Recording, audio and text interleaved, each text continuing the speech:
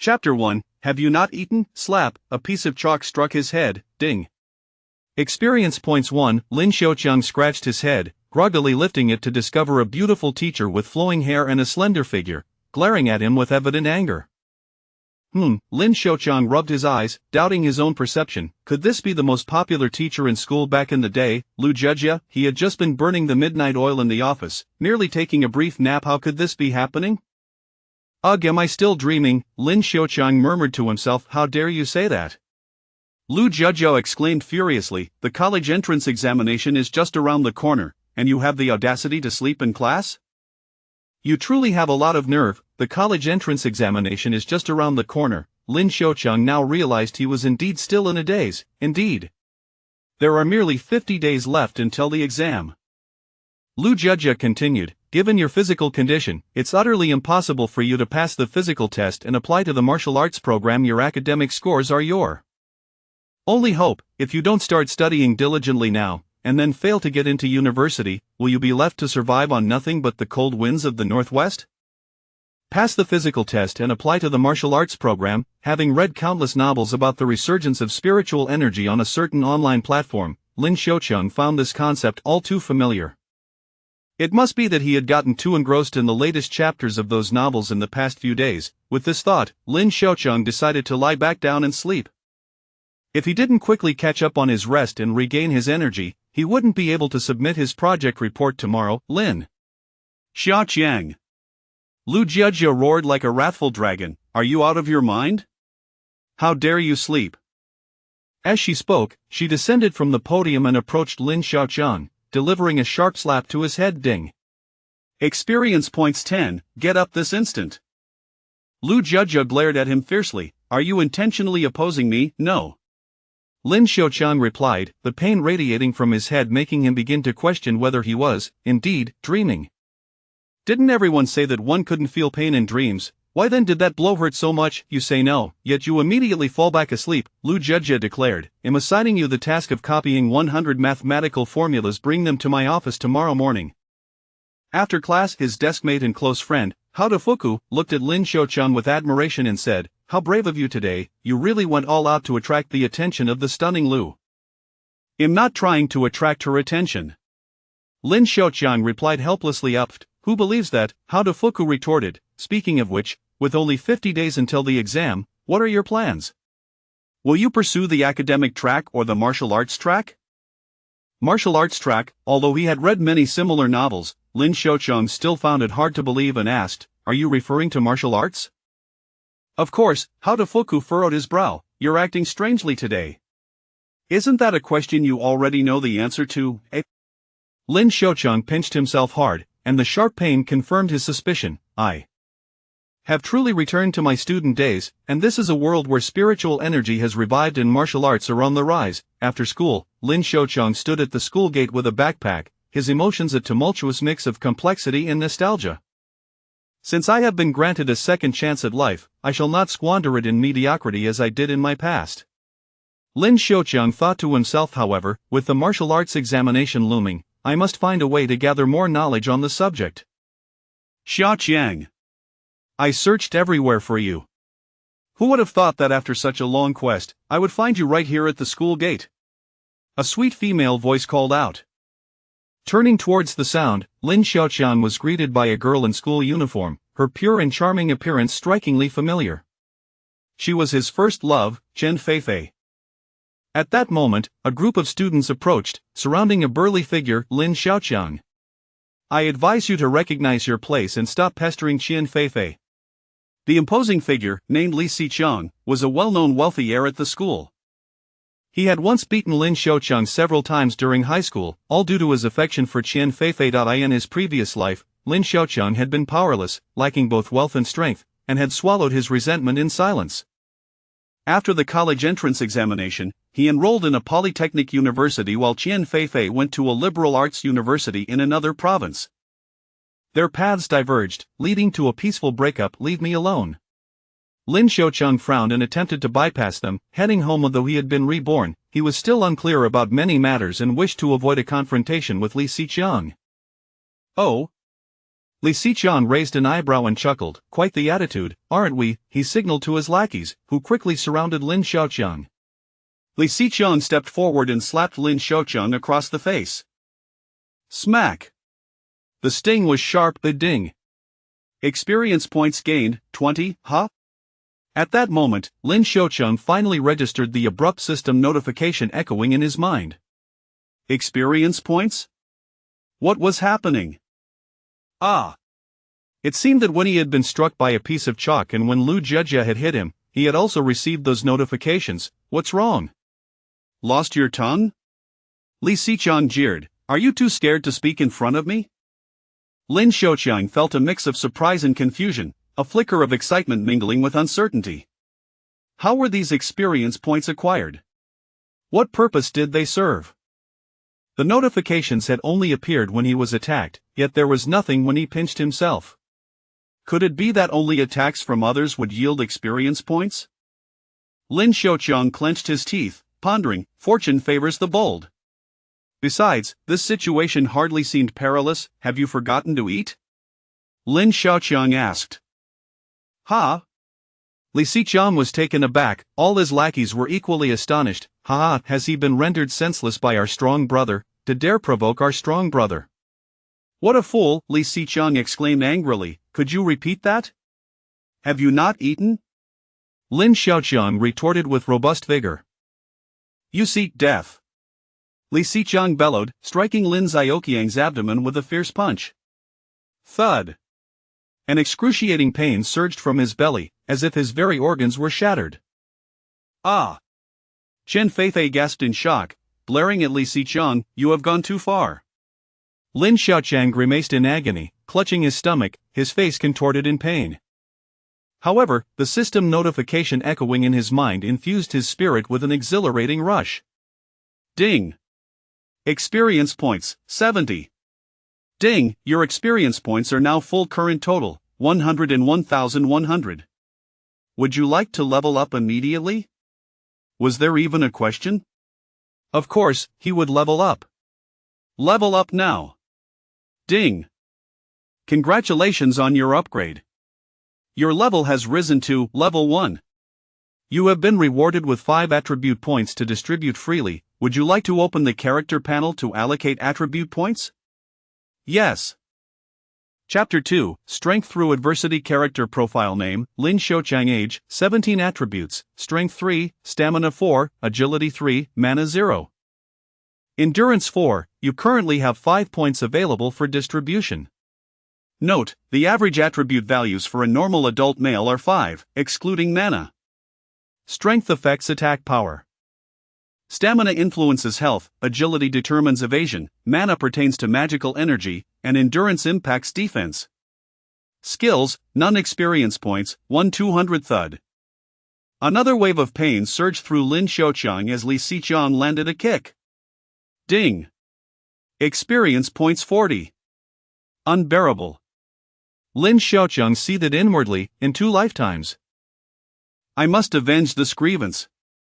He dares not kill me, so there is no need to augment my stamina and endurance just yet. The most significant disparity between us lies in strength. Adding 5 points to strength. Allocation successful. Your current attributes are Strength 8, Stamina 4, Agility 3, Mana 0, Endurance 4. A warm current inexplicably surged through Lin Xiaoqiang's limbs. Initially, his strength was a mere 3. Now, it has elevated to 8. An unceasing flow of power emanated from within, leading Lin Xiaoqiang to feel as though he could strike down a bull with a single blow. Of course, this was merely an illusion created by the sudden surge in strength, the average strength of an adult male being 5. It was improbable for Lin Xiaoqiang, with his 8 points, to actually slay a bull with 1 punch. Nevertheless, with strength exceeding that of the average adult male by over 50%, Lin Xiaoqiang found it effortless to confront Li Xiqiang. Thud. Another kick landed. Ding. Experience points 30. From these encounters, Lin Xiaoqiang surmised that experience points are indeed accrued only when one is attacked. Furthermore, The amount gained seems to correlate with the strength of the attack and the resultant damage sustained. However, Lin Xiaoqiang chose to momentarily set aside thoughts of experience accumulation. Are you done yet? Lin Xiaoqiang inquired coldly. What? Are you afraid now? Li Xiqiang retorted smugly. If you know fear, bow your head and acknowledge me as your superior. If you please me, I might just let you off the hook. Fear? In my life, I have never known how to write that word. Lin Xiaoqiang declared. As he spoke, Lin Xiaoqiang delivered a powerful punch to Li Xiqiang's abdomen. Naturally, he did not unleash his full strength. The abdomen is a vulnerable area. And Lin Xiaoqiang was concerned that Li Xiqiang might not withstand his strength, which exceeded that of an average adult male by a significant margin. Yet, even with this restraint, it was sufficient to incapacitate Li Xiqiang. Ah! Li Xiqiang doubled over, clutching his stomach in agony. Ha, I thought you were formidable. Turns out, you're just a pathetic wretch who collapses with a single punch, Lin Xiaoqiang scoffed. You? Ah, despicable. Despite the tempestuous turmoil in her abdomen, Chen Feifei remained resolute. The stomach may ache, but the face must not be disgraced. Li Xiqiang, enduring the pain, rose once more and exclaimed with indignation. I would never kneel with a single punch. Oh? Is that so? Lin Xiaoqiang chuckled. Then let it be 2 punches. Bang! Lin Xiaoqiang delivered another punch to Li Xiqiang's abdomen. However, this time, the force was considerably lighter. Lin Xiaoqiang had his own intentions. He did not intend to exert his full strength. After all, each blow he landed could contribute to his experience points. In a single blow, Li Xiqiang was vanquished. But who shall assist Lin Xiaoqiang in gaining experience? Ah! Despite the pain, Li Xiqiang cried out in agony. In retaliation, he summoned all his strength and delivered a powerful punch to Lin Xiaoqiang's abdomen. Thud! Ding! Experience points gained, 80. With this punch, Li Xiqiang exerted all his strength, significantly augmenting Lin Xiaoqiang's experience points. Despite the excruciating pain, Lin Xiaoqiang had long grown accustomed to receiving such blows. Moreover, enduring this punch would grant him a valuable 80 experience points. Perhaps this is what is referred to as the bittersweet nature of pain and joy. Lin Xiaoqiang grimaced, while his mouth remained defiant. TSK, you truly haven't had enough to eat. What? Li Xiqiang was taken aback. Does Lin Xiaoqiang truly feel no pain? Just moments ago, I exerted every ounce of strength I could muster. Yet, he dares to claim that I haven't dined? Li Xiqiang pondered as he felt another punch land on his abdomen. This blow, though painful, was somewhat less intense than the previous 2, making it more bearable for him. He speculated that perhaps Lin Xiaoqiang had exhausted his strength with those earlier strikes. However, he was acutely aware that Chen Feifei and her entourage were all watching intently. If this battle is not victorious, then the loss of face will be tremendous. Ah! Li Xiqiang begins to unleash his inner potential, channeling all his primordial strength. Boom! Ding! Experience points gained, 45. HM? Lin Xiaoqiang furrowed his brow, surprised that the level had dropped compared to earlier. What's the matter? Are you lacking strength? He mocked. In that case, I shall not hold back. With that, he delivered another powerful punch. Lin Xiaoqiang exerted a gentle touch, applying just a modicum of force. Ah! I shall strike you down. Li Xiqiang bellowed. Ding! Ding! Experience points gained, 20. Ding! Your experience points are at capacity.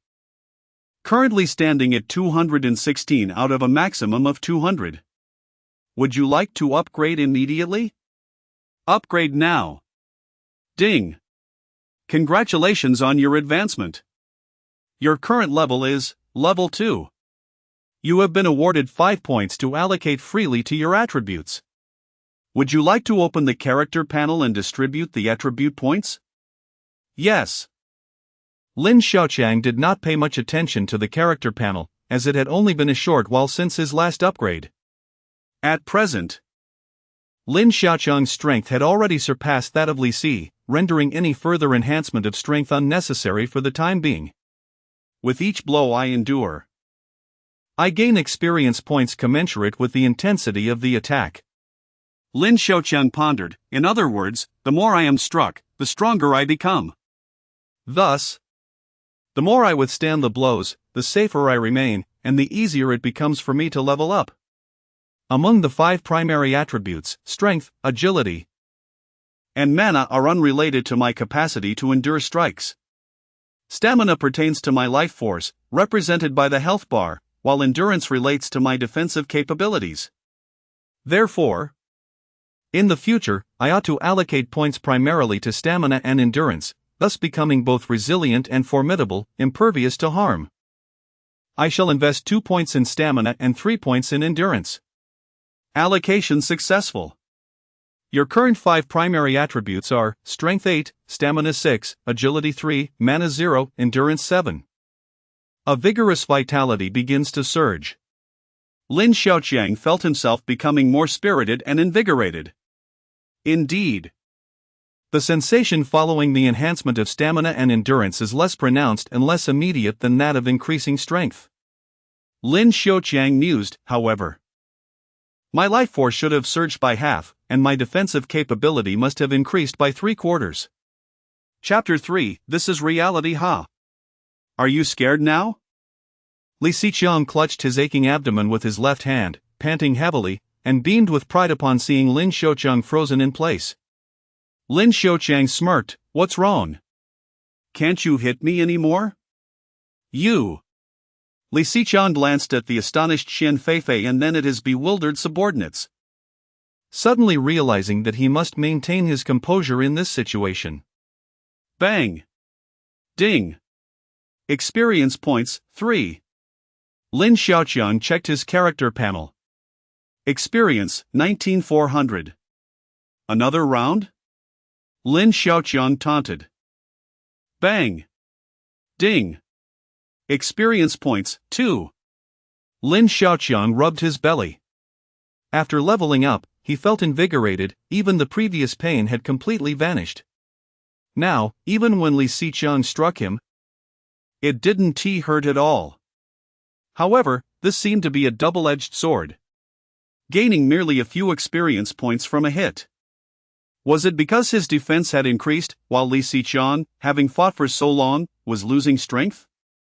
If this continued, how long would it take to reach 400 experience points? He feared that before he could accumulate that much, Li Xiqiang would tire out completely. With this thought in mind, Lin Xiaoqiang declared, "Since you can't hurt me, I won't hold back." Bang! Lin Xiaoqiang unleashed a powerful strike. Ah! Li Xiqiang rolled on the ground, clutching his belly in agony, his eyes rolling back. Lin Xiaoqiang glanced around. Li Xiqiang's subordinates were utterly stunned. They watched Li Xiqiang writhing on the ground, their expressions filled with disbelief. Clearly, Li Xiqiang was tall and robust, while Lin Xiaoqiang was quite slender. How was it possible that, after Li Xiqiang had struck Lin Xiaoqiang numerous times, Lin Xiaoqiang claimed it didn't hurt? Yet, with just one punch, Lin Xiaoqiang had reduced Li Xiqiang to this state. Lin Xiaoqiang was surprisingly formidable. Truly, appearances can be deceiving. Do any of you wish to defend Li Xiqiang? Lin Xiaoqiang inquired, surveying the scene. Upon witnessing Li Xiqiang's plight, those subordinates, with no grievances against Lin Xiaoqiang, dared not challenge him. No. If not, then why not leave quickly? Yes. In an instant, Li Xiqiang's gang scattered like leaves in the wind. Wow! Xiaoqiang, you are incredible! Qian Feifei clasped her hands to her chest, her big eyes sparkling with admiration. How did I never realize how powerful you were before? Since parting amicably from Qian Feifei in his previous life, Lin Xiaoqiang had not seen her again. Now, encountering his first love brought forth a complex mix of emotions. Predominantly nostalgia and happiness. Of course. Lin Xiaoqiang flexed his non-existent biceps. You should know who I am.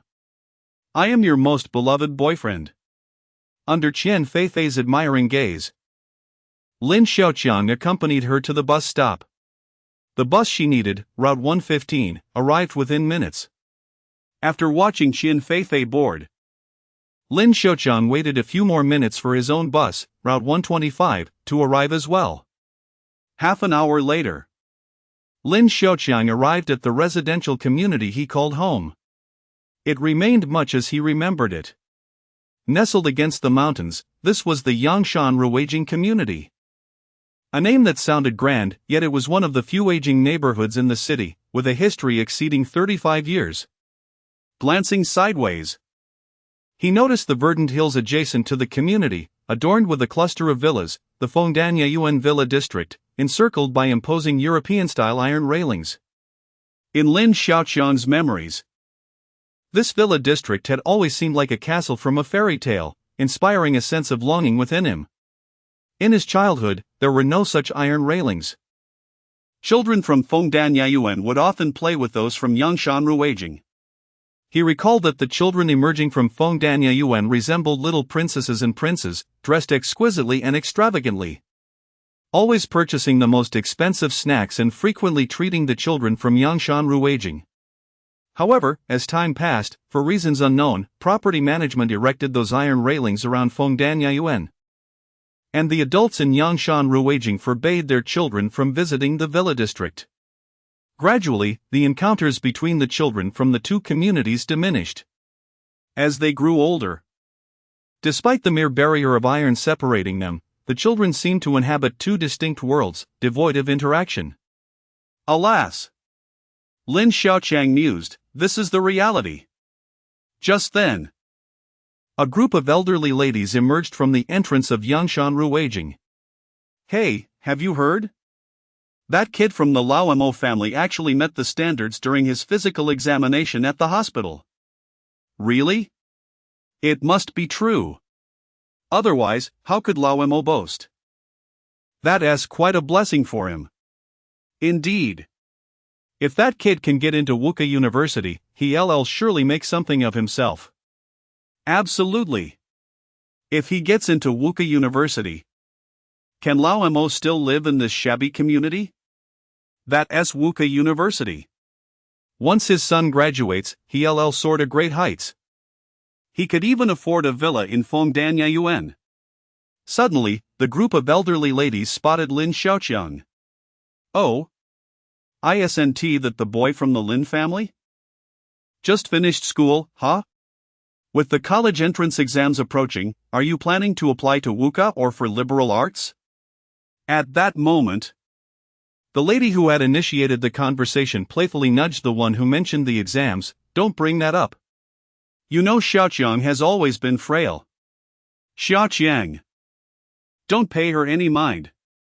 Liberal arts is a fine choice too. If you work hard, you can get into a 211 university and still succeed.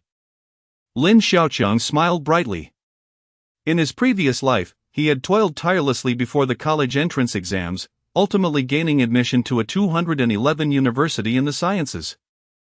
Only to endure the grueling 996 work schedule afterward. Now, having been granted a second chance, with Wuka University within reach, how could he possibly tread the old path of a 211 university again? Thank you, but I have made my decision. I plan to apply to Wuka. What? What did you say? The elderly women erupted into animated conversation, chattering excitedly. Wuka, you say? Wonderful. Such ambition. Are you confident? Don't waste that considerable registration fee if you can't even pass the physical test. Lin Xiaoqiang chuckled lightly in response. Thank you for your concern, dear aunties. I have everything under control. Time to head home for dinner. Goodbye. Upon returning home, he was met with a somber atmosphere. His father, Lin Jianjun, sat on the couch with a bandaged head, while his mother, Zhang Xiufen, busily prepared meals in the kitchen, donning an apron. In his previous life, he had been so engrossed in work that he rarely saw his parents, and each encounter revealed more and more strands of silver in their hair. Now, seeing his parents again, their hair was still a lustrous black. Yet, the sight of the bandage on Lin Jianjun's head tightened Lin Xiaoqiang's heart. "Dad, what happened to you?" Without even placing his school bag down, he hurried over to inquire. Upon seeing his son, Lin Jianjun's frown softened into a smile as he said, "Xiaoqiang, you're back. It's nothing, don't worry." Chapter 4, Dinner. How could one not be concerned? Yet, as father remained silent, Lin Xiaoqiang had no choice but to relinquish his worries. Shortly after he set down his backpack, the doorbell rang. "Coming!" Lin Xiaoqiang exclaimed, rushing to open the door. Standing outside was a fair-skinned and beautiful woman, his elder sister, Lin Yueming, who was 3 years his senior. Due to the family's financial constraints, she had once been accepted into a prestigious university but chose to abandon her studies to seek employment. The family's resources could only afford one child to attend university. Had she pursued her education, Lin Xiaoqiang would have missed his opportunity. As for student loans, the Lin family held steadfastly to their conservative values, preferring to endure hunger rather than incur debts, especially to the government. Lin Xiaoqiang had once engaged in a fierce argument with his family over this matter. Yet it proved futile. Consequently, he resolved to strive diligently in his studies, ultimately gaining admission to a prominent polytechnic university. Regrettably, he found himself merely working as a programmer, enduring a grueling 996 work schedule with frequent overtime, barely managing to establish himself in the bustling city, let alone support his family. Elder sister Lin Xiaoqiang greeted joyfully. "You're back." Their bond was exceptionally strong, for it was her selfless sacrifice that allowed him to attend university. "Xiaoqiang, what has gotten into you today?" Lin Yueming said, feeling somewhat uneasy under her brother's intense gaze, shivering slightly. "You're acting as if we haven't seen each other in centuries." "I'm hungry." "I long for your cooking," Lin Xiaoqiang replied, a hint of bitterness in his eyes, vowing to ensure his sister leads a better life. Lin Yueming smiled brightly, "Silly brother. I'll make you something to eat." After they entered, Lin Yueming noticed the bandage on their father Lin Jianjun's head, her smile fading and a solemn expression taking its place. However, she refrained from asking. Before long, Lin Yueming and their mother, Zhang Xiufen, finished preparing dinner. Given their limited means, the meal was modest, just 2 dishes and a soup for 4.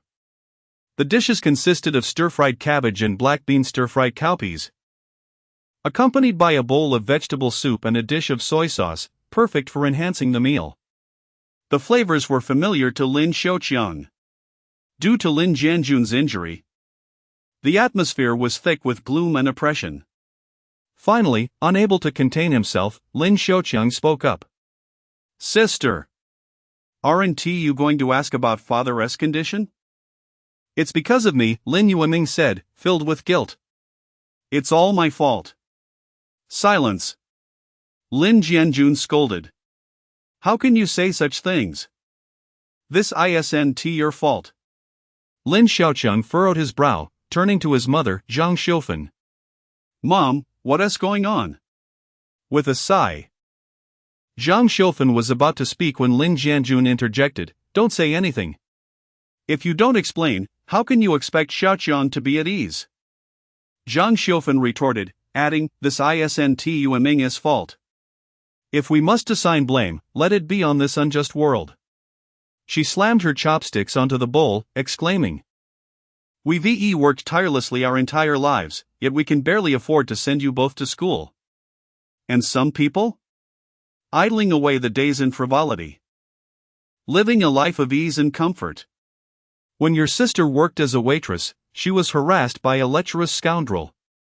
This rogue, emboldened by his ill-gotten wealth, brazenly proclaimed his intent to marry her.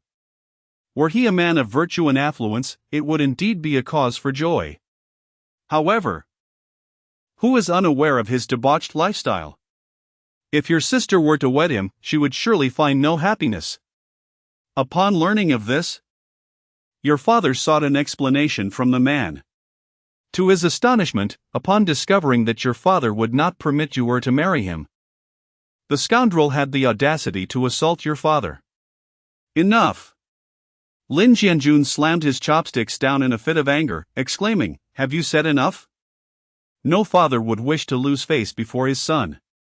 Yet, what can be done? Do not worry too much. Lin Jianjun said with a bitter smile, "At the very least, that man has promised never to harass your sister again, nor will he force her into marriage." Hearing this, Lin Xiaoqiang's heart was ablaze with fury. "Tell me, what is that scoundrel's name? What will telling you accomplish? Tell me." Lin Jianjun replied gravely, "Wang Gang. I will seek him out and settle this after I finish my meal." Lin Xiaoqiang said to Lin Yueming, "Sister, take me to find him later." "Enough!" Lin Jianjun admonished, "What will you confront him with? Your life? He has bullied my sister and has laid hands on you, father. How can I swallow this indignation?" Lin Xiaoqiang retorted. "Enough!" Zhang Xiufan's voice rose as well. "Xiaoqiang, stop arguing. He comes from a wealthy family, we cannot compete with his riches. In terms of power, how could we possibly measure up? That is enough, let this matter pass. While we may not match him in wealth or power, we are in the right." Lin Xiaoqiang exclaimed, "Just because he possesses money, does that grant him the right to act with impunity? Must we endure this indignity? We should not." Lin Jianjun replied with a bitter tone, "But what can we do? Enough, enough, let us eat in peace and refrain from discussing these distressing matters."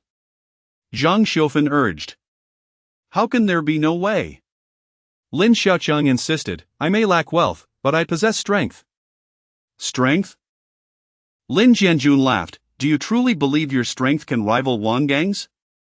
He hails from a wealthy family, has trained at a martial arts school, and consumed numerous expensive supplements.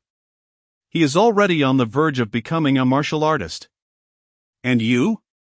You know our circumstances, we can afford meat only once a week. At your current state, how can you compete with him? Do you think your fervent spirit alone suffices?" Lin Xiaoqiang calmed himself, realizing that his anger would yield no results. Clenching his fists, he spoke with resolute determination, "Father, mother, sister, do not worry, I will not act recklessly. During this time, take care of yourselves. I will settle this score for you, sooner or later." Lin Yueming tugged at Lin Xiaoqiang's sleeve, failing to grasp the implications of his words. She forced a smile and said, "Sister believes in you, but your college entrance examination is of utmost importance right now." Lin Jianjun added, "Xiaoqiang, this upcoming examination is not just a chance for you, it is our Lin family's sole opportunity to rise above. What does a little hardship mean for your sister and me? Gaining admission to a prestigious university will pave the way for a bright future. And only then will you have the chance to settle scores with Wang Gang." Lin Xiaoqiang nodded in agreement. Strangely, despite being reunited with his youthful parents and sister, one would expect joy to fill his heart. Yet, an overwhelming anger simmered within him, a fierce, relentless rage. He was indignant. How could he endure the fact that his beloved sister, Lin Yueming, was bullied by Wang Gang? How could he tolerate the sight of his hard-working father, Lin Jianjun, suffering injuries at Wang Gang's hands? It was unbearable. No one in his family believed his words. At this moment, nothing he said would suffice. He resolved to become stronger. For only by gaining sufficient strength could he convince his family of his capabilities and protect them. Taking a deep breath, Lin Xiaoqiang suppressed his fury deep within.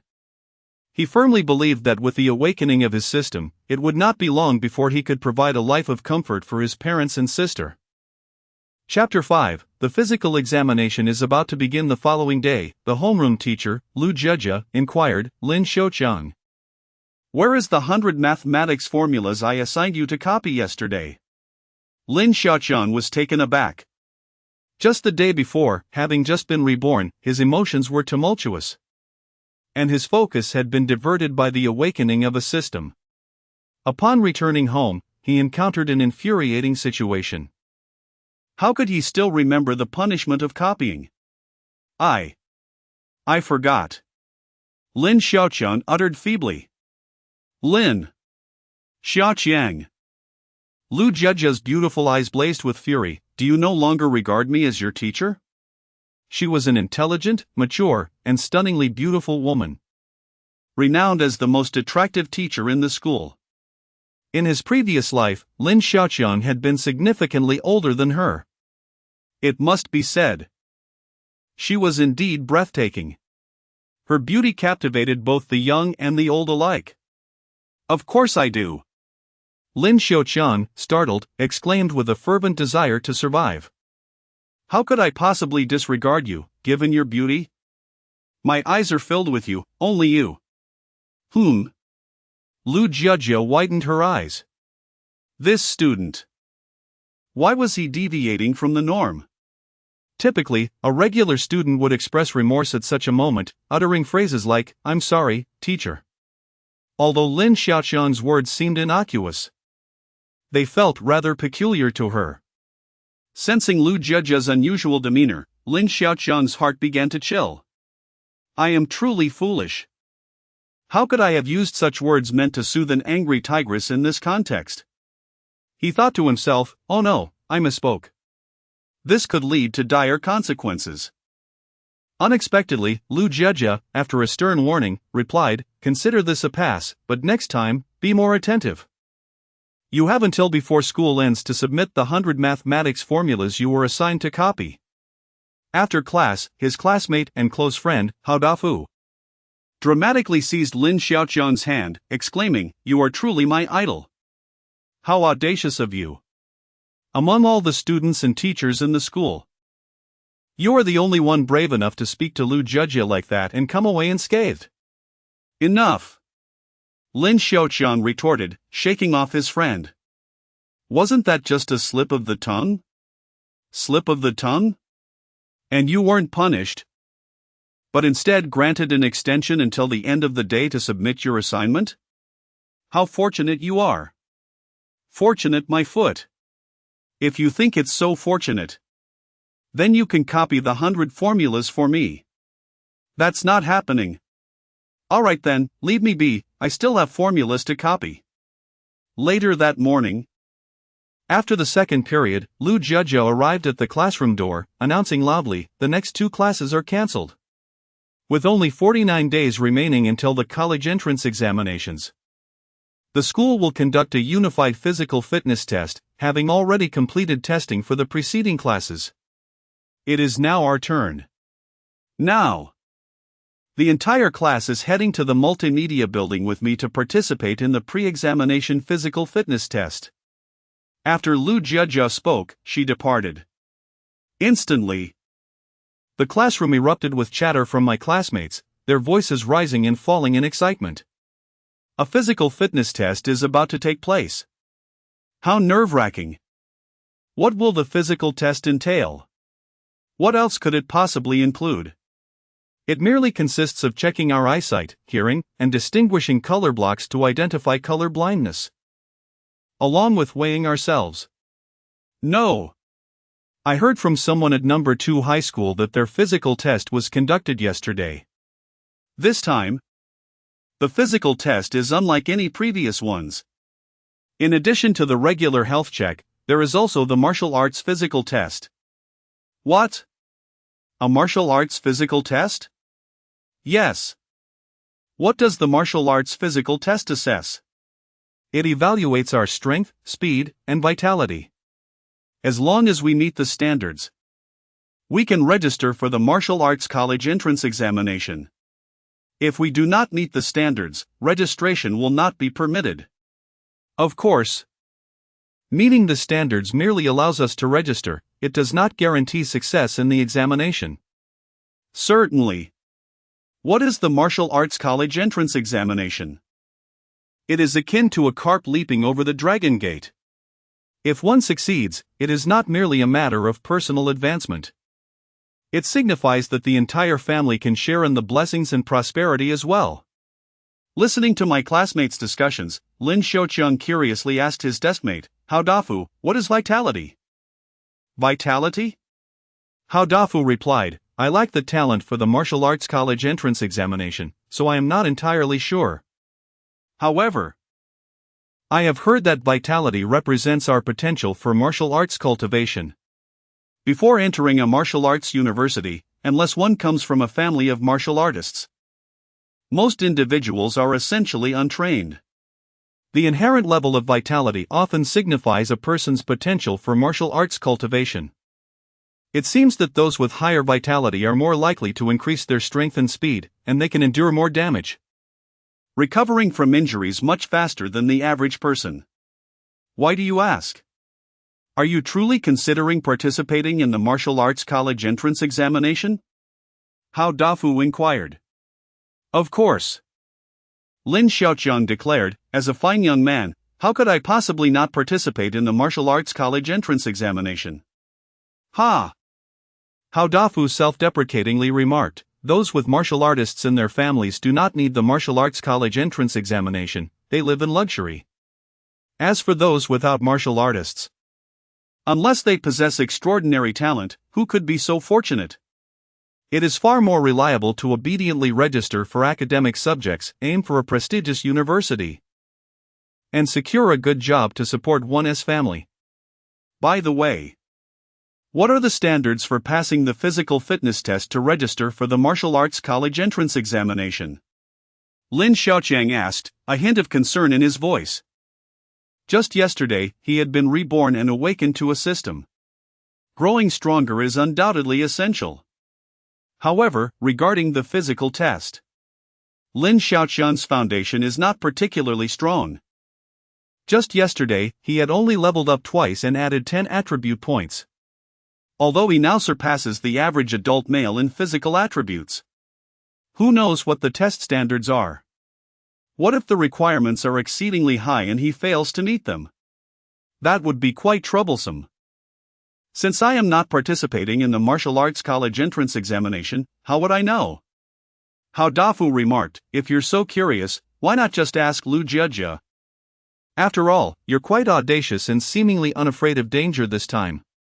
Upon hearing this, Lin Xiaoqiang sprang to his feet. What? You mean to consult Teacher Lu? He exclaimed, astonished. Wow! You're really bold to actually go. Moments later, in the corridor, Lin Xiaoqiang called out, Teacher Lu.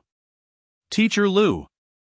Hearing his voice, Lu Jiejie turned around and was greeted by Lin Xiaoqiang's enthusiastic approach. Remembering Lin Xiaoqiang's earlier cheeky remarks, an inexplicable warmth crept to her ears. What's the commotion? Why are you shouting? I'm not deaf, she retorted.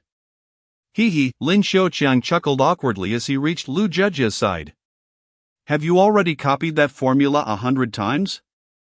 Lu Jiejie inquired, her eyes wide with surprise. No. Lin Xiaoqiang replied, I have a question I'd like to ask you. Oh? I didn't realize you were so eager to learn. It seems you finally had a revelation. Lu Jiejie teased. I want to know what standards one must meet in the physical fitness test to be eligible to register for the martial arts college entrance examination. Lu Jiejie was taken aback and countered, you wish to sign up for the martial arts entrance exam? Indeed. Lin Xiaoqiang affirmed. Lu Jiejie scrutinized him for a moment before saying, Xiaoqiang, I don't mean to discourage you, but the martial arts entrance examination is no trivial matter. Those who apply typically have martial artist relatives guiding their training or possess extraordinary talent with outstanding athletic achievements. With your slender frame, it's rather unlikely. I'm aware of the challenges, which is precisely why I came to consult you, Lin Xiaoqiang insisted. Teacher Lu. Please just tell me the standards required to pass the physical fitness test. He contemplated that if he failed to meet the criteria, he might have to muster the courage to provoke all the boys in his class into beating him up, thus amassing experience points to level up. Hopefully, that won't be necessary. I certainly don't wish to become the target of universal disdain. Chapter 6, Emerging Potential. As Lu Jiajia observed Lin Xiaoqiang's unwavering determination, she chose not to argue further. It was essential for him to comprehend the formidable challenges of the martial arts examination. Lofty aspirations alone would not suffice to unfurl the wings of a great eagle. Acknowledging reality was crucial for grounded survival.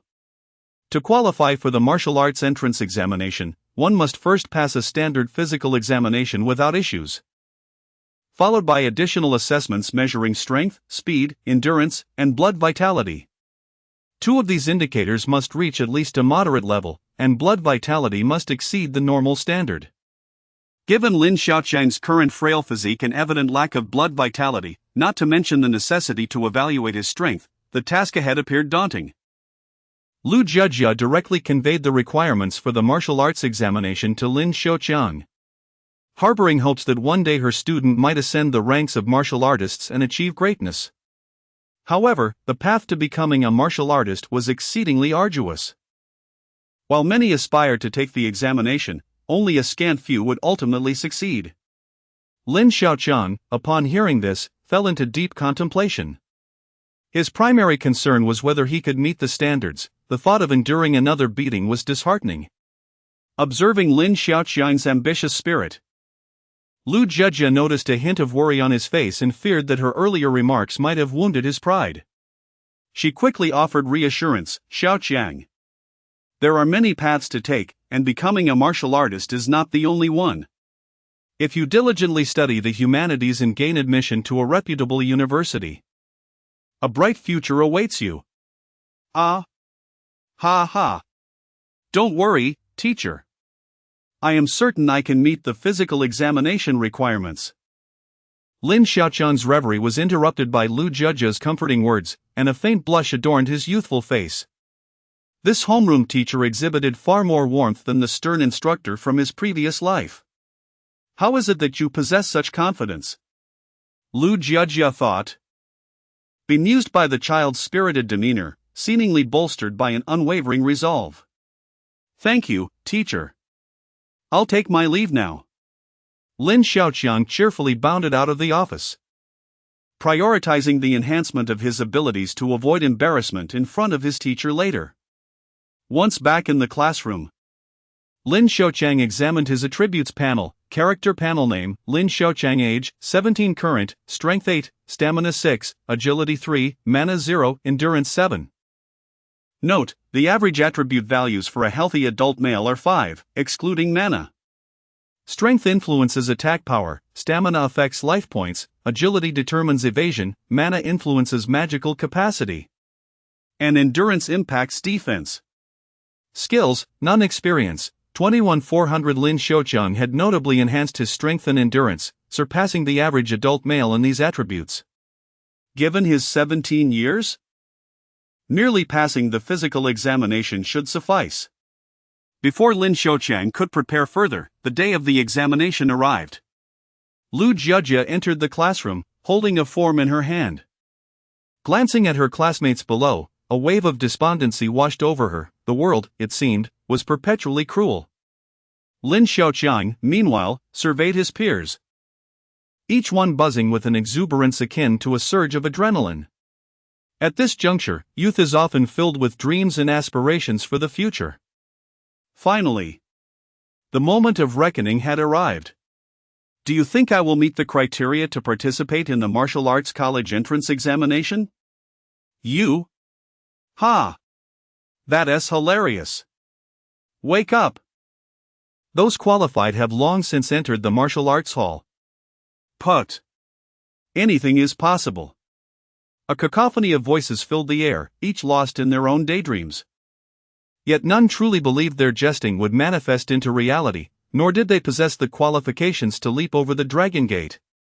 Amidst this, Lu Jiajia's attention was drawn to Lin Xiaoqiang, who, unlike his classmates, appeared remarkably composed rather than agitated. This piqued her curiosity. Could it be that this lad had consumed some miraculous elixir that might indeed secure his selection? Lu Jiajia led her entire class to the school's multimedia testing center. The routine examinations, vision and hearing, were swiftly concluded, with those who did not meet the standards promptly disqualified from the forthcoming martial arts entrance examination. To the astonishment of the entire class, Lin Xiaoqiang, who seemed frail, passed every test without a single flaw. It is noteworthy that the standard examination also assessed physical endurance, a feat typically unattainable for individuals lacking regular training and a robust physique. Yet, this undeniable reality unfolded before the class, impervious to any form of deception. Lu Jiajia regarded Lin Xiaoqiang with a more serious gaze, her heart racing with excitement. Could this young man truly possess such innate talent? Soon, all the tests were completed. And Lin Xiaoqiang was acutely aware that surpassing the physical standards of an adult would render him unable to pass the high school assessment.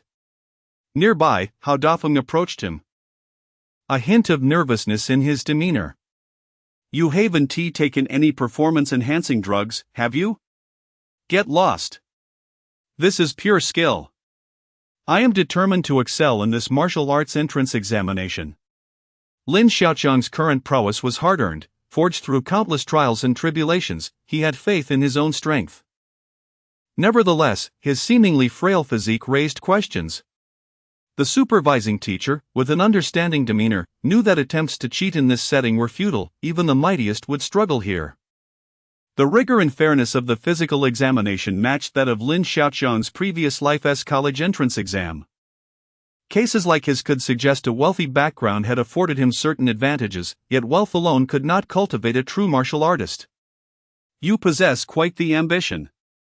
Why not give it a try? You might just succeed.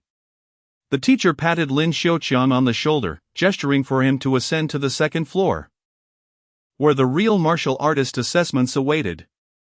Under the puzzled and astonished gazes of his classmates, Lin Xiaoqiang commenced the martial arts physical examination. Out of the dozens in the class, only a select few were deemed eligible to partake in the martial arts tests. Lin Xiaoqiang reclined in a seemingly enclosed massage chair, enveloped in a cocoon-like embrace, as he followed the various commands issued by the instructor responsible for the assessment. At one moment, he was pedaling furiously as if sprinting, and at another, he was instructed to hold his breath for an extended period. After nearly an hour of relentless trials, the instructor finally called for a halt. The once pulsating green light of the body measurement device dimmed, signaling that Lin Xiaoqiang's results were imminent. Remarkably, he excelled, while the other two metrics were barely satisfactory. His strength was rated as exceptional, and astonishingly, his endurance also ranked as high. This young man had passed. The instructor exclaimed in astonishment, realizing that yet another outstanding candidate had emerged, capable of participating in the martial arts college entrance examination, beyond the confines of the martial arts arena. Chapter 7: The Martial Arts Hall. Oh my! This young man has truly succeeded. Anything is possible. Who would have thought that there would actually be a budding martial artist in their class? The most exhilarating of all is undoubtedly Lu Jiajia. Her eyes glistening with a fiery hue, for Lin Xiaoqiang truly embodies the spirit of a magnificent Kunpeng. Upon emerging from the medical examination apparatus, Lin Xiaoqiang instantly recognized the fervent gazes of his classmates, akin to those of ardent fans, and comprehended the outcome of his physical assessment. He had secured his qualification for the college entrance examination in Wuke. Hao Dafu was the first to rush forward, enveloping Lin Xiaoqiang in an exuberant bear hug. My goodness! Brother, you actually passed the medical examination. In the future, when you achieve prosperity, do not forget your brother. He never imagined in his lifetime that his brother might actually have the prospect of becoming a lofty warrior. Such news would surely bring him great pride. Perhaps I might bask in some of the glory, elevating my own spirits as well. The other classmates gathered around, each exclaiming in astonishment, as if they had encountered a ghost. It appears our class truly harbors exceptional talent. My brother, how impressive. Ha ha. From now on, I shall rely on my elder brother's protection. In the eyes of those girls, each gaze was imbued with deep affection for their idol, Lin Xiaoqiang. As if they longed to be physically close to him. The teacher remarked to Lu Jiejia, who stood nearby, "This lad possesses a commendable character, however. His foundational skills are rather inadequate. He has ascended solely through sheer strength and endurance. You must keep a vigilant eye on him to prevent any overconfidence, as his fundamentals are notably weak." Upon hearing these words, Lu Jiejia regained her composure. Realizing that merely obtaining a ticket does not guarantee one's ascent to becoming a warrior. The number of those who have fallen short in the formal martial arts college entrance examination is countless. Certainly. Lu Jiejia nodded, acknowledging the fact that the revolution had yet to succeed, and Lin Xiaoqiang still needed to exert further effort.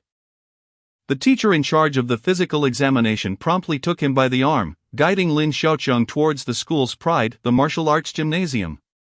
The gymnasium, adjacent to the library, was structured in a distinctive H shape, yet aside from this, it bore no particularly remarkable features. The teacher responsible for the physical checkup was Mr. Li. As Mr. Li accompanied Lin Xiaoqiang for registration, the registrar appeared somewhat astonished to discover that Lin Xiaoqiang's current physical test scores were merely average. However, his abilities in strength and endurance did manage to meet the required standards, which was commendable. Securing the qualification to participate in the martial arts college entrance examination, coupled with the school's allocation of resources, might serve as a significant impetus for his leap into success. Mr.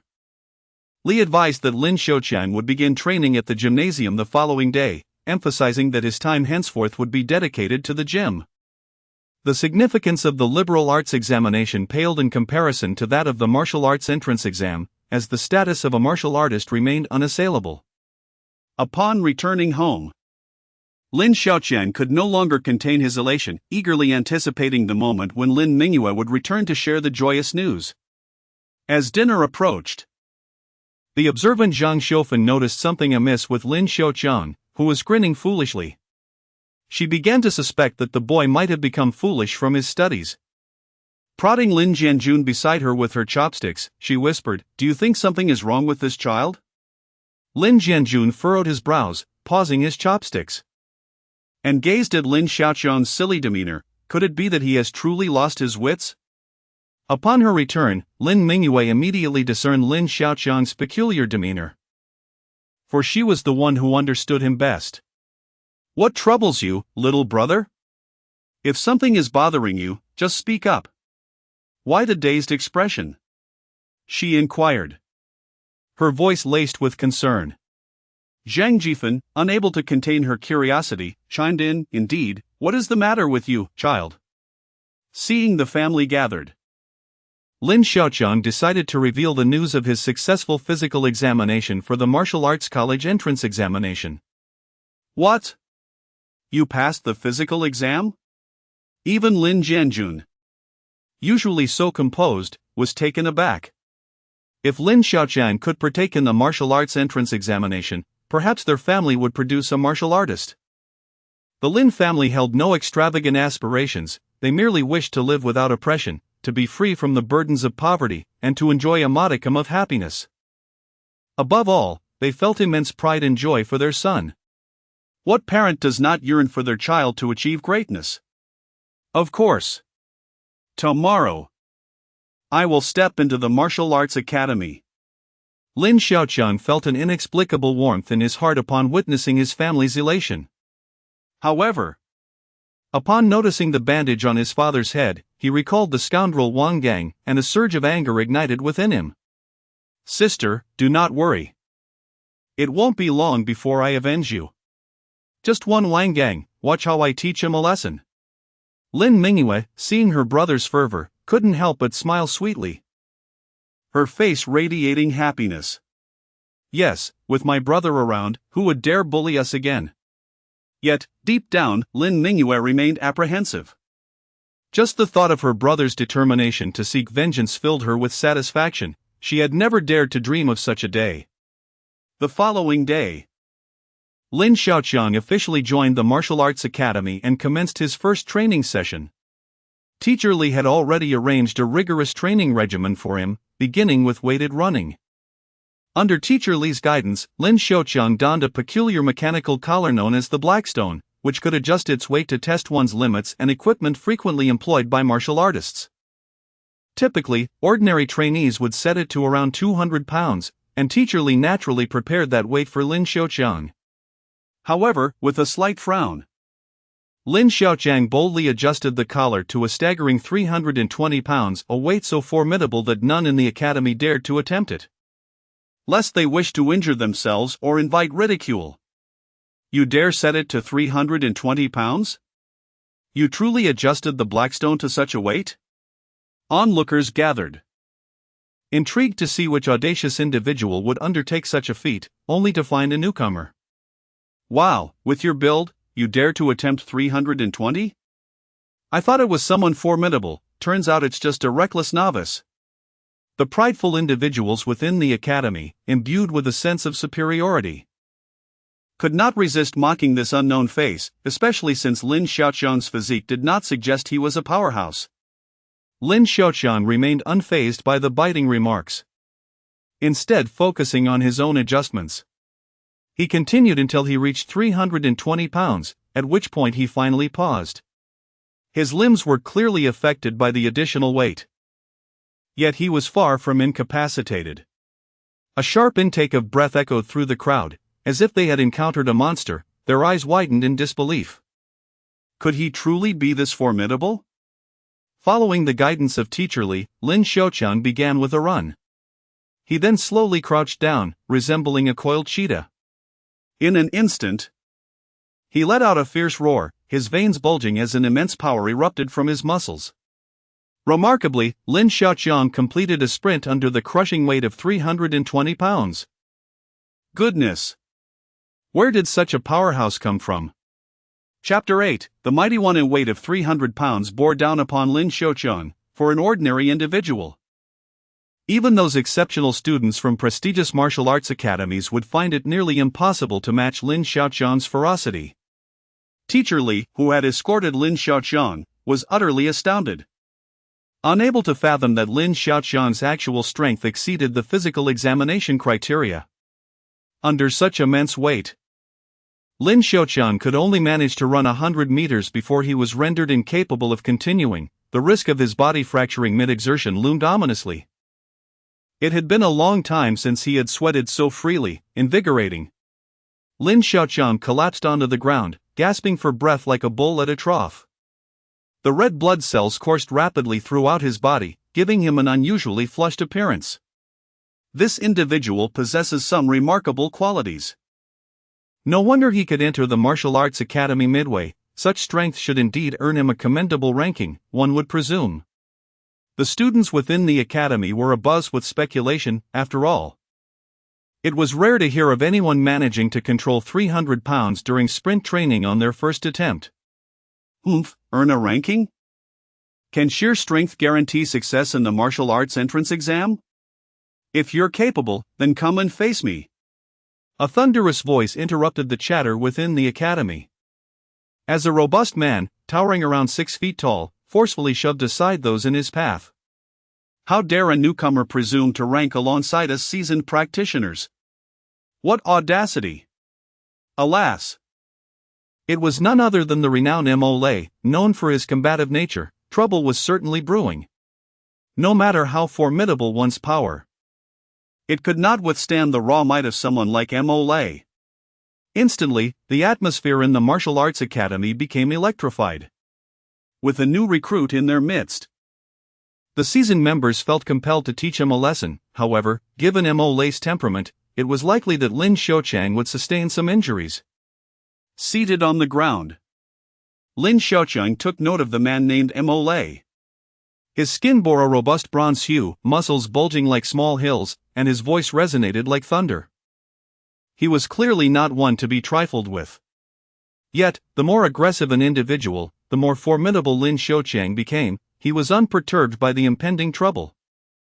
Lin Xiaoqiang accepted the energy drink offered by Teacher Li, downing it in one gulp.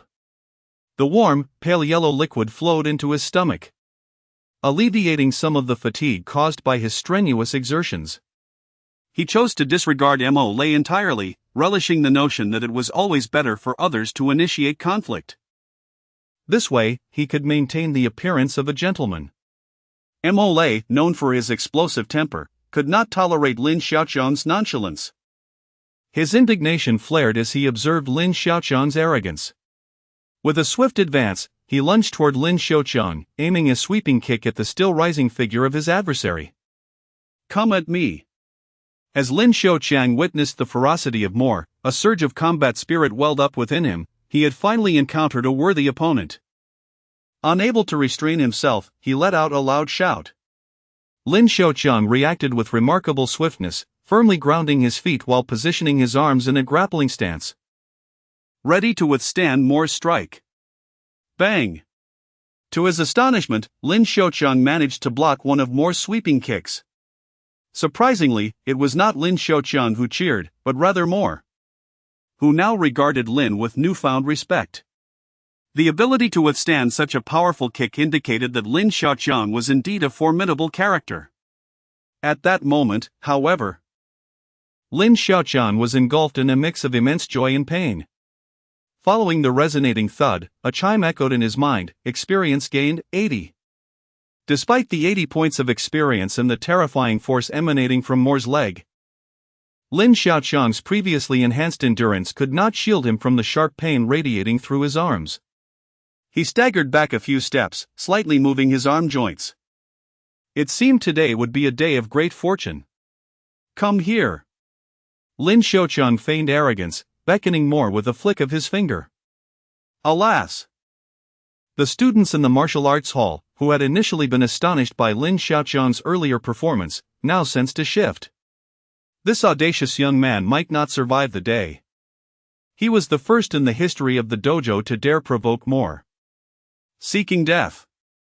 Moore's fury surged, and he roared, "If I don't incapacitate you today, I shall change my name to Moore the Turtle." With that, Moore strode forward, unleashing a barrage of punches like cannonballs, each strike imbued with a menacing force aimed squarely at Lin Xiaoqiang. However, undeterred by Moore's ferocious onslaught, Lin Xiaoqiang twisted his upper body slightly to the right. In the face of such savage fists, he resolved to meet force with force, countering with the hardest part of his body, his elbow. Bang! With his enhanced stamina, Lin Xiaoqiang and Moore remained evenly matched. Utilizing a fierce elbow strike, Lin Xiaoqiang's formidable impact forced Moore to retreat a few steps to regain his balance. It was evident that Moore, ranked among the top in the dojo, was not merely a name without substance. Seeing Lin Xiaoqiang's domineering attack, he realized they were both relying on raw power to overpower one another. Reluctantly stepping back, Moore charged forward once more, radiating an aura of wild ferocity akin to a descending tiger, instilling fear in all who witnessed. "I refuse to believe it. Can you truly endure more punishment than I?" Lin Xiaoqiang's fist seemed to ignite as he unleashed his strength towards Moore, believing that in this narrow confrontation, the brave would prevail. The two became entangled in a fierce brawl, exchanging blows with no defensive maneuvers, each strike a testament to their pain threshold, vying to see who would succumb first to the other's might. Moore resembled a ferocious tiger descending from the mountain, while Lin Xiaoqiang embodied a desperate wolf fighting for its life. The dojo was taken aback by this bloody spectacle. Who dared to fight with such reckless abandon? Each punch thrown was a matter of life and death, with no room for retreat. Ding! Experience points, 100. Ding! With an experience value of 80. Lin Xiaoqiang's growth surged dramatically under the relentless onslaught of Mori, propelling him to yet another level. Without a moment's hesitation, Lin Xiaoqiang allocated his accrued 5 attribute points. 2 were bestowed upon strength and endurance, while 1 was undoubtedly assigned to vitality. Bang! Mori unleashed a ferocious punch, shattering Lin Xiaoqiang's advance, only to follow with a brutal strike aimed at Lin Xiaoqiang's abdomen. A searing pain radiated from his midsection, and a sweet taste surged in his throat. Lin Xiaoqiang resolutely swallowed the blood that threatened to escape. Die! A roar erupted, echoing like the howl of a ravenous wolf. Lin Xiaoqiang's right arm, now further strengthened, bulged with muscle as he retaliated with a powerful punch aimed at the charging Mori. Ah! A cry of despair rang out as the once mighty beast collapsed to the ground. The atmosphere within the martial arts arena, previously stifled by the brutality of the encounter, erupted with fervent cheers. Mori was defeated. The champion of the dojo. Chapter 9: The pinnacle of the martial arts hall as Mori was escorted away by medical personnel. Lin Xiaoqiang became the focal point within the martial arts hall. Truly, he was a formidable individual, having entered and decisively incapacitated Mori, the hall's so-called number one, sending him to the hospital. This confrontation was purely a test of strength, devoid of any flashy techniques. The students were both exhilarated and astonished by Lin Xiaoqiang's remarkable achievement. Yet none dared to approach him, not merely due to his display of overwhelming power, but also because of his ferocity and ruthlessness. What made matters worse was Lin Xiaoqiang's expression, which bore a peculiar smile as he looked at the crowd, as if relishing the moment. Having fought with a lunatic like Mori elevated his standing, and the prospect of battling this group further was tantalizing. Lin Xiaoqiang's fervor stemmed from his recently enhanced physique. Eager for further refinement.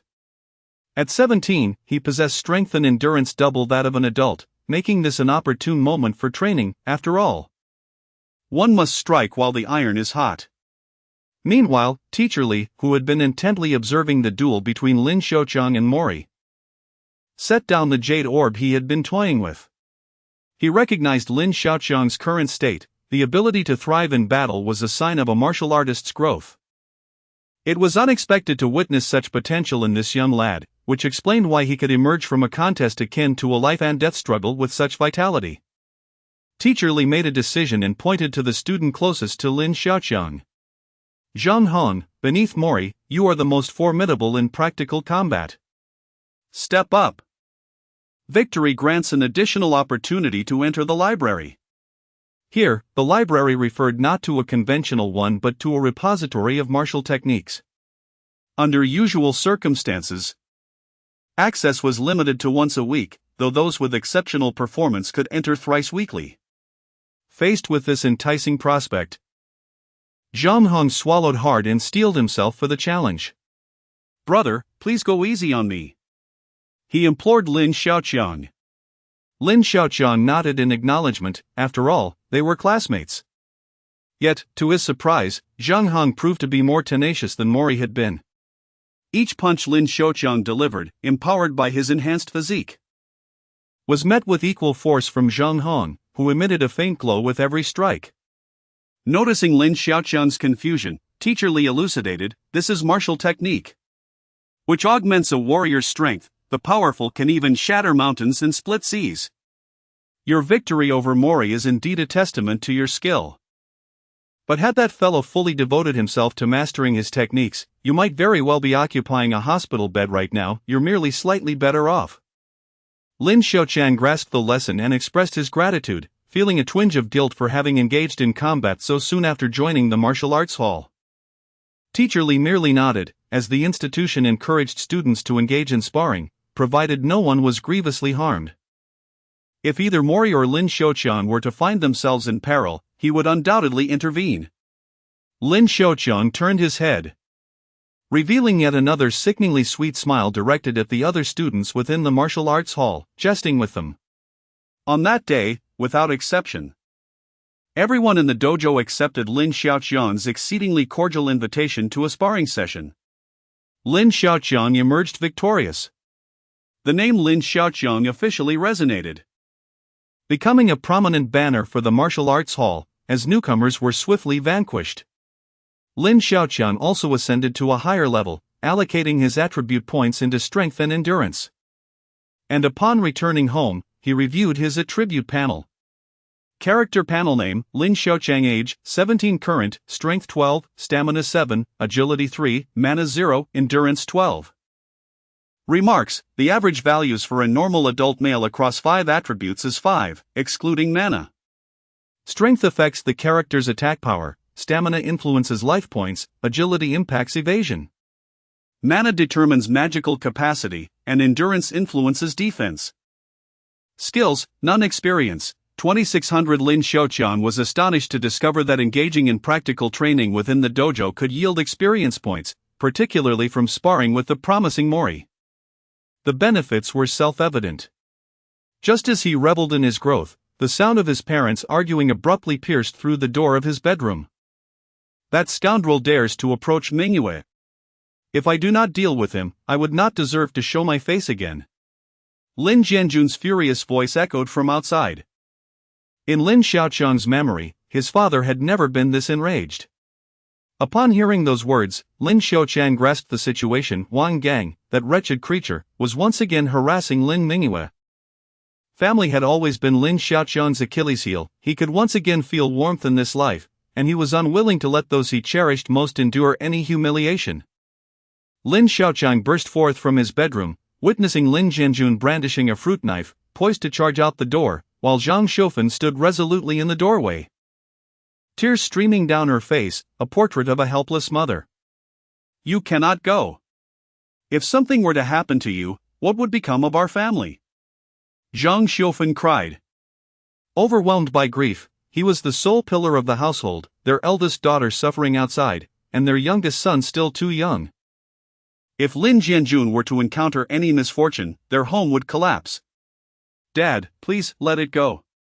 We still have Xiaoqiang, and I am alright, aren't I?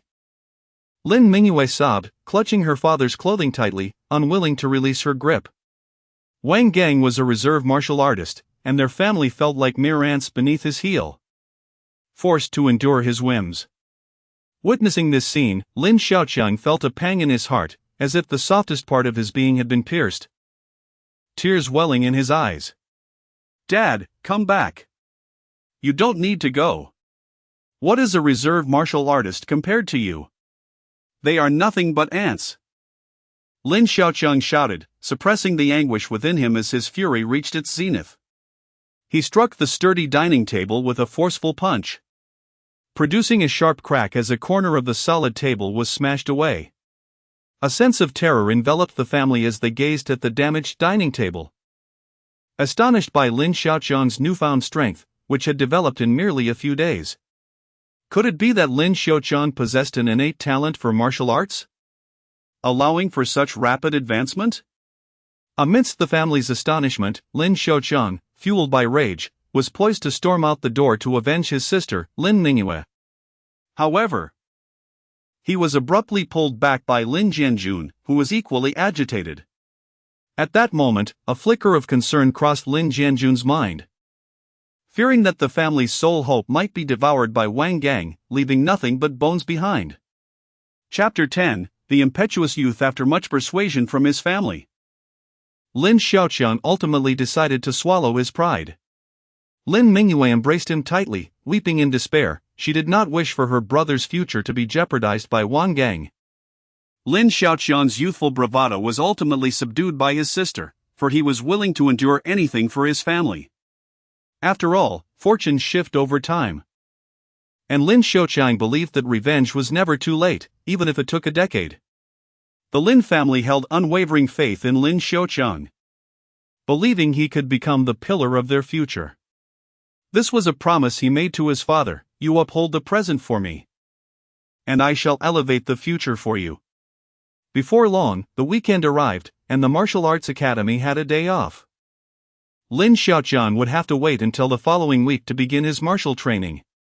Lying at home, his thoughts were consumed by Lin Mingyue, making it impossible for him to find peace. He resolved to visit her, and as fate would have it, upon arriving at the storefront overseen by Lin Mingyue, he spotted a short, rotund figure with a somewhat lecherous expression attempting to touch her delicate face with his filthy fingers. It could only be Wang Gang. Lin Mingyue's eyes were glistening with tears, her face a mask of terror as she dared not confront Wang Gang, fearing for her family's safety. She could only desperately evade his lascivious advances. Still trying to hide? Wang Gang mused, dissatisfied. You're merely an attractive, impoverished girl. I am already a reserve martial artist. To have caught your attention is a stroke of luck that you, Lin Mingyue, could only dream of in 8 lifetimes. Lin Mingyue could only resentfully close her eyes, silently accepting the harsh reality as Wang Gang was on the verge of achieving his goal. Get away from her! A furious roar echoed from outside. It was Lin Xiaoqiang. He could hardly believe that Wang Gang dared to engage in such behavior under the bright sun. After all, what was a mere reserve martial artist capable of? The fierce rebuke startled Wang Gang, prompting him to retract his hand. Turning around, he was taken aback to find a mere child before him, though the boy seemed somewhat familiar. Xiaoqiang. Upon hearing the scolding voice, Lin Mingyue instantly recognized her brother, and a wave of joy washed over her sorrowful face. But soon, a sense of dread enveloped her. How could Lin Xiaoqiang possibly be a match for a reserve martial artist? Wouldn't this only put him in danger? Why do you seem somewhat familiar? Wang Gang pondered, though he quickly dismissed it. Despite the resemblance between Lin Mingyue and Lin Xiaoqiang, he shook off the thought. I'm your father, Lin Xiaoqiang. Ha ha. Lin Xiaoqiang mocked, noting Wang Gang's pondering expression, which reminded him of a turtle. Yet, he felt something was amiss. Suddenly, Wang Gang smacked his forehead, realizing the identity of the boy before him. Aren't you the one who recently challenged the entire martial arts academy? I didn't expect such a young lad to have such a proud temper. He had heard students discussing this in a bar, but he never anticipated that this individual was Lin Mingyue's brother. This made the situation all the more intriguing. Lin Xiaoqiang was momentarily taken aback, surprised by the unexpected fame that had recently surrounded his school. Wang Gang squinted his eyes, dismissing the entire martial arts arena of the school, which was filled with mere children yet to fully mature. Your sister is rather fortunate to have caught my eye. From now on, you can obediently stay behind your brother-in-law and learn a thing or two. Understand? Wang Gang regarded Lin Xiaoqiang with utter disdain, feeling no need to acknowledge him. After all, he was merely a child from the school's martial arts arena, just having qualified for the martial arts college entrance examination, while he himself was already a reserve martial artist deserving of respect. Ha! Just you? I could easily pin you against the wall, and you wouldn't even be able to budge. What face do you have to boast about being a reserve martial artist? Lin Xiaoqiang retorted coldly, regarding him as nothing more than a reserve, which meant little in the grand scheme of things. Anyone who dared to bully his family would ultimately face dire consequences. What do you think you can do to me? Your sister is merely a plaything in my hands, and you, just like your useless father, dare to speak so arrogantly. You truly know no bounds. Wang Gang's voice was frigid, his patience wearing thin. If it weren't for Lin Mingyue, his sister, whom he intended to take into his family as a toy, this insolent brat would have already received a thorough lesson on the realities of life. The words plaything and useless father struck Lin Xiaoqiang's heart like daggers. Revenge is a dish best served cold, if not now, when? He thought, his anger boiling over. You're asking for death. Lin Xiaoqiang shouted, his fists clenched, ready to step forward and confront Wang Gang. Stop! But Lin Mingyue intercepted him, her eyes shimmering with tears, her delicate face reflecting despair. In Wang Gang's eyes, she appeared even more captivating. With a teasing glint, Wang Gang addressed her, "What's this? Do you wish to fight me?" Lin Mingyue, desperate to protect her brother's promising future from being extinguished by Wang Gang, knew that a mere student with aspirations of entering the martial arts examination could never compete with a reserve martial artist. I'll do whatever you want. Please, spare my family, she pleaded, unable to meet Wang Gang's mocking gaze or face her brother.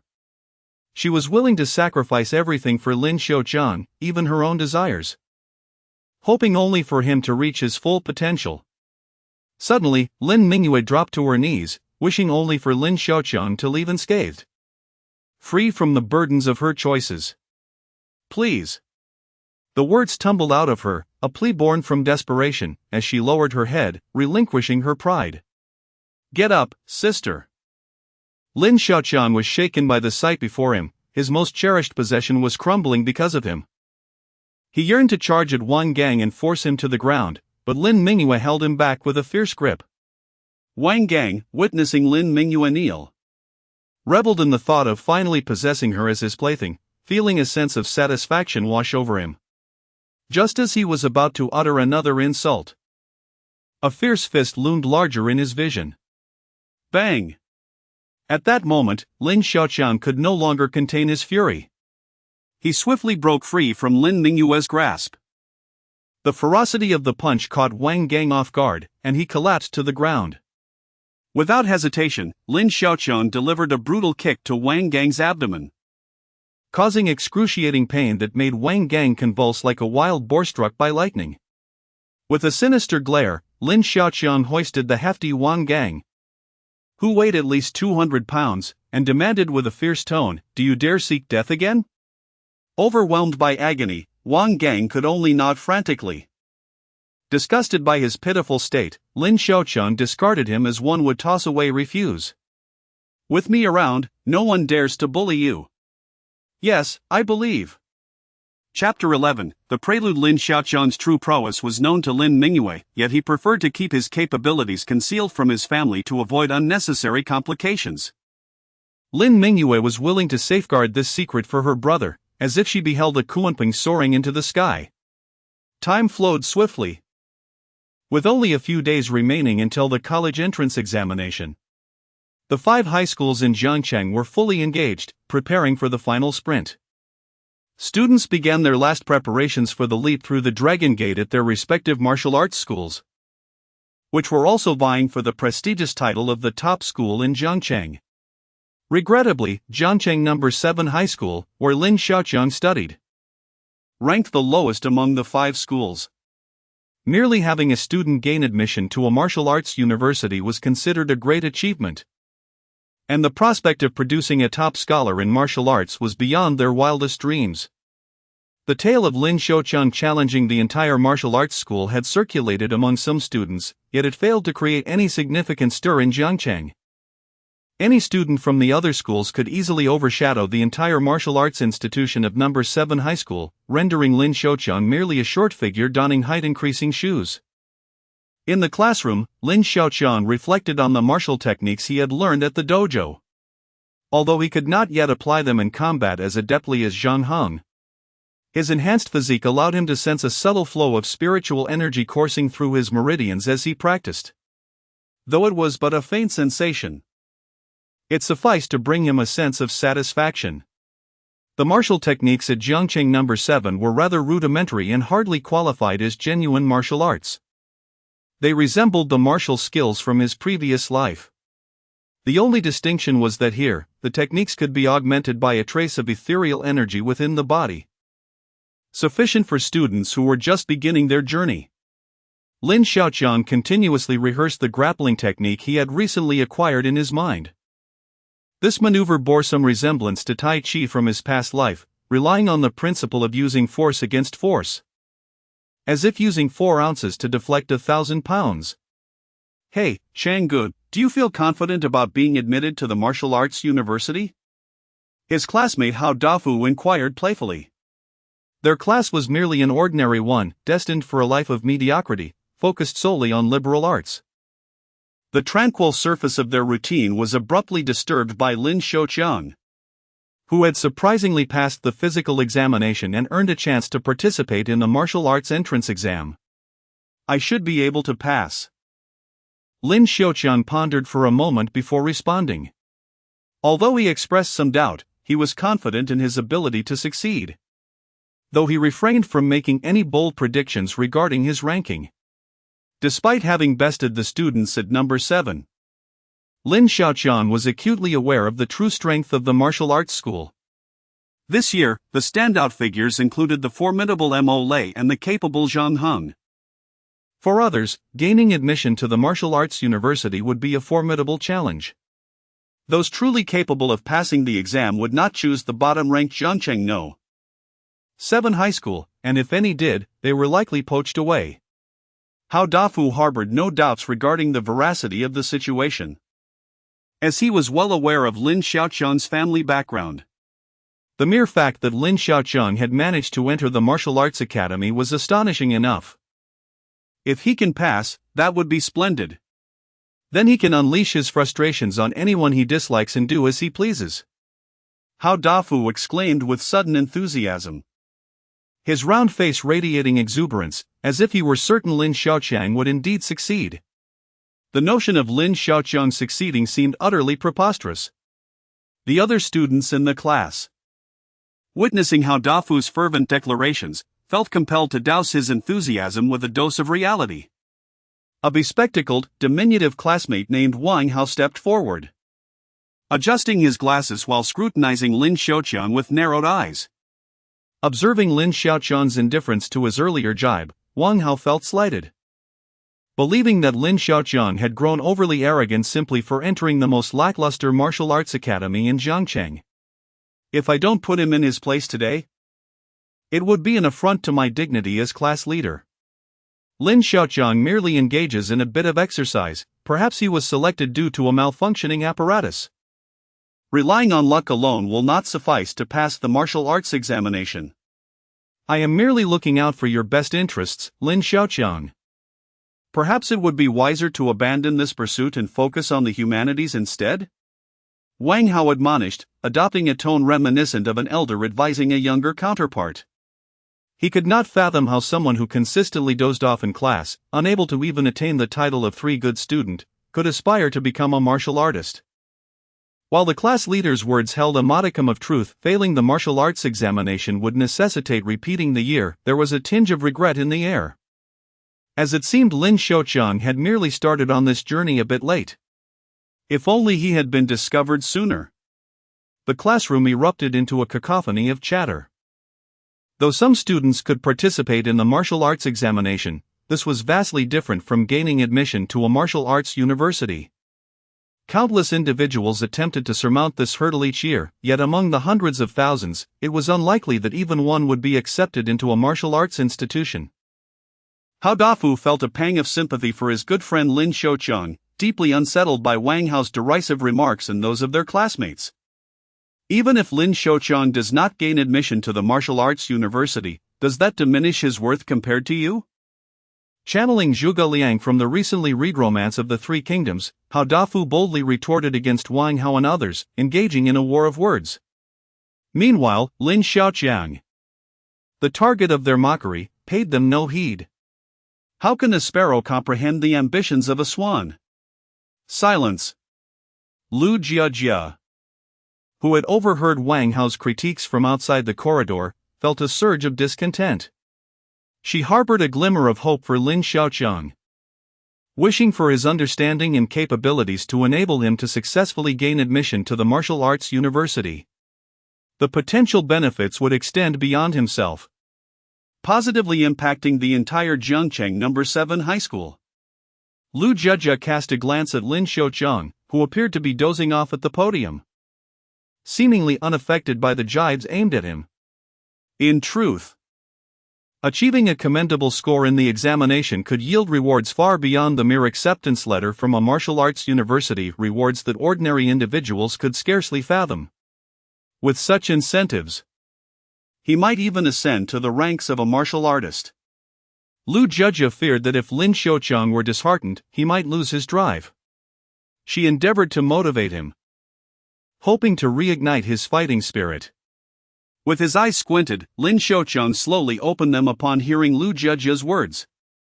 With a cheerful smile, he said to Lu Jiajia, "It is precisely because of your encouraging words, Teacher Lu, that I am determined to place within the top 100 in Jiangcheng."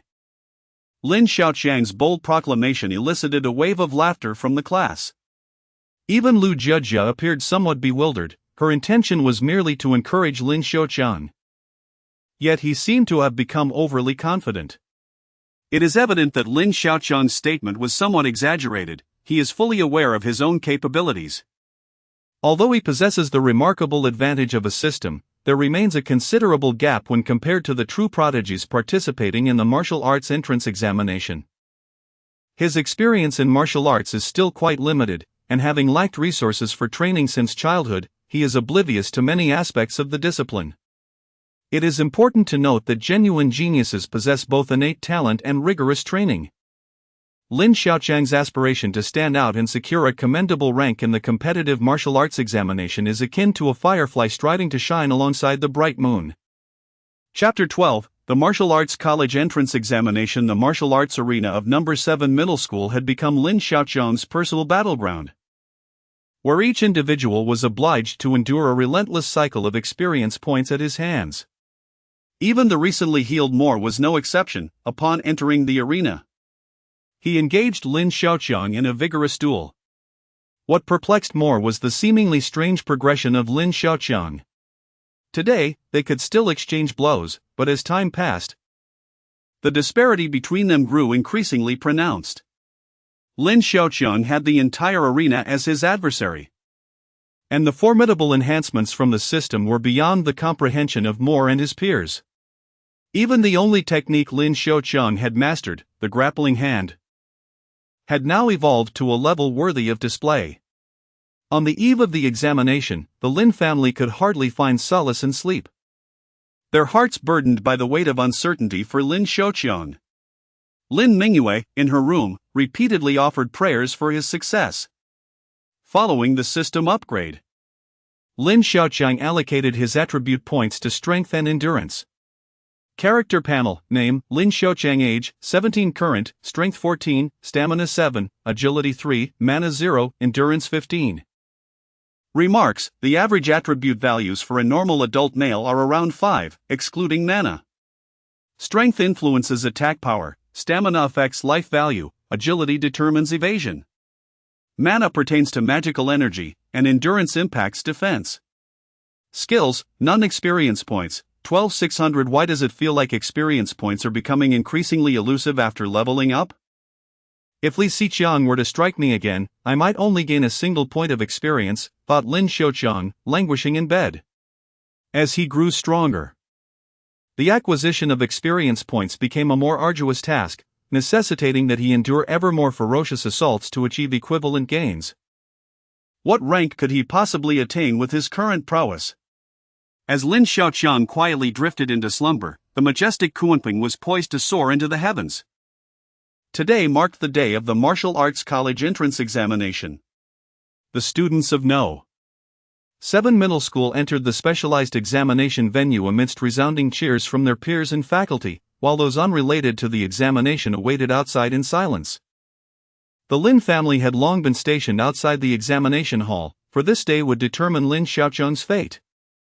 The examination venue bore a striking resemblance to the bird's nest from Lin Xiaoqiang's past life at the Olympics, albeit divided into numerous distinct enclosed areas, with the central zone designated as the testing ground. Spectator stands allowed onlookers to witness the unfolding of events across all examination sites. This examination held significant implications for the martial arts fortunes of the entire Jiangcheng region. Should a top scorer emerge, an influx of national resources would be directed towards Jiangcheng. The principals of all high schools in Jiangcheng were present, yet in this moment, they were merely spectators, eager to discern which prodigious talent would claim the top spot in the martial arts examination. Among them, the principal of No. 7 Middle School squinted in search of his students, particularly focused on the figure of Lin Xiaoqiang. Even more astonishing was the fact that the formidable figures from the Education Bureau were relegated to the role of ordinary examiners during the martial arts entrance examination. While the Bureau's director, Li Zongshan, presided over the event, his sharp gaze surveying the entire venue like a hawk. This year's candidates were indeed exceptional. Seated in the front row of the stands alongside Li Zongshan, the elderly figure, known as the Venerable Mai Yi, suddenly spoke. This man was none other than Zhou Funan, the president of the Jiangcheng Martial Arts Association. Li Zongshan nodded in agreement, despite his esteemed position as the director of the Education Bureau. He felt compelled to show Zhou Funan the utmost respect. As Lin Xiaoqiang stepped into the bird's nest, a crimson wave of light radiated from the center of the examination hall, effectively isolating the interior from the outside world. This barrier nullified any external attempts to interfere with the performance of the candidates, especially with formidable government officials stationed within the examination venue. Preparations for the examination progressed swiftly. With only a handful of unfortunate souls daring to rely on illicit substances to secure their passage through the martial arts entrance exam, those caught were promptly expelled, forever severing their ties to the martial arts examination. The martial arts entrance examination officially commenced with Li Zongshan's declaration. A colossal ancient bronze clock in the center of the examination hall chimed of its own accord. Following the examiner's instructions, Lin Xiaoqiang began his tests, showcasing exceptional prowess after numerous enhancements. Even the examiner, who had been closely monitoring him, was taken aback. Had it not been for the presence of Director Li Zongshan overseeing the proceedings, he might have suspected Lin Xiaoqiang of cheating. "Old young, your school has some promising talents this year," remarked a middle-aged man with gold-rimmed glasses, who was none other than the principal of Jiangcheng No. 3 High School. The old young he referred to was Yang Guozhong, the principal of Jiangcheng No. 7 High School. "Principal Zhang, you flatter me. The strength of my No. 7 High School still pales in comparison to your No. 3, Yang Guozhong replied with a smile. He was well aware of the underlying sarcasm, lamenting that his school consistently ranked at the bottom in the martial arts entrance examinations. However, Yang Guozhong's character was not one to be easily subdued. With a cheerful demeanor, he quipped, "Though the talents at Jiangcheng No. 7 may be lacking, I recently heard rumors that a student from our martial arts academy gave your instructor, Wang Gang, a good thrashing." Wang Gang, while an external instructor at Jiangcheng No. 3's martial arts academy, was nonetheless regarded as a competent teacher. Recently, he had indeed been bested by Lin Xiaoqiang from Jiangcheng No. 3. Principal Zhang's expression darkened instantly. He had thought this incident was buried in unknown, only to discover that Yang Guozhong had learned of it. Seeing Zhang's discomfort, Yang Guozhong's smile widened as he feigned an extremely sincere apology. "Principal Zhang, you are magnanimous. Please do not hold a grudge against a mere child. I shall apologize to that teacher on behalf of the boy. Perhaps he was a bit too heavy-handed. Though I must admit, I am puzzled as to how a student from a martial arts academy managed to overpower your instructor." "Ha ha! Our Principal Zhang is indeed broad-minded." The other principals, who had been stifling laughter, could no longer contain themselves and joined in the merriment alongside Yang Guozhong. Jiangcheng No. 3 had historically ranked first among schools, with the city's educational resources heavily favoring it, while Principal Zhang had basked in the glory of these achievements, often flaunting them before others. Today, having finally seized an opportunity to mock, one cannot let it slip away. Indeed, it is regrettable that this year, once again, it is I from Jiangcheng No. 3 Middle School. Yang Guozhong scoffed. Soon, the results of the martial arts college entrance examination will be announced promptly, unlike the liberal arts, which require teachers to grade. The results of the martial arts examination are available immediately after the test. The director of the Education Bureau held in his hands the report card of the top scorer in the martial arts examination. After weathering countless storms, Li Zongshan's hands trembled slightly, his previously sullen demeanor replaced by overwhelming joy. The first ever perfect score in all subjects in the history of Jiangcheng City. Lin Xiaoqiang from Jiangcheng No. 7 Middle School. Chapter 13, The Champion of Martial Arts Examination. As Li Zongshan's voice echoed throughout the examination hall, a wave of fervor engulfed the entire venue. Good heavens! A perfect score across all subjects. What an extraordinary genius! And from Jiangcheng No. 7 Middle School, no less. With such resources, to emerge as the top contender is truly remarkable. The dynamics of Jiangcheng are bound to shift dramatically. Boom! The ancient bell within the examination hall tolled once more. Boom! Boom! Boom! The resonant chimes grew increasingly profound, the venerable bell shining ever brighter. At last, with the final toll, the colossal bell seemed to ascend into the air, pausing only when it reached the zenith of the examination hall. The bell quivered abruptly, and a solemn voice emanated from within its depths. The champion of the martial arts examination, Lin Xiaoqiang from Jiangqing City. The proclamation resonated like thunder, echoing through the heavens. The once gathered dark clouds dispersed in an instant, and golden sunlight poured down upon the earth. The atmosphere both inside and outside the examination hall erupted into a frenzy. Lin Xiaoqiang! Lin Xiaoqiang! The crowd chanted fervently, akin to zealous devotees, celebrating the pride of Jiangqing City.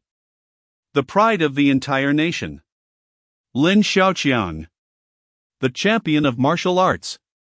Heavens! It's my brother! Lin Mingyue, who was still in a state of prayer, could hardly believe her ears upon hearing the name of the champion. Lin Jianjun and Zhang Jifan initially assumed it was a case of mistaken identity.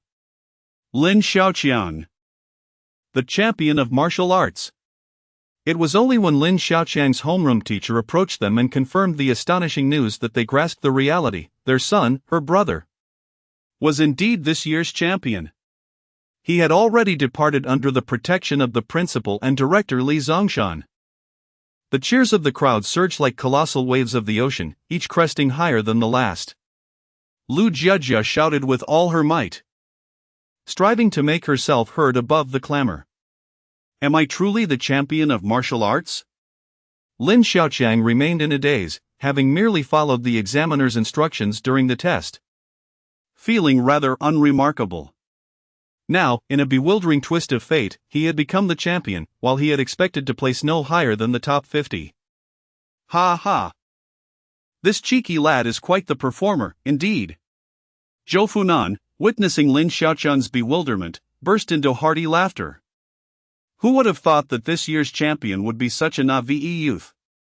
Feeling somewhat awkward, Lin Xiaoqiang scratched the back of his head, silently muttering to himself, I truly wasn't putting on an act. Li Zongshan maintained his serious demeanor, sitting upright in the car. Though Lin Xiaoqiang had brought honor to Jiangqing as the champion, he cautioned him against arrogance, emphasizing the need for diligence in the future. Lin Xiaoqiang recognized the Education Bureau director and nodded in agreement, pledging to remember the counsel. In the car were only Zhou Funan, Li Zongshan, and Principal Zhang Guizhong.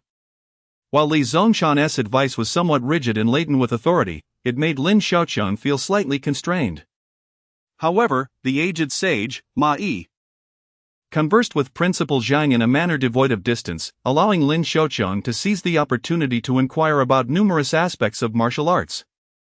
This surprised the three men, as previous champions rarely exhibited such ease in the presence of Li Zongshan, despite still harboring a degree of trepidation.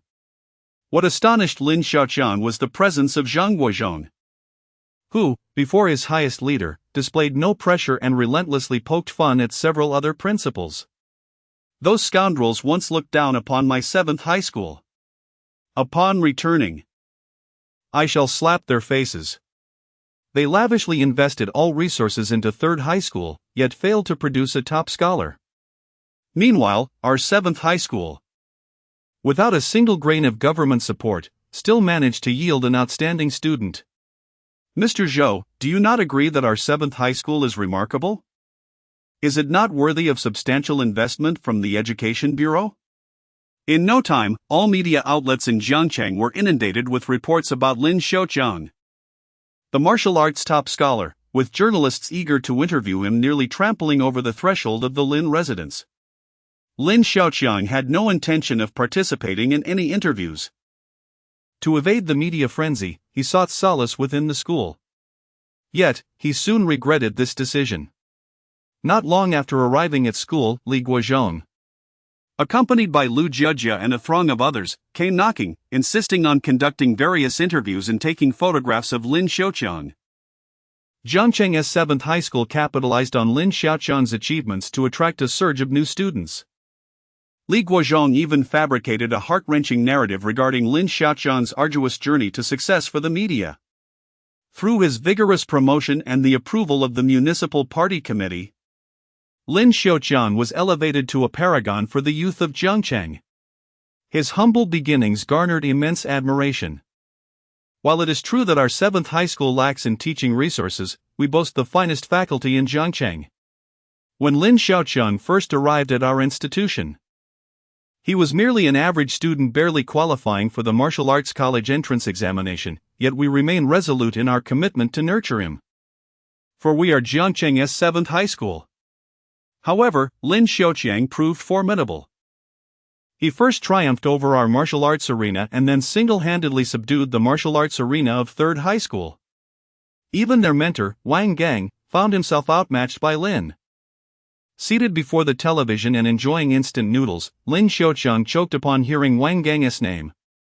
To his astonishment, Wang Gang was indeed a martial arts instructor. Was this the fabled foundation pill? After lunch, Lin Xiaoqiang held a round, green pill in his hand, intrigued. According to Li Guozhong, his original reward was to be a spirit-gathering pill, granting him immediate status as a martial artist. However, after extensive deliberation between the old man in the tattered robe and Li Zongshan, the reward was modified. The reason being Lin Xiaoqiang's extraordinary talent, becoming a martial artist and excelling further was merely a matter of time, thus, it was wiser to establish a solid foundation now. Lin Xiaoqiang, there are representatives from a martial arts university seeking you out, this time from South China Martial Arts University, called out Mo Lei from outside. Ever since Lin Xiaoqiang became the top scholar, recruitment officers from martial arts universities across the nation flocked to him like moths to a flame.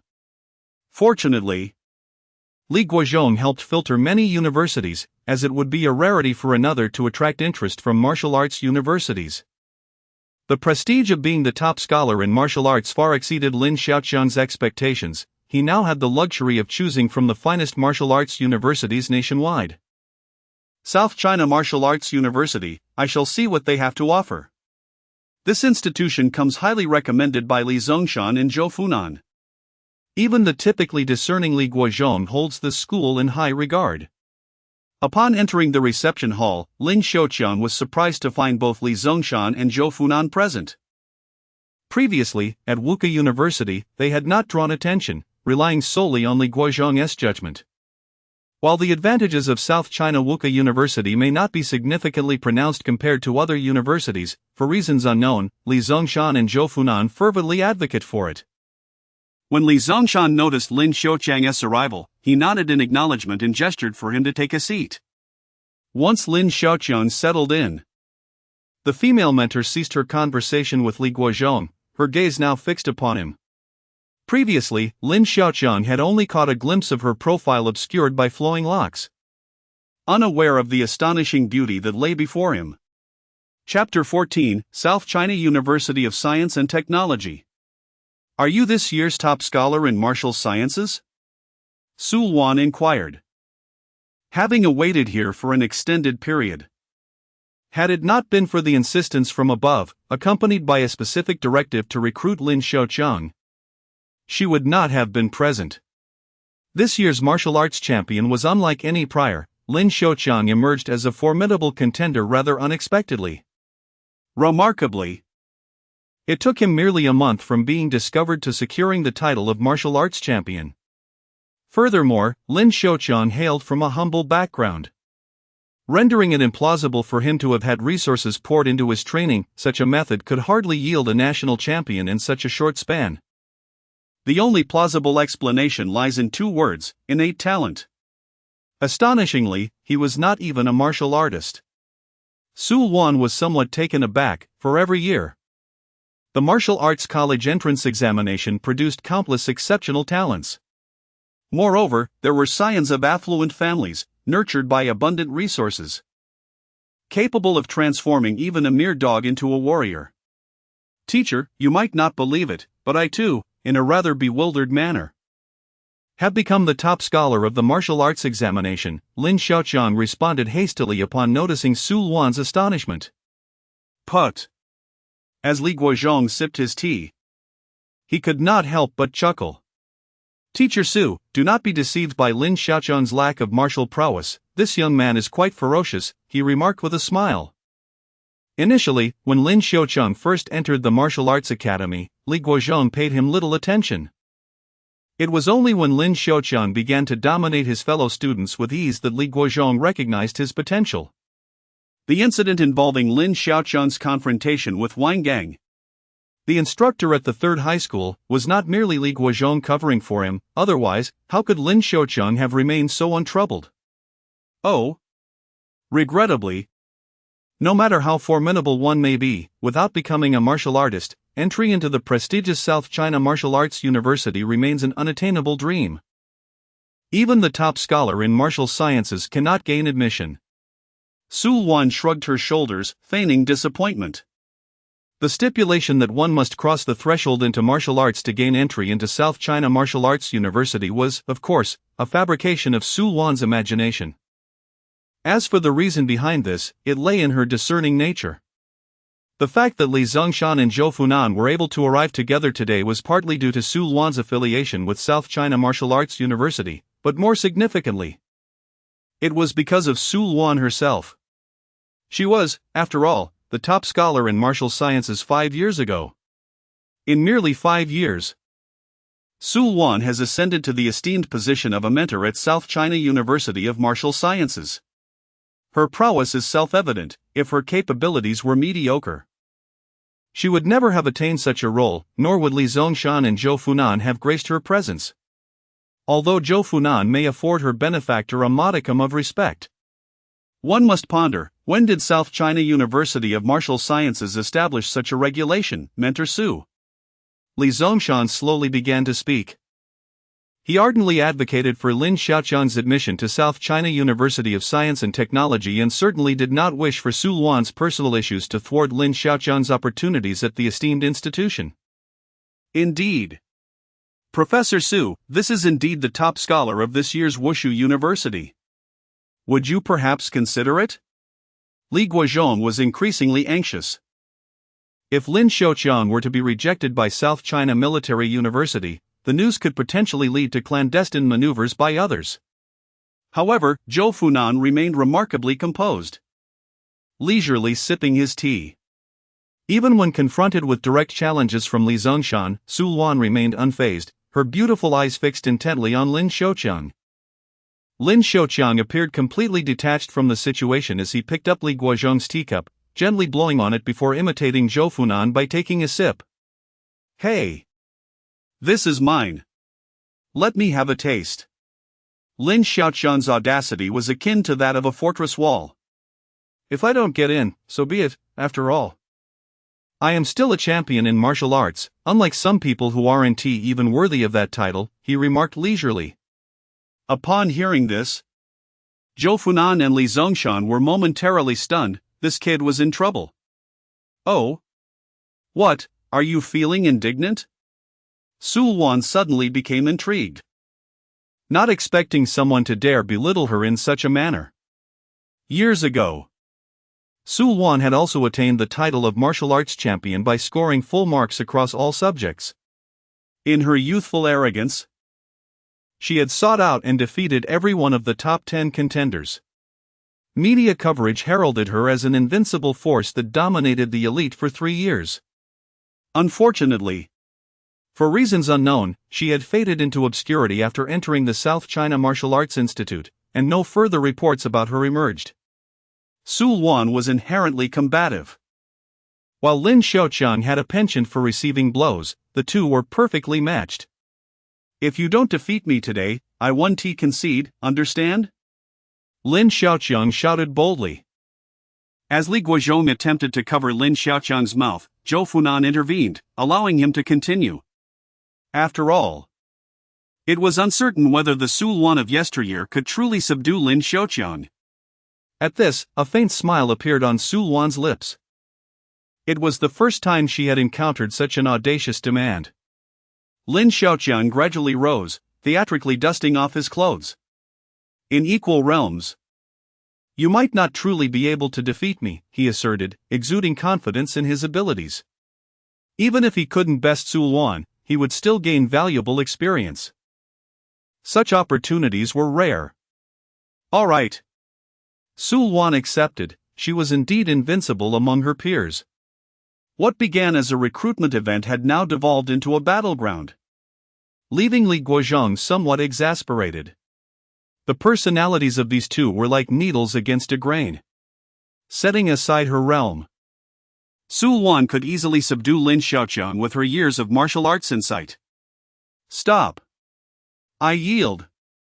I yield. With Lin Xiaoqiang's piercing scream, their duel concluded. Su Luan had thoroughly overwhelmed him. Noticing Lin Xiaoqiang's considerable strength, she engaged him in a straightforward contest of might.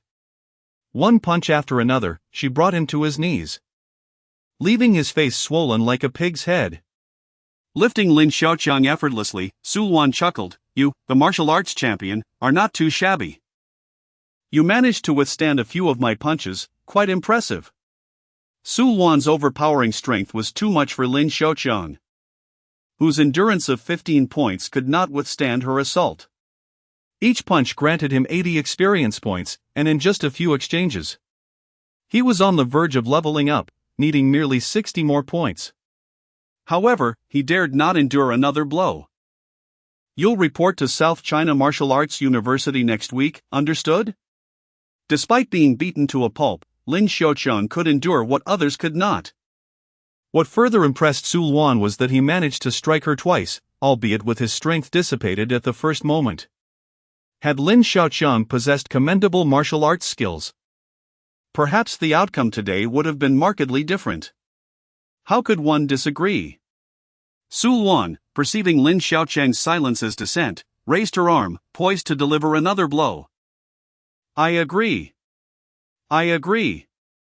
Lin Xiaoqiang, still dazed and seeing stars, nodded vigorously like a frightened duck, fearful that a single punch might end his life.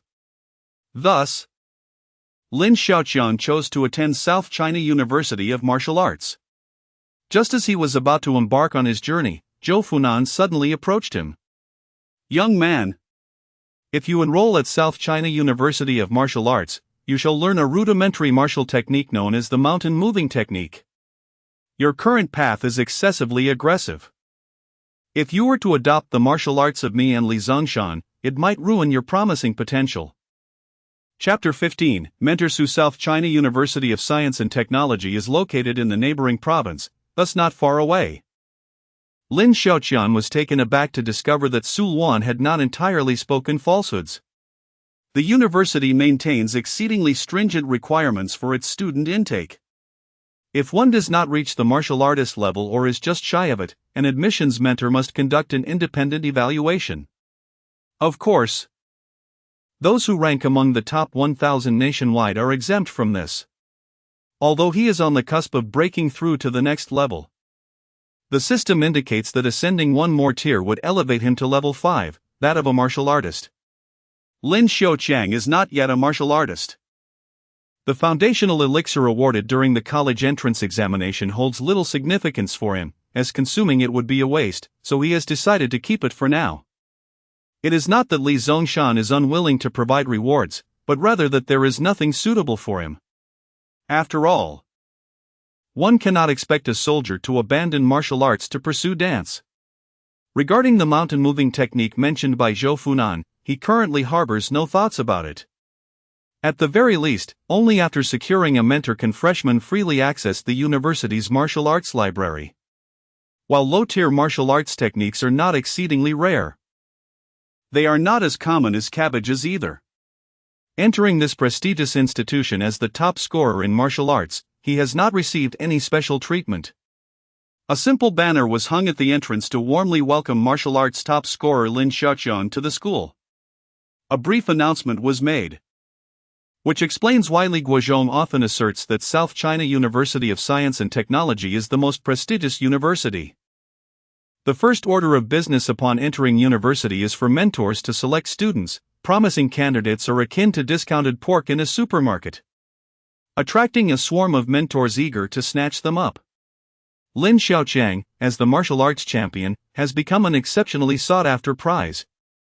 Lin Xiaoqiang, preoccupied with rubbing the foundational elixir in his pocket, was contemplating a way to sell it when he heard someone calling his name.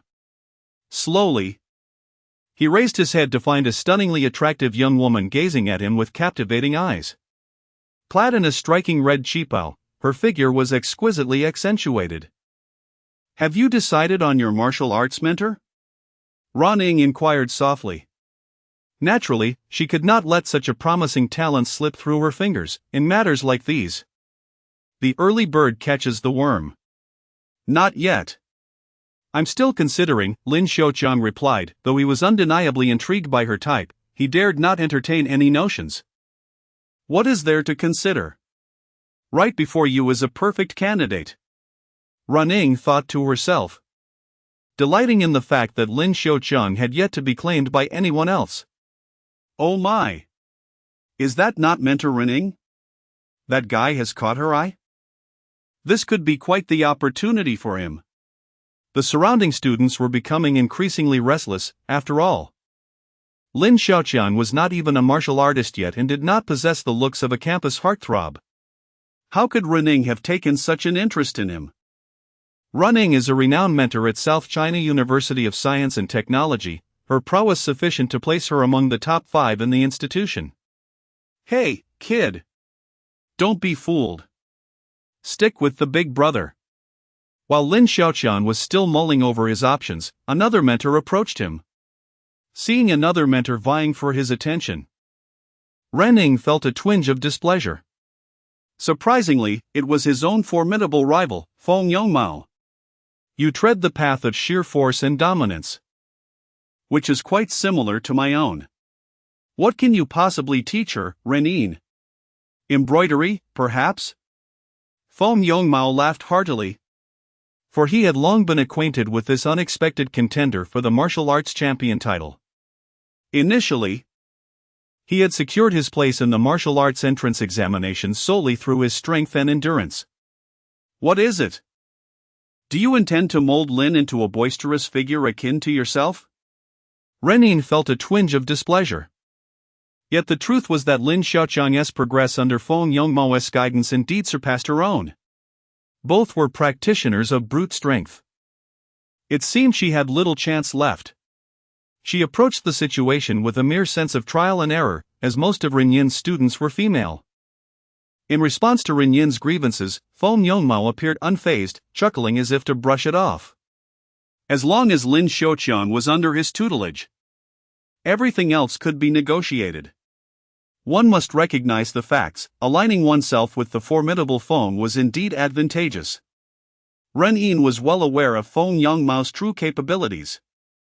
Despite his dubious reputation, Feng Yongmao's prowess far exceeded Ran Ying's. "What do you think?" Feng Yongmao inquired. Given their somewhat analogous martial paths and Feng's undeniable strength, it was indeed a viable option. "Lin, do not rush. Perhaps you might see if this old fellow can impart some wisdom to you." Just as Lin Xiaoqiang was about to nod in agreement, an elderly man appeared seemingly out of nowhere. The old man had a rosy complexion and a warm smile that enveloped those around him like a gentle spring breeze. His voice resonated with vigor, betraying no hint of age. "Master Feng, what brings you here?" Upon the elderly man's arrival, both Ran Ying and Feng Yongmao were taken aback. For he was a legendary figure who had been part of the institution since its inception. Ever since Su Luan, the martial arts champion from a few years back, had become his disciple, he had scarcely taken on any new students, only offering guidance to select individuals. Li Zongshan had once benefited from Master Feng's insights, which had propelled him to the pinnacle of his career, though he was never formally recognized as a disciple. "Master Feng." The surrounding mentors promptly greeted him, having also received his invaluable guidance in the past. Master Feng could be said to have a multitude of disciples, most of whom were now teaching within the institution. The new students, having never encountered such a distinguished figure, dared not make a sound, simply following their mentors in greeting him.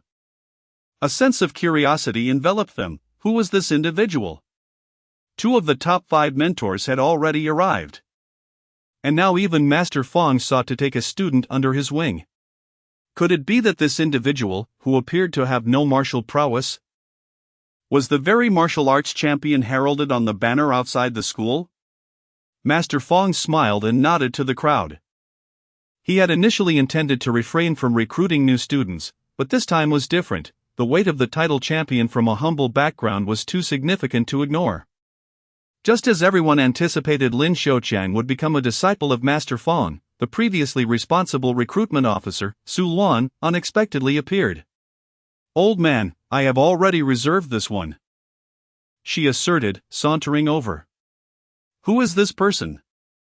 How dare they attempt to claim someone from under Master Fong? Why haven't we seen them before? Could they be from another institution?" The new students were somewhat unfamiliar with Su Luan, as she rarely made her presence known. "Having served as a mentor for 3 years without ever receiving a student, I never anticipated that this time I would find myself in competition with my own teacher." Ren Yin and the other mentors were naturally aware of Su Luan's identity, and Feng Yongmao could only shake his head, returning in despair. Upon encountering Su Luan, Lin Xiaoqiang looked as though he had seen a ghost, his eyes wide open like lanterns. Elder Fong was at a loss regarding Su Luan, as she was his most cherished disciple, and he could only sigh quietly. At that moment, Lin Xiaoqiang seemed like a sheep entering a tiger's den. "Why do you wear such a long face? Are you mourning? Can I choose not to select you? Do you think my strength is inadequate? Be strong. You are the best." Chapter 16, Growth. "Can you please stop hitting me?" Lin Xiaoqiang roared. Unlike other instructors, Su Luan prioritized practical training above all else. The theoretical knowledge was seamlessly integrated into the training, and whether Lin Xiaoqiang could truly grasp the essence depended solely on his aptitude. However, her approach was somewhat unique. The practical training often involved her striking Lin Xiaoqiang directly. Ignoring his complaints, Su Luan advanced once more, aiming to leave another mark on his face. Having endured numerous blows, Lin Xiaoqiang had gained a measure of experience. He swiftly moved to the left, evading Su Luan's punch. "Take this." Seizing the opportunity, he retaliated with a punch aimed at her face. Bang!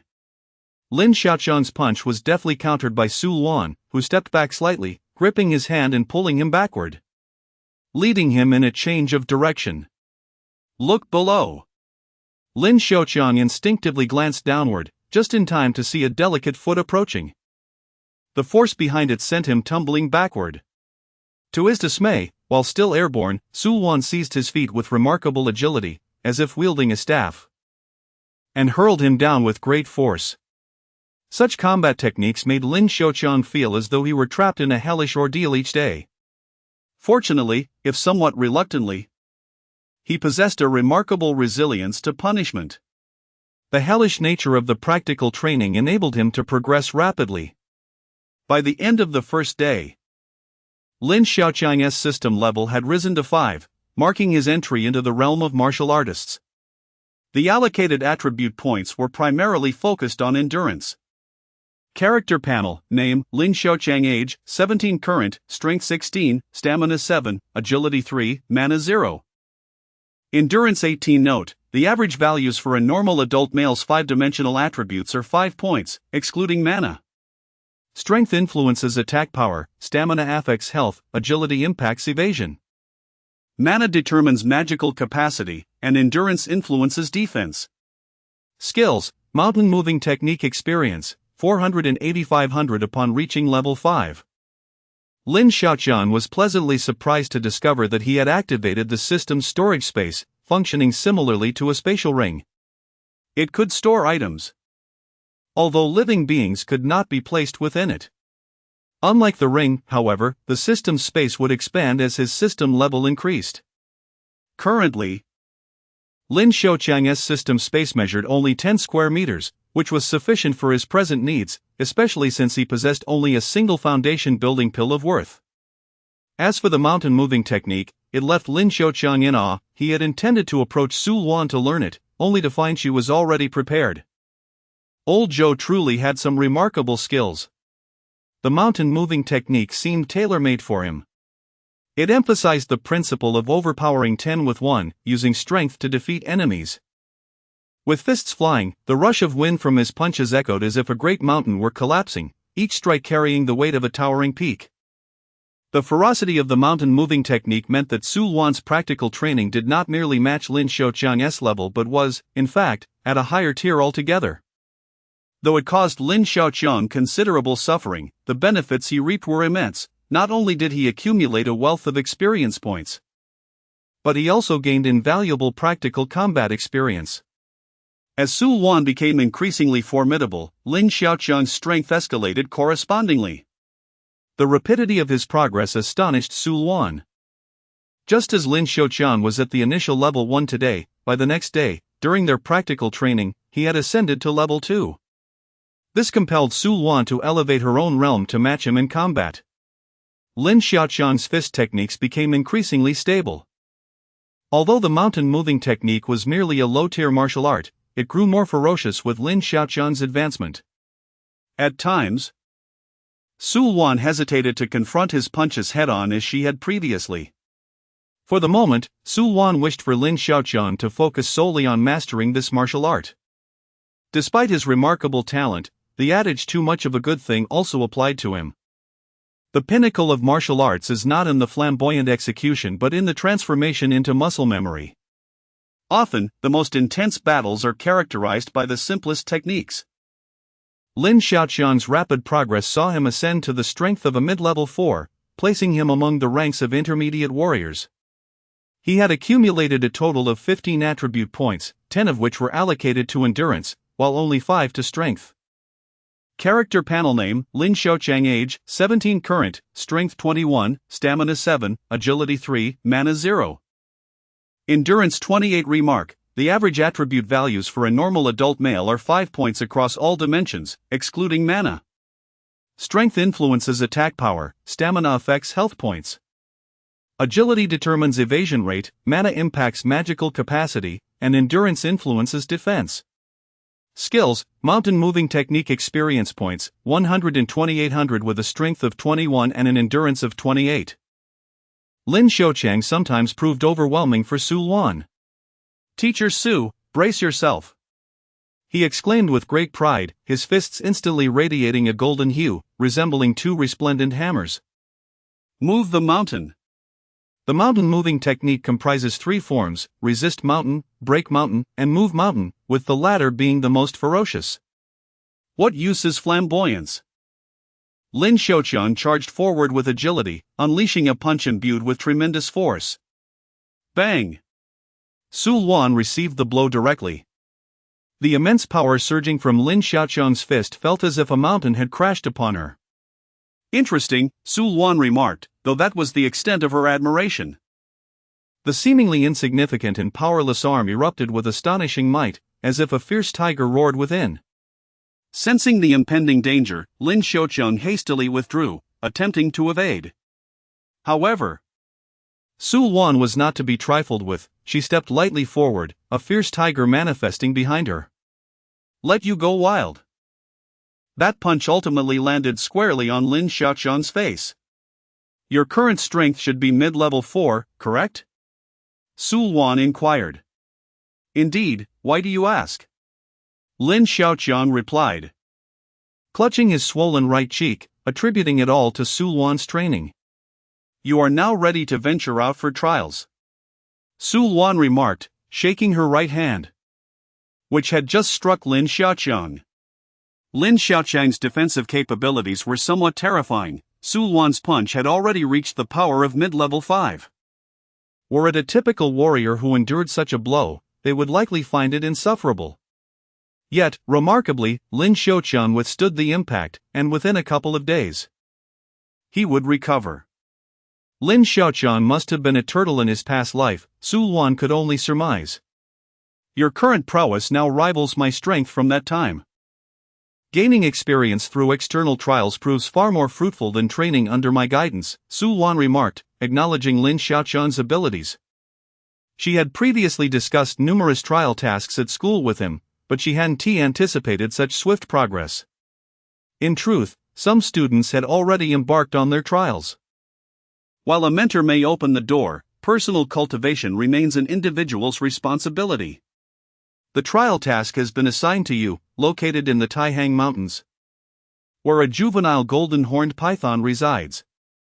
Its strength is only at the initial 3rd rank. Simply retrieve the horn from its head. When shall we depart? Tomorrow. You will have several companions. Chapter 17. The Golden Horned Python. The Taihang Mountains are not far from South China University of Science and Technology. Accessible by a 2 to 3 hour drive. This trial task is not to be undertaken alone. The institution mandates that teams must consist of no fewer than 5 members to ensure safety. They received the official task assignment from the school last night, and their mentor presented them with a map of the Taihang Mountains. A moderately sized mountain hollow is marked with a golden triangular symbol, indicating the lair of the young golden horned python, the target of their mission. Their objective is simply to wait at this location, with the possibility of encountering unforeseen rewards along the way. In addition to the map, a roster of the temporarily assembled team members was included. Lin Xiaoqiang?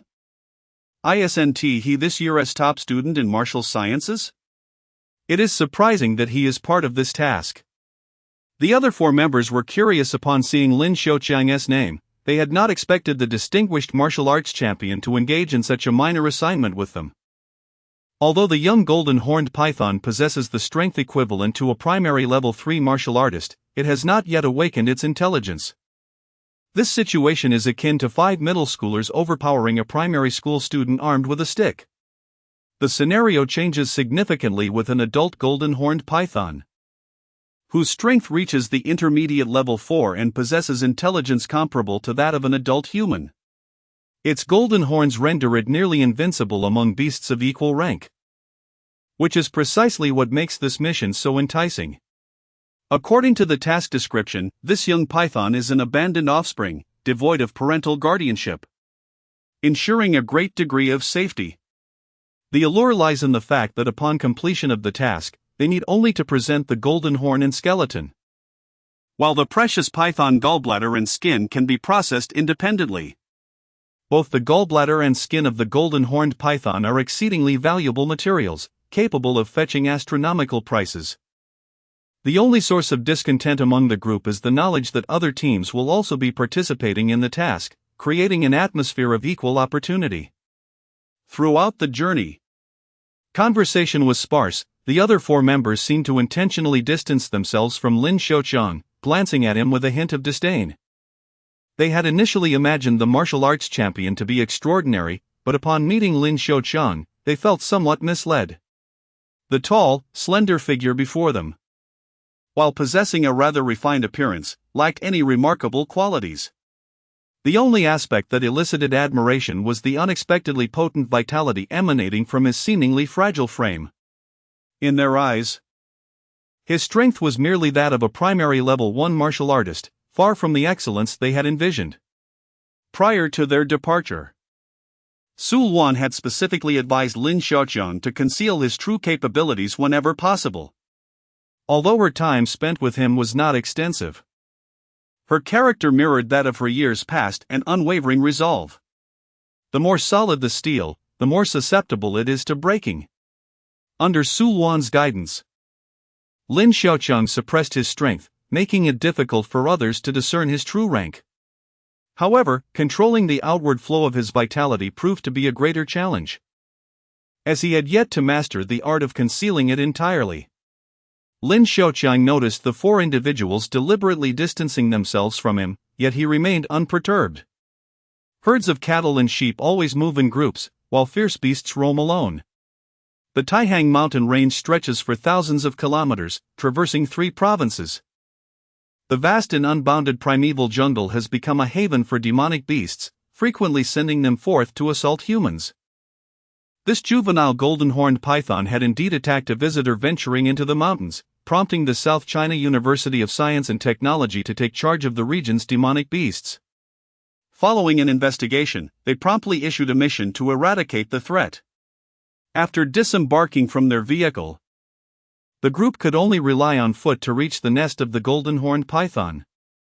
Are you truly this year's top student in the martial sciences? One of the four could not help but inquire. Lin Xiaoqiang, leading the way, glanced back upon hearing the question, feeling somewhat exasperated. Must one possess 3 heads and 6 arms to resemble a top student in martial sciences?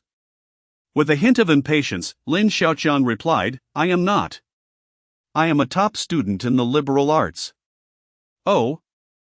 Now I am curious to see how formidable a top student in liberal arts truly is.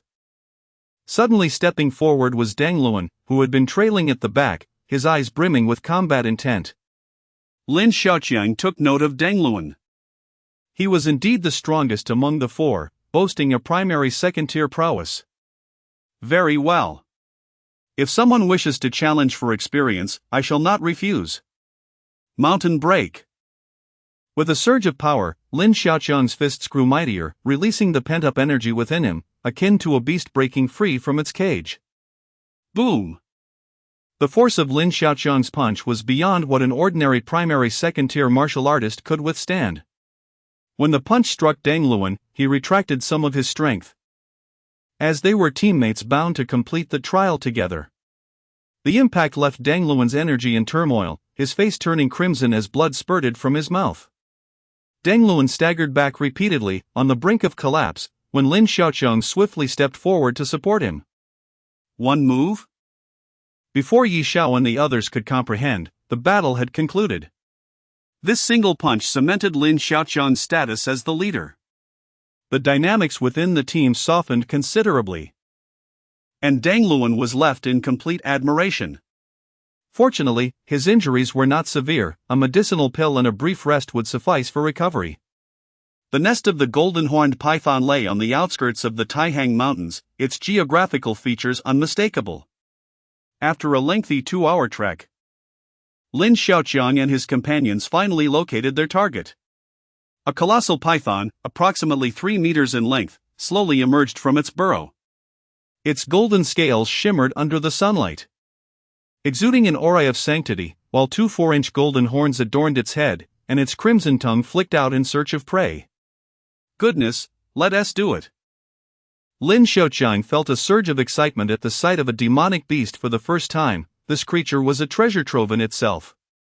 Merely the 2 golden horns of an adult could fetch around 2 million each in the market. You 4, stay put. I shall test the prowess of this creature. Originally poised to advance, the others were suddenly halted by Lin Xiaoqiang's command. There was no choice, after all, he was the leader. Lin Xiaoqiang licked his cracked lips and charged towards the juvenile golden-horned python. The golden-horned python had long since detected the 5 individuals ahead in the forest, slowly making their way toward it. Lin Xiaoqiang, witnessing the audacity of the python approaching him, could not help but feel a surge of joy. This creature was indeed brazen. The python moved languidly, as if Lin Xiaoqiang were submissively awaiting his fate, having cleansed himself for the inevitable consumption.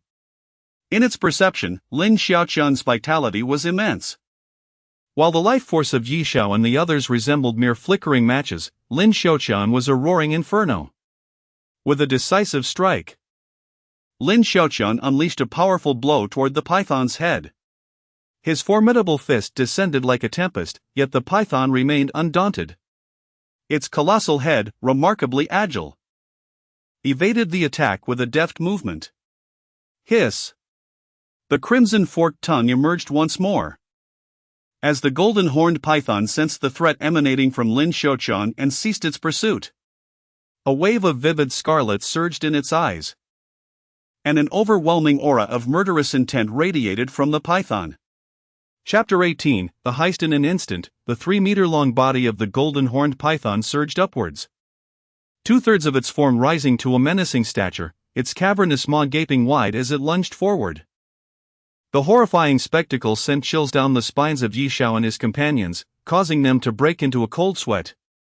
Fortunate to have been halted just moments before by Lin Xiaoqiang. Had they faced the python's gaping maw head-on, their legs would undoubtedly have trembled, hindering Lin Xiaoqiang in the process. Lin Xiaoqiang, however, was unfazed by this beast. With a swift kick, he aimed to subdue the golden-horned python to the ground. To his surprise, the python suddenly expelled a foul, acrid venom from its mouth, causing Lin Xiaoqiang to retreat hastily. What manner of creature is this? A python or a viper? He pondered, bewildered. The noxious liquid that splattered upon the rocky ground caused the hard stones to emit plumes of white smoke, a testament to its potent toxicity. The golden-horned python seemed to sense Lin Xiaoqiang's apprehension, growing bolder in its approach. "You shall not disgrace me!" Lin Xiaoqiang roared, launching himself forward like a fierce tiger pouncing on its prey. The python opened its gaping maw, intent on seizing Lin Xiaoqiang's head. "Move mountains!" Lin Xiaoqiang unleashed the final strike of his mountain shifting technique. The impact resounded with a thunderous boom. The golden-horned python could not withstand the force of his blow, collapsing in defeat, its massive body crumpling to the ground. "Goodness! A single punch like a hero!" exclaimed Yi Xiao and his companions, their admiration for Lin Xiaoqiang's terrifying might overwhelming them. This punch, however, had an element of fortune. Lin Xiaoqiang had intended merely to fracture the python's spine but instead struck its midsection, precisely where its heart resided. Task completed, Lin Xiaoqiang declared with a sense of pride, clapping his hands together. To his astonishment, this task had proven to be rather straightforward, akin to money falling into his lap. He quickly beckoned Yi Xiao and the others to assist in dissecting the spoils of their conquest. Given his lack of experience with such creatures, he relied on them to extract the python's vital components. "I only require the snake's gallbladder, you may distribute the skin and bones amongst yourselves," Lin Xiaoqiang stated. His request reasonable, for he had single-handedly vanquished the golden-horned python. Had Yi Xiao and his 3 companions attempted the task, they would likely have sustained injuries and scars in the process. Very well. Yi Xiao and the others prepared to gather the remnants, their regard for Lin Xiaoqiang elevating yet again in light of his generosity. Just as they reveled in the distribution of their spoils, trouble loomed on the horizon. Another team from South China Martial University had spotted them, their expressions filled with fury, as though they were being flayed alive. "Did you not know that we had our eyes on this golden-horned python long ago?" a short-haired woman at the forefront exclaimed, her ire palpable. They had arrived a day prior, but regrettably, the python had just consumed its prey and retreated into its burrow, refusing to emerge. They had been waiting outside, only to be outmaneuvered by Lin Xiaoqiang's timely intervention.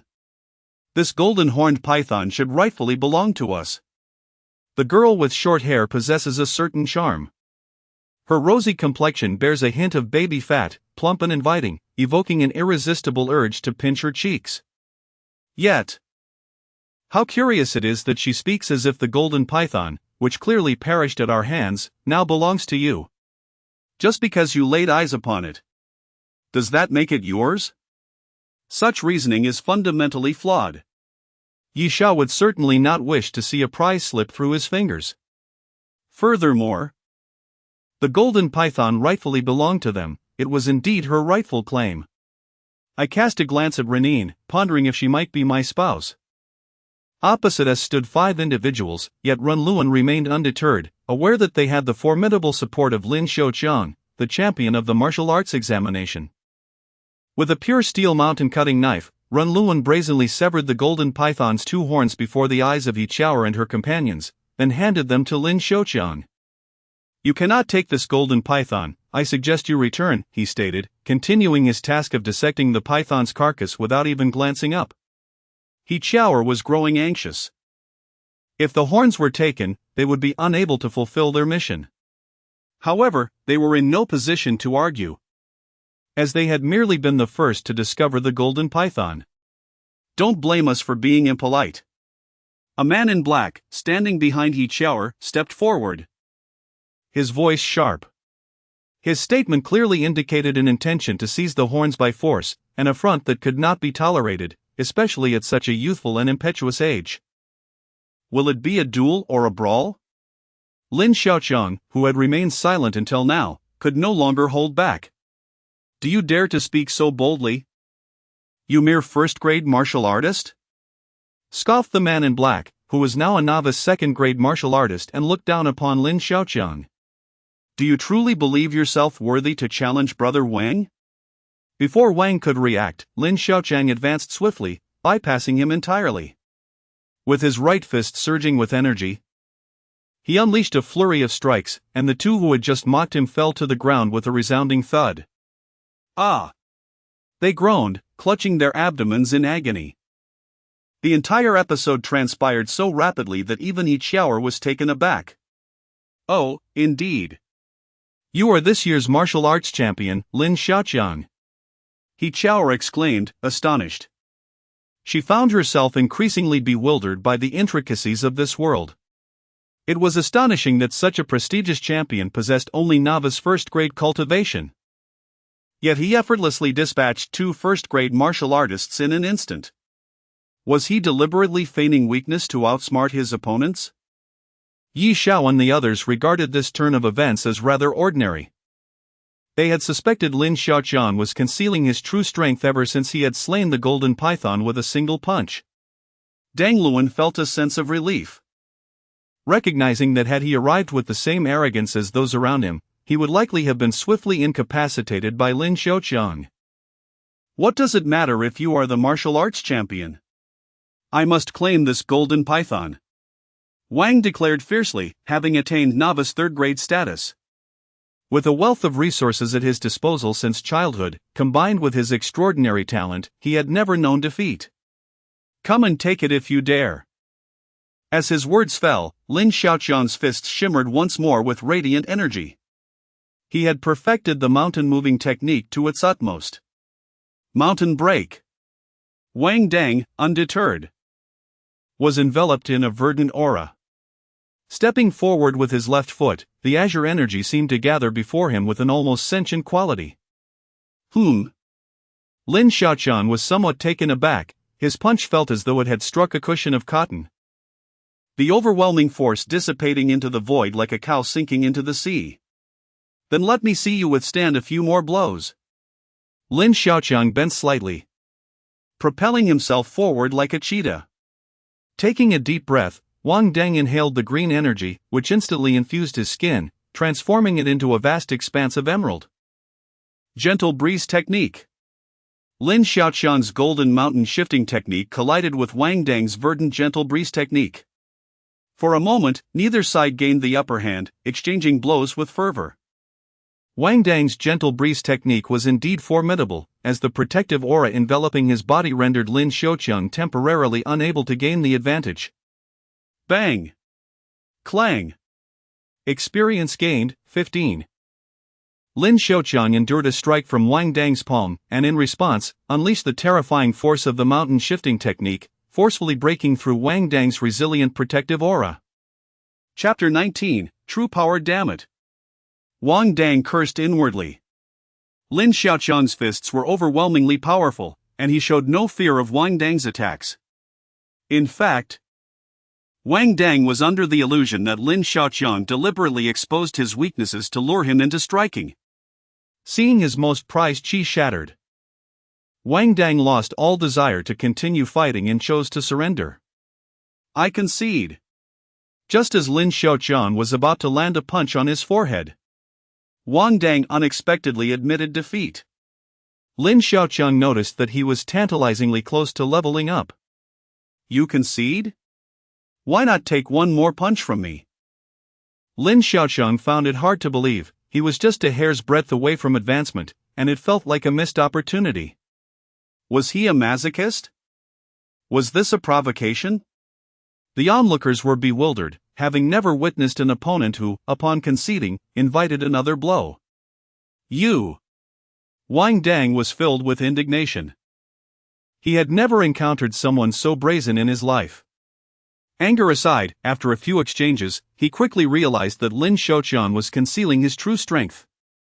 A first-tier martial artist could not possibly possess such abundant spiritual energy. His Qingfeng Ju was a second-tier martial technique, perfected over years of rigorous training.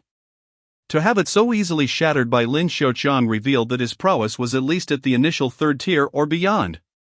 He Qiaoer blinked her curious eyes, observing Lin Xiaoqian with newfound admiration. The martial arts champion was indeed formidable. As they reflected on their previous bravado in challenging Lin Xiaoqian, they couldn't help but smile wryly. Just how bold had they been? Under ordinary circumstances, Lin Xiaoqian would have been puffed up with pride at such praise from a girl, yet now he felt like a kindergarten child envious of a third-grader's fighting prowess. "Now that you recognize my strength, you may leave," Lin Xiaoqian said calmly. Unwilling to relinquish his hard-earned position simply because He Qiaoer was charming. Noticing Lin Xiaoqian's indifference, He Qiaoer realized her trip had been in vain. However, she was unconcerned. Her talent and background easily ensured her access to growth resources. Meanwhile, the two who had suffered at Lin Xiaoqian's hands harbored intense resentment. No one enjoys losing face in front of their idol. They had already consumed blood tonics to mend their injuries. Lin Xiaoqian had controlled his strength, leaving them merely battered. Wang Dang took his defeat in stride. Losing was simply losing. He could always seek revenge next time. If he truly could not match Lin Xiaoqian, he could always hire someone to deal with him. Just as the crowd prepared to disperse, He Qiaoer suddenly shouted, "Run!" Before her words could settle, two heavy breaths echoed from behind.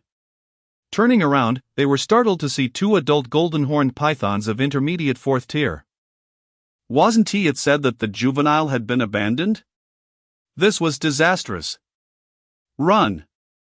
The two enormous pythons, each stretching about 10 meters long, pursued them relentlessly. A closer inspection would reveal that both creatures bore various wounds. Originally, this territory belonged to the golden-horned python, where two of these colossal serpents were challenged by ferocious beasts. Reluctantly, they distanced themselves from their lair to engage in slaughter, lest their young ones fall victim to the chaos.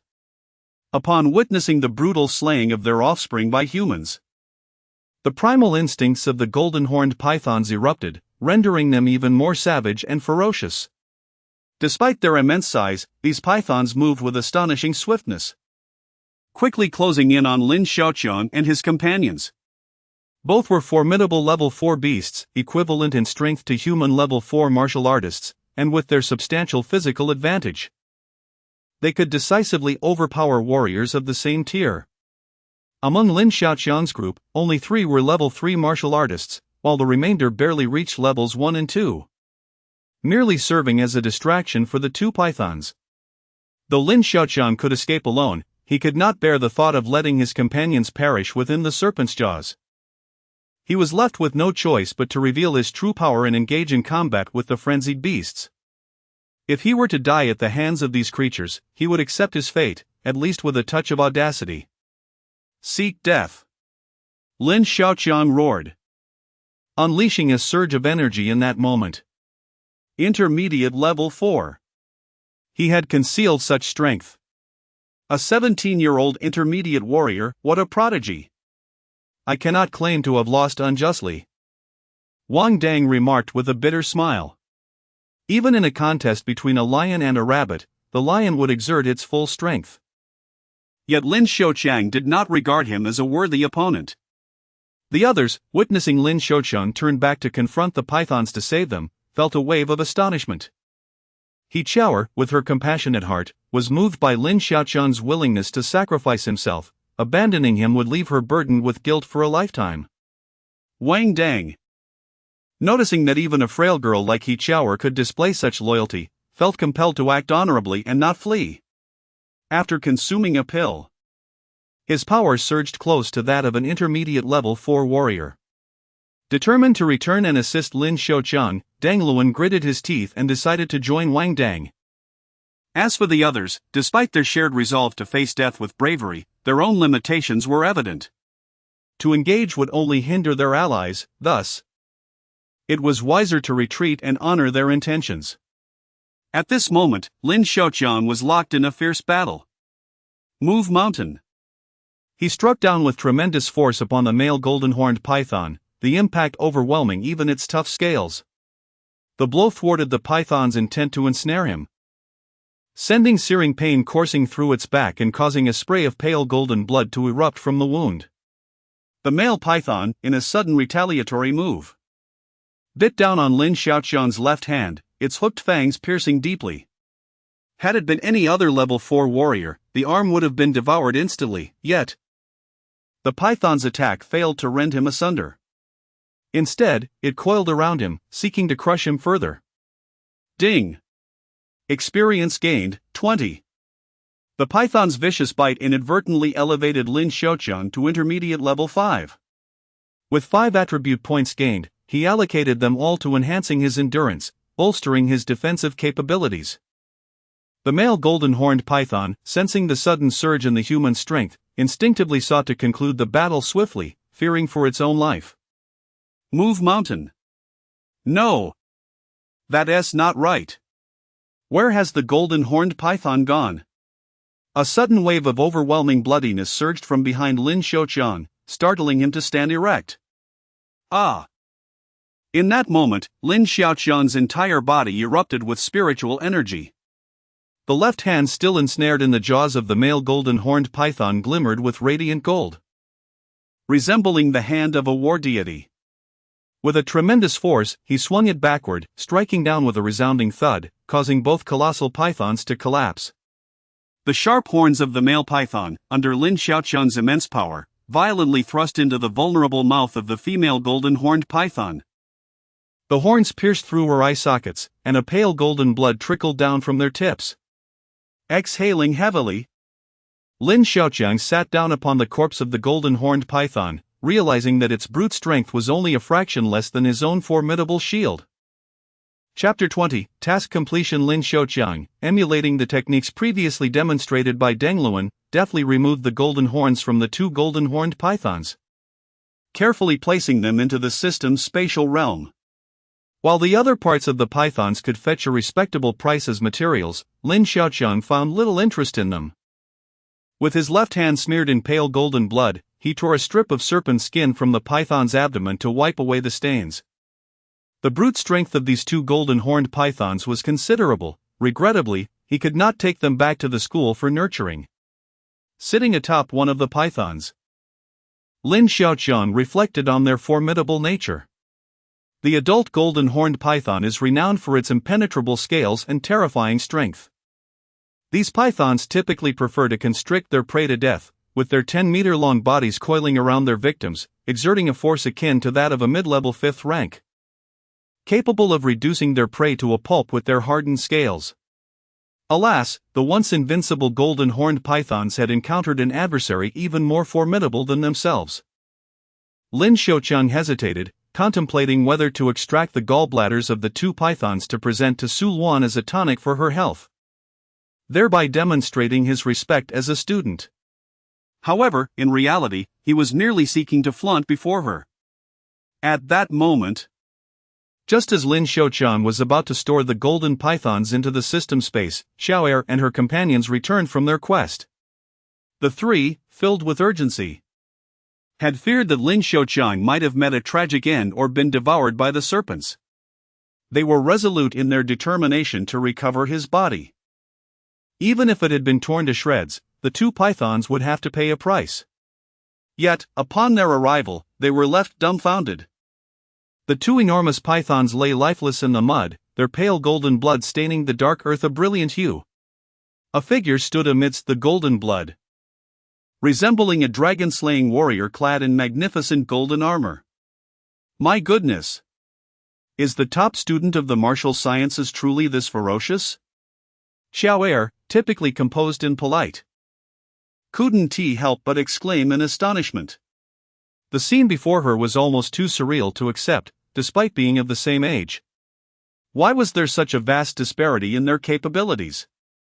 Deng Luan, having previously witnessed Lin Xiaoqiang single-handedly defeat a junior 3-rank golden-horned python, found the bizarre spectacle both perplexing yet oddly consistent with reason.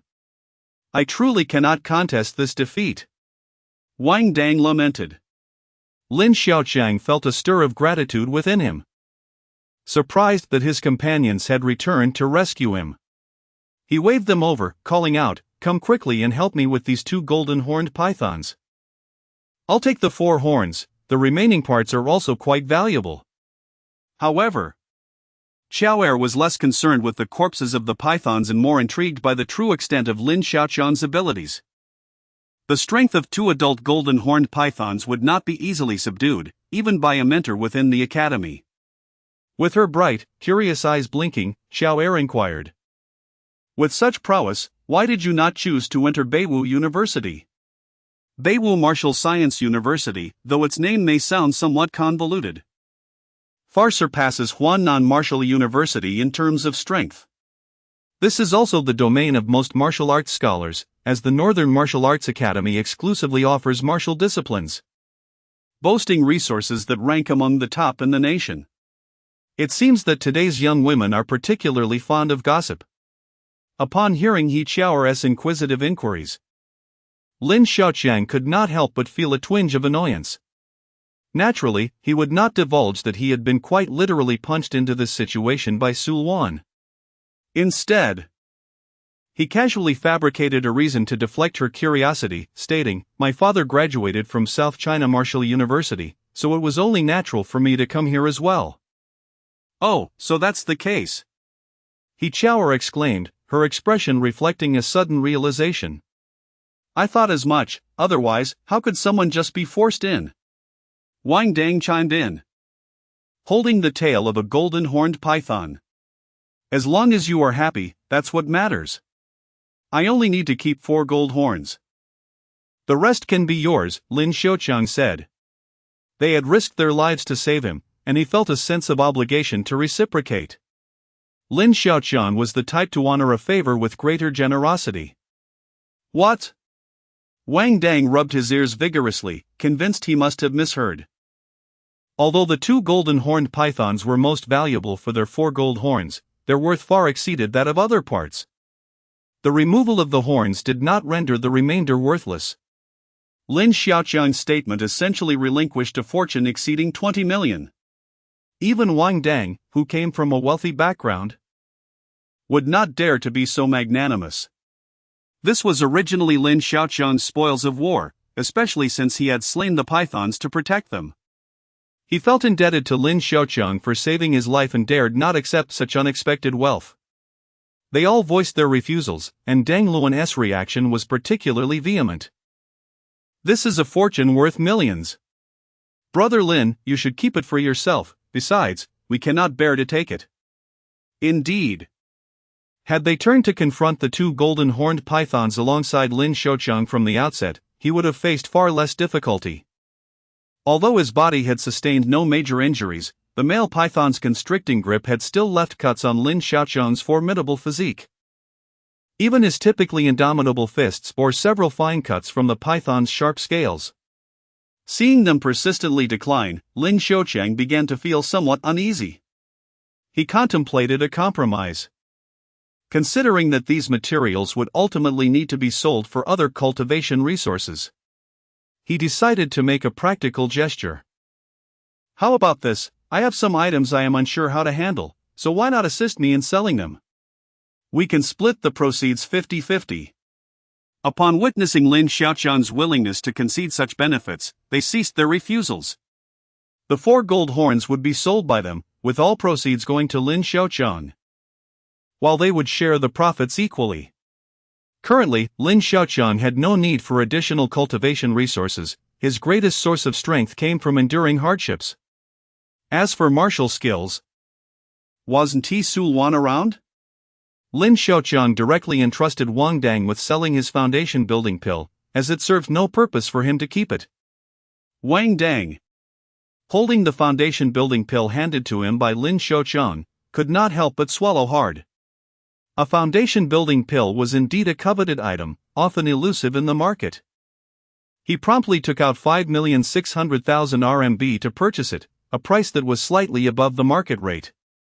Lin Xiaoqiang did not suffer a loss. Nor did Wang. The foundational elixir has perpetually been in high demand. Exchanging it for RMB is the least worthwhile transaction. It is far better utilized as a gesture of goodwill. Lin Xiaoqiang's current prowess has reached a level where he could serve as a mentor at South China Martial University. Should he return and encounter Li Guozhong and the others, even Li Zongshan would likely show him a measure of respect. However, before Su Luan, Lin Xiaoqiang forever remained the one on the receiving end of punishment.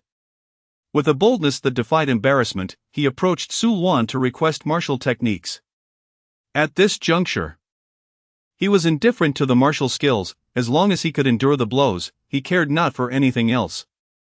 "Brother Su, I implore you, please impart to me an extraordinary martial art." Due to Su Luan's remarkably gentle demeanor, Lin Xiaoqiang, with her tacit approval, directly referred to her as brother. Chapter 21 Wealth. Lin Xiaoqiang initially intended to visit the school library in search of a martial arts technique suitable for himself, yet he consistently returned disappointed. It was not that the library's collection was lacking in quality, but rather that the techniques it housed were ill-suited to Lin Xiaoqiang's needs. He relied on sheer strength to overcome his opponents, employing brute force to vanquish foes.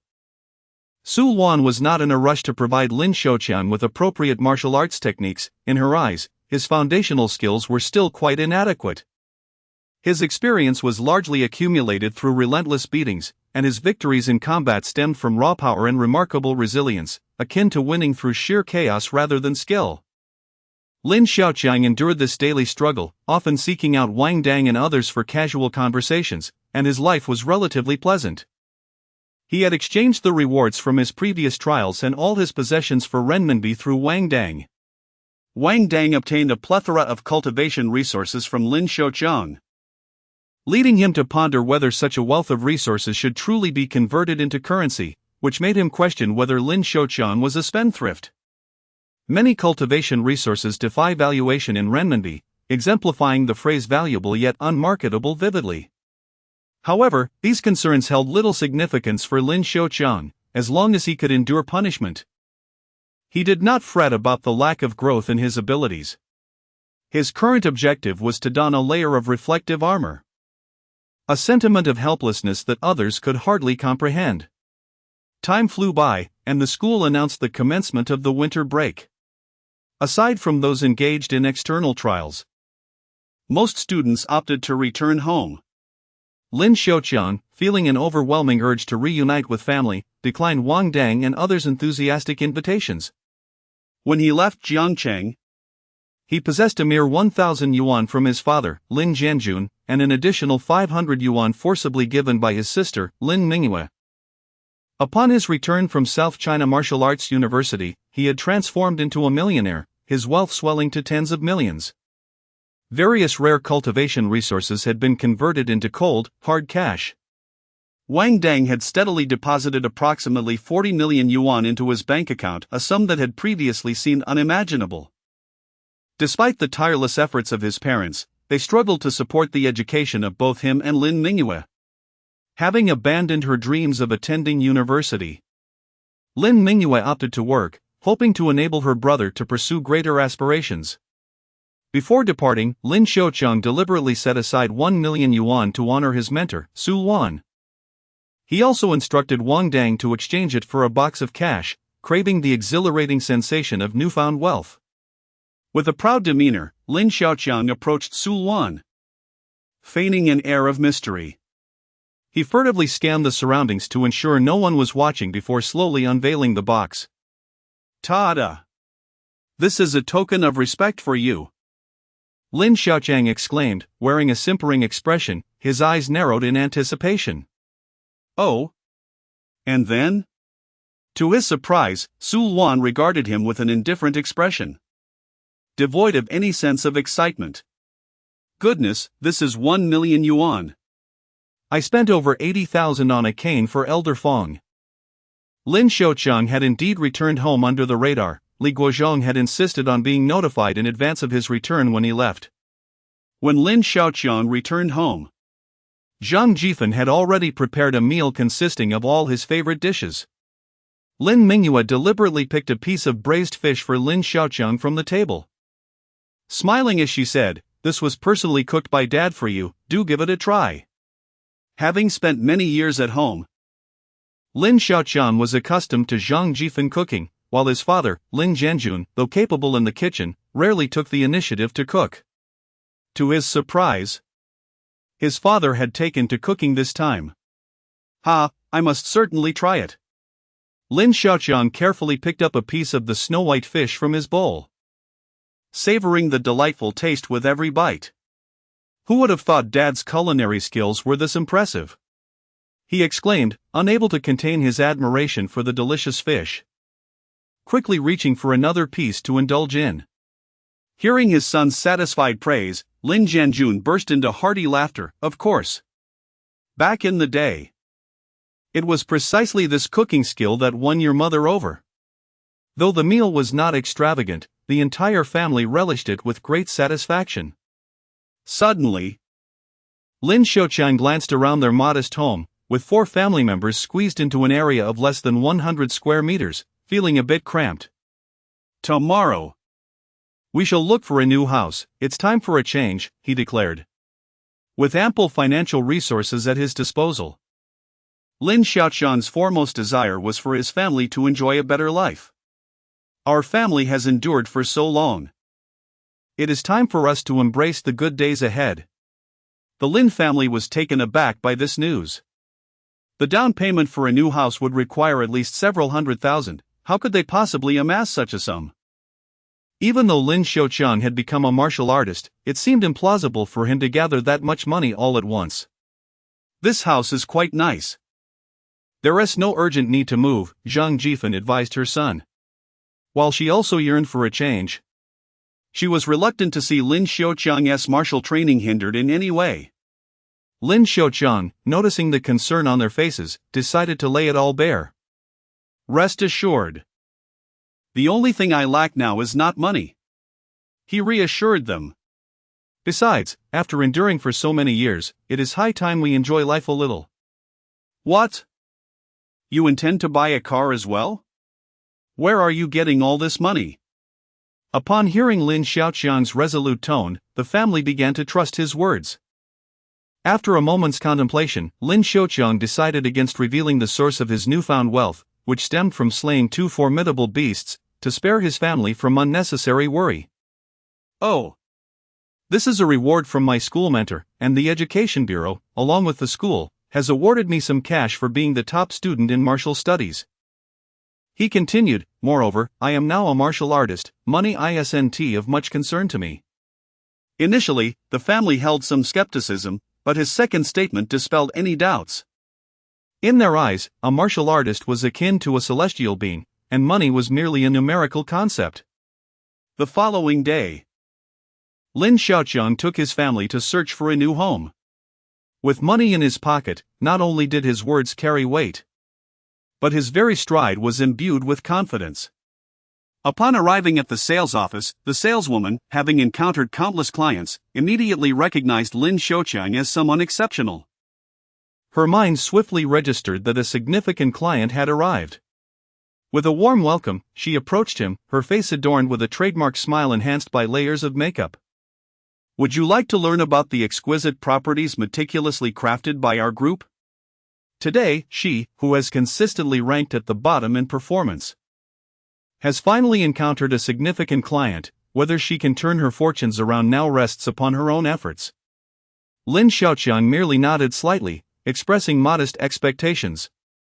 "Mom, Dad, and elder sister, you may choose for yourselves, just go for what you like. Mom and Dad, you should each acquire a unit, and elder sister, you should purchase one as well. It can serve as a future marital home," Lin Xiaoqiang remarked, noting that property prices in Jiangcheng are relatively low. With their premium residences priced around 12,000 per square meter, in stark contrast to other places where prices soar to several tens of thousands per square meter. Chapter 22, The Importance of Humility. Xiaoqiang, what do you think of this apartment? Mother, Zhang Jifan, expressed her interest in a property priced at approximately 1.2 million, introduced enthusiastically by the sales assistant. However, the exorbitant price made her hesitate. "You two can decide without consulting me, we are not short of money," Lin Xiaoqiang remarked with a smile, emphasizing that as long as the family was happy, that was all that mattered. Then this one it shall be," Lin Jianjun decisively concluded. Under Lin Xiaochang's persistent encouragement, Lin Mingyue ultimately purchased a home directly across from her parents. The sales assistant's smile grew even more radiant as two exquisite properties were sold at once. She had hardly needed to persuade the Lin family. Their decision was made without a hint of hesitation. With this, she was certain of clinching the top sales for the month, which filled her with joy. If not for her professional obligations, she might have felt an overwhelming impulse to join the Lin family. Naturally, after acquiring a home, the next step was to buy a car. Owning both a residence and a vehicle was the quintessential standard of success. As Lin Xiaochang walked down the street, he sensed an unusual atmosphere. There were significantly more martial artists and police officers than before. Remarkably, Lin Xiaochang recognized many of these martial artists from the martial arts entrance examination. Clearly, they were government personnel, stationed at every corner, vigilantly surveying their surroundings. Had something transpired during his absence? Surely, any significant events in Jiang City concerning martial artists would have been communicated to him by Li Guozhong. Has anything unusual occurred in Jiang City recently? Lin Xiaochang inquired, curious. Although the Lin family may not have been privy to such matters, they could sense a certain peculiarity in the air. Not much, but I heard from the principal that there seems to be some agitation among the beasts in the outskirts. It appeared that one had even infiltrated the city not long ago, Lin Mingyue recounted, recalling Li Guozhong's warning to avoid the outskirts. Oh, and by the way, Mr. Zhou came looking for you before. If you return, you must visit him or Principal Li, she added. Lin Xiaochang furrowed his brow upon hearing this. Realizing he had unintentionally blocked Li Guozhong from contact, a sense of foreboding gripped him, as if something significant was about to unfold. Feeling an inexplicable anxiety, he yearned to uncover the truth. His enthusiasm for purchasing a vehicle waned, and he hastily acquired an Audi 6 before rushing to the 7th middle school to find Li Guozhong. To his surprise, he had become something of a celebrity at the school, transforming from an underachiever into the top student in martial arts. With Li Guozhong's fervent promotion, this already legendary journey took on even more twists and turns. As Lin Xiaochang entered the school, the security guard recognized him immediately. The elderly gentleman, in his 60s, greeted him with the admiration of a devoted fan, exclaiming, "Ah! Our Jiang City's martial arts star has returned." Even Lin Xiaochang, known for his thick skin, felt a flush of embarrassment, nodding repeatedly. Upon entering the school, he was surrounded by countless admirers, a cacophony of excitement echoing through the halls. "Senior Lin, have you truly become a martial artist now? Did you really dominate the martial arts arena of the entire Jiangqing schools back in the day? Oh, Senior Lin, is it true that you fought to a standstill against the mentors from South China Martial University?" It seems rather far-fetched. If Lin Xiaochang were indeed that formidable, he wouldn't have needed to take the martial arts college entrance examination. He could have directly entered South China Martial University as a special recruit. What adds to Lin Xiaochang's consternation is that Li Guozhong, somewhat unscrupulously, erected several bronze statues of him in the most trafficked areas of the school without so much as a word of warning. There's even one at the entrance of the cafeteria. Why not place one at the restroom entrance instead? It was only under the guidance of his senior class teacher, Lu Jiejia, that Lin Xiaochang managed to escape the frenzy of his classmates. Several female classmates were loudly calling his name, allowing him to relish the fleeting sensation of stardom. Lu Jiejia herself was promoted to the position of deputy director of the academic affairs office due to the emergence of a martial arts top scholar from her class, which she often reflects upon with awe. The once formidable Kuanping has soared to great heights. Are there any promising martial arts talents at the school now, Teacher Lu? Lin Xiaochang found himself genuinely curious about this. After all, as Jiangqing's first martial arts top scholar, the benefits he brought to Jiangcheng No. 7 High School are immeasurable. His mere status as a martial arts top scholar has attracted a multitude of new students from other schools and regions to number 7 High. Not to mention the resources allocated by the Ministry of Education, Jiangqing number 7 High is gradually surpassing the once prestigious Jiangqing number 3 High. The most significant resource influencing the Martial Arts Foundation of number 7 High is the relocation of the Jiangcheng Martial Arts headquarters here. Where genuine martial artists can personally guide students in their training, this is of paramount importance. There is indeed one, his name is Mo Hai. He is a year below you. And Principal Li places great importance on him, Lu Jiejia remarked with a smile. This Mo Hai is naturally the younger brother of Mo Lei. This year, apart from the unexpected emergence of Lin Xiaoqiang as the martial arts top scholar, the only others who successfully entered martial arts universities through the entrance examination were Mo Lei and Zhang Heng. Gently pushing open the redwood door of Li Guozhong's office, Lu Jiejia gestured for Lin Xiaoqiang to enter. This was one of Lin Xiaoqiang's privileges. He could enter the office of the so-called greatest principal in Jiangqing's history without prior notice. Thank you, Teacher Lu. As Lin Xiaoqiang stepped into the office, he was met with a resounding roar. Nonsense! Next year, no. 7 High will produce another martial arts top scholar. Ensure the scholarship funding is allocated to me first. Li Guozhong's career trajectory has been on the rise, largely due to Lin Xiaoqiang. Although he was originally slated for promotion to the Education Bureau by Li Zongshan, he resolutely declined. The next day's media reports featured him prominently, heralding him as Jiangqing's greatest principal, who steadfastly chose to remain on the front lines of education. Hoping to cultivate more martial arts talents for the nation and to supply various top-tier talents across the country. Principal Li? Lin Xiaoqiang greeted him warmly. Despite Li Guozhong's penchant for teasing him, he was, after all, a decent fellow, and Lin Xiaoqiang relished the company of individuals with such a disposition. In fact, Lin Xiaoqiang could be considered a close friend across generations with Li Guozhong.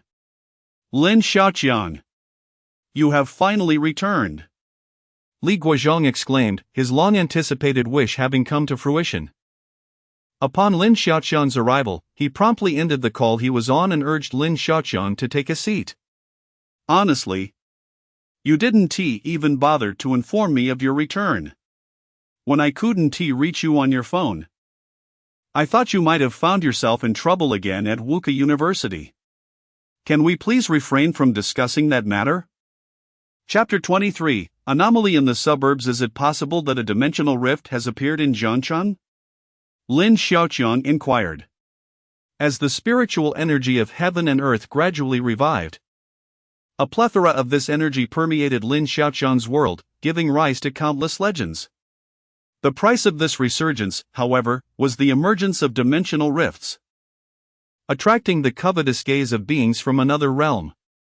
These entities traversed the barriers of worlds through the rifts born of the upheaval of spiritual energy, viewing humans capable of perfectly absorbing this energy as exquisite delicacies. Should a dimensional rift manifest within the city, a deadly struggle between humans and these otherworldly beings would inevitably ensue. Li Guozhong sighed, leaning against a large sofa, his demeanor slightly weary. Not quite. It's merely that something unusual has arisen in the provincial capital, Xiangqing. Director Li and Elder Zhou have both gone there. It seems that the beasts outside the city have sensed our troop movements. With 2 of our strongest absent, they appear to be stirring restlessly. The monsters beyond the city, alongside the 2 golden-horned pythons Lin Xiaoqiang had previously slain in the Taihang Mountains, could, in a sense, be considered descendants of otherworldly creatures. The 4 paramount institutions of the city are the government, the military, the education bureau, and the police. Each institution signifies the presence of formidable guardians within the city, which has deterred the beasts from launching direct assaults on human settlements. Yet, the unexpected departure of Li Zongshan and Elder Zhou left Li Guozhong feeling uneasy, compounded by the recent disturbances in the suburbs. His already tense nerves were now on high alert. Suddenly, an idea struck Li Guozhong. and he fixed a piercing gaze on Lin Xiaoqiang, causing the latter to feel an unsettling chill run down his spine. What's the matter? To be honest. What is your current rank? Li Guozhong, a mid-level 4th-tier practitioner, found himself unable to fathom Lin Xiaoqiang's strength. It was known that when Lin Xiaoqiang left Jiangcheng as the champion of the martial science department, he had barely attained the 1st tier. Astonishingly, within a few short months, he had surpassed the efforts of Li Guozhong, who had dedicated nearly half a lifetime to his craft. It truly exemplified the adage, if effort were sufficient, what need would there be for genius? Lin Xiaoqiang, momentarily taken aback, instinctively replied, I'm at mid-level 5th tier, why do you ask? Ah! Li Guozhong gasped, deeply inhaling, fearing he might faint. You are indeed a monster, no wonder Lu Jiajia often compares you to a Kunping soaring through the skies. I wish to temporarily assign you as a martial artist at the Jiangcheng Martial Arts Headquarters, to follow the government's directives in critical moments. What say you? Having discerned Lin Xiaoqiang's true capabilities, Li Guozhong finally articulated his request. After a moment's contemplation, Lin Xiaoqiang readily agreed, deeming it a trifling task. The two men enjoyed a congenial exchange within the office. Despite being the principal of the 7th middle school and a mid-level 4th-tier practitioner, Li Guozhong never placed himself on a pedestal. In Lin Xiaoqiang's presence, he appeared more like a good buddy. Their conversation flowed seamlessly from Lin Xiaoqiang's decisive victory over Wang Dang to the emergence of the finest martial arts talent at their school, Mo High. Li Guozhong couldn't help but exclaim, indeed, the waves of the Yangtze River pushed the preceding waves aside. I, too, was once as spirited as you, but alas. As the conversation progressed, Li Guozhong grew increasingly melancholic, ultimately choosing to remain silent. In his youth, Li Guozhong had once been filled with passion, alas. The circumstances he encountered remain a mystery. Despite possessing the strength of a third-rank martial artist, he contented himself with the role of a principal, lacking the motivation to pursue martial arts further. Reluctantly, he had ascended to a first-rank position only due to the insistence of Li Zongshan. To this day, Li Guozhong remains unmarried.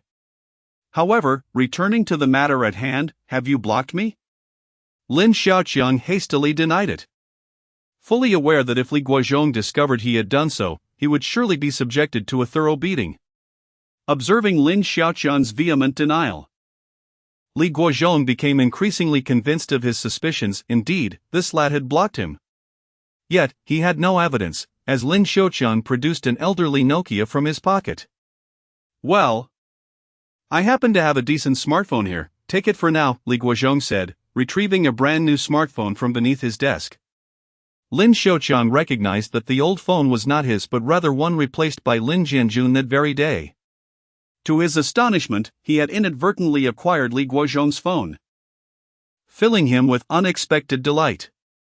I'll be heading back now, just call if you need anything, he said, stuffing the phone into his pocket and departing hastily, fearful that Li Guozhong might suddenly change his mind and reclaim it. Get lost.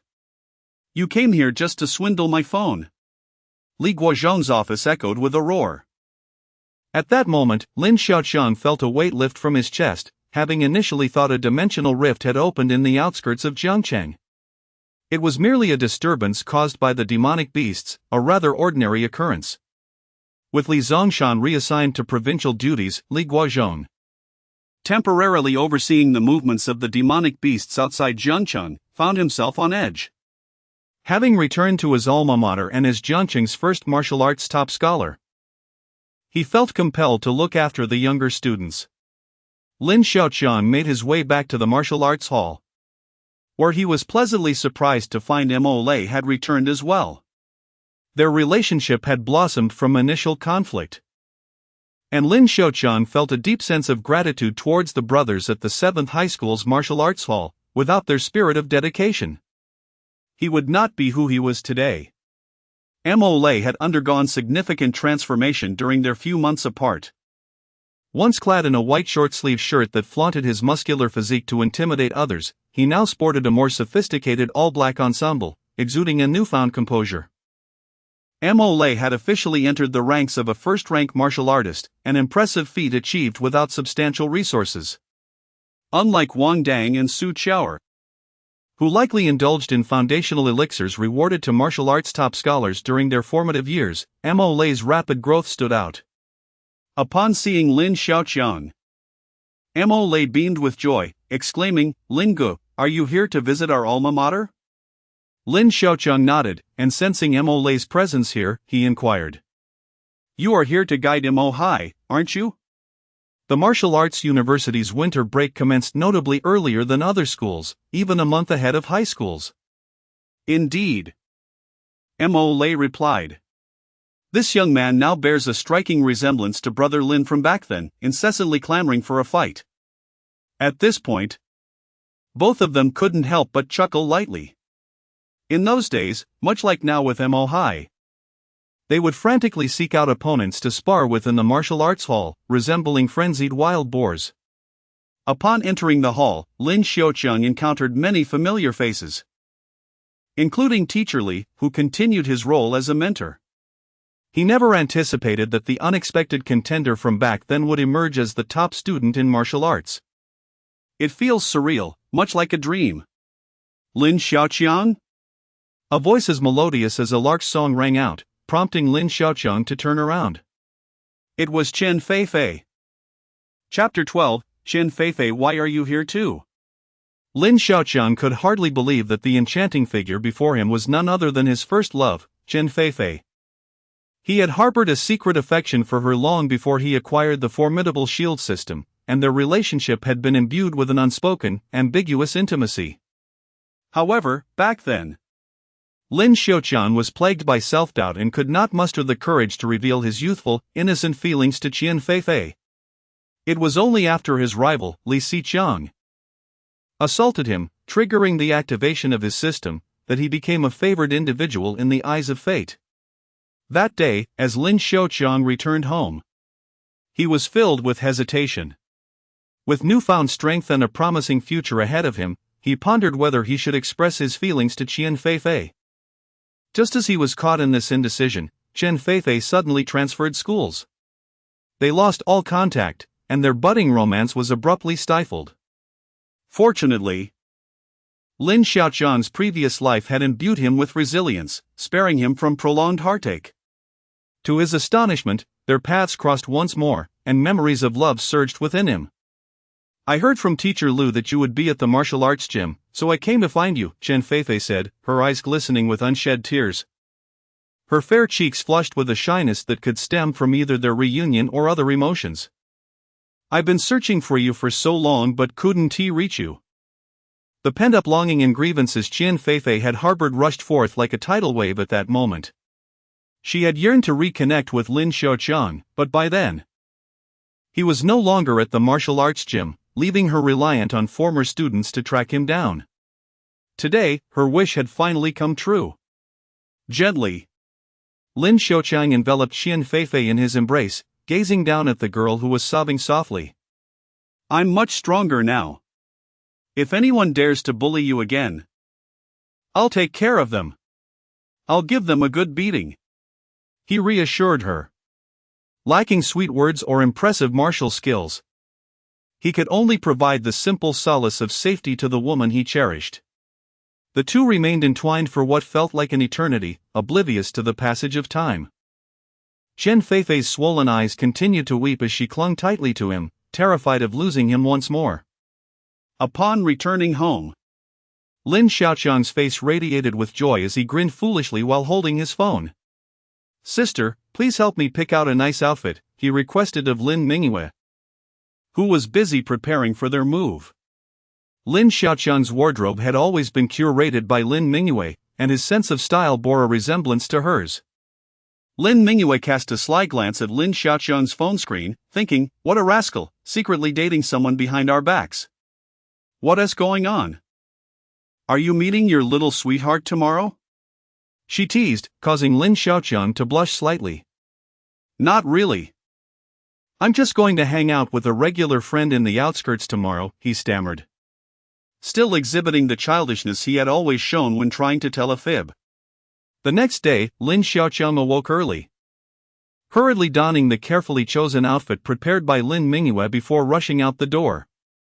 Although their home boasted a well-equipped car, Lin Xiaoqiang, despite being a martial artist, could not drive without a license.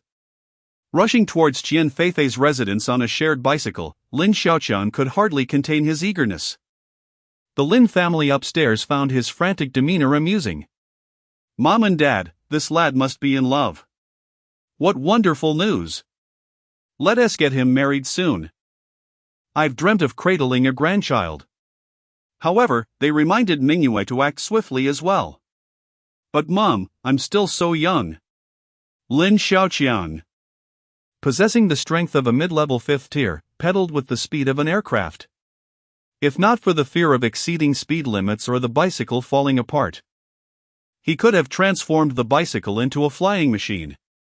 Upon arriving at Qian Feifei's building, he found her already prepared. Her long, flowing hair was tied into a lively ponytail with a red ribbon, and the natural blush of her cheeks needed no embellishment. Her shyness in the presence of her beloved was the most exquisite adornment. "Ding ding! Hop on!" Lin Xiaoqiang abruptly braked, causing the rapidly spinning tires to skid and leave a lengthy black mark on the ground. He couldn't help but commend the manufacturer for the bicycle's impressive quality. Rather than posing like a character from a youthful film, Qian Feifei chose to sit behind Lin Xiaoqiang, holding him tightly. As he pedaled vigorously, the wind whistled past her ears. "Slow down!" she shouted from behind, unable to believe that this was merely a bicycle. It felt more akin to a small motorcycle. "What? Speak up!" The speed was so exhilarating that the rushing wind drowned out her voice. "Faster?" "Absolutely." Lin Xiaoqiang pedaled even harder, grateful that the outskirts of the city were nearly deserted at this early hour. As for the traffic cameras, they were of no concern. Who would believe a bicycle could be speeding? Lin Xiaoqiang's speeding bicycle soon left the bustling city and ventured into the serene outskirts. Unlike the typical villages nestled in remote mountains, this area was surrounded by urbanity, offering effective protection and better prospects for growth. The place where Qian Feifei and Lin Xiaoqiang arrived was not far from nearby villages, dominated by a century-old phoenix tree. Its gnarled branches were adorned with lovelocks, each inscribed with promises of eternal devotion and the purest hopes of lovers.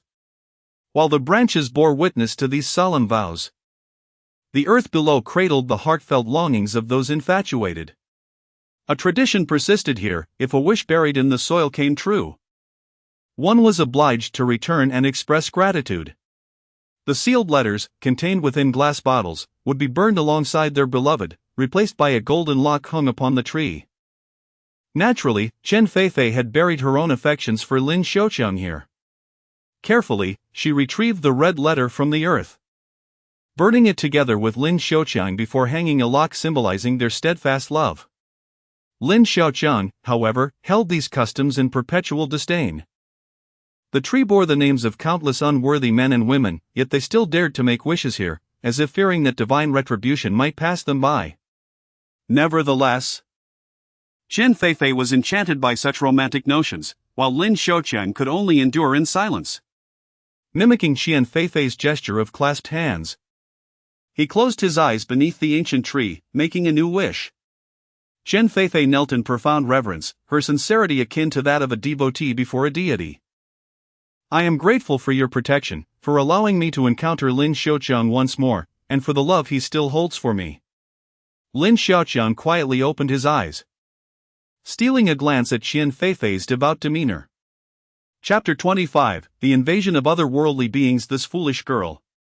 Lin Xiaoqiang gazed at Qian Feifei's devout demeanor, feeling an inexplicable softness in his heart. She must have made numerous wishes beneath this tree. Suddenly, Qian Feifei opened her eyes and looked at Lin Xiaoqiang.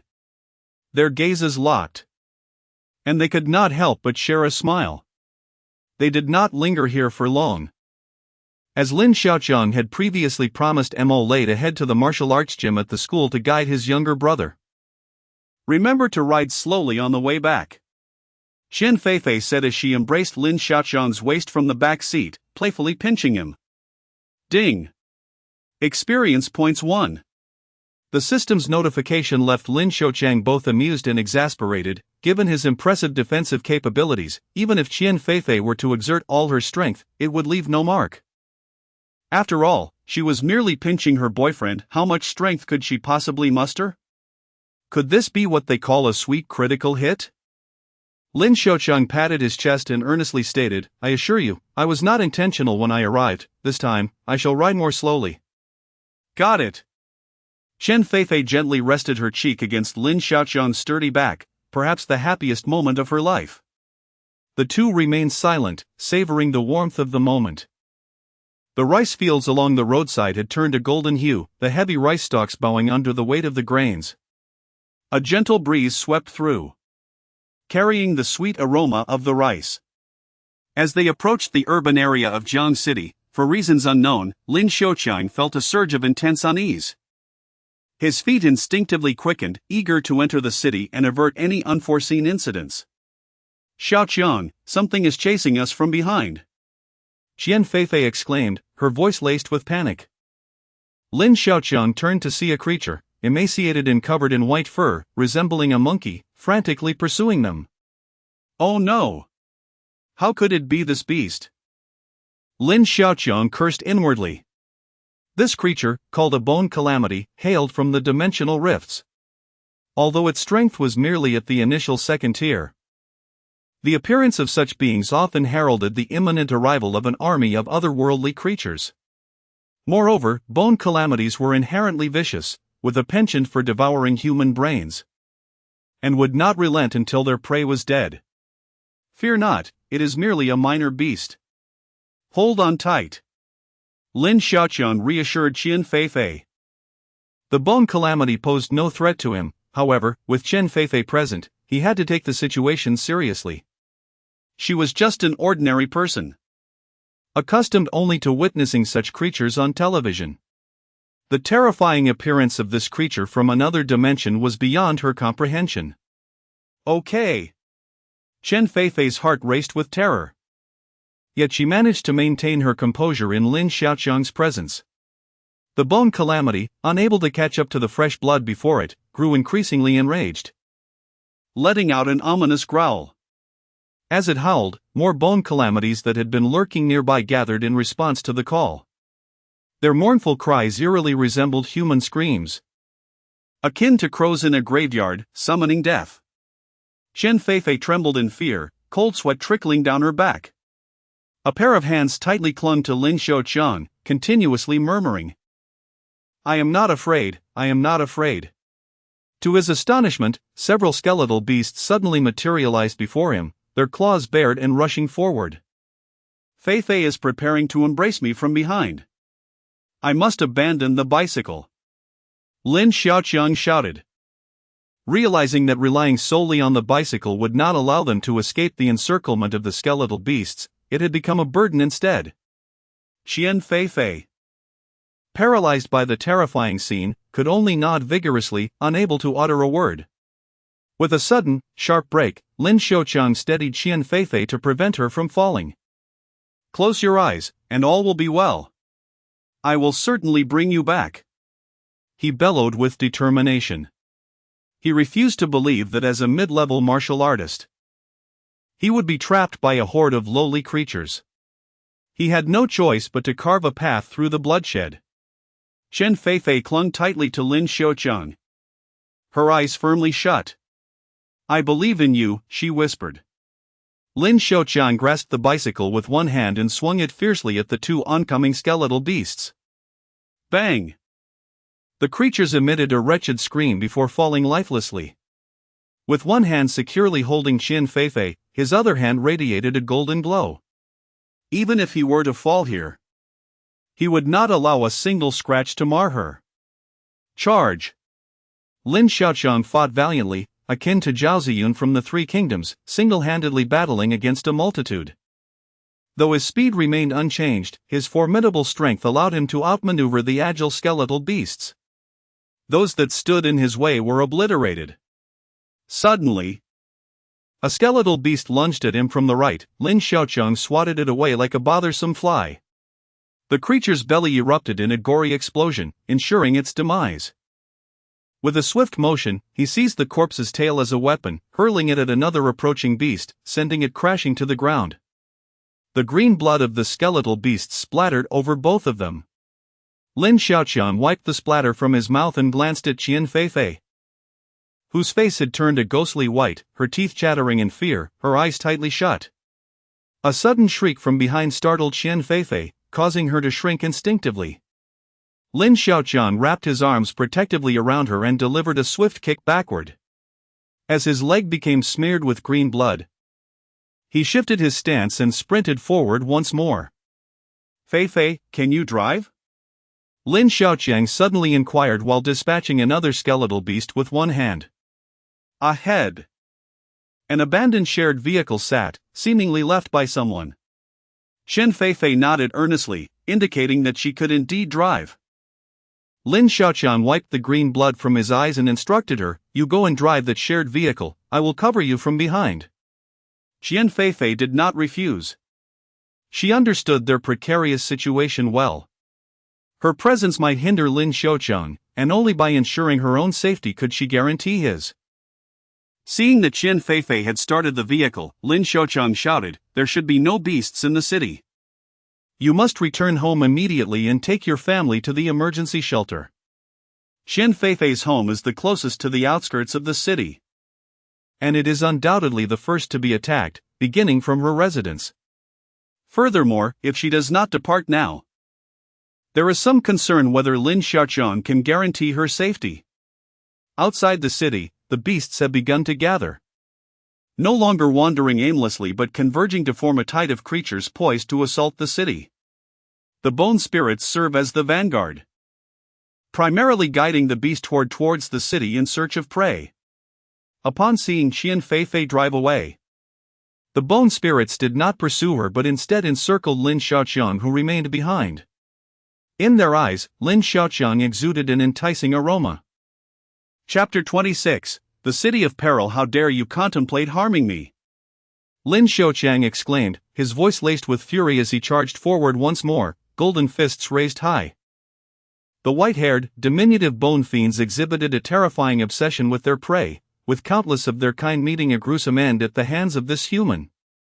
Yet they continued to rush forward with frenzied howls. Approximately 100 bone fiends, resembling ravenous spirits from the depths of hell, opened their decayed, sanguine mouths to bite at Lin Xiaocheng. Ding! Experience points, 15. Ding! Experience points, 20. The system notifications resonated continuously, signifying a dramatic surge in Lin Xiaocheng's strength. With a chilling sound of flesh tearing, he used both hands to rend a bone fiend that had launched an attack on his head into two halves. Lin Xiaocheng remained focused on his sprint through the urban landscape, while bone fiends relentlessly pounced upon his back or clamped their jaws around his legs. Their feeble assaults posed little threat to him, and with mere punches, the initial tier of the bone fiends could not withstand his might. A thunderous roar suddenly echoed, causing the frenzied bone fiends pursuing Lin Xiaocheng to hesitate momentarily. One by one, they came to a halt, emitting mournful sounds in response. Their pallid eyes fixated on Lin Xiaocheng before they began to retreat. Yet, a few audacious bone fiends refused to abandon their pursuit of the sanguine feast. Among them, one particularly formidable creature leapt high, attempting to seize Lin Xiaocheng by the neck. In a swift motion, Lin Xiaocheng halted abruptly and delivered a powerful punch, obliterating the bone fiend into a puddle of flesh. The retreat of the entire swarm was undoubtedly prompted by that beastly roar, signaling the gathering of the beast tide, poised to assault the city. Upon returning to Jiangcheng, Lin Xiaocheng promptly contacted Mo Lei, who was at the martial arts hall, instructing him to assemble all martial artists within the hall. He also informed Li Guozhong about the emergence of the dimensional rift outside the city. Understood. I will arrange for all martial artists in Jiangcheng to coordinate with the police, Li Guozhong replied, his tone turning grave. His earlier concerns had indeed prompted action. The martial artists and law enforcement of Jiangcheng had remained on standby, tasked with ensuring the safety of the populace. The dimensional rift is located on the outskirts of the city, specifically in the western sector. They will likely enter from that point. Lin Xiaoqiang recognized the significance of knowing the initial target of the otherworldly creatures, enabling the deployment of the city's martial forces and police. Just as Lin Xiaoqiang ended the call, the city of Jiangcheng blared its shrill emergency air raid siren, mandating that all residents seek refuge in the underground shelters constructed by the government for various emergencies. These shelters were perpetually stocked with ample food and fresh water, sufficient to sustain the entire city's populace for 3 months. The underground refuge could guarantee the safety of all, even under the threat of a nuclear explosion. Lin Xiaoqiang raced home in a frenzy, while his family, alerted by the alarm, had already prepared, albeit with concern for Lin Xiaoqiang who remained outside. "Quickly! Let us take refuge," Lin Xiaoqiang urged, feeling a sense of relief upon seeing his family unharmed. Upon stepping onto the bustling street, one is greeted by a sea of panicked individuals. A significant number of police officers and various martial artists have swiftly mobilized under the auspices of the government, heading towards the outskirts of the city to establish the first line of defense. A handful of officers remain to maintain order. The city frequently conducts such drills, and the crowd, while anxious, does not exhibit the sheer chaos one might expect in an apocalyptic scenario. Under the guidance of the police, individuals are entering underground shelters. And remarkably, no further incidents have arisen. As the throng surges forward, the once spacious refuge begins to feel somewhat cramped. After ensuring his family's safety, Lin Xiaoqiang sets out in search of Qian Feifei. He navigates through the crowd, desperately seeking any sign of her, scouring both the interior and exterior of the shelter, yet finds no trace. A sudden heaviness descends upon his heart. It is evident that Qian Feifei remains outside. Panic ensues. The monstrous beasts have breached the perimeter. A heart-wrenching scream pierces the air outside the shelter, shattering the eerie silence. The crowd reacts like startled birds, frantically pushing deeper into the refuge. "Mom! Dad! You must wait for my return," Lin Xiaoqiang shouts to his retreating family. His mother, Zhang Jifan, with tears brimming in her eyes, chokes out, "You must come back safely." "Go! Your family will not hinder you," assures his father, Lin Jianjun, with a steady voice. Lin Xiaoqiang, not only a martial artist but also the top scholar in martial sciences of Zhang City, knows he must rise to protect the entire city. Pride swells within Lin Jianjun for his son. Braving the tide of humanity, Lin Xiaoqiang trudges forward, the light of the shelter's exit coming into view. Just then, a young man bursts in, terror etched upon his face, his body splattered with crimson. With a thud, the young man collapses, a bone creature appearing behind him. Its razor-sharp fangs sink mercilessly into his throat. A scream of despair escapes his lips before he breathes his last. Many yet to enter the shelter find themselves intercepted by not just the bone creature but other monstrous entities. Defenseless humans fall into pools of blood, with several corpses stripped of flesh, their stark white bones carelessly discarded. Numerous beasts, known for their taste for human brains, snap off heads and extend their long appendages or crimson tongues to savor the grisly feast. The entrance of the shelter is inundated with dark red blood, flowing like a stream amid the bodies, while the entrails of the deceased are mercilessly extracted and devoured until only fragments remain. Zhang City has transformed into a veritable hell on earth, with those yet to find refuge becoming prey to these fiendish creatures. Beasts! You shall all perish. The horrific scene before Lin Xiaoqiang drives him to the brink of madness. With a fierce resolve, he charges at the bone creature, which is preoccupied with devouring a child's corpse. "Mountain break!" he cries, striking with ferocity. The creature, caught off guard, has its skull shattered upon impact, drawing the attention of other hungry beasts. Seizing the moment, Lin Xiaoqiang bellows into the camera at the entrance, "Quickly, shut the door. The personnel originally responsible for the opening and closing of the gate, upon witnessing the onslaught of the monstrous beasts, wished to shut the door immediately. Yet, they could not bring themselves to sever the fleeing crowd from safety outside. Lin Xiaoqiang stood alone, valiantly resisting the horde of beasts outside the gate. The creatures that had initially sought refuge within the sanctuary now turned back, drawn by the allure of Lin Xiaoqiang's vibrant and robust flesh. With a resounding bang, the sanctuary's gate finally closed, and Lin Xiaoqiang was liberated from his worries. Those who had hoped to enter were already devoured by the ravenous beasts. Lin Xiaoqiang bore the weight of a city's future upon his shoulders.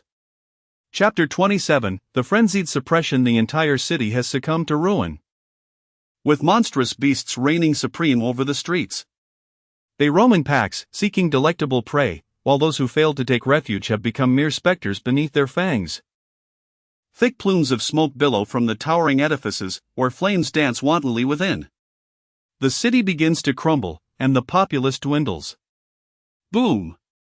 Yet another skyscraper collapses under the unintentional destruction wrought by the beasts. Fortunately, those within have long since evacuated, leaving only steel and concrete for the creatures to unleash their fury upon. Slaughter. In this city overrun by monstrosities, Lin Xiaoqiang valiantly ventures forth, single-handedly battling his way from the city center to the western outskirts. A tide of beasts surges towards him, and after dispatching one wave, another emerges. From a bird's-eye view, it appears as though Lin Xiaoqiang is ensnared in a quagmire of beasts, with few believing he can escape the encirclement. Consumed by madness, Lin Xiaoqiang's eyes blaze with a bloodthirsty fervor akin to that of a vengeful deity. With the might of a mountain, he unleashes his devastating technique. Golden fists mercilessly reaping the heads of the beasts. Scalding blood splatters over him, his gaze remaining resolute and filled with a lethal determination. Ding! Experience points, 20. Ding! Experience points, 40. The savage beasts pounce upon Lin Xiaoqiang from all directions, an onslaught too overwhelming to counter. He withstands the assault of hundreds of creatures, retaliating with explosive punches that obliterate their skulls whenever they dare to bite. The system notifications echo incessantly, yet a flicker of joy appears on Lin Xiaoqiang's face. However, without news of Qian Feifei, he relentlessly advances towards her home, slaying numerous beasts along the way. Each second without information about her deepens his anxiety. The image of Qian Feifei earnestly praying for him beneath the parasol tree gnaws at his heart like a blade. Get away from me! Lin Xiaoqiang roars like a wild beast.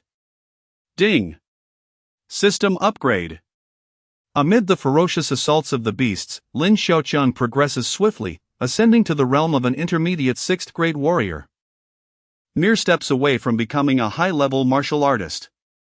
He unhesitatingly allocates the 5 attribute points gained to his endurance, knowing he must endure, otherwise he might meet his demise before even finding Qian Feifei, becoming yet another victim of the beasts.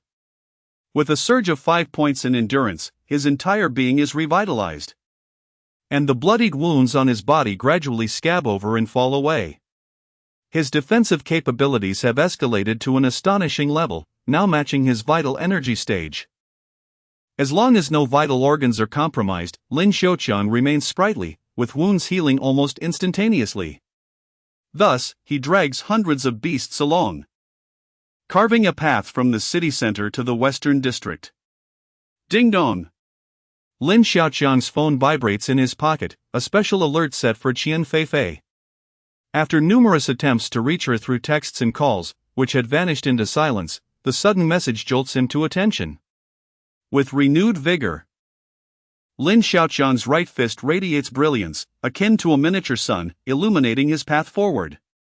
With a powerful strike, Lin Xiaoqiang obliterated the monstrous beasts obstructing his path, seizing a fleeting moment to check his phone for messages. Xiaoqiang, my family and I are trapped at home. Principal Li has set up a defense line 300 meters away from me. I'm so scared I might not see you again. Upon reading Qian Feifei's reassuring message, Lin Xiaoqiang felt the weight on his heart lift. He sent a voice message before tucking his phone back into his pocket. Silly girl, just wait there, I am here. However, within mere seconds, the previously vanquished beasts re-emerged, encircling Lin Xiaoqiang once more. With a cold snort, he unleashed another barrage of strikes, severing heads in his wake. As he advanced closer to Qian Feifei's residence, a moment of hesitation gripped him. If he rushed to her side now, it would be akin to bringing a swarm of death with him. The most prudent course of action was to attract all the beasts towards himself, ensuring a vacuum of safety around Qian Feifei's home. Moreover, Qian Feifei had just revealed some valuable information. Li Guozhong had stationed martial artists a few hundred meters away, perfectly positioned for a decisive confrontation. The majority of the beasts were of a lower tier, around the 3rd rank, with only a few commanding beasts possessing mid-level 4th rank strength. Yet, to Lin Xiaoqiang, they were merely experience-boosting fodder. Engaged in battle with the horde, Lin Xiaoqiang's formidable presence was unassailable. The beasts could not overpower him. Occasionally, a mid-level 4th rank beast would manage to inflict a painful blow, but that was the extent of their threat. Whenever such a beast attempted to swarm him, Lin Xiaoqiang could sense its approach and would preemptively strike, eliminating any potential danger. Come at me! He bellowed from 500 meters away from Qian Feifei's home, unleashing the oppressive aura of a 6th rank warrior, along with the intoxicating scent of his vitality. The cacophony of roars erupted as over 100 beasts were drawn to him. Without hesitation, he harnessed the immense power of his technique to dispatch as many as he could. His objective was clear: divert the frenzied horde and ensure that these creatures would not turn their wrath towards Qian Feifei. As more beasts joined the fray against Lin Xiaoqiang, even those previously engaged with other martial artists redirected their aggression towards him. This was the last line of defense hastily established by Li Guozhong, supported by the martial artists and police forces of Jiangcheng. The first 2 lines of defense, manned by over 1,000 warriors and soldiers, had collapsed under the relentless assault of the monstrous tide. 3,000 soldiers had rushed to the front, yet fewer than 100 managed to retreat unscathed. Li Guozhong's requests for reinforcements to the provincial city had been innumerable, although support had been dispatched. It was impossible for them to arrive in such a short span of time. Li Guozhong, relying on his strength as a mid-level 4th-tier warrior, held the final line of defense, gathering the defeated warriors of Jiang City for one last stand. Though termed a defense line, it had long been rendered a shattered remnant. Countless beasts had already surged past them, penetrating into the urban area. Bloodied and despondent, Li Guozhong was engulfed in profound grief. He felt he had failed the citizens of Jiang City, had it not been for the necessity of continuing the fight against the monstrous onslaught. He would have chosen to end his own life as an act of atonement. He yearned for death yet feared it. The defense of Jiang City had crumbled, and the remaining fighting force rested solely upon his shoulders. Dozens of warriors, leveraging the advantages of the terrain, had erected a makeshift line of defense not exceeding 100 meters, with sacrifices occurring continuously in their desperate struggle. Chapter 28, Counterattack. Li Guozhong's countenance was one of profound sorrow as he maintained his position. Should an adversary with strength exceeding the initial 3rd rank appear? He knew he must eliminate it at once. Otherwise, a gaping breach of several meters would rend their entire defensive line, and in that dire moment, all would become mere victims beneath the claws of the monstrous beasts. With resolute determination, he struck down a 3rd-rank venomous toothed tiger, casting his gaze upon the martial artists and soldiers who continued their valiant struggle. These individuals represented the pinnacle of strength within Jiangcheng. He could not bear to witness so many perish alongside him. Suppressing his anguish, he issued a command: all personnel, retreat due south. I shall cover the rear. Only through death could he atone for his failures. How could he face Li Zongshan? How could he confront the citizens of Jiangcheng? No. Principal Li, if we must die, let us die together, roared the fiercely fighting Mo Lei, and the others remained silent, their actions speaking volumes of their resolve. If death was their fate, they would embrace it together. Yet, something felt amiss. Why did the beast tide seem diminished? Li Guozhong, who had intended to forcibly extract Mo Lei and the others, suddenly realized that the onslaught of beasts was diminishing, akin to the surging waves of the sea, each wave crashing relentlessly, yet this particular tide was growing weaker.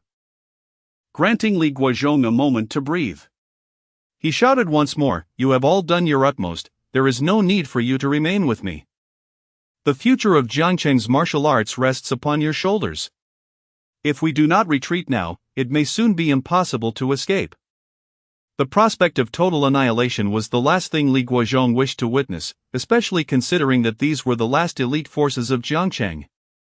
Should they fall, the development of martial arts in the city would regress by a decade in an instant. "I hope you all can prioritize the greater good." His voice rang out, reverberating in their hearts, forcing them to reconsider. They were the last hope of Jiangcheng. "Principal Li, look! There is a powerful warrior still resisting," a voice suddenly cried out. A powerful warrior? By this point, the people of Jiangcheng were nearly depleted. Other principals and martial artists were engaged in combat with the beasts within the city, facing similar fates, so who would come to their aid? Li Guozhong followed the direction indicated by the voice and beheld a figure amidst the slaughter. Seemingly a deity of war. Alone, he faced hundreds of beasts, golden radiance enveloping him as he unleashed his fists, carving out a zone of death around him. "Touch it and perish." Even a fourth-rank beast, the ghost-faced bear, could not withstand the might of his 3 strikes. Alas, the number of beasts was overwhelming, and the injuries upon him were mounting, yet, the warrior appeared to grow stronger with each encounter. Others might not recognize this figure, but Li Guozhong knew him at once. Lin Xiaoqiang. Ha! That man is none other than our Jiangcheng's martial arts champion, Lin Xiaoqiang. Li Guozhong exclaimed, revealing the true identity of the figure they so desperately needed, an opportunity to lift their spirits and a beacon of hope. My heavens! It truly is Lin Xiaoqiang. Mo lay beside him finally recognized the valiant silhouette. Lin Xiaoqiang's formidable slaughter of the monstrous beasts invigorated the crowd, instantly elevating their morale from despondency to exuberance. "Go! Martial arts champion!" they cried. "Those vile creatures deserve to die. If only we could be as powerful as Brother Lin." Lin Xiaoqiang transformed into an unwavering banner in their hearts, embodying their faith in relentless resistance. Li Guozhong seized the moment, amplifying the surge of morale to its zenith. "Let us charge forth! Join Lin Xiaoqiang in the extermination of the beasts!" With a rallying cry, he led the remaining few dozen warriors into battle. Lin Xiaoqiang faced the frenzied tide of beasts head-on, his golden fist striking down countless lives like the scythe of death. Principal Li? Amidst the blood-soaked struggle, Lin Xiaoqiang sensed the presence of other warriors. Previously, Chen Feifei had mentioned that Li Guozhong's defense line was only a few hundred meters away. However, the line was precarious, likely on the verge of collapse. Realizing this, Lin Xiaoqiang abandoned his strategy of luring beasts towards the defense line for a decisive strike, instead focusing on drawing the attacking beasts towards him to alleviate some of the pressure on Li Guozhong's forces. To his surprise, Li Guozhong exhibited such audacity, daring to charge forward to support him. His perception of Li Guozhong shifted, now tinged with respect. Yet, he couldn't help but worry. The supporting warriors had endured numerous battles, relying solely on their fervent morale. Lin Xiaoqiang shielded them, positioning himself at the forefront. One man can hold back 1,000. Although a few beasts attempted to rush past him to assault Li Guozhong and the others, they were but a rare occurrence. With arms spread wide like the wings of a mythical bird, Lin Xiaoqiang protected the rear warriors, significantly alleviating their burden. Even as the onslaught of beasts surged against him, he remained steadfast like an unyielding mountain. Ding! Experience points, 40.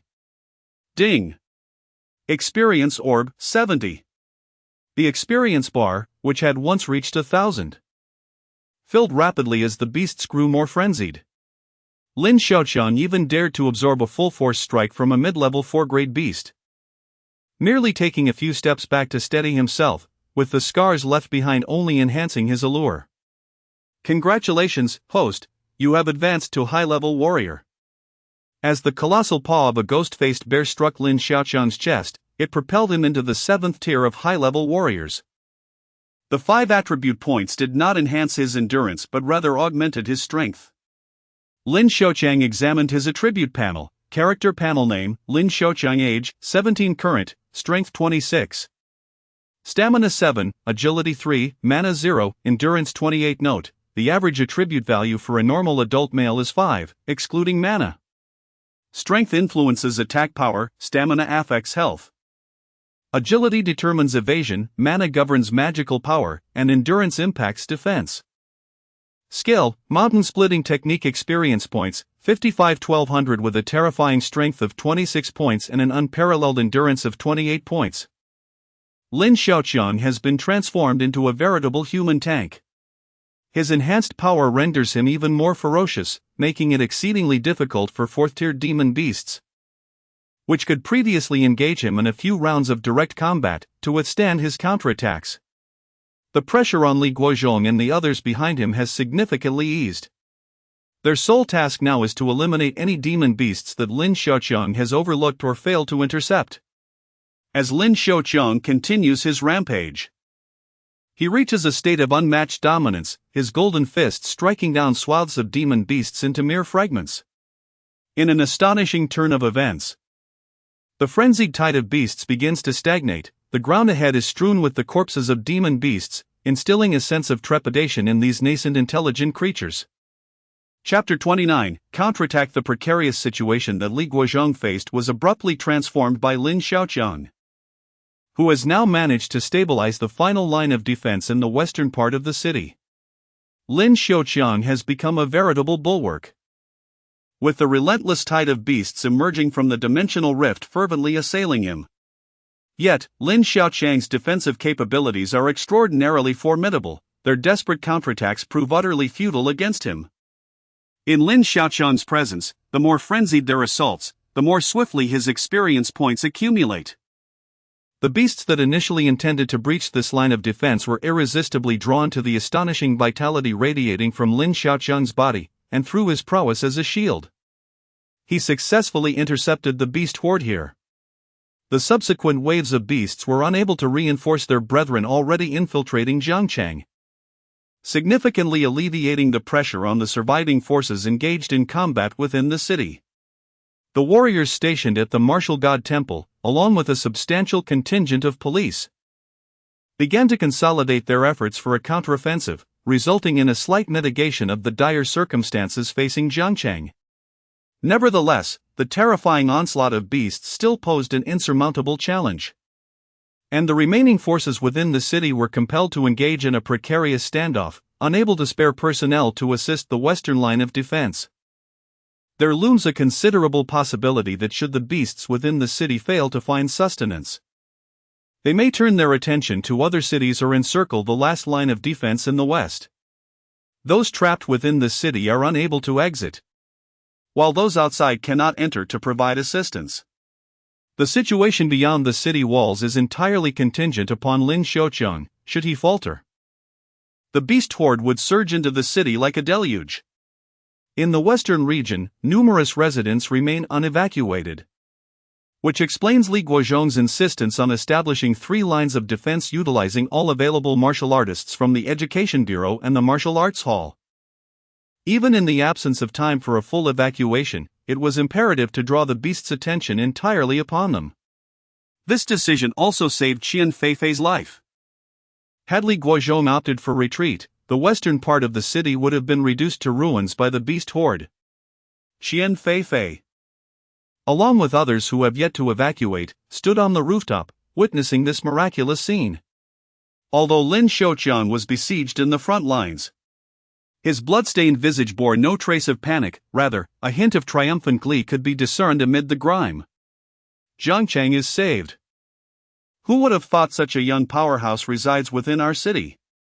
Who dares to defy us? Only our martial god of Jiangchang. The survivors on the rooftop felt a blend of admiration and trepidation towards that figure. Who else could slay a fourth-tier beast with such ease amidst the throngs of ferocious creatures? Qian Feifei, hiding on the rooftop with her family, turned her gaze upon the source of the astonished exclamations. Despite the chaos surrounding him, she could distinctly recognize the figure. Lin Xiaoqiang. Upon seeing him, Qian Feifei could not contain her astonishment. Those beside her, upon hearing her recognition, promptly realized the identity of that figure. Lin Xiaoqiang, the first martial science top scholar in the history of Jiangchang.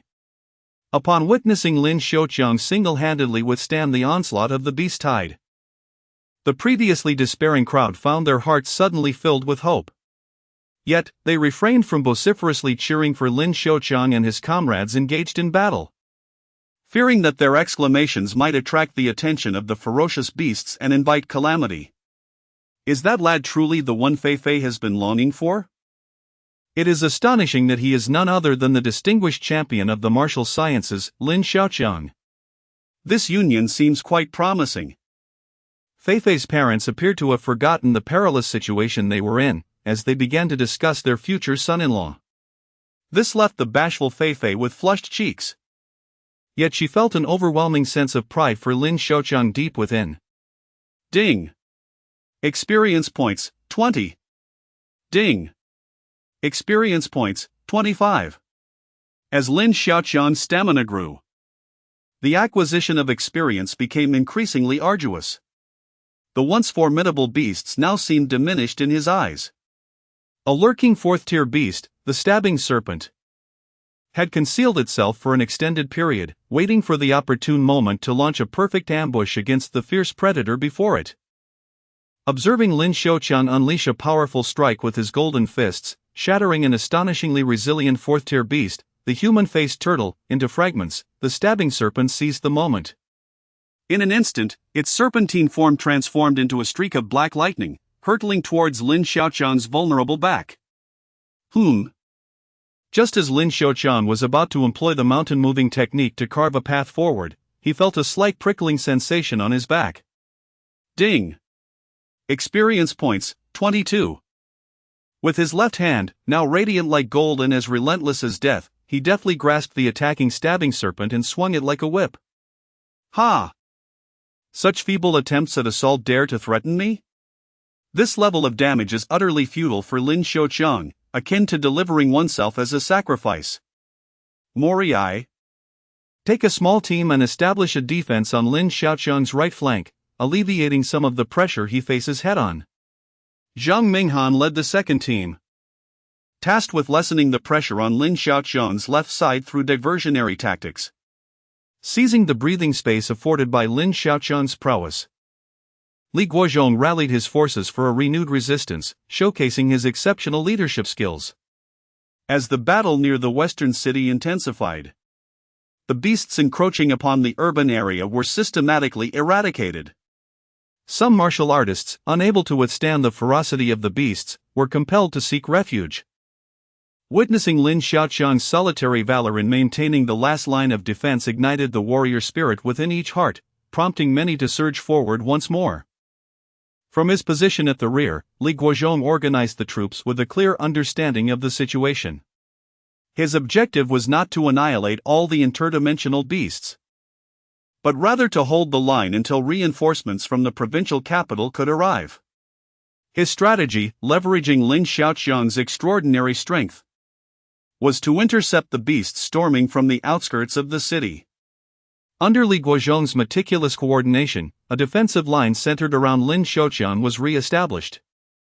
The entire formation unfolded in a triangular configuration to counter the beast tide, with Lin Xiaoqiang as the pivotal point at the forefront, supported by his comrades.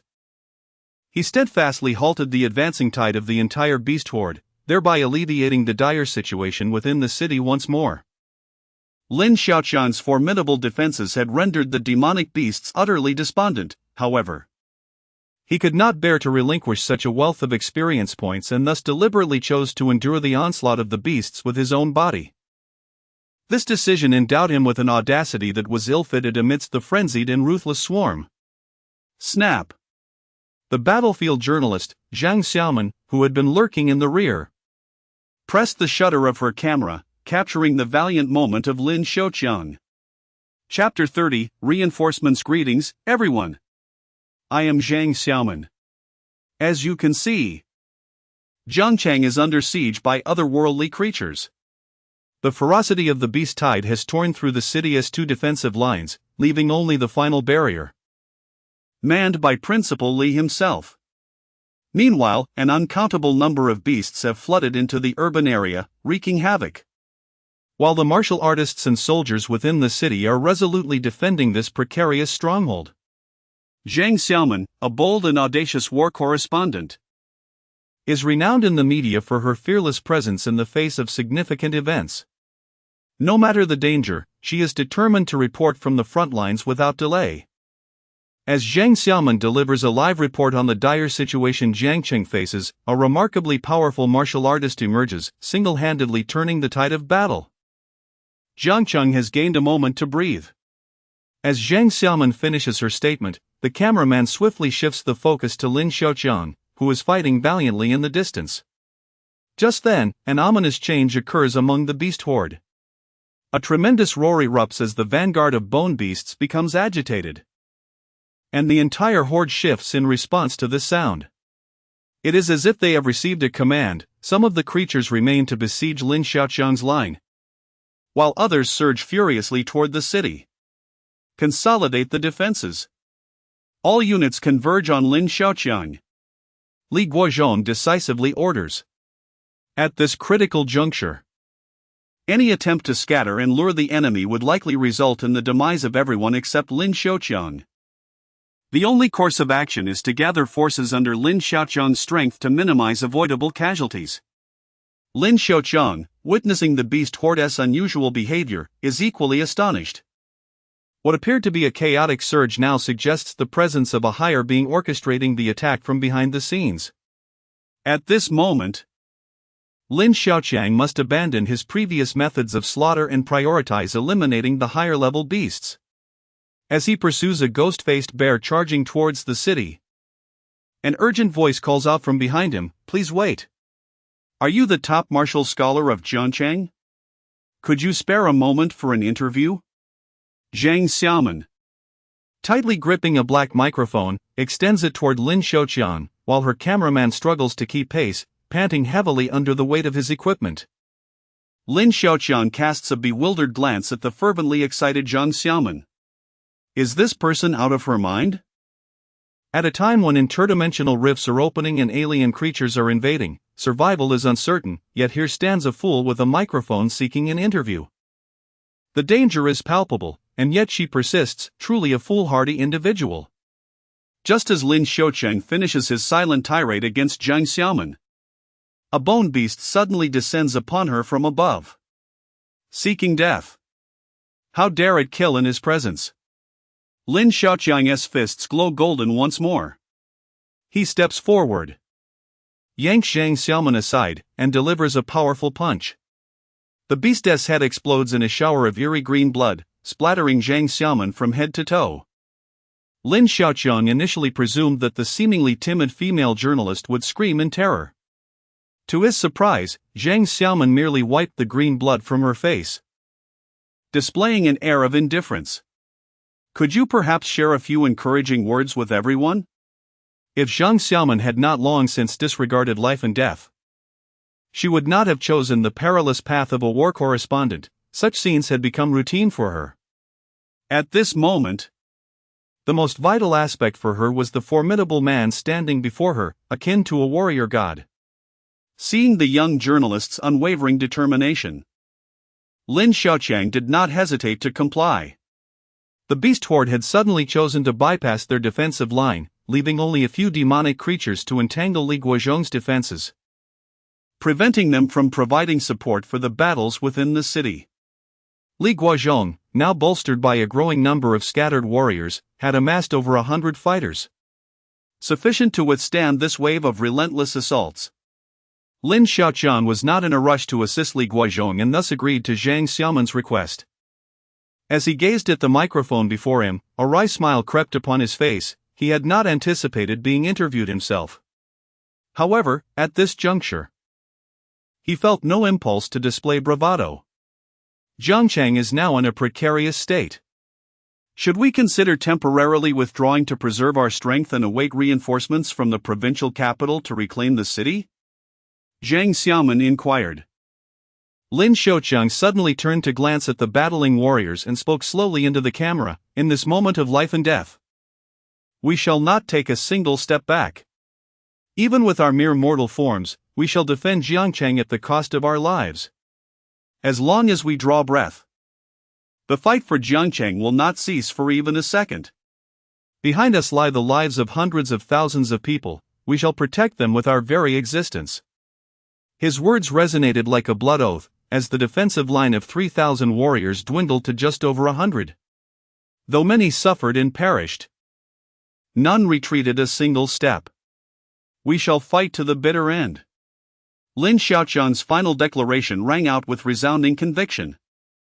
As they were willing to sacrifice their vibrant lives for the safety of Jiangcheng. Squad 1, advance to the right for support. Squad 3, hold the beast tide at bay.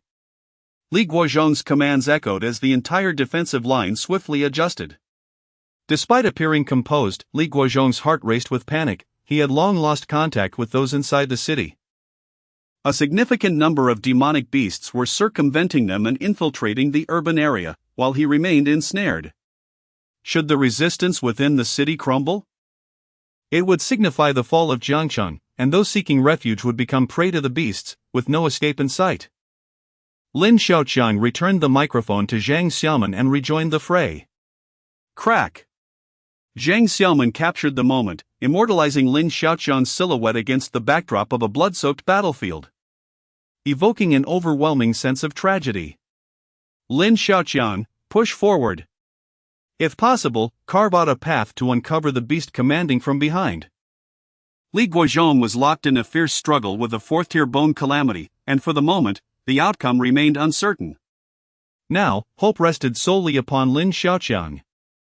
Just as Lin Xiaoqiang was poised to take decisive action against the fourth-grade bone calamity, a resounding explosion echoed from the outskirts of the city. From the heart of the blast emerged a shadowy figure, wielding the formidable swallowing dragon sword. It was Li Zongshan. Lin Xiaoqiang exclaimed in astonishment. Li Zongshan, sword in one hand, held aloft a ghastly white head with 4 eyes in the other. With a swift swing of his sword, a crescent-shaped blade of fierce energy shot forth, and countless demonic beasts, oblivious to the unfolding chaos, found their heads severed. Upon witnessing the peculiar head in Li Zongshan's grasp, the demonic beasts seemed to be struck by a potent stimulus, their eyes turning crimson as they grew even more bloodthirsty and ferocious. Chapter 31, The Hall of Martial Deities. The ferocious beasts abandoned their current targets and charged wildly towards Li Zongshan, dressed in a somber black Zhongshan suit. His expression remained impassive as he faced the onslaught. With a cold snort, an aura of chilling murderous intent emanated from him. Mere beasts. As soon as the words left his lips, a tremendous surge of spiritual energy enveloped the body of the Tuanlong sword like ethereal mist. A breathtaking spectacle unfolded before Lin Xiaoqiang's eyes. A massive crimson dragon, measuring 10 zhang in length, materialized behind Li Zongshan. The dragon exhaled a breath of dragon fire infused with spiritual energy, incinerating the beasts in an instant, reducing them to ashes with a swiftness far surpassing Lin Xiaoqiang's expectations. Meanwhile, a large contingent of martial artists and military forces surged onto the battlefield. As reinforcements from the provincial capital finally arrived, the tide of battle shifted dramatically. Humanity began to overpower the beast tide, especially with Li Zongshan as their pillar of strength. The martial artists unleashed their spiritual powers like resplendent fireworks, illuminating the chaos within the beast horde. Without a ruler, the beast tide descended into disarray, each creature fighting for its own survival. These warriors were clad in various attires, yet those affiliated with the government donned standard uniforms. each adorned with the national emblem on their right breast. The military, of course, wore uniform camouflage, exhibiting combat prowess that rivaled that of the martial artists, relentlessly suppressing the entire beast horde. Among them, the most formidable were the warriors bearing golden sword insignias on their chests, their strength nothing short of terrifying. They could effortlessly dispatch fourth-tier beasts and focus their efforts on hunting those of higher tiers. Lin Xiaoqiang gazed at this group, bewildered, pondering the nature of these reinforcements. Initially, he had anticipated the arrival of only military and government-associated martial artists, but the emergence of other organizations took him by surprise. Li Zhongshan had already stowed the four-eyed head in a spatial ring. He had revealed the head earlier to divert the attention of all the beasts. So engrossed was Lin Xiaoqiang that he failed to notice Li Zhongshan approaching. It was the Hall of Martial Deities, an organization tasked with suppressing dimensional rifts. Li Zhongshan addressed Lin Xiaoqiang, who appeared perplexed. Ah? The Hall of Martial Deities? Li Zhongshan nodded, gesturing towards one of the martial artists from the hall. Among them, some possess extraordinary talent, while others are immensely powerful. Once you grow strong enough, you shall uncover the mysteries of this enigmatic organization.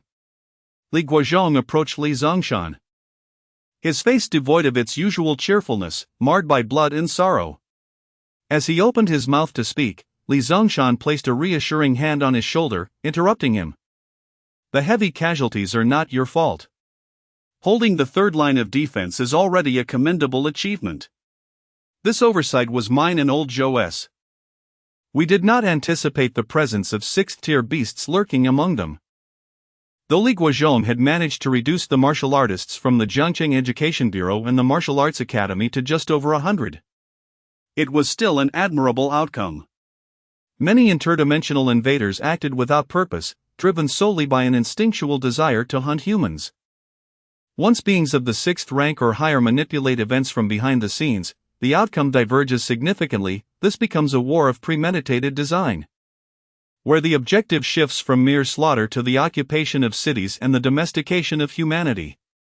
Had it not been for the dire failure precipitated by this scenario, Li Zhongshan's temper would have led him to strike out forcefully. Instead, he chose to console Li Guozhong. Observing that Li Zhongshan harbored no resentment, Li Guozhong could only manage a wry smile as he gazed upon the multitude of corpses, remarking, "This was merely a weakly executed assault." Lin Xiaoqiang, privy to their conversation, was left perplexed, having only grasped two key terms: sixth rank. Had he known that a sixth-rank beast lurked in the shadows, he would have eagerly sought to gain experience from it. Regrettably, he felt a twinge of disappointment, for he was so close to ascending to the next rank. Ding dong! Lin Xiaoqiang's phone vibrated with a message from Qin Feifei. "We have been secured by the military and are safe. Do not worry."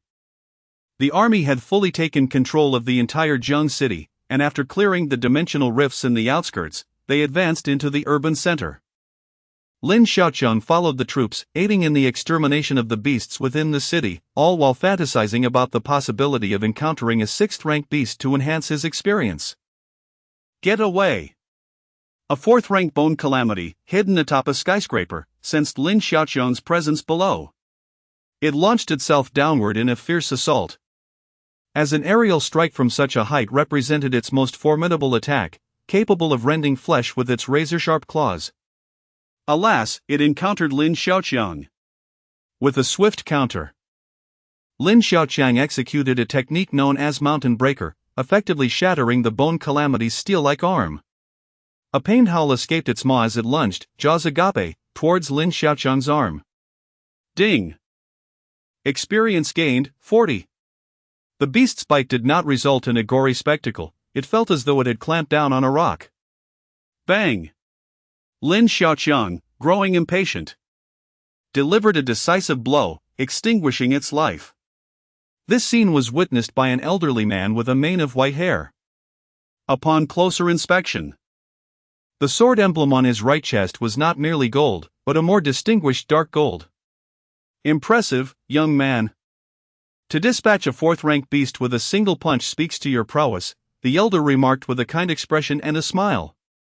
"Excuse me, who are you?" Under ordinary circumstances, Lin Xiaoqiang would have basked in the praise, but this elder was anything but ordinary. Despite achieving the status of an advanced warrior, Lin Xiaoqiang found himself unable to discern the elder's true rank. Although the military had established a presence in Jiang City to eliminate the remaining beasts, this did not guarantee absolute safety, allowing a seemingly ordinary elder to stroll freely down the street. The elder chuckled, "You are direct, which I appreciate. I shall not withhold. I am a member of the Martial God Hall." He anticipated that the name Martial God Hall would ignite a spark of interest in the young man, for to warriors, it represented a veritable paradise. "Oh, I see." Lin Xiaoqiang maintained a calm demeanor, expressing that the Divine Martial Hall held little allure for him. Observing Lin Xiaoqiang's composed expression, the elder was momentarily taken aback, wondering if he was unaware of the significance of the Divine Martial Hall.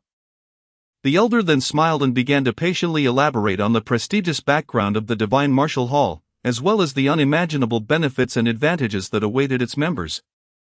Hoping to entice Lin Xiaoqiang to take the bait. Intrigued by the elder's willingness to share, Lin Xiaoqiang attentively listened with both ears perked up.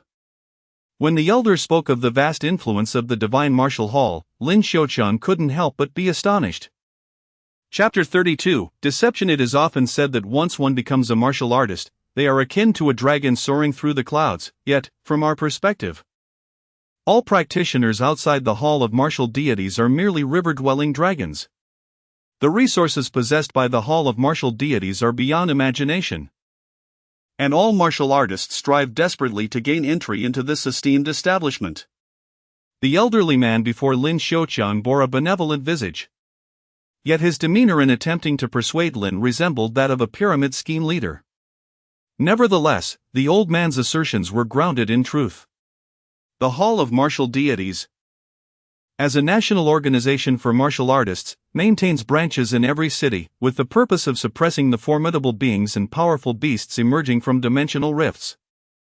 Among their elite members, some are designated as Dragon Slayers.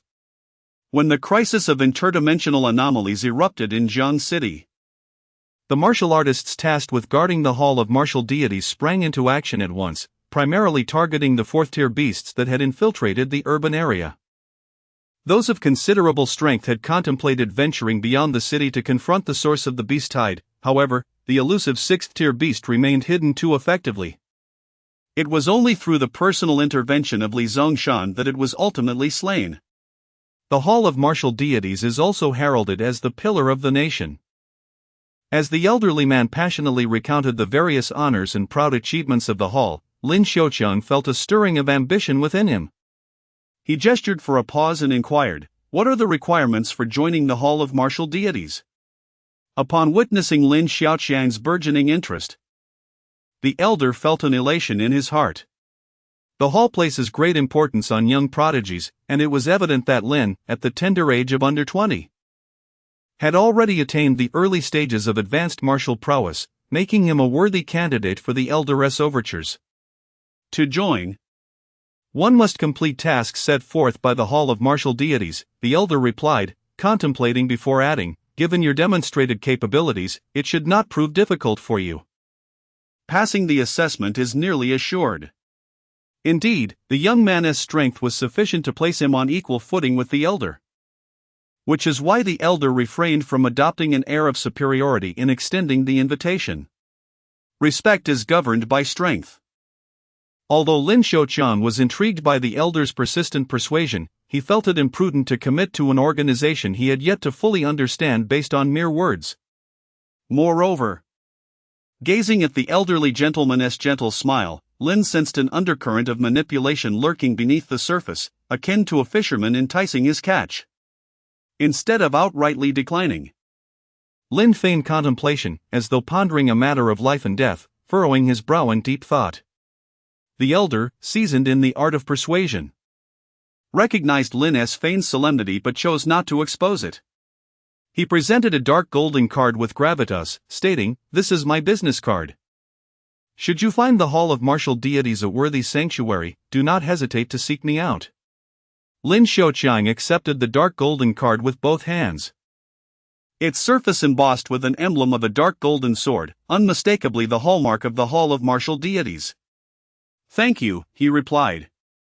The elder nodded slightly. Observing that Lin did not immediately acquiesce, yet he was not disheartened. After all, some matters require a touch of fate to come to fruition. "I have some trivial matters to attend to, so I shall take my leave." The elderly man walked with a steady gait, devoid of any trace of age. His slightly hunched figure gave the impression of an ordinary individual. Lin Xiaoqiang tucked the dark golden card into his pocket. Feeling a genuine intrigue at the martial god temple the old man had described. Just as water flows downward, so too do people aspire to ascend. Lin Xiaoqiang was no exception. If he could reap greater benefits from the martial god temple, it would undoubtedly be worth joining. However, if the old man's eloquent words were merely a ruse, he would find himself ensnared. He decided to set this matter aside for the moment.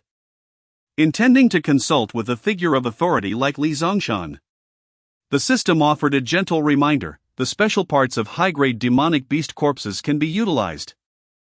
Lin Xiaoqiang felt a pang of regret. Why hadn't he been informed sooner?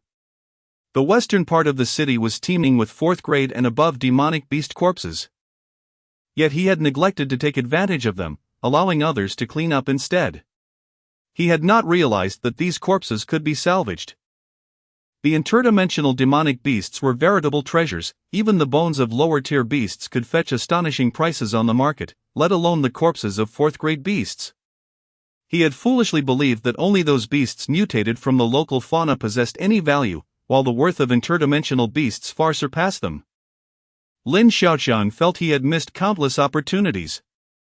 "Take it all," he murmured repeatedly, hastily storing the recently slain fourth-grade bone beast corpse into the system's space. Although the carcass was reduced to a mangled remnant, he harbored no disdain. Any material the system indicated as recoverable was promptly collected.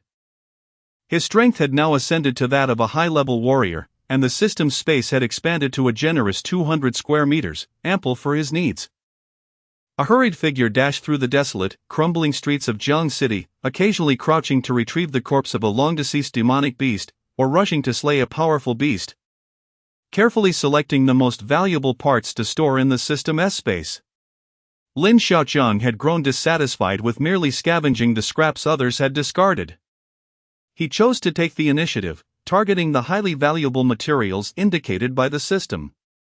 Among the beasts still resisting within the city, the high-grade ones could conceal themselves, leveraging their formidable strength to remain hidden until the opportune moment to strike. Yet they now faced a relentless adversary. As if endowed with the keen senses of a hunting dog, capable of locating their lairs with ease. A human-faced spider, capable of altering its size at will, lay in wait at the sewer entrance, its grotesque maw gaping wide in preparation to ambush any high-level prey passing overhead. Once the victim stepped above it, the spider could unleash a torrent of anesthetic silk to ensnare its quarry, subsequently savoring its meal with relish. The fourth-grade humanoid spider had successfully ambushed numerous martial artists and ordinary individuals passing overhead, just as it believed another unsuspecting prey was approaching. It found itself destined to become the hunted. The roles of predator and prey had silently exchanged. Lin Xiaoqiang was already aware of the lethal trap concealed beneath the manhole cover ahead. While an ordinary person would naturally avoid imminent danger, Lin Xiaoqiang was quite the opposite. This was not a reckless venture into the jaws of peril, but rather an alluring pursuit driven by the promise of experience. Chapter 23, Harvest. Lin Xiaoqiang surveyed his surroundings, ensuring the absence of ordinary people and any other potential troublemaking martial artists, before he approached the roadside to pick up a bent steel rebar. With a slight exertion, the rebar succumbed to Lin Xiaoqiang's weight, obediently straightening under his force. The front end of the rebar retained a certain sharpness, which could prove useful. Armed with this meter-long piece of steel, Lin Xiaoqiang strode purposefully towards the lair of the humanoid spider. Upon reaching the area directly above the creature, He lowered his gaze and was met with a bloodied human face howling in agony. Even more horrifying, the visage suddenly opened its gaping maw, unleashing a torrent of green spider silk. Startled, Lin Xiaoqiang instinctively reacted to this terrifying scene. The rusted rebar, reminiscent of the Monkey King's staff in its wielding, spun in his hands as he deftly ensnared the incoming silk. Up! He bellowed, thrusting the rebar upward in an attempt to hoist the humanoid spider off the ground like a fisherman reeling in his catch.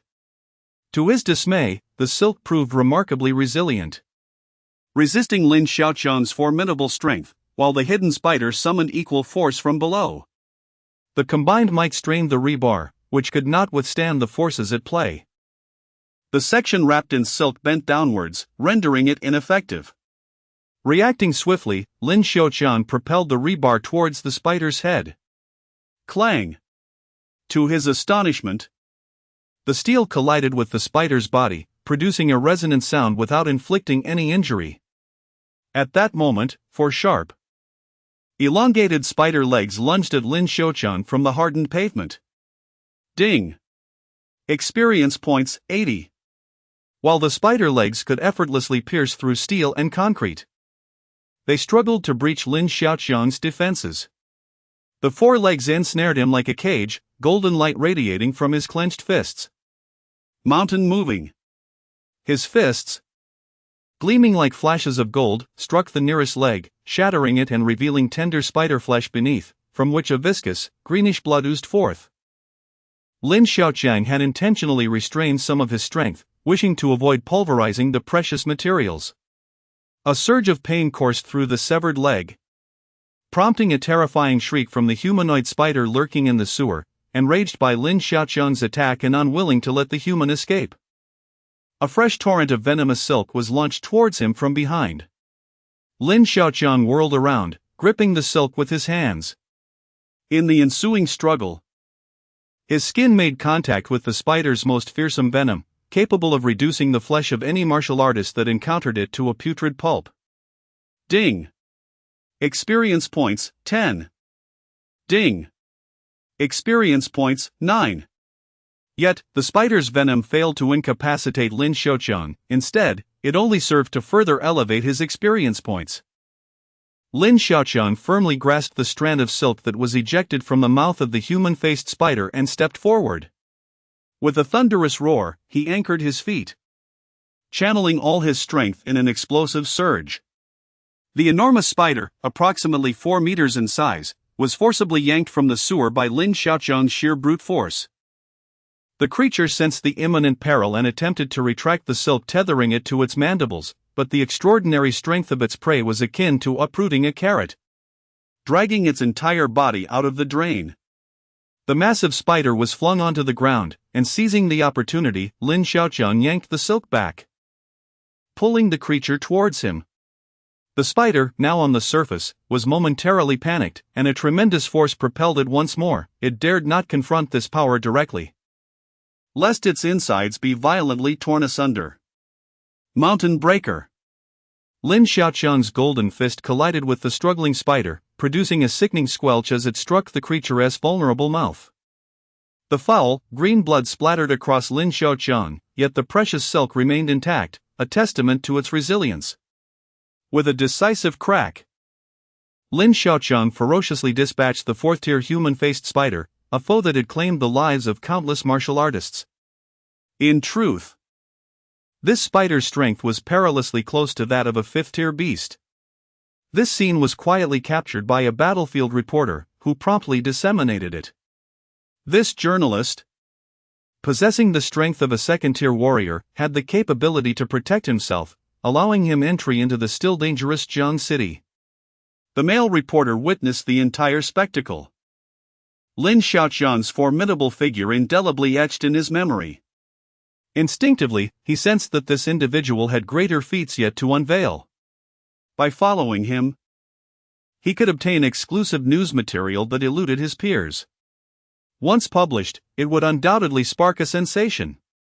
Almost overlooking his own fortune, Lin Xiaoqiang rummaged through his spoils. Though the System S space was ample, his ambitions soared higher. To avert the issue of underutilizing the system's capacity, he discarded his previous desire to claim everything. Now choosing to retain only the most valuable parts of the beast's remains. He gazed at the spider's head, strikingly similar to a human visage, and, suppressing his revulsion, deposited it into the system's space. At this moment, Lin Xiaoqiang operated like a machine, ruthlessly exterminating high-tier beasts within the city. The fates of these creatures were grim. They had approached, believing themselves to be the predators, only to discover they were the prey. Lin Xiaoqiang's efficiency was remarkable. Swiftly, one street after another fell under his purview, the valuable materials harvested from the beasts, while the remainder was carelessly discarded. So engrossed was Lin Xiaoqiang in his hunt that he scarcely noticed the battlefield reporter trailing closely behind, capturing numerous heroic moments of his exploits. The reporter recognized him as the martial arts champion of Zhang City, Lin Xiaoqiang. Only after exhausting the last of his film did the war correspondent finally take his leave. Soon, Lin Xiaoqiang's targeted hunts caught the attention of a certain individual, Xing Yuanbei, stationed at the Wushan Hall branch in Jiangcheng. Upon his arrival, Xing Yuanbei encountered Lin Xiaoqiang, who resembled a scavenger. Lin Xiaoqiang ruthlessly stripped all the valuable remains of the beasts, leaving behind only the putrid and useless corpses for Xing Yuanbei. Witnessing Lin Xiaoqiang gather such a wealth of precious materials, he could not help but feel a sense of dissatisfaction. Chapter 34, A Slap in the Face. Xing Yuanbei, the youngest warrior within the martial god temple of Jiancheng, was also regarded as the most promising prodigy, the Qilin child.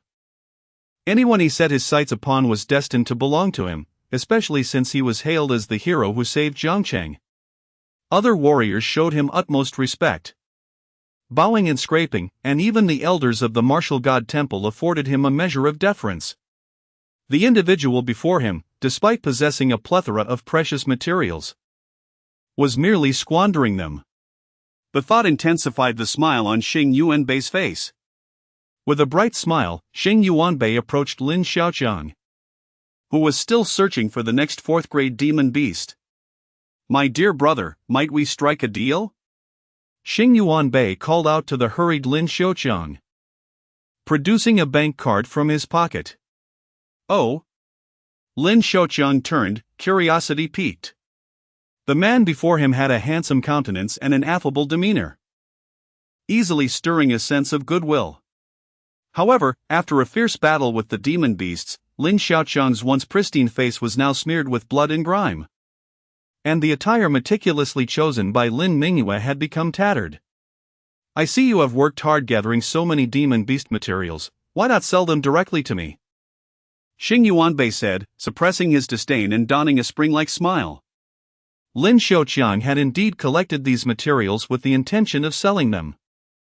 If someone was willing to purchase them at an appropriate price, he would gladly oblige. The man before him appeared to be decent, at least based on his appearance. Lin Xiaoqiang slowly nodded in agreement, yet the key to the transaction lay in the price.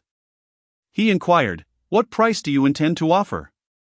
"All I possess are materials of 4th grade and above." Hiss. The mention of materials all being 4th grade or higher sent a wave of elation through Xing Yuanbei. Today truly was his lucky day. He composed himself, extending the bank card towards Lin Xiaoqiang. "This card holds 40 million, it should suffice to acquire your entire collection. Wouldn't you agree?" Though Lin Xiaoqiang possessed materials of 4th grade and above, he had concealed his true strength, presenting himself as a mere junior 2nd grade warrior to avoid detection by the demon beasts. Naturally, a mere junior 2nd grade warrior would not capture the attention of the mid-level 4th grade Xing Yuanbei. He believed that Lin Xiaoqiang's materials were merely a result of luck and cleverness. 40 million was more than enough to satisfy a small 2nd grade warrior. 40 million? Are you jesting? Lin Xiaoqiang could hardly believe his ears. While he was unaware of the exact prices for 4th grade demon beast materials, he knew that the human-faced spider alone could not possibly be worth just 40 million. To suggest purchasing his entire collection for that sum was either the folly of a dreamer or a sign of madness. Seeing this second-grade warrior audaciously reject his generous offer infuriated the prideful Xing Yuanbei. "Do not let a good opportunity slip away, lest you find yourself empty-handed," he warned. Retracting the bank card. The genial smile vanished, replaced by a look of disdain in his eyes. "If you refuse my goodwill, do not blame me for showing you no mercy." This individual seemed utterly deranged. Lin Xiaoqiang was somewhat bewildered. He could hardly believe that someone dared to brazenly seize his belongings. Initially intending to teach this audacious individual a lesson, he soon realized that the person before him possessed the strength of a fourth-level practitioner. Although this individual was not someone he could kill, he could still be utilized to gain experience points. Lin Xiaoqiang decided to turn the situation to his advantage. After all, if his opponent intended to beat him up, it would be far more profitable to actively accrue some experience points.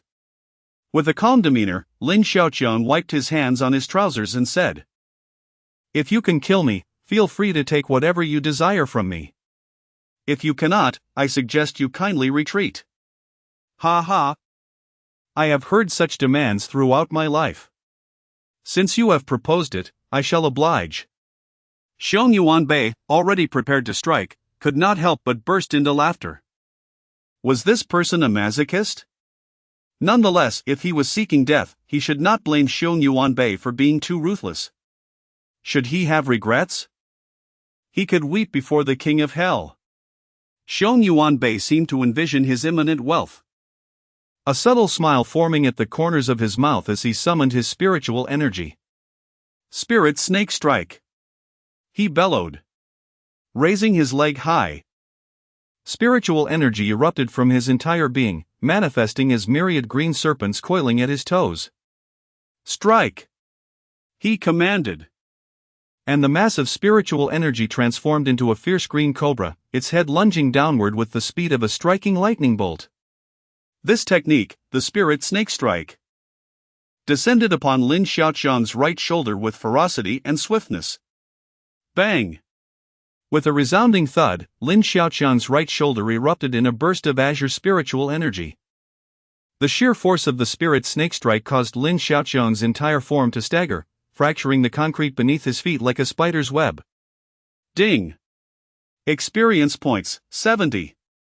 The might of this Spirit Snake Strike was not to be underestimated. A single blow could incapacitate a third-level practitioner entirely. Unfortunately for Xiong Yuanbei, he was facing Lin Xiaoqiang. The ferocity of the Spirit Snake Strike merely granted Lin Xiaoqiang 70 experience points. This is impossible. Xiong Yuanbei could hardly believe the reality before him. His Spirit Snake Strike was capable of annihilating any practitioner below his rank. The individual standing before him, possessing only second-level strength, had shown no reaction. Nor had he been shaken in the slightest. Again! Lin Xiaoqiang thought to himself. 70 experience points from a single kick was not an opportunity he would let slip by. "Have you not eaten? Even a child could knock me over," he taunted continuously. If Xiong Yuanbei could not provide him with an upgrade, Lin Xiaoqiang had no intention of letting him leave. "All right." Xiong Yuanbei's expression grew increasingly sinister. He no longer needed to feign humility. He simply wished to conclude this encounter with Lin Xiaoqiang as swiftly as possible. Mountain Splitter. With a fierce strike aimed directly at Lin Xiaoqiang's vulnerable throat, he unleashed his deadly technique. "Come on!" Lin Xiaoqiang exclaimed loudly, displaying no trace of fear or trepidation. Bang! Another resounding impact echoed through the air. The formidable strike, reminiscent of a powerful blow aimed at Lin Xiaoqiang's seemingly vulnerable throat, bore a striking resemblance to previous attempts. The only discernible progress was that it managed to elicit a slight twist of Lin Xiaoqiang's neck, indicating that a minimal impact had indeed been made. Ding! Experience points, 100. This time, Xing Yuanbei had truly exerted himself, yet to no avail. Do not relent. Press on. Oh dear, how it hurts. Lin Xiaoqiang feigned agony, vociferating loudly. Yet the mirth upon his face was unmistakable. Such a clumsy performance brought Xing Yuanbei the greatest humiliation of his life, even in his quest for vengeance. He found himself unable to fulfill the desires of others. Chapter 35, Seeking Death put in a bit more effort. This feels like mere tickling. Lin Xiaoqiang exclaimed with a mischievous grin. Seek death. The once handsome face of Xing Yuanbei was now contorted with fury, and Lin Xiaoqiang's taunts only fueled his rage further. Furious gale. With a thunderous shout, Xing Yuanbei's foot slid forward, propelling his form like a tempest towards Lin Xiaoqiang once more. The technique, Furious Gale, instilled a sense of genuine power in Lin Xiaoqiang, as each punch came crashing down with the weight of a tempest, growing increasingly ferocious with every strike accompanied by the howling wind. Ding! Experience gained, 40. Ding! Experience gained, 50. Ding! Experience gained, 60. Xing Yuanbei appeared almost possessed. His breath erratic and his eyes aflame with rage, his onslaught unyielding. The might of the furious gale amplified with each punch, its intensity escalating with each successive blow. The cost, however, was steep. His body struggled to contain the surging spiritual energy tumultuously raging within his meridians. Die! Xing Yuanbei took 2 steps in 1. His movements becoming even swifter. He could no longer unleash the furious gale, his internal energy slipping beyond his control, forcing him to expend every ounce of strength for his final strike. In a moment of transformation, an ethereal silhouette of a 4th-grade beast, the red python monkey, materialized behind Xing Yuanbei. Boom! The phantom of the red python monkey solidified, its menacing visage becoming distinctly visible. With a resounding roar, Xing Yuanbei appeared to execute a slow but deliberate strike, instilling a sense of peril in Lin Xiaoqiang. Before his palm could descend, the red python monkey behind him seemingly awakened, its eyes gleaming with vitality, as if it were alive. Lin Xiaoqiang found himself ensnared by its gaze, a sudden shock rendering his limbs immobile. Damn it! Lin Xiaoqiang inwardly cursed, realizing that Xing Yuanbei possessed such a lethal trump card. Red Python Transformation. Sensing Lin Xiaoqiang's fear, Xing Yuanbei felt a surge of elation and was poised to claim his life. His hands shifted through a total of 17 distinct palm techniques, each infused with a swirling energy that was nothing short of astonishing. The red python monkey mirrored each of these techniques, as if sharing a profound connection with Xing Yuanbei. Release. The swirling energy within his palms coalesced into a searing flame. The ethereal red python monkey's form dissolved into countless streams of fiery spiritual energy, merging into the flame. Xing Yuanbei's expression twisted into a grimace as he forcefully slammed his palms against the ground, unleashing a torrent of blazing fire that split into 2 streams, converging upon Lin Xiaoqiang. One stream erupted from the earth, transforming into a frenzied red python monkey, its fanged maw spewing forth scorching flames of spiritual energy. The other stream quickly followed, morphing into a binding chain that ensnared Lin Xiaoqiang, leaving him no room for resistance. Do you still dare to be arrogant? Observing Lin Xiaoqiang's predicament, Xing Yuanbei did not rush to end his life. Instead, he taunted him. Weren't you quite boastful just now? Do you still wish for death? The technique known as the Crimson Transformation is a unique 5th-tier martial art exclusive to the Martial God Temple. It harnesses the flames nurtured by the internal spiritual energy and combines them with the untamed spiritual essence from the external environment, forcefully melding the two. This technique was inspired by the 4th-tier beast, the Crimson Monkey, observed by powerful warriors.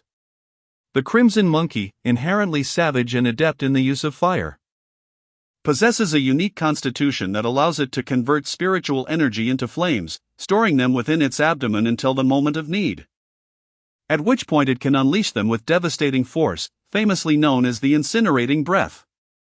Lin Xiaoqiang had never witnessed such a formidable technique, nor had Su Luan ever mentioned it.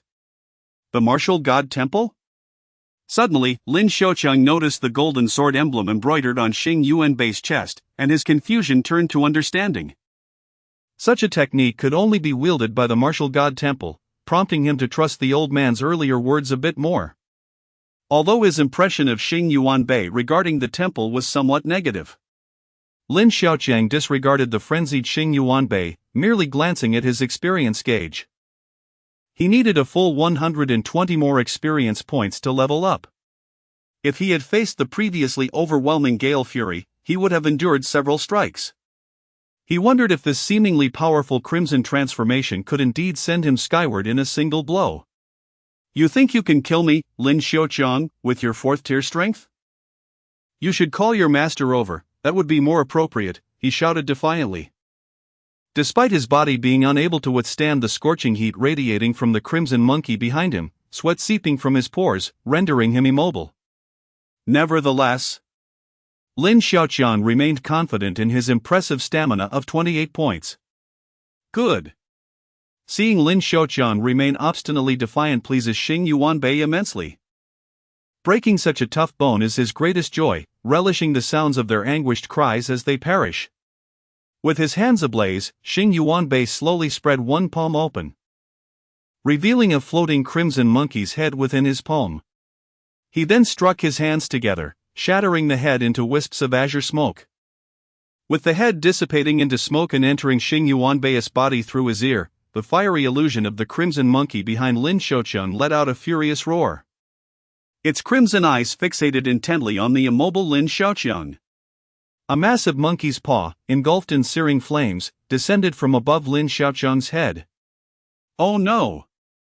Despicable! Lin Xiaoqiang felt the intense heat scorching from above, cursing Xing Yuanbei for his treachery. His fear was not that this strike would turn his head into mush and reduce him to ashes, but rather that the flames would singe his lustrous, dark hair. At his young age, he had no desire to become bald. Lin Xiaoqiang did not conceal his strength in an instant.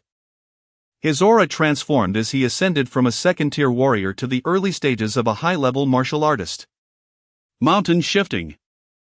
The restraints of Xing Yuanbei's binding technique became futile against the fully unleashed power of a high-level martial artist. With sheer physical prowess, Lin Xiaoqiang broke free, a brilliant golden light radiating from his fists. With a surge of might, he struck against the enormous paw descending from above. Bang! A tremendous explosion reverberated through the air as Lin Xiaoqiang struck down with his indomitable golden fists against the palm of the Crimson Serpent Monkey. To his astonishment, the entire form of the monkey erupted violently. In an instant, flames from the explosion surged outward, engulfing the surroundings and filling the air with thick, acrid smoke.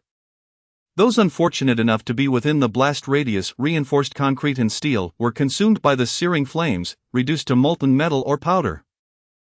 The very spot where Lin Xiaoqiang stood became a vast crater due to the force of the explosion.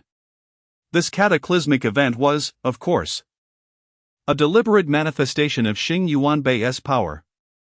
Previously, Lin Xiaoqiang had managed to withstand the full-force assault of a 4th-tier martial artist despite only possessing 2nd-tier capabilities, emerging unscathed.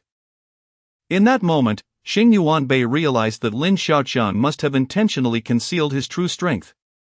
Yet he never anticipated that Lin Xiaoqiang's actual prowess would be that of a high-ranking martial artist.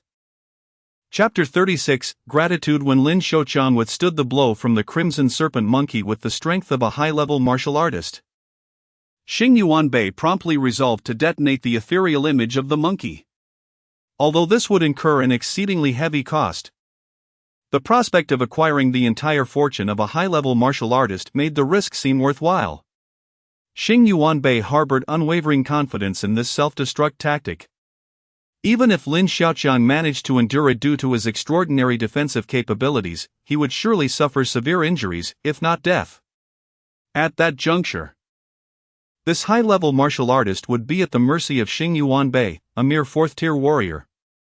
Contemplating the invaluable materials Lin Xiaoqiang had amassed from countless magical beasts, Xing Yuanbei was reminiscent of his previous, carefree demeanor. He ambled towards the edge of the pit, eager to witness Lin Xiaoqiang's inevitable downfall. He harbored a desire for Lin Xiaoqiang to survive, albeit barely, allowing him the pleasure of tormenting him further. Otherwise, such a swift demise would be too distressing for Xing Yuanbei to bear. Unexpectedly, the seemingly unassuming Lin Xiaoqiang had been bested by his own underestimation. You, who masquerade as a harmless creature, have had your teeth shattered by my monkey. Xing Yuanbei taunted, relishing the sensation of triumph. However, as the smoke cleared and silence reigned within the pit, he assumed Lin Xiaoqiang had perished at his hands. Eagerly, he contemplated descending to seize Lin Xiaoqiang's spatial ring, while also yearning to behold the final visage of this high-level martial artist. Yet, what greeted him instead was a golden fist emerging from the haze. Just as Lin Xiaoqiang rose from the pit, his ears still ringing from the explosive soundwave of the Crimson Serpent Monkey's self-detonation, he spotted a fair face peering through the smoke. Recognizing the owner of that duplicitous visage, he swiftly retaliated. The golden fist collided with the pristine face, delivering a shocking blow. Ah! Damn it! Xing Yuanbei was caught off guard by the punch, sent reeling backward, crashing to the ground in a most undignified manner. In stark contrast, Lin Xiaoqiang seemed unfazed, casually brushing his hair to confirm he had not gone bald before leisurely climbing out of the pit. Upon seeing the incapacitated Xing Yuanbei, a sneer of disdain crossed Lin Xiaoqiang's face. It was disheartening to realize that someone who appeared benevolent was, in fact, a treacherous wretch. I must express my gratitude, Lin Xiaoqiang remarked as he glanced at his attribute panel, unable to suppress his satisfaction. The 5 attribute points he had gained were all allocated to his endurance. Character panel name, Lin Xiaoqiang. Age, 17. Current, Strength 26, Stamina 7, Agility 3, Mana 0. Endurance 33. Note: the average attributes for a normal adult male are 5 points each, excluding mana. Strength influences attack power, stamina affects health, agility determines evasion. Mana pertains to magical energy, and endurance impacts defense.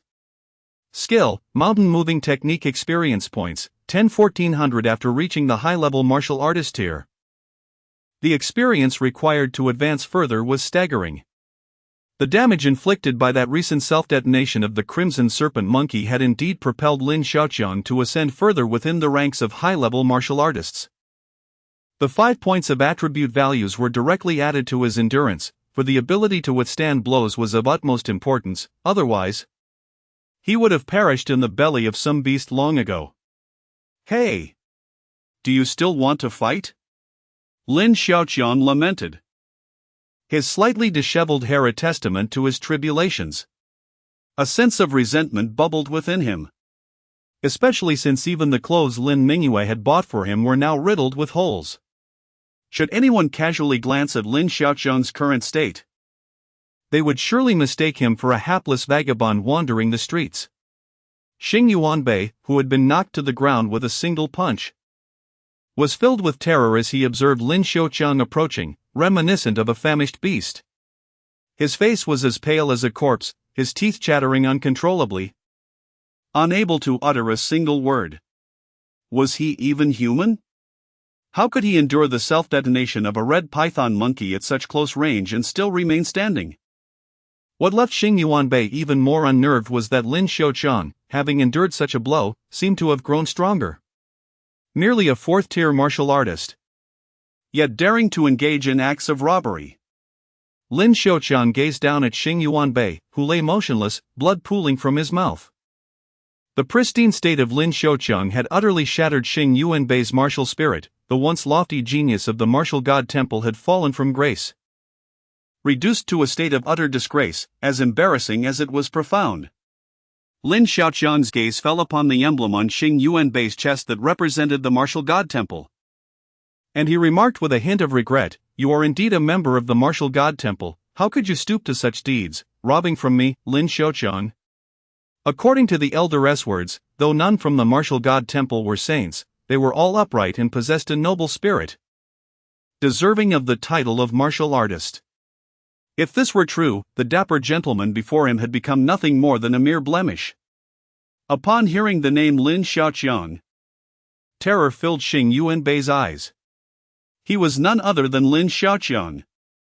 This was the very genius whom his superior, Song Xingqiao, had specifically singled out for focused cultivation within the martial god temple, and the top martial science scholar of the nation this year. The fear in his eyes quickly faded, replaced by an overwhelming sense of desolation, his countenance ashen, akin to a ferocious beast stripped of its fangs. At the age of 24, he had already reached the fourth tier of martial artistry, having received countless resources from the martial god temple. Yet here he felt as insignificant as a frog at the bottom of a well in the presence of this man. Closing his eyes, a few crystalline tears slipped down his cheeks. When he opened them again, Lin Xiaoqiang had vanished without a trace. The spatial ring on his hand remained. But now there was a bottle of healing elixirs before him. As Lin Xiaoqiang ambled along the street, he felt a slight pang of discomfort. For that elixir was given to him by Su Luan upon his departure from school. It was not every day that one received such a luxurious gift from someone like her. Upon witnessing Xing Yuanbei's forlorn expression, something within Lin Xiaoqiang was quietly stirred. Nonetheless, he reveled in the unexpected delight bestowed upon him by the meat shield system. Ding! Congratulations, host, for completing the city defense mission. You have received the reward, Dragon-Suppressing Gauntlets. The system's voice resonated in Lin Xiaoqiang's ears like a celestial melody. Ever since acquiring the system, he had required no additional cultivation resources, he merely needed to endure blows to grow stronger. He lacked nothing except for exceptional weapons and martial arts techniques.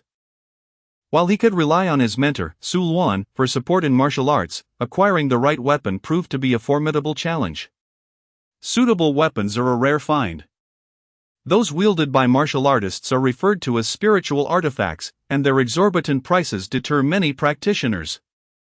He had contemplated commissioning Su Qiao and others to procure a superior spiritual artifact for him, yet with his wealth amounting to millions, he could barely afford a third-tier spiritual artifact. Custom-made weapons would be even more costly, with prices escalating significantly.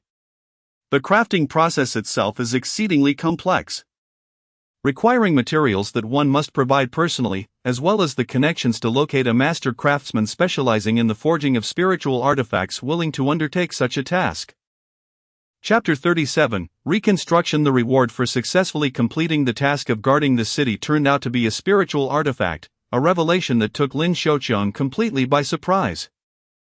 The Jinlong gauntlets, which he held in his hands, stirred a wave of excitement within him. The design of the gauntlets was extraordinarily imposing. Resembling two true dragons with their heads raised, coiling majestically around his fists, their pale golden exterior further accentuated their formidable presence. Upon inspecting the attributes of the Jinlong gauntlets, he noted, Jinlong gauntlets, 8th grade spiritual artifact, evolves with the host's strength, weapon effect, twin dragons emerge, enhances the power of both fists by 70%, growth phase, Fulong stage. Seeing the growth attributes of the Jinlong gauntlets, Lin Xiaoqiang could no longer contain his exhilaration. He shouted towards the sky, Ali Ge. The gauntlets manifested entirely according to his will. If he did not require his fists, they would automatically be stored within the system space, and it took merely a second to activate them. This system is remarkably user-friendly, Lin Xiaoqiang marveled once more. The gauntlets were indeed the most suitable weapon for him, far easier to wield than swords or knives, aligning perfectly with his approach of overcoming foes through sheer strength. If he were to be given a spear or a sword, he would require considerable time to adapt, which would necessitate a transformation in his entire combat style. With the Jinlong gauntlets, Lin Xiaoqiang's prowess would ascend to an entirely new level. Ha ha! Await your reckoning, beasts! Lin Xiaoqiang roared, wielding the Jinlong gauntlets as he charged forward, no longer engaging in prolonged battles for mere experience points. His current goal was to eradicate the dimensional beasts hiding within the city and swiftly restore normalcy to the entire urban area. Now a high-ranking 8th grade warrior, Lin Xiaoqiang, equipped with the Jinlong gauntlets, was more than capable of contending with a 9th grade warrior. The thought filled him with excitement, upon returning to school after the new year. It would not be beyond the realm of possibility for him to spar with Su Luan for several rounds, especially with his staggering 42 points of endurance providing formidable defense, allowing him to land a few blows on her. Within the city, 4th grade beasts and a select few 5th grade beasts had already been prioritized for extermination by the military and the War God Temple personnel.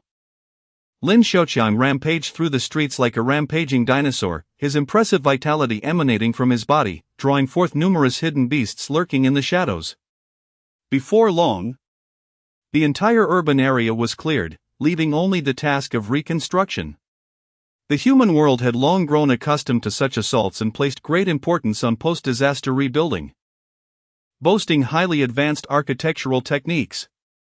The buildings throughout the city were constructed using modular technology, wherein the overall structure was divided into several modules for separate construction, which were ultimately assembled together. This modular approach significantly reduced both time and resources required for rebuilding, making the process exceedingly convenient.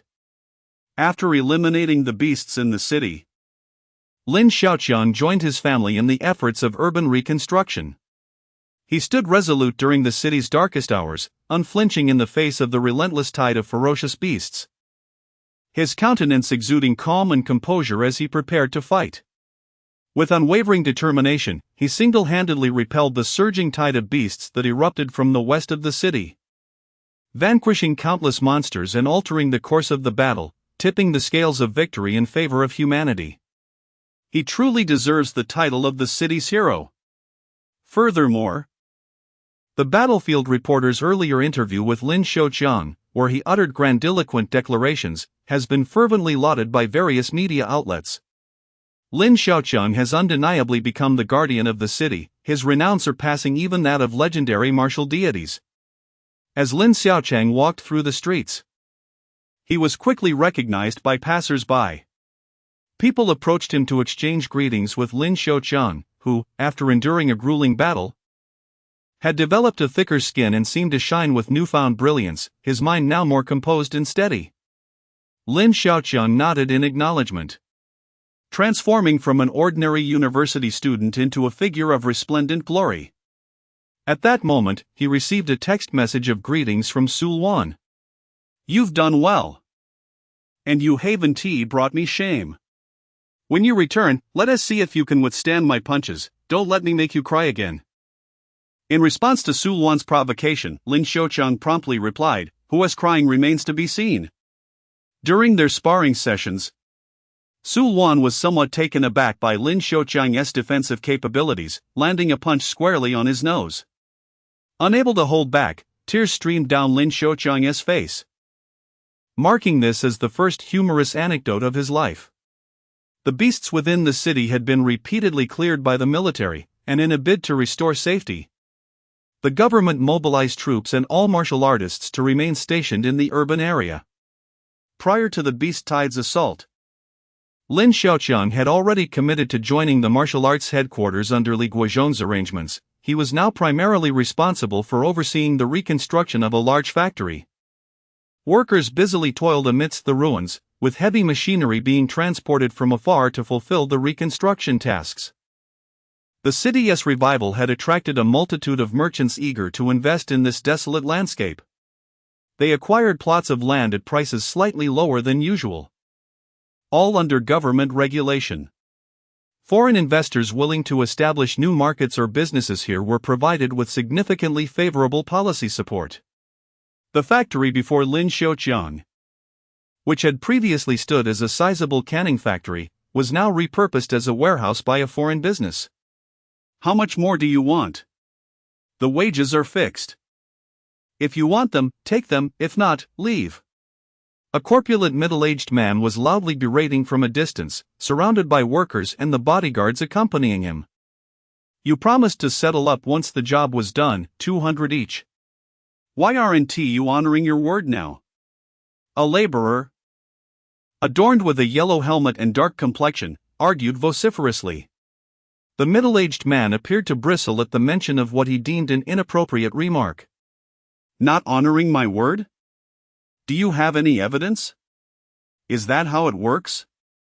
he retorted impatiently, signaling to the security personnel to escort the workers away, prompting the bodyguards to understand his intentions. The guard violently pushed aside the worker before him, grasping the very worker who had just questioned the middle-aged man. What a nuisance! You're fortunate to receive any compensation at all, shouldn't you be grateful? The bodyguard, towering at nearly 2 meters, exuded an imposing presence that intimidated the worker. With a sharp crack, 2 resounding slaps landed on the worker's face, inciting chaos within the crowd. Those who wished to step forward and seek justice found themselves deterred by a mere word of intimidation from the guard. This bodyguard was, in fact, a martial artist. The mere fact that such a skilled fighter was retained as a protector spoke volumes of the wealth possessed by his employer. The cultivation of martial artists demands substantial resources, and those without connections often resort to serving as bodyguards for the affluent or leveraging their martial prowess to engage in other professions, amassing sufficient wealth to fund their training. Chapter 38, Wrath. What is happening? Lin Xiaoqiang furrowed his brow, as the most significant challenge post-reconstruction lay in the realm of conflict and discord. This city incessantly witnessed an influx of outsiders, all seeking fortunes amidst the ruins, leading to a chaotic amalgamation of individuals and ceaseless altercations. The meager police force was utterly insufficient to manage the tumult. Moreover, the aspirants for wealth were not merely ordinary folk, but also numerous martial artists, who could obtain ample materials from beasts and various accompanying resources. At this juncture, the government had no choice but to deploy martial artists to maintain public order. It's Lin, the champion. Xiaoqiang has arrived. You must uphold justice for us. The workers, upon seeing Lin Xiaoqiang, clamored as if they had encountered a paragon of virtue. Each vying to voice their grievances, yet none could articulate the sequence of events clearly. Please, quiet down. What exactly transpired? Lin Xiaoqiang gestured for the crowd to settle. Having witnessed Lin Xiaoqiang's prowess in news reports, the workers recognized him as a hero of the city and gradually fell silent at his request. That heartless boss refuses to pay us our wages. A middle-aged man donning a red safety helmet raised his hand and shouted. His skin, darkened from prolonged exposure to the sun, bore cracks indicative of wear. Through the man's detailed account, Lin Xiaoqiang finally grasped the entire situation. The corpulent boss, named Hu Dahai, had come from another province to invest, purchasing the land for use as a warehouse. He had promised the workers' wages calculated at approximately 120 yuan per hour, yet only settled at a rate of 100. Hu Dahai took advantage of their plight, as they had fled from the outskirts of the city. Although the government had designated resettlement areas for them, they still needed to work to support their families. Neither party had signed any formal contract. The honest rural laborers, trusting Hu Dahai's verbal assurances, had agreed to an oral arrangement, only to discover that he was a master of deceit. Hu Dahai remained unperturbed, his arms crossed behind his back, exuding an air of arrogance. Even this urban hero seemed powerless against him, especially with several martial artist bodyguards at his side. Furthermore, he argued, how could one settle wages based solely on their claims without any documentation? Am I to be considered a philanthropist? He scoffed. So that was the crux of the matter. Lin Xiaoqiang nodded, recognizing that such exploitation in the name of urban reconstruction was not uncommon. Since he had encountered it firsthand, it was imperative to address the issue. Naturally, he could not take one side's word for it alone. Lin Xiaoqiang, adopting a conciliatory tone, inquired, Mr. Hu, have you indeed withheld wages? In handling this matter, Lin Xiaoqiang endeavored to lower his stance. Had it been another martial artist, they might have resorted to brute force to ascertain the truth, with the same results at the police station should there be any dissent. What? You intend to meddle in this affair? Hu Dahai, with his lofty demeanor, relied on his age and wealth, showing no regard for Lin Xiaoqiang whatsoever. Do you understand that it's not your place to comment on how I conduct my affairs? His words dripped with sarcasm, as he was well aware of the media's portrayal of Lin Xiaoqiang's heroic deeds. How could a mere boy, not yet 20, withstand the onslaught of beasts emerging from the dimensional rift? Even the formidable Li Zongshan from Jiangchang would have found such a feat impossible in his youth. Hu Dahai dismissed these reports with disdain, believing Lin Xiaoqiang to be nothing more than a symbolic figurehead concocted by Jiangcheng's media to bolster morale. Regardless of who I am, this matter falls under my jurisdiction, and I shall see it through. Lin Xiaoqiang was taken aback by Hu Dahai's arrogance, his anger surging within him. Lin! They have attacked our people. Zhang Jianguo was still lying in the hospital. The family's mainstay had been struck down, leaving his wife and children in despair. It was Hu Dahai who instigated the martial artists. The workers, witnessing Hu Dahai's brazen attitude, grew increasingly agitated yet dared not take action, fearing a fate similar to Zhang Jianguo's. With Lin Xiaoqiang's arrival, they naturally hoped for justice. The audacity of Hu Dahai to command martial artists to harm civilians struck Lin Xiaoqiang like thunder. The government's control over martial artists was stringent. Any outbreak of violence would prompt an immediate response from powerful enforcers. Hu Dahai's actions were a blatant transgression of a grave taboo. Who would have thought that boss who would resort to violence? You must accompany me to the martial arts headquarters, Lin Xiaoqiang stated coldly. Regardless of Hu Dahai's influence, he would face severe consequences for violating the sanctity of civilian safety. Hu Dahai, however, displayed no fear. Given his stature, even Li Guozhong, the head of the Jiangcheng martial arts headquarters, would show him respect. Yet here was a mere mascot attempting to administer justice against him. Hu Dahai found it amusing and signaled his martial artist bodyguards behind him, "It's time to clear the scene, I tire of this triviality." The bodyguards, most of whom were third-tier martial artists with 2 even being fourth-tier, nodded in agreement. Hu Dahai's wealth was apparent. How could he afford to employ 2 fourth-tier martial artists? As he prepared to take action, Lin Xiaoqiang could only sigh helplessly. His words had failed him. It seemed that matters would have to be resolved through force. The workers understood that a fight was imminent. They could not intervene in the battle of martial artists and thus retreated, hiding as far away as possible to avoid any unintended consequences. To them, the identity of a martial artist represented strength and power. "I'll see what sort of mascot you truly are," Hu Dahai said, lifting his chin with a scornful gaze. "Go!" With a commanding shout from Hu Dahai, several martial artists sprang into action. They were filled with curiosity regarding the capabilities of the young urban hero, eager to ascertain whether he was merely a fade.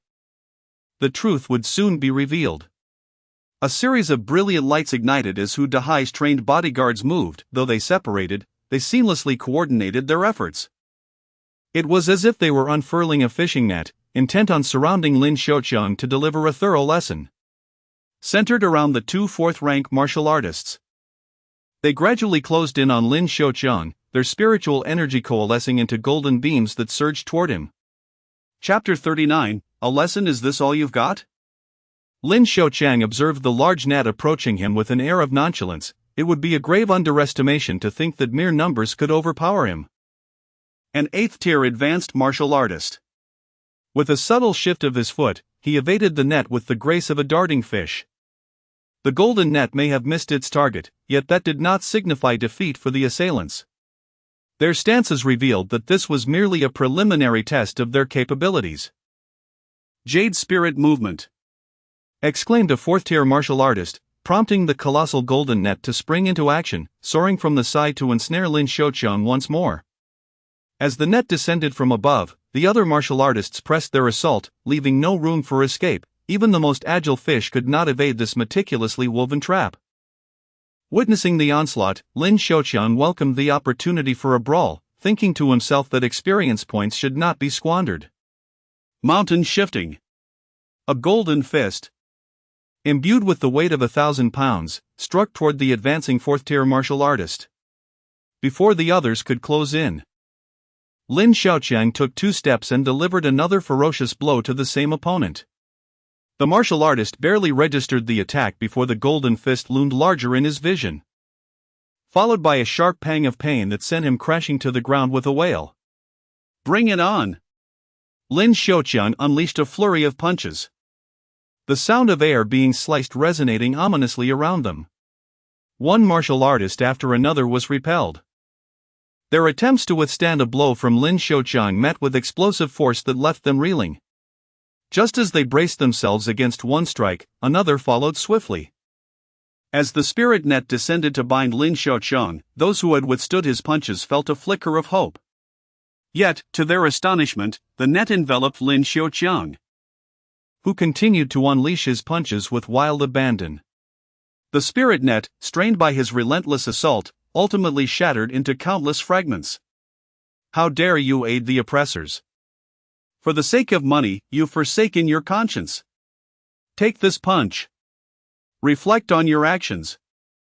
Lin Xiaoqiang pinned one martial artist down and struck a blow to the bodyguard's face. Their fate was indeed dire, once proud and imposing. The martial artists now resembled wayward children being chastised by Lin Xiaoqiang. They had intended to teach him a harsh lesson but found themselves on the receiving end of the blows.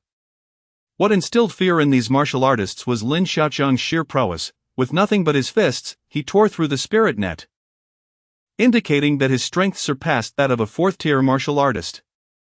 Previously, they had been unable to gauge Lin Xiaoqiang's true capabilities, mistakenly believing he was merely posturing. Seeing his subordinate sprawled on the ground in agony, Hu Dahai's face betrayed a flicker of fear, yet he struggled to suppress his rising panic. He called out to Lin Xiaoqiang, who was advancing toward him, "Do you know who I am? What, are you still thinking you're Li Gang?" Lin Xiaoqiang jested that no matter who came, they could not alter the inevitable fate of Hu Dahai facing a beating. "My benefactor is the Lin family of the capital. Should you dare lay a finger on me, you would be slapping the Lin family in the face." Hu Dahai was utterly cowed, resorting to invoking his powerful family for leverage. After all, one must consider the master when striking a dog. And Hu Dahai had invested in this warehouse for the Lin family. The mere mention of the Lin family of the capital sufficed to convey its formidable stature. Such a prestigious lineage could not be established in the capital without generations of accumulation. A lesser family claiming to be the Lin family of the capital would be nothing short of a disgrace.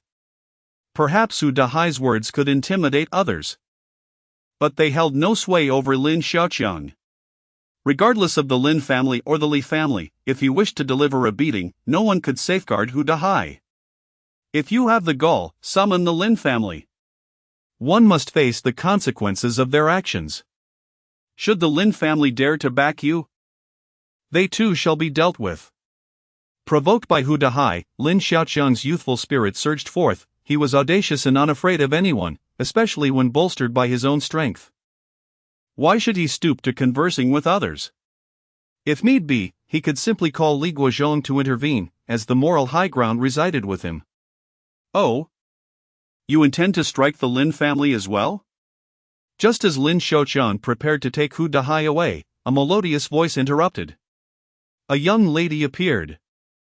Her long hair flowing, her delicate brows slightly arched, her alabaster skin reminiscent of an ice maiden. "Miss Lin! Save me!" Hu Dahai cried out, clutching at this girl as if she were a lifeline. "Are you a member of the Lin family?" Lin Xiaoqiang inquired, somewhat astonished at the timely arrival. I am Lin Mengxin, a young lady of the Lin family. What do you intend to do with him? Lin Mengxin showed no interest in Hu Dahai. Her curiosity directed solely at Lin Xiaoqiang. Everyone knew that Hu Dahai had come to Jiangqing to invest specifically for collaboration with the Lin family, yet here he was. Despite having the Lin family behind him, being thoroughly beaten by Lin Xiaoqiang, who regarded him with disdain. Just as Lin Xiaoqiang was about to inform Lin Mengxin of Hu Dahai's misdeeds, Hu Dahai preemptively began to complain. Miss Lin, you must help me vent this grievance. I merely reprimanded my workers for their lack of diligence, and Lin Xiaoqiang seized upon me without mercy, falsely accusing me of withholding wages and injuring someone. With my physique, how could I dare harm another? At that moment, Lin Xiaoqiang could not help but admire Hu Dahai's ability to twist the truth, turning black into white and reversing right and wrong. Suddenly, he found himself cast as the villain. Look at my bodyguards, they've been beaten like dogs. If you continue with this, I fear I may end up in the hospital. Hu Dahai's lament was so vivid that, were Lin Xiaoqiang not the one involved, he might have believed Hu Dahai's fabrications. As Lin Mengxin observed Hu Dahai's exaggerated display of distress, she found herself believing him to some extent. So, you are Lin Xiaoqiang. Regarding this city's hero, Lin Mengxin possesses a certain understanding. It is only reasonable that one who is deemed a hero by the media, earning the respect of all in Jiangchang, must possess commendable character. As Lin Mengxin gazed upon the martial artist still unconscious on the ground, it seemed as though she grasped something profound. Regardless of the circumstances, one should never resort to violence. Why does this young lady Lin appear somewhat lacking in intelligence? Is it truly sufficient to take Hu Dahai's word, along with the support of those who perpetrate wrongdoing, as irrefutable evidence? Do you trust him so readily? Chapter 40, The Young Lady of the Lin Family. The reaction of the young lady from the Lin family left Lin Xiaoqiang both amused and exasperated. Was she truly so easily swayed by others? Upon hearing about the appearance of dimensional rifts in Jiangchang, Lin Mengxin had specifically flown there from the capital, eager to witness the madness of the otherworldly beasts for herself. However, her more pressing motivation lay in the immense profits to be gained from the invasion of these creatures. The Lin family operated a lucrative business dealing in beast materials, ranking among the top 10 in the capital. And the abundant resources available in Jiangchang were undoubtedly within their grasp. Yet, before she could even assess the construction of their partner's warehouse, she encountered an unjust incident. How dare they bully the Lin family's partnerships? Lin Mengxin found such behavior intolerable. Miss, do you truly believe her without fear of being deceived? Lin Xiaoqiang expressed his helplessness, attempting to offer an explanation. Help me teach him a lesson, he looks like a scoundrel. The moment Lin Xiaoqiang spoke, he was destined to face the consequences. Just as Lin Mengxin's words fell, a fifth-tier warrior stepped forward, intent on reprimanding Lin Xiaoqiang. It seemed a confrontation was unavoidable. With a soft sigh, Lin Xiaoqiang resigned himself to his misfortune. Mountain shatter. He unleashed a punch with all his might, a flash of golden light striking like lightning towards the fifth-tier warrior. The warrior reacted swiftly, discerning Lin Xiaoqiang's move. With a slight sidestep, he gathered azure energy in his palms, transforming them into a blade that cleaved forward. Bang! The azure energy blade collided with the lightning-fast punch, creating a resounding shockwave that whipped up a fierce gust of wind. Not bad, you managed to block my punch. Lin Xiaoqiang remarked approvingly, delivering another blow that appeared slow yet bore the weight of a mountain. Ultimately, the fifth-tier warrior could not withstand this second strike. Raising both hands and exerting all his strength, he was still unable to dissipate the overwhelming force. Put! Blood was spat forth, and the fifth-tier warrior was compelled to retreat after swallowing a pill, rendered incapable of further combat. His gaze towards Lin Xiaoqiang was filled with apprehension. Damn it!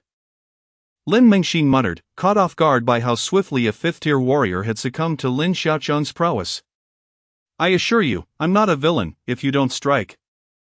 I won't harm a woman, Lin Xiaoqiang declared, preparing to turn and confront Hu Dahai when a chilling aura suddenly enveloped him from behind. Lin Mengxin drew an ice sword from her spatial ring, its ice-blue blade radiating a palpable coldness. This sword was at least of the fourth tier. Today, I must teach you a lesson, Lin Mengxin said fiercely, resembling Lin Xiaoqiang when he was ready to fight. Should she insist on unleashing her full power? Lin Xiaoqiang would dare not retaliate, opting instead to concede.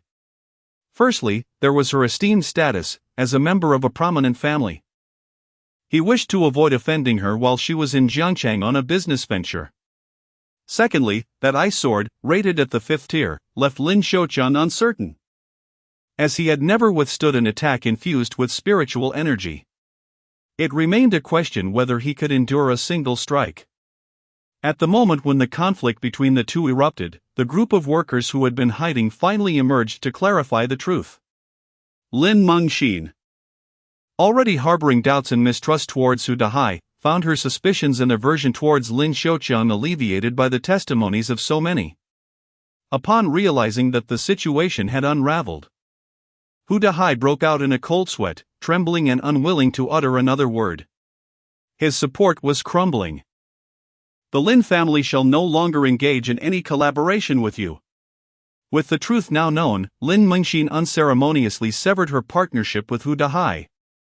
A simple declaration that effectively obliterated his business prospects. Despite her tendency to trust others too readily, Lin Mengxin excelled in many other aspects. Aware of Hu Dahai's delay in paying wages, she chose to take full responsibility. Not only disbursing the wages at double the rate but also voluntarily covering all medical expenses for Zhang Jianjun. Brother Mu, please escort Hu Dahai to the martial arts headquarters in Jiangcheng, along with this group of scoundrels, and let them reflect in prison for a few years. Lin Mengxin instructed the 5th-grade martial artist behind her. Brother Mu had sustained internal injuries from a punch delivered by Lin Xiaoqiang earlier. Yet he managed to recover swiftly after consuming a unique healing elixir from the Lin family. This rapid recovery left Lin Xiaoqiang envious. If only he had access to such elixirs as a backup, his strength would undoubtedly ascend to new heights. He had foolishly given away the elixir that Su Luan had previously gifted him to Xing Yuanbei and felt too embarrassed to ask Su Luan for another. Truly, a remarkable individual capable of turning the tide. Lin Mengxin, having arranged everything, approached Lin Xiaoqiang, who was lost in thought, and praised him. Your Lin family is indeed affluent. Possessing such valuable elixirs as if they were worthless, Lin Xiaoqiang mused, pondering why others with the same surname were so wealthy.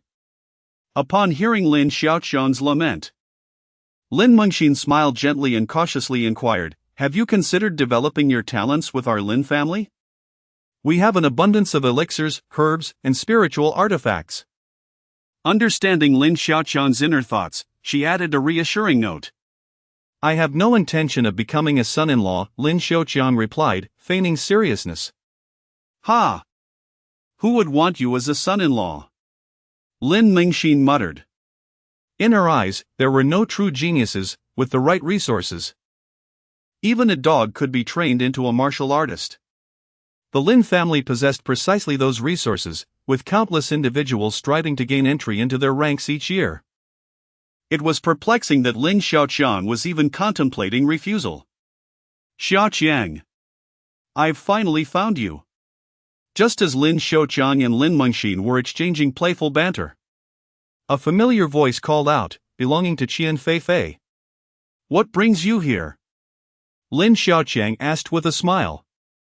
Qian Feifei had been assisting her parents in clearing the street ruins, while Lin Xiaoqiang was preoccupied with his own tasks and could not accompany her. Ha ha! Qian Feifei, like a lively little rabbit, dashed into Lin Xiaoqiang's embrace. I missed you. After experiencing life and death separations, Qian Feifei found herself increasingly attached to Lin Xiaoqiang.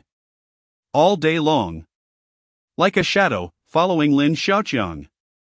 Who is this? After feeling the warmth in her embrace, Qian Feifei blinked and asked with a smile. Oh, I almost forgot to introduce her. This is Lin Mengxin, the eldest daughter of the Lin family. After saying this, she added, though my surname is also Lin. The disparity is vast. Hello, I am Qian Feifei.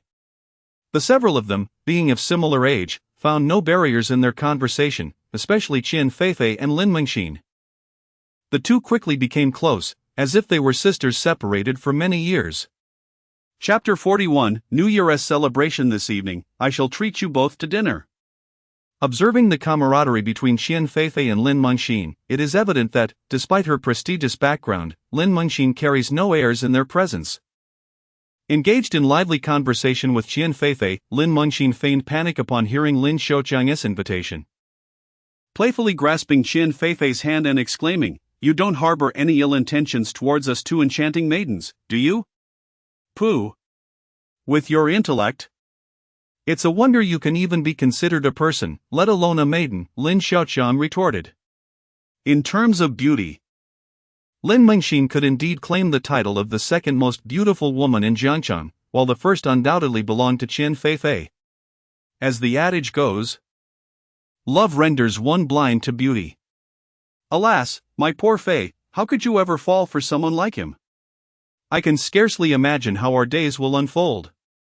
Though Lin Mengxin projected an air of aloofness, she was, in truth, rather cunning. When she spoke harshly, even Lin Xiaoqiang found himself at a loss. Qian Feifei stifled her laughter. Well aware of Lin Xiaoqiang's sharp tongue, while few cared to converse with him at school, his jests could rattle the very dead.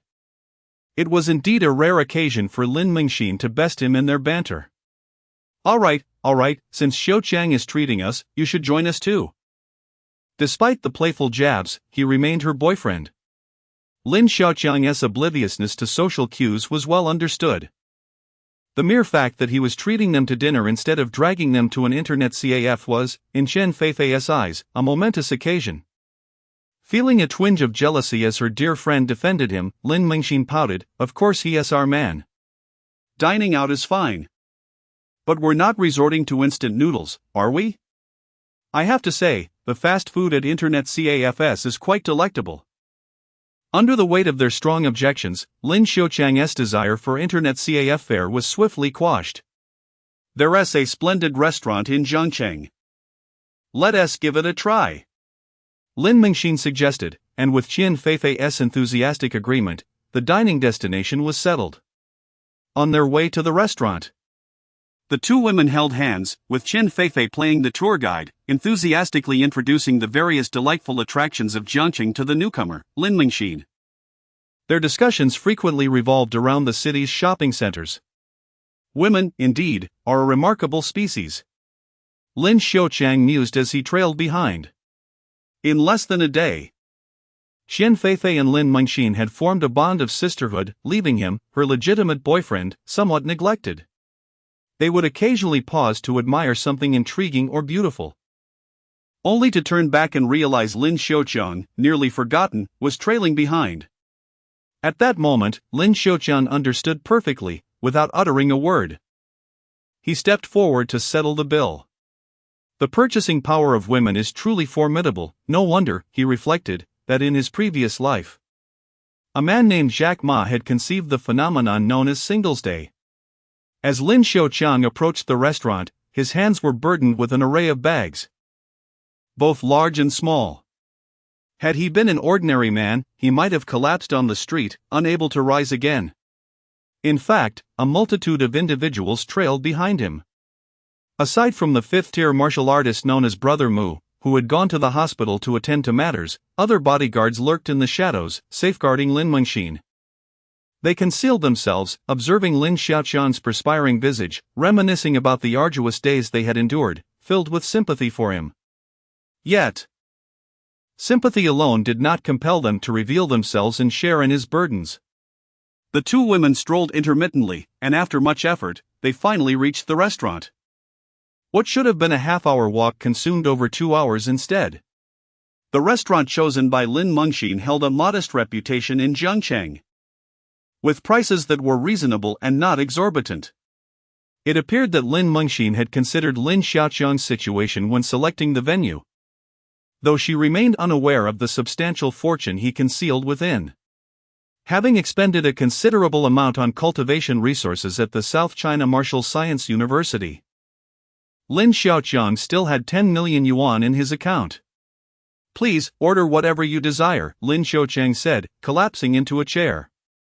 As long as he was not accompanying them on shopping sprees, he could afford to buy the entire restaurant without concern. Lin Mengxin took the menu from the manager and scrutinized it intently, her expression unremarkable, while her mind schemed on how to take advantage of Lin Xiaoqiang. Our restaurant's specialty is a whole roasted lamb, sourced from authentic grassland lamb. The meat is tender and flavorful, bursting with the rich aroma of lamb with every bite. The manager, clad in a black suit, introduced their signature dishes. From the moment the three entered, the manager recognized the illustrious Lin Xiaoqiang trailing behind them.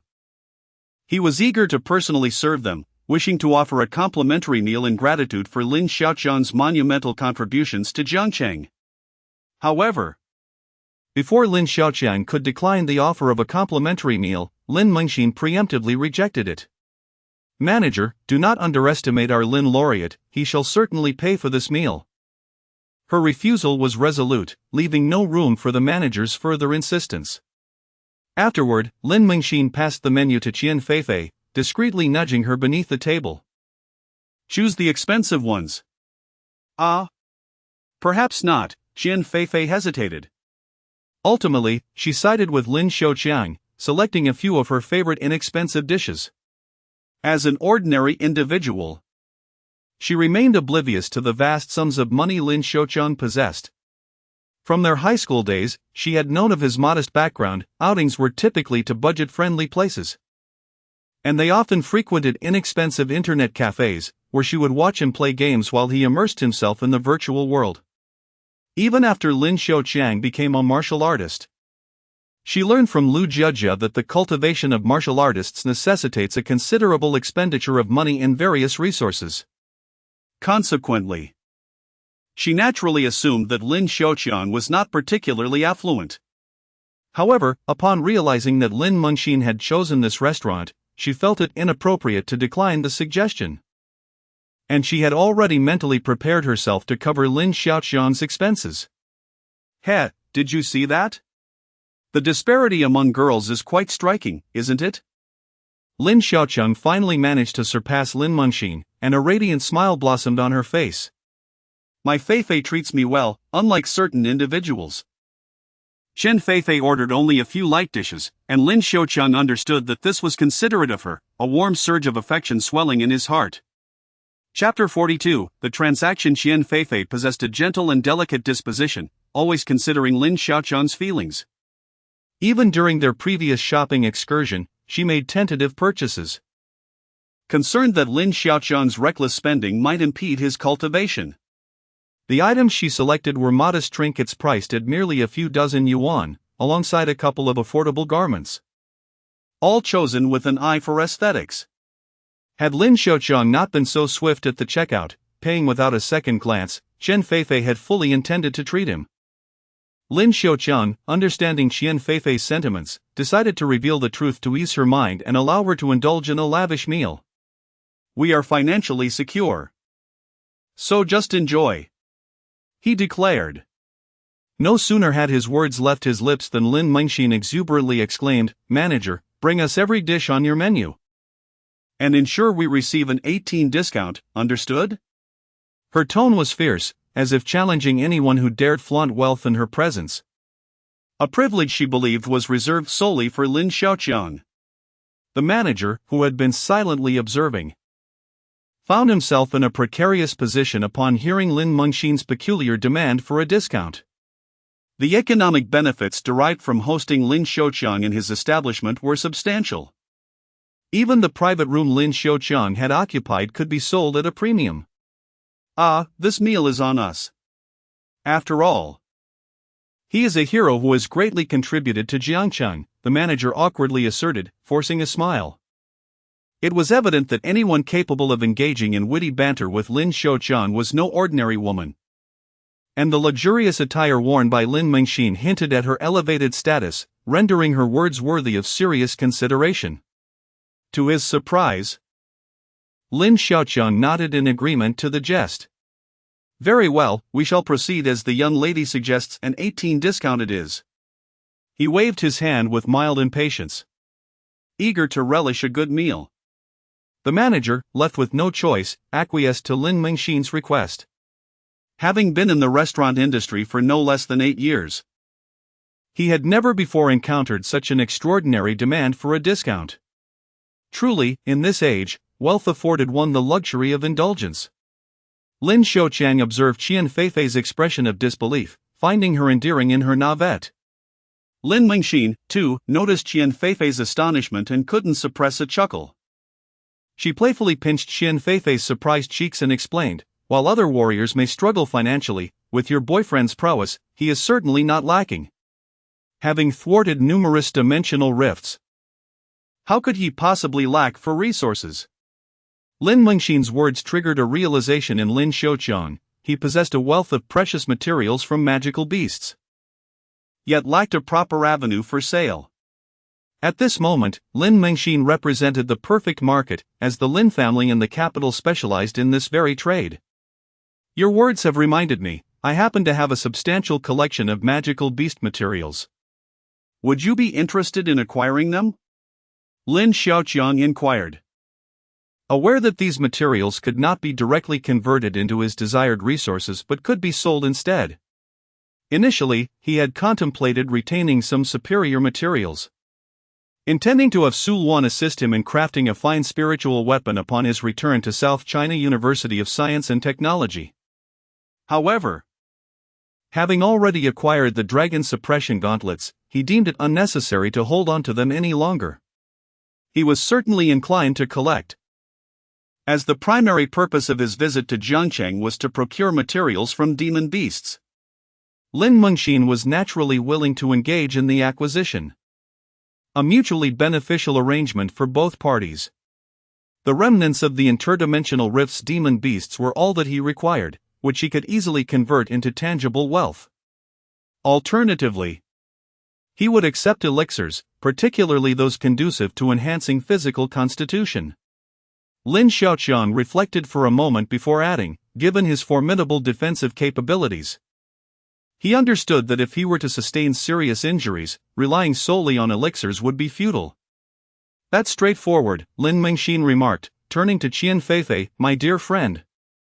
Are you truly that naive? Your boyfriend lacks nothing, except perhaps for financial constraints. Even with abundant wealth, one should refrain from reckless spending, Qian Feifei replied. Her cheeks flushed, realizing she had overthought the matter. Nonetheless, she felt a sense of joy for Lin Xiaoqiang, as he was not bound by financial limitations in his pursuits. Lin Xiaoqiang picked up a succulent piece of white-cut chicken, dipped it in sauce, and placed it in Qian Feifei's bowl. Affecting a pitiful demeanor, he lamented, "You, an outsider, cannot possibly comprehend my plight. Only those who genuinely care for me would understand. I am truly a pitiable soul, impoverished to the point of possessing only money." Qian Feifei could not suppress her laughter. Lin Xiaoqiang's playful antics genuinely amused her. With a smile, she delicately offered him a delectable abalone, carefully guiding it to his mouth. Lin Xiaoqiang opened wide and savored the exquisite flavor. "All right, I shall eat for myself," he declared, observing the affectionate exchange between the two. Lin Mengxin felt like an unwelcome third wheel, left without anyone to feed her. No matter how she savored the delicious food before her, a hint of sourness lingered, reminiscent of the proverbial bitterness of a single dog. Despite the playful banter, Lin Xiaoqiang harbored a measure of respect for Lin Mengxin. He held several questions about the Lin family in Beijing, but more importantly, he sought to unravel the true nature of the Martial God Temple, a mysterious and formidable organization. Lin Mengxin had encountered far more of the world than he had, being the daughter of the Lin family, and thus possessed some understanding of such an enigmatic and powerful entity. When Lin Xiaoqiang inquired about the Martial God Temple, Lin Mengxin, who was just about to lift a poached prawn, suddenly froze. A serious expression overtook her features, and she appeared unusually solemn. This reaction startled Lin Xiaoqiang. Was the Martial God Temple truly that formidable, commanding such respect from the proud Lin Mengxin? Setting down her utensils, Lin Mengxin took a tissue to dab her mouth and, with a grave demeanor, asked, "Do not tell me you have provoked them." "And no, I was merely curious. I recently heard of this organization," Lin Xiaoqiang replied, sensing her concern. Upon realizing that his curiosity was innocent, Lin Mengxin's tension eased somewhat. The Martial God Temple had been in existence since the resurgence of spiritual energy, accessible only to those who were martial artists of the 4th rank or higher. The power of the martial deity hall ranks just below that of the national government, with some rumors suggesting that its strength rivals that of a small nation. Lin Mengxin harbors a mix of apprehension and admiration towards this martial deity hall. Her description aligns closely with that of the elder, though the elders spoke of its members as if they were saints. Lin Xiaoqiang concurs with Lin Mengxin's perspective, asserting that due to the overwhelming strength of the martial deity hall, only the government can impose constraints upon it. Many individuals have exploited the name of the martial deity hall to act recklessly, tarnishing numerous reputations in the process. Chapter 43, Tongwen Mountain. Do you know this person? Lin Xiaoqiang extracted a dark golden business card from his pocket and handed it to Lin Mengxin. This card belonged to an elderly man who claimed to be a warrior from the martial god hall. As the eldest daughter of the Lin family, Lin Mengxin possessed information that was certainly on par with that of Li Zongshan and his associates. She received the dark golden card and examined it closely. The card itself bore no unique features, except for 3 gilded characters inscribed in a flamboyant cursive at the lower left corner. It turned out to be the name Tongwen Mountain's esteemed elder, which explained the ostentatiousness of the card, adorned with gold dust. Holding the card, Lin Mengxin couldn't help but chuckle upon seeing those gilded characters. Tongwen Mountain? Did this old man speak out of turn, akin to a pyramid scheme? Lin Xiaoqiang had already taken note of the conspicuously prominent name, though he was unfamiliar with this person's identity. Indeed, such individuals are often like that. While they may possess numerous flaws, this elder undoubtedly commanded respect. Hearing Lin Xiaoqiang's initial impression of Tongwen Mountain, Lin Mengxin found it somewhat amusing. To Lin Mengxin, who had grown up in the capital, the name Tongwen Mountain resonated like thunder. Despite his age, over 70, Tongwen Mountain held the rank of an 8th-grade warrior. Approximately 20 years prior, the capital experienced a large-scale incursion from another dimension. Beasts of considerable strength, at least 3rd grade or higher, poured forth from the rift, with 6th-grade creatures being particularly abundant. The military's strength at the time was sufficient to counter the invasion. Yet the most troublesome aspect was that the rift was located within the city itself. Unfortunately, the incursion was marked by the astonishing and perplexing behavior of the beasts. The entire horde exhibited an organization akin to a human army, prompting countless powerful individuals to attempt a forceful suppression of the rift, aiming for a direct strike against the dragon. Yet, they could never approach the Beast King orchestrating the chaos from behind the scenes. Just as despair enveloped everyone in a state of urgency, a tremendous explosion erupted from the center of the rift, deafening in its intensity, instantly killing many 3rd-grade beasts. The Beast King, who commanded the horde, sustained severe injuries, and the overwhelming aura it had previously exuded vanished in an instant following the explosion.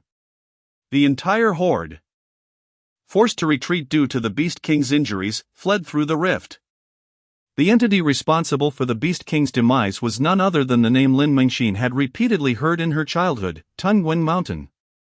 Years ago, Tongwen Mountain was already a formidable figure at the martial sovereign level. When the beasts invaded, he happened to be in that region. He promptly located the Beast King, whose overwhelming power made it impossible for even Tongwen Mountain to easily vanquish. With each passing second the Beast King existed in this world, countless innocent lives hung in the balance. Tongwen Mountain resorted to the forbidden techniques of the martial god hall, sacrificing his martial prowess to strike at the Beast King. Ultimately, he was unable to slay it, but he succeeded in forcing it to retreat. The nation mobilized all its resources and finally salvaged Tongwenshan, who was teetering on the brink of death. However, the price paid by Tongwenshan was profoundly painful. The martial arts accomplishments of Wu Zong were utterly destroyed in a single day, and his foundational skills in martial arts were lost. Once heralded as the youngest martial sovereign in the country, he was reduced to an ordinary individual. Astonishingly, Tongwenshan refused to succumb to the dictates of fate. With the support of the state, within a mere decade, he made astonishing strides to attain the rank of an 8th-tier martial artist. Regrettably, due to the overwhelming nature of the forbidden technique he had employed years prior, no matter how diligently he trained, he could not ascend further. The sudden invasion of demonic beasts in the capital over a decade ago concealed many secrets, with numerous matters forcibly suppressed. Only a select few were privy to the hidden truths, and naturally, the exploits of Tong Wenshan were shrouded from public knowledge, entangled with too many powerful factions. Consequently, his remarkable deeds were relegated to obscurity, known only to a few. After recounting Tong Wenshan's glorious past, Lin Mengxin took a sip of tea, habitually twisting her chin, and added, "It seems that the martial arts champion from 6 years ago once took Master Tong as her teacher.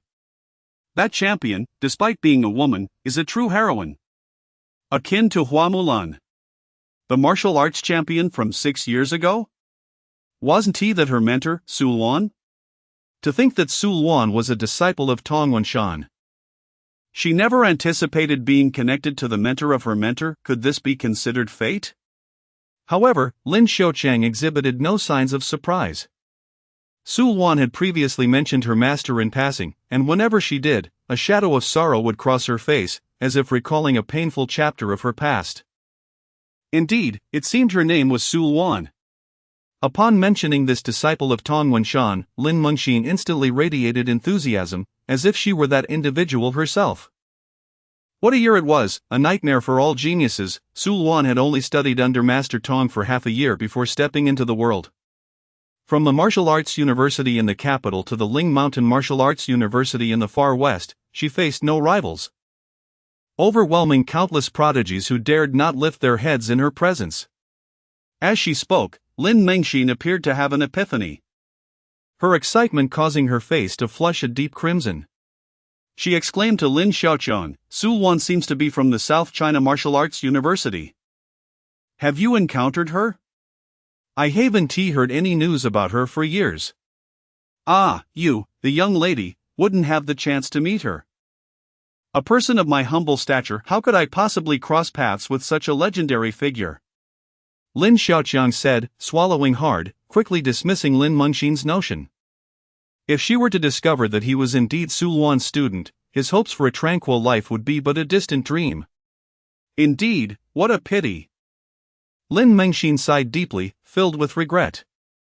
She aspired to be like Su Luan, capable of overshadowing all her contemporaries and earning the glory that she believed every girl like her deserved.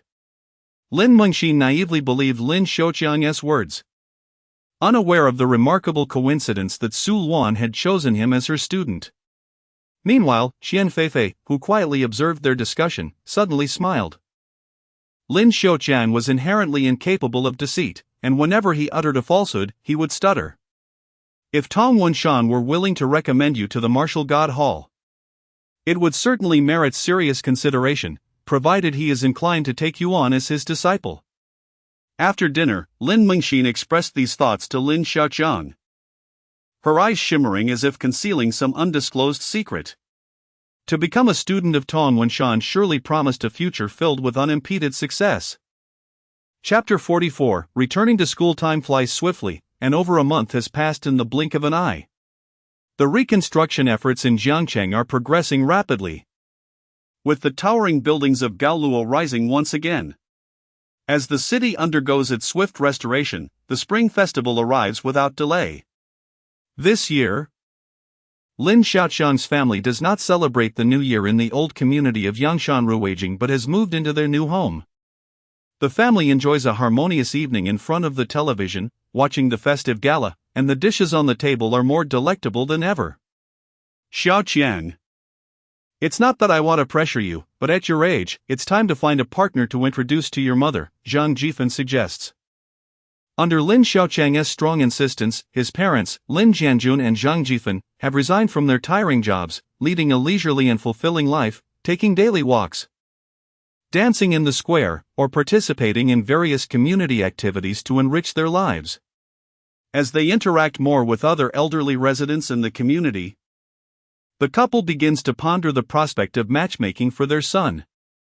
Lin Mingyue, with her gentle disposition and striking appearance, draws numerous suitors to their doorstep, nearly wearing it down with their visits. Concerned for Lin Xiaoqiang, they wish to establish a stable family life for their children soon. Whenever Zhang Jifan brings up the topic of finding a partner, Lin Xiaoqiang fervently shakes his head. "Mom, please don't rush me. My sister isn't even married yet. I have plenty of time, he retorts, attempting to redirect his parents' attention to his sister, Lin Mingyue. Ah, you're trying to use me as a shield. That girl you were shopping with last time seemed quite nice. Didn't you two date back in high school? Lin Mingyue exposes Lin Xiaoqiang's hidden secret with a teasing tone. In her presence, he always feels like a child, unable to conceal his secrets from her. What? Sister! You knew all along? Lin Xiaoqiang is taken aback, nearly choking on the braised lion's head he was eating, hastily gulping down a bottle of cola. What? You were actually hiding it from me and your mother? Why didn't you bring her home to meet us? Afraid? Lin Jianjun, who had been focused on the Spring Festival Gala, can no longer contain his curiosity. Next year, I will definitely bring her home for the new year. Lin Xiaoqiang replies, feeling somewhat embarrassed, realizing that his sweet moments with Qian Feifei during high school had not escaped Lin Mingyue's notice. This year, Lin Xiaoqiang had contemplated bringing Qian Feifei home, but considering the recent turmoil from the beast-tide invasion, he believes it would be better for her to spend the festive season with her family. Unbeknownst to him, Qian Feifei is grappling with her own parents' inquiries and pressure. Feifei, I think Lin Xiaoqiang is quite a good young man. He possesses both strength and integrity, just looking at his demeanor reveals his admirable character. Your father and I are in agreement. When will you bring him home for us to meet? Qian Feifei's cheeks flush crimson as she averts her gaze, unable to face her parents' fiery scrutiny. Well, there will be opportunities in the future, she replies shyly. After the new year, Lin Xiaoqiang must promptly set off to report to South China University of Science and Technology. With an early holiday, the semester naturally begins early as well. Just before his departure, Lin Xiaoqiang gazed at Qian Feifei outside the car, her reluctant expression tugging at his heartstrings. Leaning out of the car window, he shouted cheerfully to Qian Feifei, who was secretly shedding tears, "Don't miss me too much. We can still video call on WeChat." A chuckle escaped Qian Feifei, who, still feeling sorrow over their separation, couldn't help but laugh at Lin Xiaoqiang's playful remark. Ha ha! What do you see in this guy? Li Guozhong, sitting nearby, couldn't resist asking Qian Feifei with a hearty laugh. It truly is not easy to be the girlfriend of a straightforward man like Lin Xiaoqiang. Meanwhile, Lin Xiaoqiang sat in the car, burdened with thoughts. He had yet to disclose the matters concerning the martial god temple to Su Luan. Initially intending to inquire about the apprenticeship with Tong Wenshan in person, he hesitated upon seeing Su Luan's sorrowful demeanor. Instead, he casually asked, "Su, do you think someone as talented as me needs to enter the martial god temple?" The martial god temple? Upon hearing Lin Xiaoqiang suddenly bring up this subject, Su Luan appeared momentarily stunned before swiftly regaining her composure. Regardless of how gifted one may be, not entering the martial god temple will forever confine you to the perspective of a frog at the bottom of a well. This sentiment echoed Tong Wenshan's earlier words to Lin Xiaoqiang, where the former likened it to a dragon in the river, while Su Luan directly referred to it as a frog in the well. Wait, did you receive an invitation from the martial god temple? Su Luan inquired, puzzled.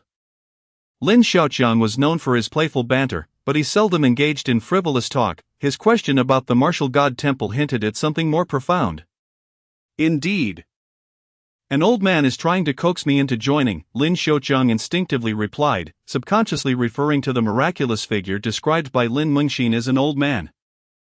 His first impression of Tong Wenshan was so profound that he resembled a grand charlatan, making it difficult to associate him with a legendary figure.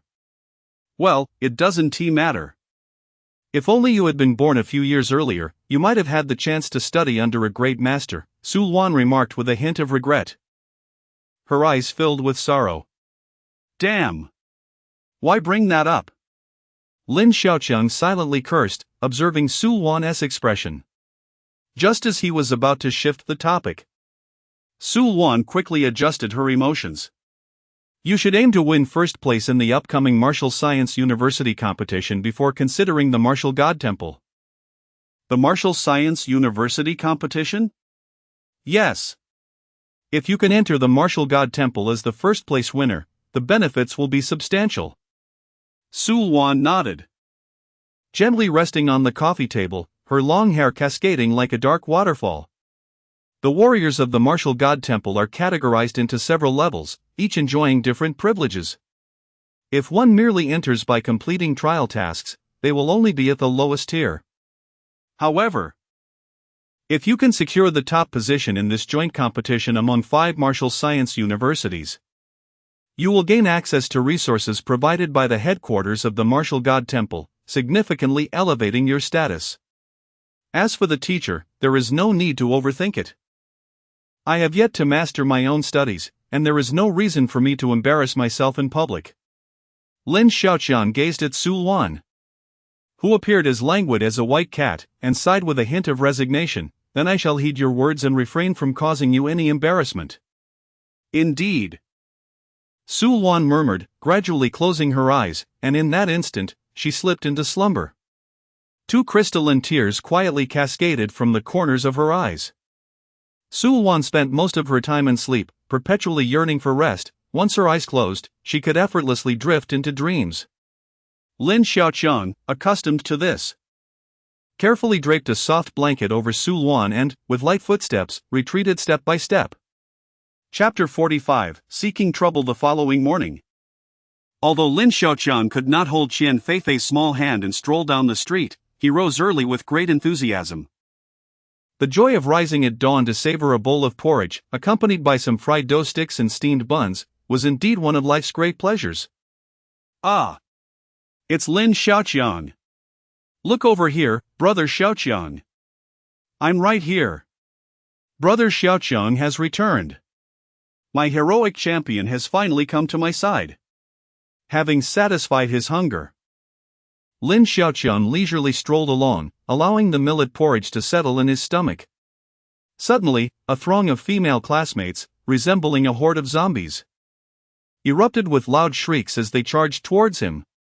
Xiaoqian, would you care to accompany me for a walk at Qingshui Lake? Wow! You truly are as handsome as portrayed on television. I have some confusions regarding martial arts. Could you assist me in resolving them, Brother Xiaoqian? A swarm of girls blocked Lin Xiaoqian's path. They were students from South China University of Technology, not much younger than him, many of whom were of the same age. The 18 or 19-year-old girls were particularly enamored with the cinematic portrayal of heroic figures, and under the media's deliberate embellishment, Lin Xiaoqian had transformed into such a captivating young man. Lin Xiaoqian was not exceptionally handsome, he was merely fair-skinned and slightly delicate in appearance. However, what truly enchanted these female classmates was his extraordinary prowess. A youth capable of saving the city from disaster. Possessing terrifying strength yet radiating a charming smile, who could resist falling for him? Regrettably, Lin Xiaoqian had already captured the heart of another. Faced with the adoring crowd, he had seen through their intentions. For some inexplicable reason, in front of Qian Feifei, Lin Xiaoqian often found himself at a loss for words, unable to express any flirtation. Appearing instead like an innocent boy, pure and naïve. In her presence, he was meek and compliant. Away from her, he would certainly unleash his true sentiments upon those who dared to pursue him. Dear classmates, while it is admirable to idolize, please maintain your rationality. Don't you have training sessions today? Lin Xiaoqian sought to break free, yet the throng of female admirers showed no intention of relenting, enveloping him as if he were a dumpling in a steamer. We have no classes. We specifically came to see you. Brother Xiaoqian, come with me to Qingshui Lake.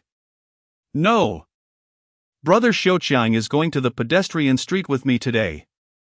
It became evident that when women desire something, they would employ every means to attain it. Lin Xiaoqian was no exception. I already have a girlfriend. There's no need to pursue me. Forced into a corner, Lin Xiaoqian could not simply disperse them with a punch. He was left with no choice but to resort to a lesser tactic. To his astonishment, he had assumed that his relationship would deter them, but instead, it only ignited their competitive spirit. The girl in suspenders who had just called out for Lin Xiaoqiang to accompany her to Qingshui Lake uttered a shocking remark that left him dumbfounded. There is nothing that can't be obtained, and no wall that cannot be climbed. Lin Xiaoqiang's obliviousness to his fortunate circumstances incited immense frustration among the boys who could only stand by and witness the scene unfold. Amidst a chorus of scathing remarks, none dared to confront Lin Xiaoqiang to prove their own prowess. How lamentable for these innocent maidens! How could my beloved Alien be so ensnared by this scoundrel? My heart is filled with resentment. Brothers, take heart. If they truly possessed any capability, they would have boldly stepped forward to seize Lin Xiaoqiang by the collar and cast him out.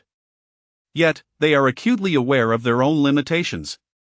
And even more so of Lin Xiaoqiang's formidable strength. The tale that circulated in the campus of a fourth-tier warrior single-handedly battling two fourth-tier golden-horned pythons featured none other than Lin Xiaoqiang himself.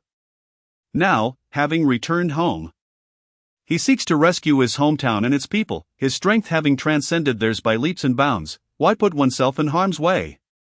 Were Lin Xiaoqiang devoid of strength, those fervent admirers would not be so enamored with him. The world operates on a principle of fairness. The law of the jungle, survival of the fittest, is an immutable truth. What has become of this era? Withstanding a beast tide and gaining media attention has somehow elevated one to the status of a strongman? Then, a jarringly loud voice pierced the air, and 5 figures strolled leisurely into view. Goodness! It is the 5 kings of South China. Are they not on the verge of graduation? What brings them back to the school? Are you foolish? The annual martial arts competition is about to commence. These 5 hold the utmost power among our school's students. Not only did the male onlookers recognize them, but the previously chattering girls also fell into a sudden hush. These 5 represent the pinnacle of strength among the senior students of South China Martial University, rarely remaining on campus, as they predominantly venture out to undertake trial missions. Recently summoned back by the school's invitation, they were quite intrigued by Lin Xiaoqiang, only to return to such a grand spectacle.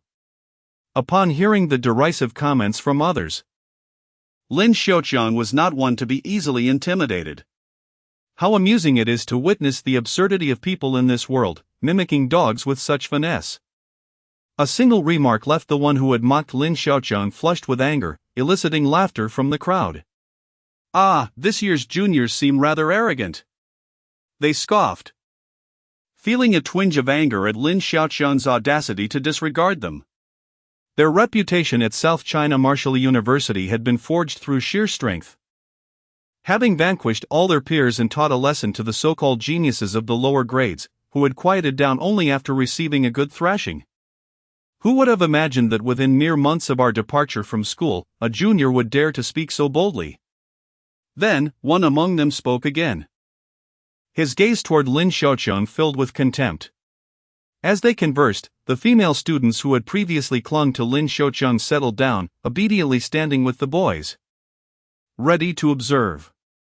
No matter how infatuated they were with Lin Xiaoqiang, they would not be foolish enough to oppose the 5 strongest individuals from South China Martial University. A fierce clash between Lin Xiaoqiang and the so-called 5 kings of South China was inevitable. All newcomers secretly yearned for Lin Xiaoqiang to subdue the formidable presence of the 5 sovereigns.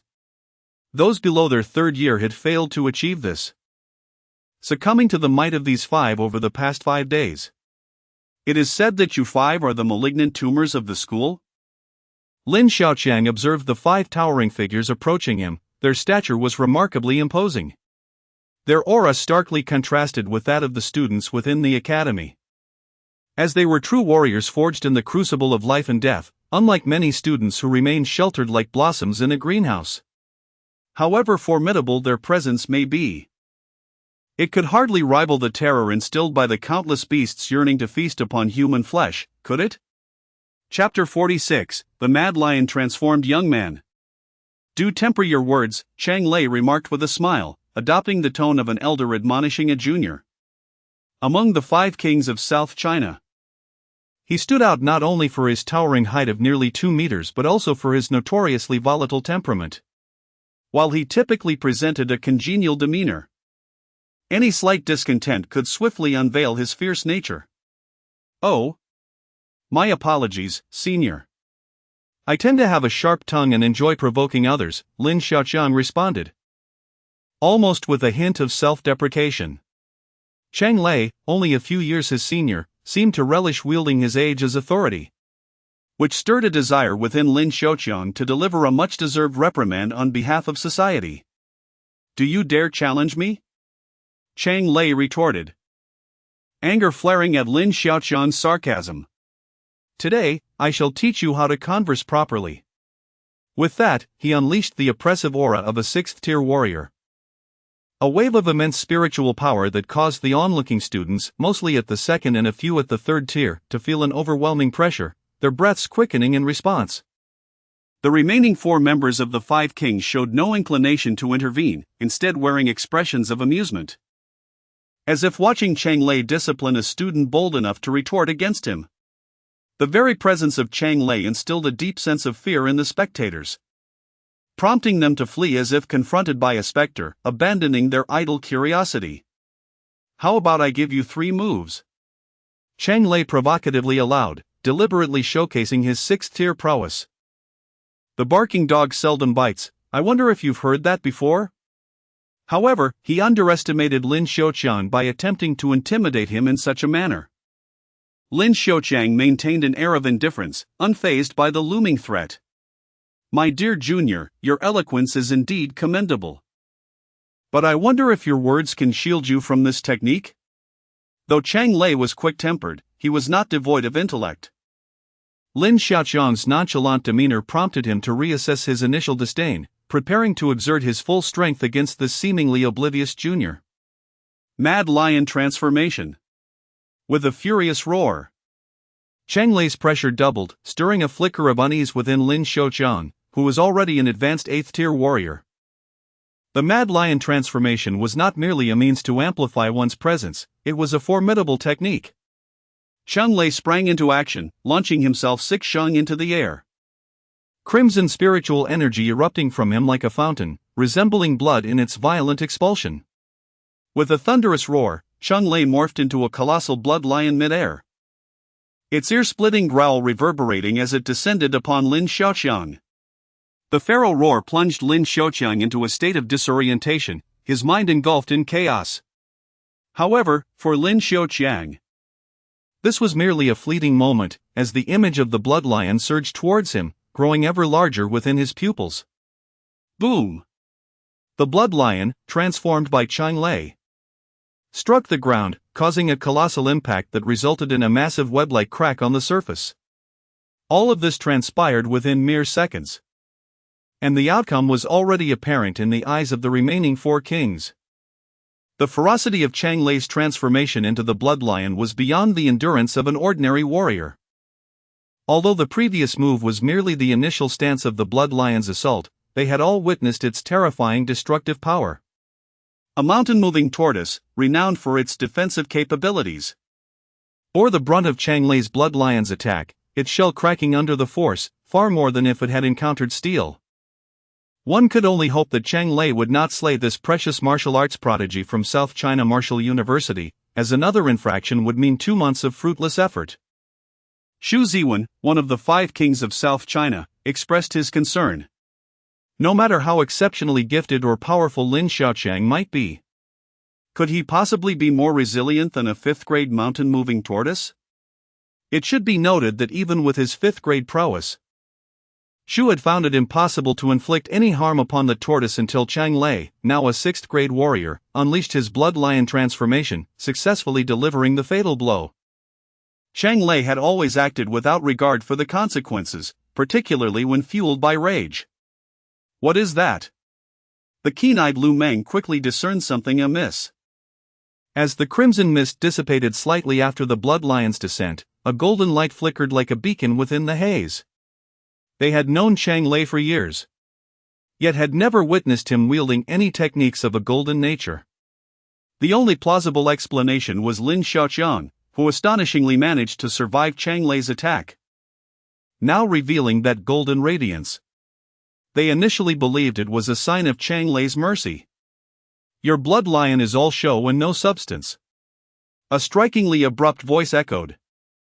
As Lin Xiaoqiang's hands transformed into a resplendent gold, having withstood Chang Lei's assault without resorting to the Dragon Suppression Gauntlet. Despite Chang Lei's 6th grade strength, the technique he employed, inherited from a senior instructor at South China Martial University, came at the cost of his own vitality, yielding power comparable to that of a 7th grade warrior. At least when that move was unleashed, a true 7th grade warrior would never dare to confront it head-on, otherwise, it would result in certain death or grievous injury. This also rendered Chang Lei's combat sustainability abysmal, as each time he executed the Blood Lion transformation, he had to consume copious amounts of restorative blood pills, lest he incur irreversible damage to his body. The blood beast Chang Lei had morphed into not only failed to vanquish Lin Xiaoqiang but was instead struck in the abdomen by Lin Xiaoqiang's punch, momentarily disrupting the flow of his internal energy. The true strength of the Blood Lion transformation lay not only in its horrific destructive capacity but also in its ability to enhance physical defense, otherwise, Lin Xiaoqiang's punch would have certainly inflicted serious injury, rendering Chang Lei unable to rise again.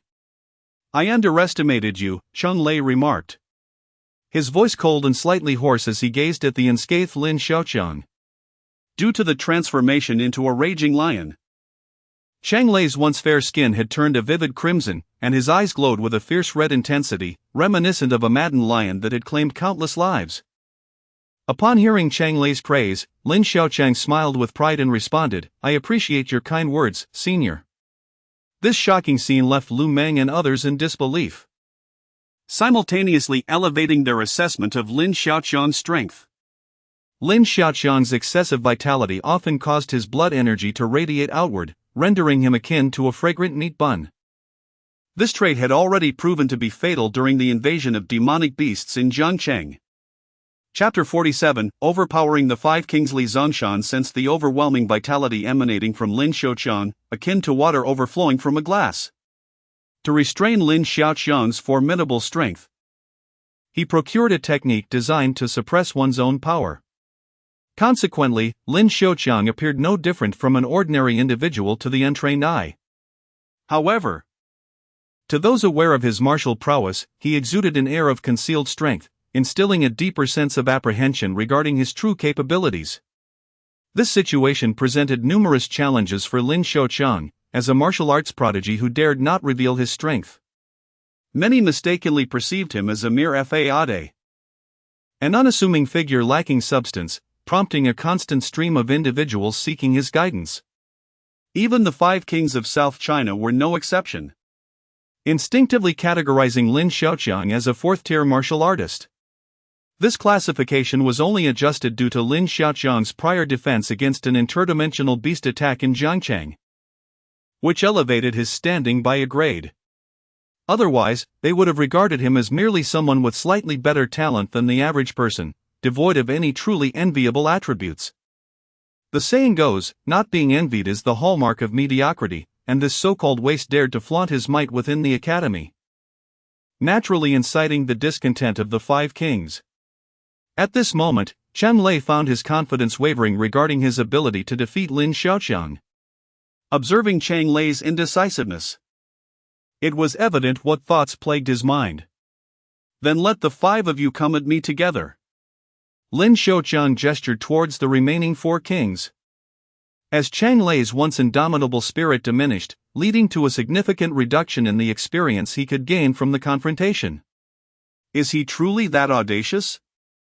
The 4 kings began to suspect whether Lin Xiaoqiang had overstepped the bounds of confidence, daring to challenge all 5 of them alone, something even a 7th-tier martial artist would not presume to do.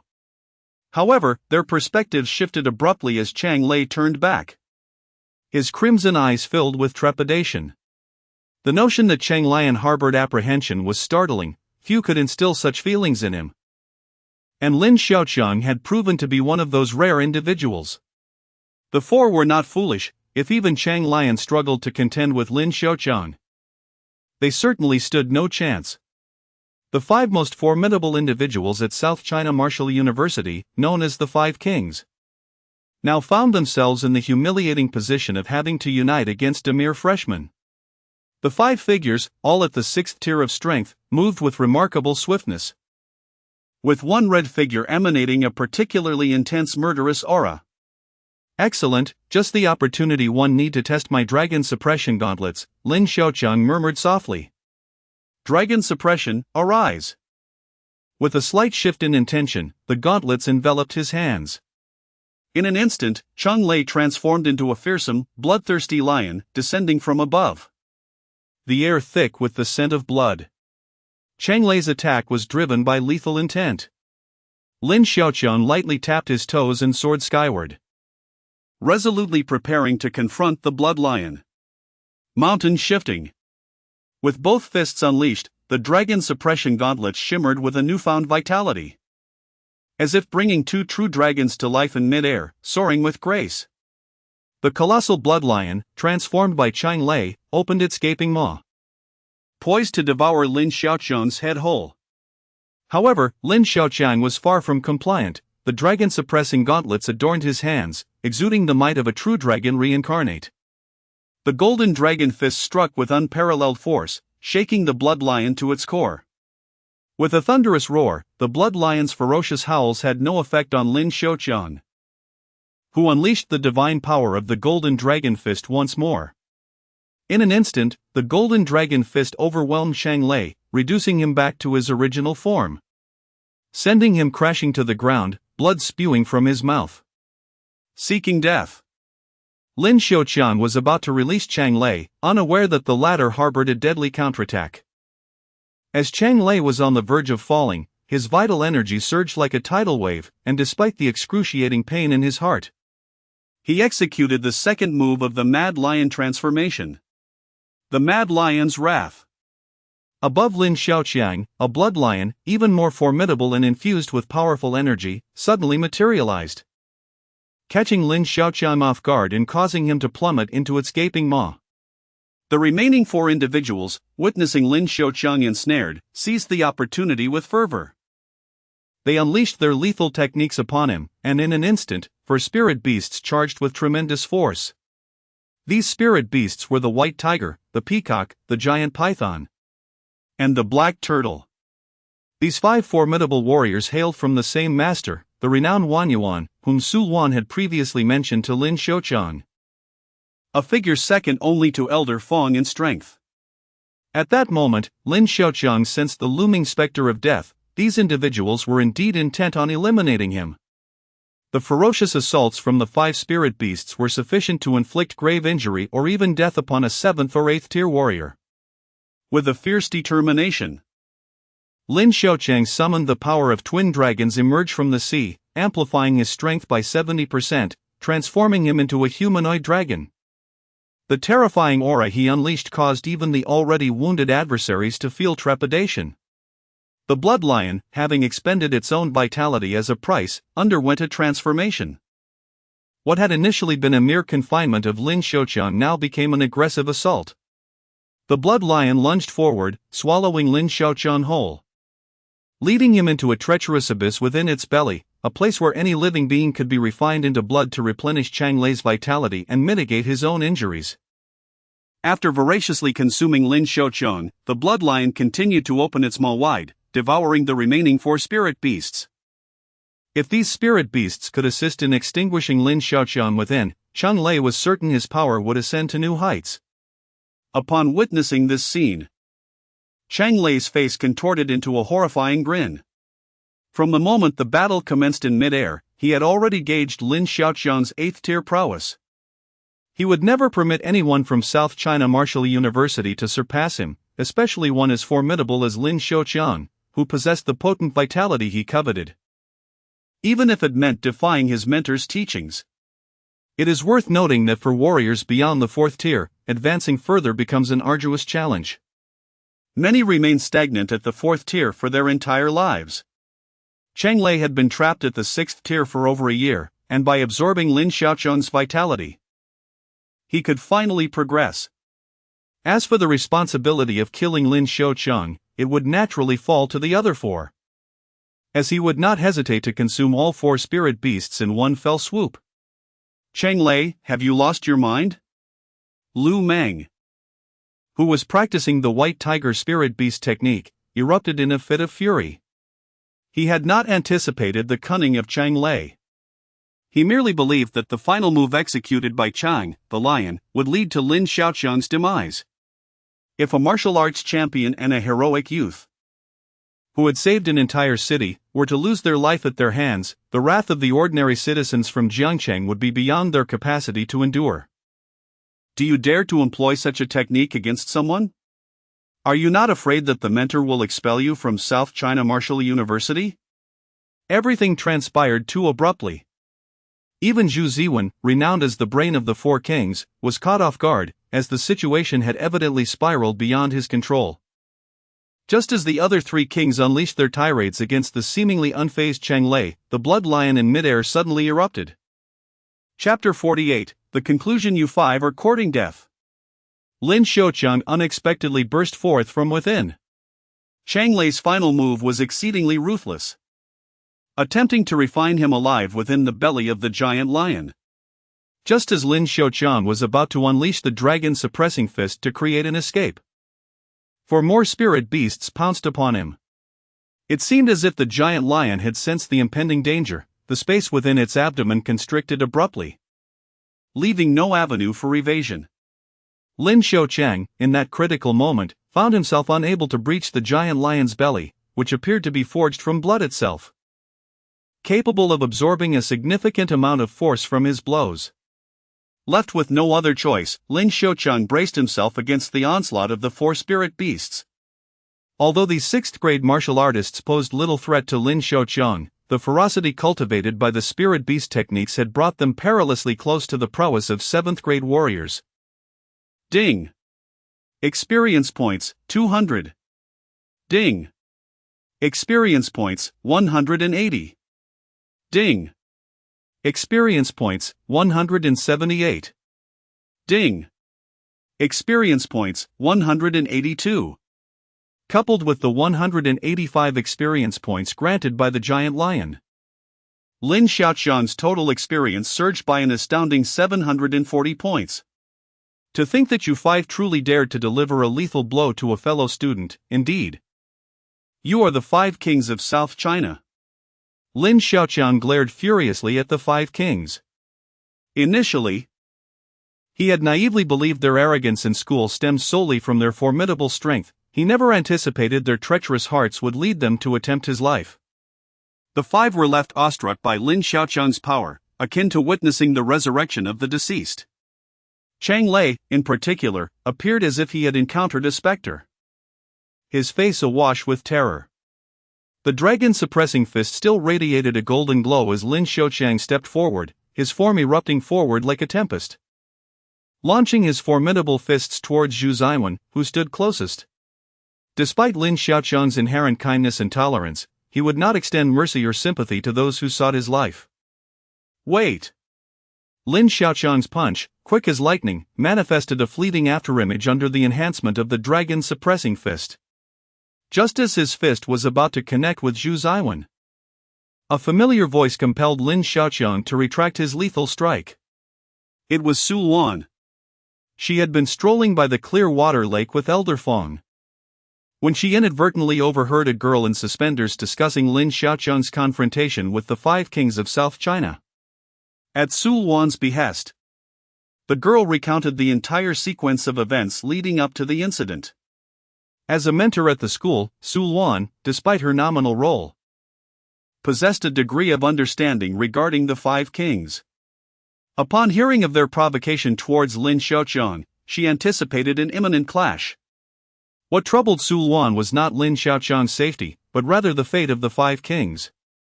As his mentor, she was acutely aware of the heights Lin Xiaocheng had attained. Although the conduct of the five kings had long incited her desire to strike them, she could not allow any harm to befall these five promising individuals. Otherwise, It would be quite challenging for Lin Xiaoqiang to find formidable teammates at Wuka University to alleviate some of the pressure. Brother Su? Please don't stop me. I nearly met my demise. Upon the arrival of Su Luan, Lin Xiaoqiang felt an ominous premonition, sensing that his chance for revenge might slip away. With a swift motion, Su Luan approached Lin Xiaoqiang and delivered a sharp slap to his head, exclaiming, "Dare you speak back? Do you have no regard for the school regulations by openly brawling here?" Ding! Experience points gained, 25. Ouch! Lin Xiaoqiang cried out in pain. Su Luan's treatment of him seemed excessively lenient, even a casual strike granted him an unexpected 25 experience points. Covering his head, he dared not retort further, resorting to silent complaints. Seeing Lin Xiaoqiang's reluctance to respond, Su Luan nodded in satisfaction. "Do you five understand your mistake?" The 5 members of the 5 kings promptly nodded.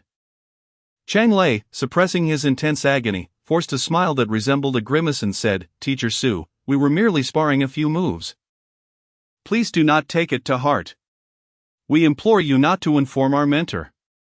While others might not grasp the remarkable prowess of the stunningly beautiful Su Luan, the students of Wanyuan were acutely aware of her formidable capabilities.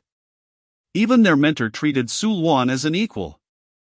Recognizing that her strength was on par with the esteemed figures of their generation.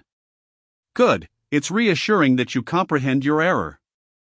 If your actions were prompted by the competition slots for the Wuka tournament, you could have registered for a legitimate duel. Do not assume you can act recklessly. Be mindful of tarnishing mentor Fang Yuan's reputation, understood? Su Luan's seemingly nonchalant remark struck terror into Chang Lei. He was well aware that his feeble tricks could not escape her discerning gaze. The warning about sullying mentor Fang Yuan's name resonated deeply with him.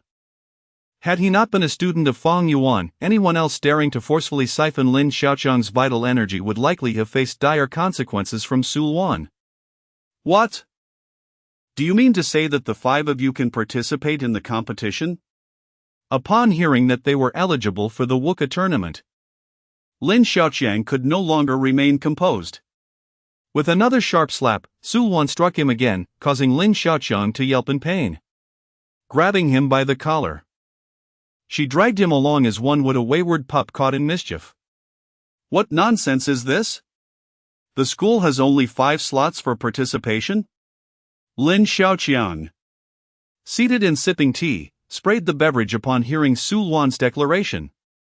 "Of course, it is not a brawl," Su Luan replied, unfazed by Lin Xiaoqiang's incredulity as she poured herself more tea. "The 5 slots are a coveted prize for the 5 kings. Having you enter unexpectedly will surely incite their desire to eliminate you."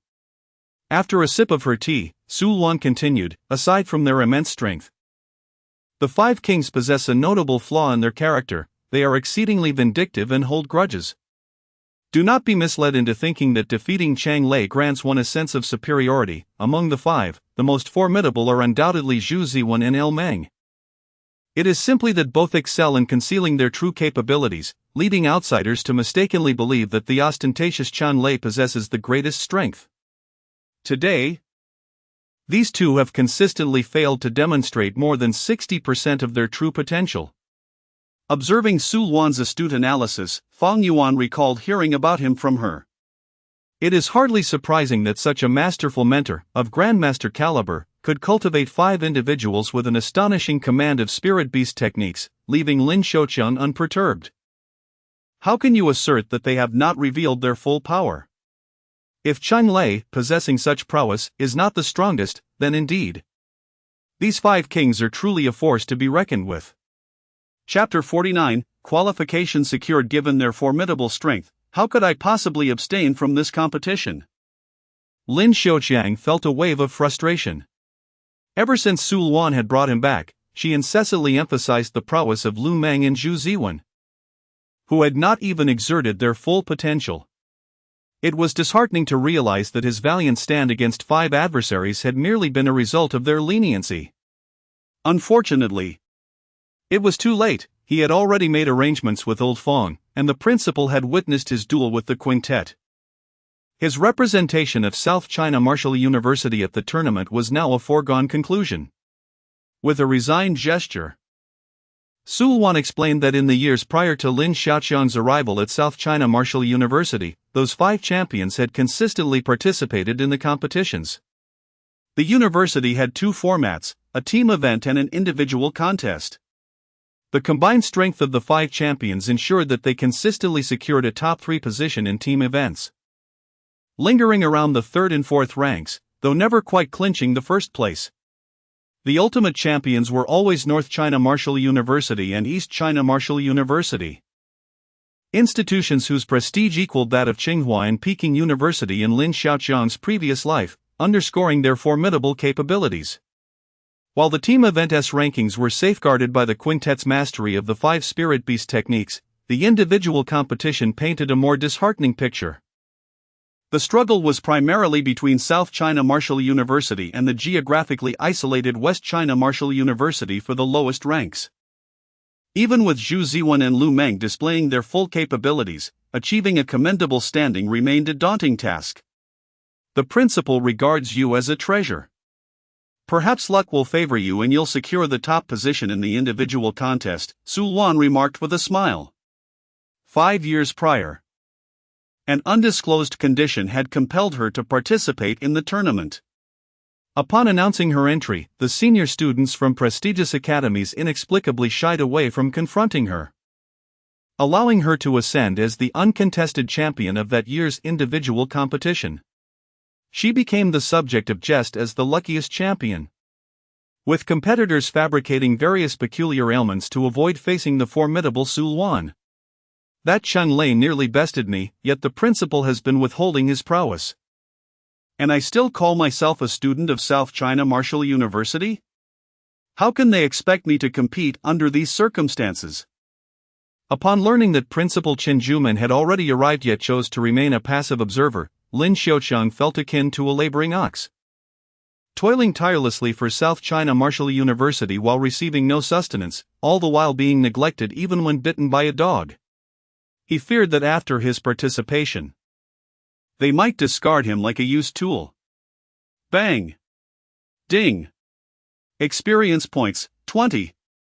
Noticing Lin Xiaoqiang's incessant lamentations, Su Luan could no longer contain herself and playfully delivered a sharp knock to his head. Why do you sound like a disgruntled spouse? Do you truly believe they would harm you? With Lin Xiaoqiang's prowess as an 8th-tier martial artist, coupled with his exceptionally resilient constitution, the 5 kings of South China could at most confine him to bed for a few days of quiet recuperation. If Lin Xiaoqiang were truly subdued by those 5, he could only blame his own inadequacy. Although Qin Zhuemin would intervene to rescue him, the resources and support he could subsequently receive would be significantly diminished, perhaps rendering him ineligible to participate in this grand competition. Why was it that his name was directly chosen for this event? After Chang Lei consumed a 3rd-tier healing elixir, his pallid complexion regained a hint of health. He was fixated on the name on the competition roster that filled him with profound disdain. The list had already confirmed Lin Xiaoqiang's participation, which meant that among the 5 kings, only 4 could attend the competition in the capital. Such a scenario was certainly unwelcome for them, otherwise, they would not have acted against Lin Xiaoqiang within the school. With his title as the top student in the martial arts department, even if there were discrepancies in strength, his mentor, Su Luan, might have still facilitated his entry into the competition. This year's event was markedly different. In the individual competition, securing a spot in the top 10 would grant access to the Martial God Temple, potentially bestowing the esteemed title of Fulongs upon the victor. Chang Guang, usually the calmest among the 5 kings, clenched his fists in fury. The mere prospect of joining the Martial God Temple was enough to drive the 50 participating elite students into fierce competition, even to the point of injury.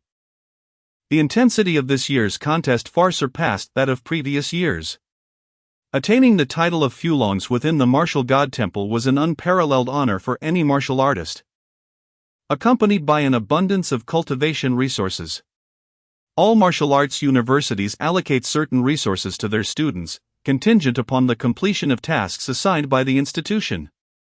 During critical advancement phases, students can request assistance from their mentors, with the school subsidizing half of the resources needed for promotion, and in exceptional cases, up to 70% for those with outstanding abilities.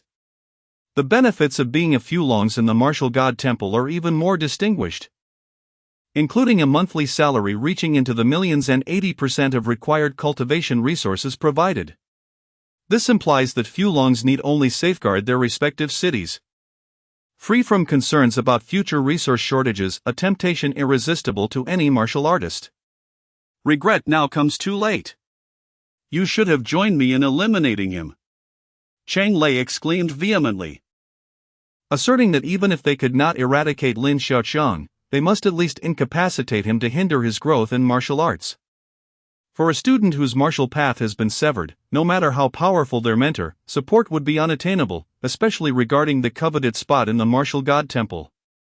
At that moment, Zhu Ziwen, who had been meditating with closed eyes, was jolted awake by Chang Lei's accusations, his gaze flaring with fury, akin to a colossal python roused from slumber.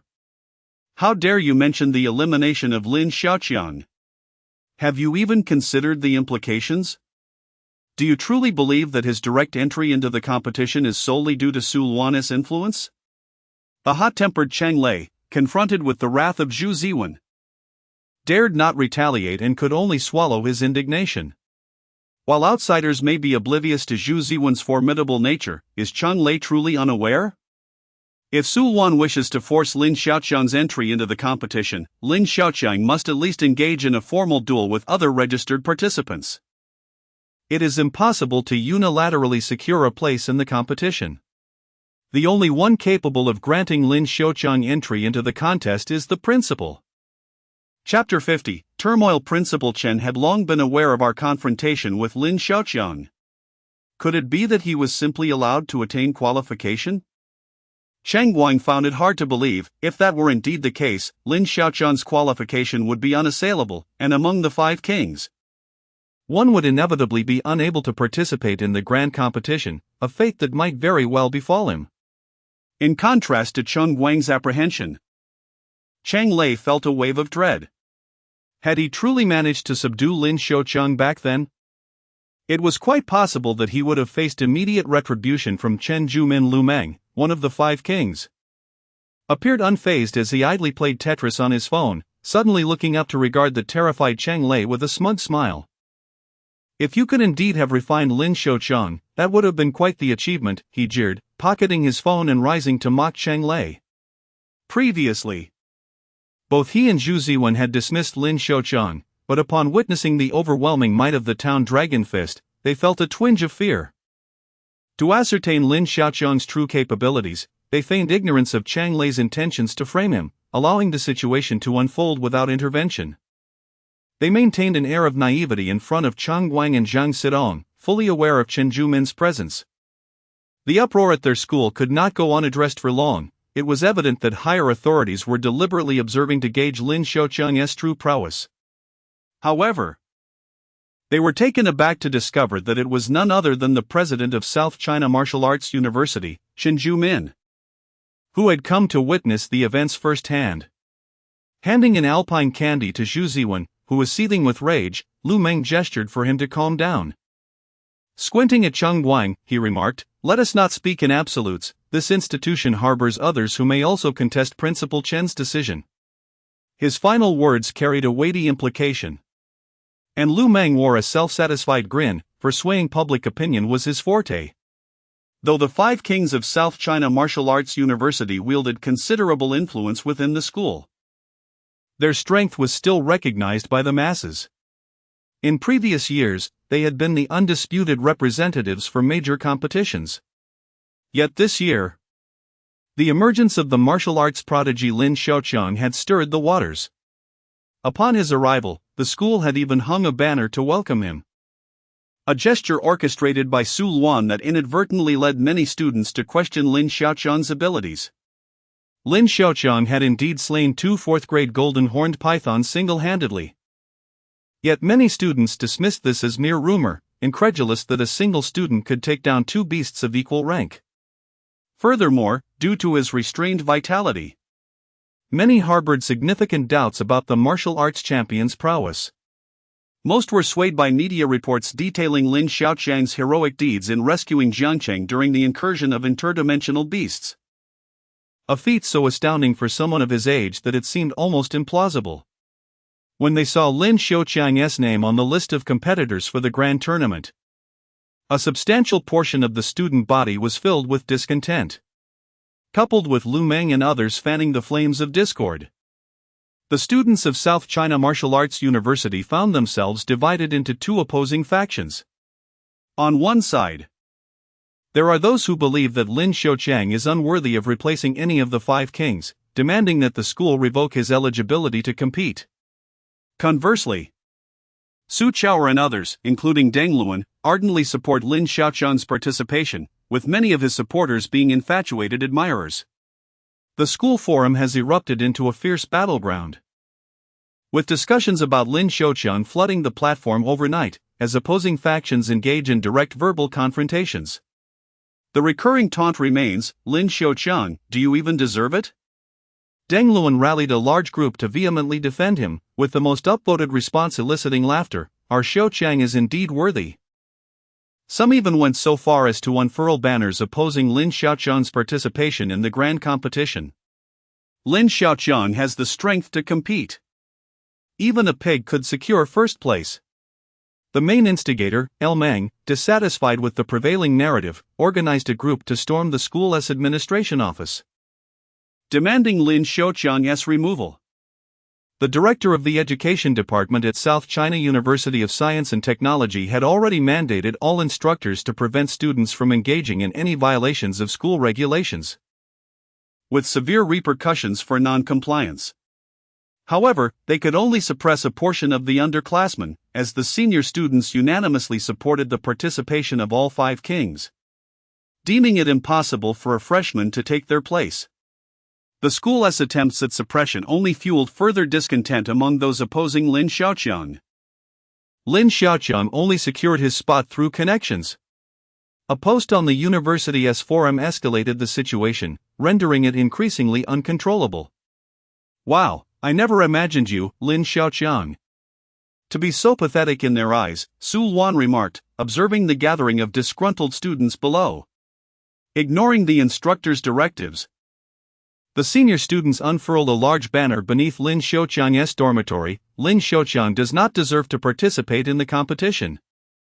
While the message appeared rational and devoid of extreme language, the behavior of the seniors under El Meng's instigation was quite the opposite. Dozens of them, resembling frenzied beasts, shouted in anger, "Lin Xiaoqiang, come out! Let your seniors test your abilities.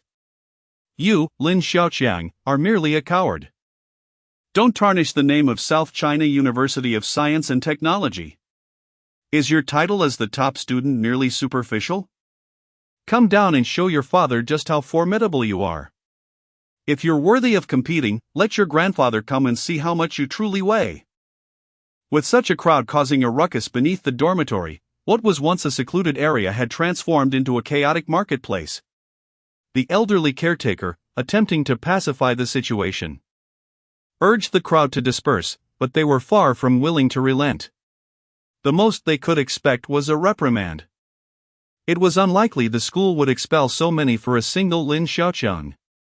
Furthermore, they had the backing of the five kings, which undoubtedly incentivized their fervor. Amidst the raucous shouts outside, the first-year students supporting Lin Xiaoqiang were not timid either, opening their windows and retaliating with shouts of their own. The dormitory supervisor, fearing the possibility of a bloody incident, had no choice but to lock the main gate and call the administration office for assistance.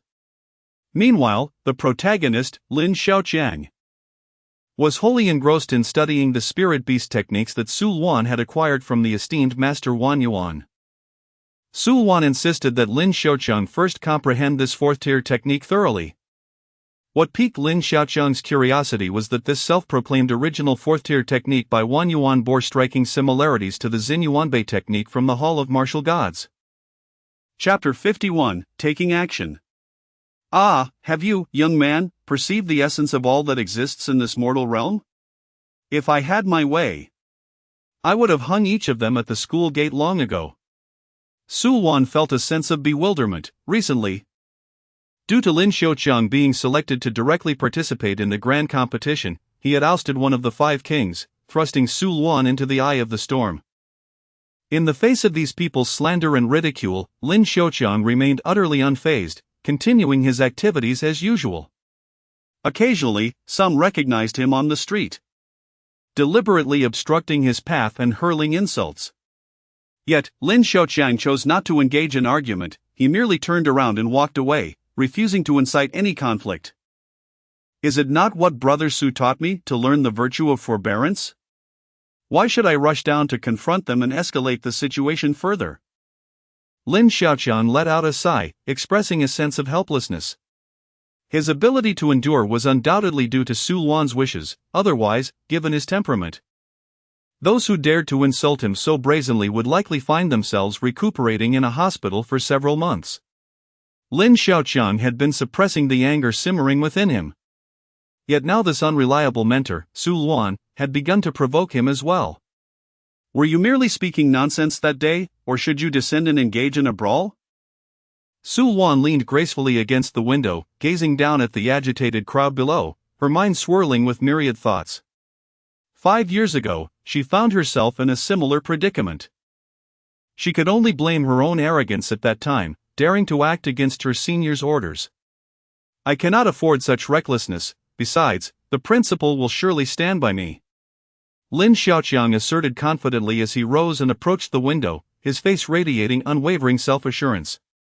Every situation has its limits. Chen Juemin's earlier actions were driven by a desire to observe Lin Xiaoqiang's response. If Lin Xiaoqiang were to impulsively confront the protesters, it would not only exacerbate the chaos but also provoke the ire of the school's administration. The most prudent course of action was to continually retreat. The more he appeared timid and fearful, the more audacious the crowd would become, swiftly encroaching upon Chen Juemin's boundaries. Those instigators lurking behind the scenes would inevitably meet a grim fate. Lin Xiaoqiang peered out, resembling a curious child, eager to discern what audacity this group of seniors possessed to act so brazenly. Look! That arrogant fellow has shown himself.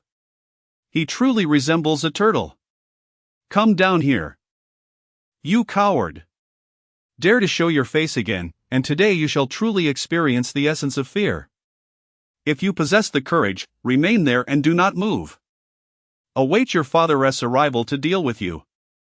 Upon finally making his appearance, Lin Xiaoqiang faced a cacophony of shouts from those below, their voices nearly rendered hoarse from their fervent outcry. They had almost concluded that Lin Xiaoqiang was absent, having already unleashed a torrent of curses upon his ancestors. Yet he remained elusive. The most agitated among them was the dormitory manager, who, witnessing the crowd's relentless tirade nearing its conclusion, was taken aback when Lin Xiaoqiang dared to show his face. The situation grew increasingly volatile as the group of fourth-year students, adhering to Lu Meng's directive, were instructed solely to provoke Lin Xiaoqiang without making the first move. Should Lin Xiaoqiang retaliate, they were to promptly inform their superiors, at which point he would undoubtedly bear the brunt of the blame for this unfolding incident. No matter how formidable he may be, as long as one strikes first and inflicts harm, he can be dragged off the list. With astute calculations, it is even conceivable to leverage this momentum to have Lin Xiaoqiang expelled. If I am a turtle, you are but a gaggle of turtle spawn, do you comprehend? A bunch of immature little turtles daring to urinate atop your grandfather's head. When they mature, won't they surely defecate? Lin Xiaoqiang's voice resonated like thunder, his words crashing down like the legendary lion's roar. The frenzied crowd, as if doused with icy water, fell into an abrupt silence. They could hardly fathom that Lin Xiaoqiang possessed such a sharp tongue. His two uttered expletives effectively rendered them speechless, leaving them momentarily at a loss for retort. Standing beside Lin Xiaoqiang, Sulwan wore an expression of astonishment, her eyes wide as she regarded him. He typically appeared rather foolish, yet when it came to hurling insults, He could easily win a Nobel Prize in literature. Noticing Su Luan's astonished gaze, Lin Xiaoqiang simply grinned. He leaned out of the window once more, raising his voice to bellow, "You bunch of turtle spawn, if you have any semblance of masculinity, come and strike me. Why resort to foul language like a shrew? Aren't you ashamed? Your grandfather is right here, waiting for you to come and fight." His words ignited a spark among the crowd, unleashing their pent-up fury. The seemingly impenetrable iron gate became a mere illusion before these martial students, who seized various spiritual implements, eager to drag Lin Xiaoqiang down and teach him a lesson. To see who truly held dominion over their grandfather. Just as this enraged throng prepared to storm the dormitory, the long-awaited security personnel and teachers from the administration finally arrived. Vice Principal Gao Zhenghe was present to manage the situation. They had initially observed the students' commotion from afar. However, Principal Chen Juman had ordered them not to intervene immediately, but rather to wait until the situation spiraled completely out of control before taking action. "How highly does Principal Chen regard Lin Xiaoqiang?" Vice Principal Gao muttered softly, fully aware that this strategy was intended to gauge Lin Xiaoqiang's reaction. Unlike other universities, Huannan Martial University places greater emphasis on the martial spirit of its students. Regardless of innate talent, without a heart for martial arts, one remains merely a powerful individual, unworthy of the title of a martial artist. Huannan Martial University prioritizes the cultivation of students' martial spirit, honing their resolve. It has nurtured numerous true pillars of the nation. This was one of the reasons why Li Zongshan and Zhou Funan so highly valued Huannan Martial University. As the principal, Chen Juman intentionally cultivates a select few promising martial seeds each year, fostering the foundation of Huannan Martial Science University. He is exceedingly discerning when it comes to selecting candidates for these martial seeds, often observing them for 2 years, ensuring their martial spirit is steadfast and upright before selection. In his eyes, talent is merely secondary. With Huannan Martial University's vast resources, even a pig could be raised into a 4th-grade demon beast, or even stronger. "The young man hardly appears to be of good character," Vice Principal Gao Zhenghe remarked, having overheard Lin Xiaoqiang's earlier comments. While one might label Lin Xiaoqiang as sharp-tongued, his words were intended as a counterattack, a provocation designed to throw the situation into disarray, compelling them to intervene and restore order. Gao Zhenghe gazed up at Lin Xiaoqiang, who was partially visible through the window, and burst into laughter. Lin Xiaoqiang, brandishing a white handkerchief he had somehow procured, feigned a sorrowful demeanor, vigorously waving the handkerchief at the subdued senior students. Chapter 52, Rampage. Remember to come again next time. I, Lin Xiaoqiang, will arrange everything for you. Lin Xiaoqiang waved a white handkerchief, seemingly procured from an unknown source, from the balcony, wearing an expression of feigned regret. Su Luan, witnessing Lin Xiaoqiang's mischievous demeanor, felt an urge to strike him. Below the dormitory, a group of senior students, on the brink of graduation, found themselves devoid of stringent demands or regulations from their mentors. Upon hearing that Lin Xiaoqiang, a mere freshman, would represent the university in the martial arts competition, they were incensed, questioning the school's decision and doubting the capabilities of this martial arts prodigy. Moreover, with the backing of the Five Kings and the anticipated benefits following their collaboration with Sun Nua, they disregarded their mentor's warnings and gathered tumultuously outside Lin Xiaoqiang's dormitory. It was only when Vice President Gao Zhenghe personally intervened that they settled down, resembling docile chicks under his stern admonishments, nodding in agreement to refrain from any further violations of school regulations. However, as soon as the school's disciplinary office was unobservant, they intended to continue troubling Lin Xiaoqiang, unless the school revoked his qualification for the competition. Vice President Gao Zhenghe was acutely aware of the seniors' intentions. Unfortunately, Lin Xiaoqiang's representation of South China Martial Arts University in this year's competition was a decision made directly by President Chen Zhuemin, leaving no room for alteration. Observing the previously arrogant seniors now reduced to submission, Lin Xiaoqiang's amusement grew. "Why don't you come up and teach me a lesson, brothers? Your junior is feeling quite mischievous." He wondered if such a multitude of seniors could not satisfy a humble request from a freshman. The seniors had originally come to confront Lin Xiaoqiang, an arrangement premeditated among them. Their aim was to either coerce Lin Xiaoqiang into renouncing his competition eligibility or to thoroughly humiliate him, rendering him incapable of holding his head high, regardless of any faculty intervention. To everyone's astonishment, Vice President Gao Zhenghe's personal involvement halted their planned actions. His esteemed reputation among faculty and students alike commanded respect, and he led the university's teams to the martial arts competition annually. This rendered the seniors unable to act against Lin Xiaoqiang in his presence. However, this did not imply they would relent, rather, their disdain for him intensified. Beneath their composed exteriors, a fiery resentment brewed, stifled only by Gao Zhenghe's presence. Yet, Lin Xiaoqiang's recent remarks ignited their pent-up fury like dry tinder. The tallest and most vociferous among them, who had previously berated Lin Xiaoqiang the harshest, could no longer contain himself and retaliated, disregarding Gao Zhenghe's presence. How dare you? Do you truly think you are something special? Just wait and see how your father will deal with you. They were compelled to cease their actions due to Vice President Gao Zhenghe's presence, not because Lin Xiaoqiang had subdued them with his strength. The audacity with which Lin Xiaoqiang continued to provoke them only fueled their anger further. Lin, just wait. How dare you speak so boldly with your current standing? If we do not teach you a lesson, I fear you might ascend to the heavens. This audacious brat, how can he be so brazen? If I let you off the hook, I would be failing my parents. Let us go. Even if I am expelled, I will still confront you. Just as Gao Zhenghe managed to pacify the crowd, they erupted in fury once more. These fourth-year students had already entered the realm of martial artists, with several being fourth-tier practitioners, and the least among them starting at the second tier. In that instant, the immense spiritual energy of dozens of martial artists surged forth, causing the first-year students in the same dormitory as Lin Xiaoqiang to feel a twinge of fear, hastily closing their doors and windows, no longer interested in the unfolding drama.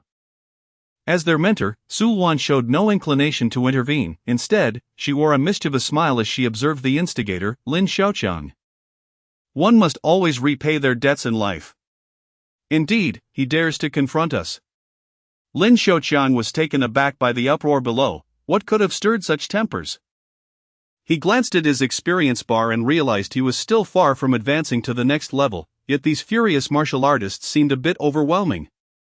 This reckless youth. How could he not rein in his tongue? Gao Zhenghe rubbed his temples anxiously, fearing he might faint from anger. Lin Xiaoqiang truly deserved a beating. Although he too harbored a desire to teach Lin Xiaoqiang a lesson, he was the vice principal, specifically there to mediate on Lin Xiaoqiang's behalf. Anyone who dared to step foot into the first-year dormitory would not escape the school as severe repercussions.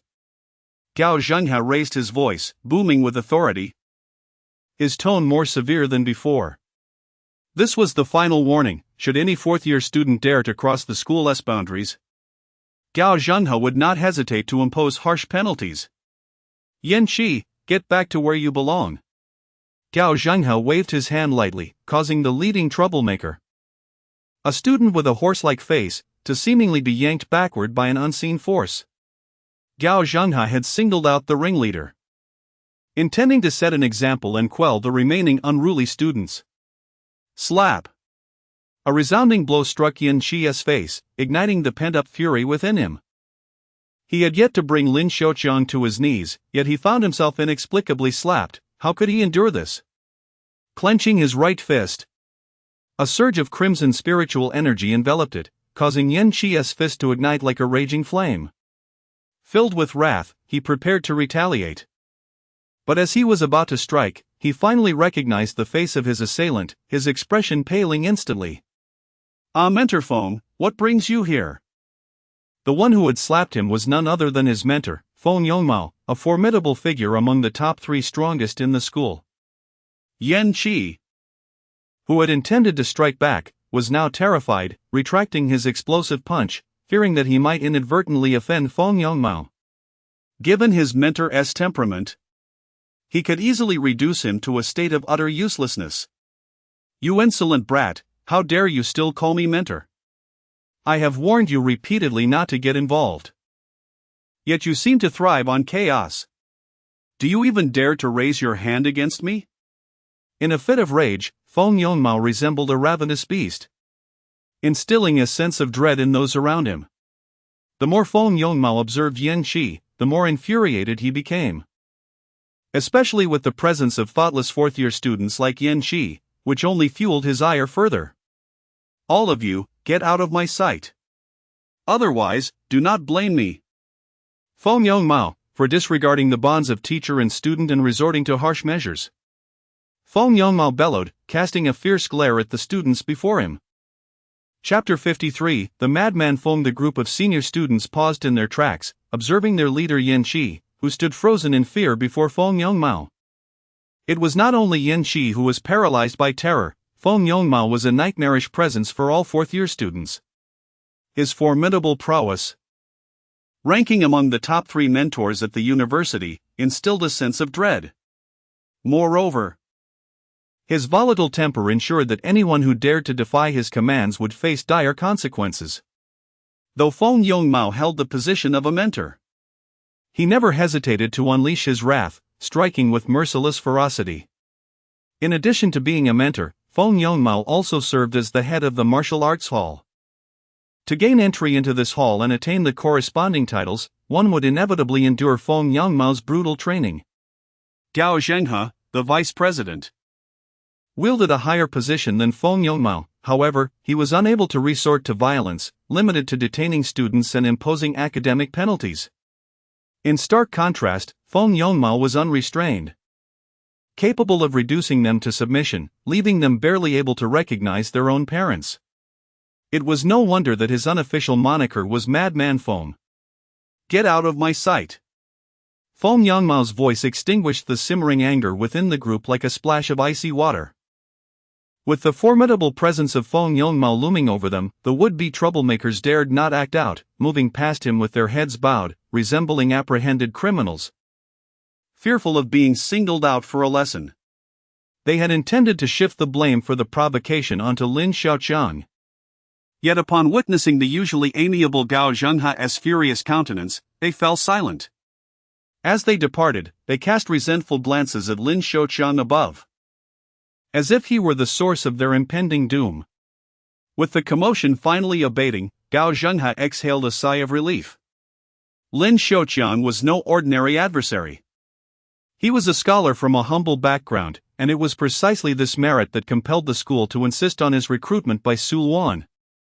Remarkably, Lin Xiaoqiang had risen swiftly without any influential connections, and from his distant observation, Gao Zhenghe discerned that Lin Xiaoqiang had reached the formidable 8th rank of martial artist.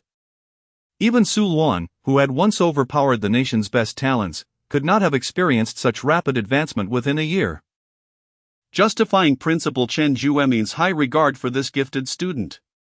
What perplexed Gao Zhenghe most was why Chen Juemin would allow Su Luan to mentor Lin Xiaoqiang. While Su Luan's prowess qualified her for the role, he believed that the essence of mentorship lay not solely in strength but in the ability to guide students through the intricacies of martial arts. In his view, despite Su Luan's illustrious experiences, it would be more fitting for the venerable mentor Feng Lao to nurture this promising scholar. Noticing the furrowed brow of Gao Zhenghe, Feng Yongmao assumed he was troubled by the recent events surrounding Lin Xiaoqiang. Approaching him, he clapped a hand on Gao Zhenghe's shoulder and remarked with a smile, "Old Gao, why fret over this?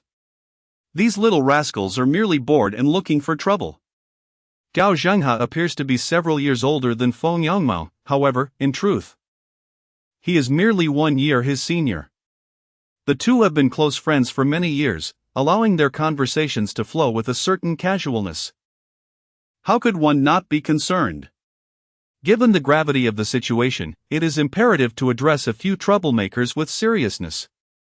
Gao Zhenghe sighed and spoke slowly, acknowledging the deeply rooted issues at hand. What began as a protest has devolved into a riotous assembly. If not dealt with sternly, the school risks losing its authority in the eyes of the students. Upon hearing Gao Zhenghe's intention to take serious measures, Feng Yongmao could not help but smile, retorting coldly. This should have been addressed long ago. The students are so consumed by their pursuit of martial arts that they have forgotten the essence of being human. This is the true failure of the school. After resolving the matter, Gao Zhenghe and Feng Yongmao intended to meet Lin Xiaoqiang. Harboring a curious intrigue towards the typically silent martial arts prodigy. The martial arts university competition is pivotal for the rankings and reputation of the four major martial arts schools. Traditionally, fourth-year students are prioritized for participation, as their martial prowess tends to surpass that of lower years unless exceptional talents from other years can overshadow them, prompting the school to make an exception. Lin Xiaoqiang has emerged as such an exceptional talent, yet unfortunately, he has remained largely unnoticed, failing to perform any extraordinary feats to garner recognition from his peers. The only insights into his abilities stem from campus rumors and sensationalized media reports, which are hardly convincing. This has led to a plethora of complications, with the machinations of the Five Kings exacerbating the situation. Upon their arrival, they were informed by Su Luan that Lin Xiaoqiang was engrossed in a crucial cultivation technique, one that would significantly impact his performance in the upcoming competition. However, upon witnessing Su Luan's playful demeanor, Gao Zhenghe and Feng Yongmao sensed that her excuse lacked sincerity. "Come on, old Gao, let us leave then." "No need to push us out," Gao Zhenghe protested. "Hey, I am the vice principal. Could you show a bit of courtesy?" Regardless of titles. Even if Chen Juemin were present, Su Luan would treat everyone equally, dismissing them all. Thus, Gao Zhenghe and Feng Yongmao found themselves unceremoniously expelled. They exchanged a knowing smile, shaking their heads in resignation before turning to leave. They had long been acquainted with Su Luan's domineering nature, having experienced her formidable presence 5 years prior. And now it was a familiar occurrence. "Why were we sent away? I have yet to meet the vice principal." Lin Xiaoqiang expressed his dissatisfaction. His curiosity about powerful figures like Gao Zhenghe was undeniable, especially since Su Luan remained an enigma, her true strength obscured. The rumors surrounding Gao Zhenghe's prowess suggested he was a formidable martial sovereign, a legendary figure capable of contending with otherworldly demon kings. The mystery of why a martial sovereign like him remained as vice principal at South China Martial Arts University is the school's greatest enigma. Even when inquiring about Su Luan, she could only shake her head, indicating her ignorance on the matter. "Are you foolish? If they discover that I have stolen the 5 spirit beast techniques for your study, those two would surely flay you alive." Su Luan shot a disdainful glance at Lin Xiaoqiang and retorted irritably. "What? Stolen? Wasn't it said to be borrowed? And why would they skin me? Aren't you the one who stole it?" Lin Xiaoqiang was bewildered, never imagining that such techniques could actually be pilfered. Unbeknownst to him, it was indeed Su Luan who had lent them to him, but the school strictly forbade the dissemination of spirit beast techniques to any student outside of its own disciples. Chapter 54, The Distinction of Warriors. "I shall not clean up any mess for you," Su Luan stated, and true to her nature, she would not intervene on Lin Xiaoqiang's behalf. Her earlier concern had merely stemmed from the possibility that the 5 kings might sustain serious injuries, potentially impacting the upcoming Grand Martial competition. As it stands, the remaining 4 slots in the Grand Martial event could only be filled by members of the 5 kings. Lin Xiaoqiang now faced opposition from the entire senior class, and Su Luan merely advised him to endure, taking no tangible action. Moreover, "This spiritual beast technique was procured specifically for you." Su Luan lightly tapped Lin Xiaoqiang's forehead with her jade-like finger. "I had initially prepared a technique for you, one that could yield great strength with minimal effort, but it seems to have become somewhat of a burden now." Su Luan had long been ready to take on the role of mentor for Lin Xiaoqiang. During their practical training, her primary aim was to ascertain his combat style, thus enabling her to select the most suitable technique for his cultivation. The mountain moving technique was summoned by Su Luan for Lin Xiaoqiang. and she had invested considerable effort into acquiring it, insisting that she would only impart it to him once he reached the 5th rank. Little did she know. Upon Lin Xiaoqiang's return from Jiancheng, he had leapt to the 8th rank. Lin Xiaoqiang had intended to seize the opportunity to voice his grievances. Yet upon witnessing Su Wan's serious demeanor today, he chose to remain silent and obediently listen. The intricate operation of this spiritual beast technique was already comparable to the esteemed techniques within the martial god temple, and thus could serve as an initial reference. Su Wan spoke slowly, noting that Lin Xiaoqiang was quite an anomaly. The spiritual energy he absorbed was exceedingly thin, allowing him to merely circulate a small cycle. The reason she had previously chosen to impart the mountain-moving technique to him was due to his reliance on sheer strength rather than spiritual energy to overpower his opponents. Although the mountain-moving technique is a martial skill, it does not necessitate an abundance of spiritual energy. It merely requires the body to withstand the adverse effects of forcibly guiding external spiritual energy. Should he attempt to cultivate the martial god techniques she wished to teach him at this juncture, he might very well become incapacitated. Even though Lin Xiaoqiang's physical endurance was formidable, his meridians remained fragile. What technique requires one to first cultivate a 4th-rank technique before advancing? Lin Xiaoqiang mused, sensing an unusual tone in Su Wan's voice. Was she genuinely concerned about his innate talent to learn the techniques she had prepared? Do you even know how to circulate spiritual energy within your body? Not at all, Lin Xiaoqiang replied, seeming rather self-assured. Su Wan was momentarily at a loss for words, perplexed by his unabashed confidence. Generally speaking, once a warrior reaches the 2nd rank, they can utilize the unique circulation methods of their techniques to directly absorb external spiritual energy into their bodies. Otherwise, merely relying on the spiritual energy required to execute those formidable martial skills would render one a mere husk. However, Lin Xiaoqiang was unlike other warriors. He followed a path of physical refinement, needing only spiritual energy to temper his physique. This was akin to a class of warriors pursuing the path of immortality, also known as spiritual transformation. For instance, the techniques employed by Xing Yuan Bei from the martial god temple, which could summon 4th-rank beasts to assist in combat, exemplify this spiritual transformation. Lin Xiaoqiang's path lay in physical refinement, emphasizing the principle of overpowering adversaries through sheer strength. Most of the martial techniques he practiced revolved around harnessing spiritual energy to enhance his physique, extracting the treasures within. This was evident from the perpetual 0 in the mana section of Lin Xiaoqiang's attribute panel, indicating that the meat shield system guided him toward a forthright approach. In Su Wan's eyes, he had become a peculiar creature, brawny yet intellectually simplistic. Explaining even the most straightforward martial concepts to him was akin to discussing celestial mechanics. An entire afternoon was squandered before Lin Xiaoqiang grasped a modicum of understanding. My War God chapter emphasizes the same path of physical refinement, utilizing spiritual energy to cultivate the body and uncover one's innate treasures. The martial techniques employed are characterized by their raw power, relying on one's own strength to manipulate external spiritual energy to meet the demands of technique execution. However, the 4th-tier spiritual beast technique not only facilitates physical refinement but also allows spiritual energy to traverse the meridians, manifesting as spiritual beasts. This is its most formidable aspect. After speaking at length, Su Wan raised her teacup to quench her parched throat, too weary to inquire whether Lin Xiaoqiang comprehended her explanations.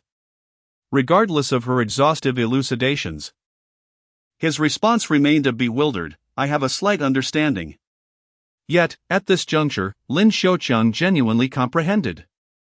Having previously engaged in combat with Xing Yuan Bei, who walked the path of spiritual transformation, and the formidable 5th Heavenly King who practiced the spiritual beast technique, he finally grasped the essence of the technique bestowed upon him. Is the technique you provided also oriented toward physical refinement? Lin Xiaoqiang inquired. Observing that he had finally awakened to understanding, Su Wan revealed a weary smile, nodding in satisfaction.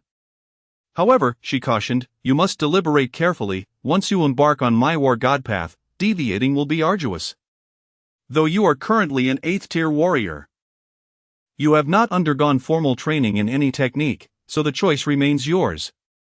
Will you pursue physical refinement or spiritual transformation? Ponder this. Contemplating the 0 in his mana attribute, Lin Xiaoqiang could not help but smile ruefully. His enhancements had primarily focused on strength and endurance, leaving him no choice but to opt for physical refinement. To choose the path of spiritual transformation now would render his accumulated attribute points futile. I shall choose physical refinement. His decision appeared resolute, yet a profound sense of regret lingered within. Alas, the alluring and ostentatious path of spiritual transformation would remain beyond his reach. Though Lin Xiaoqiang's tone was unwavering, Su Luan, as his mentor, could discern the subtle twinge of disappointment in his heart. Had he truly chosen the path of spiritual transformation? She would have insisted he redirect toward physical refinement. At times, when women present choices, they merely inform you, the selection has often been made for you already.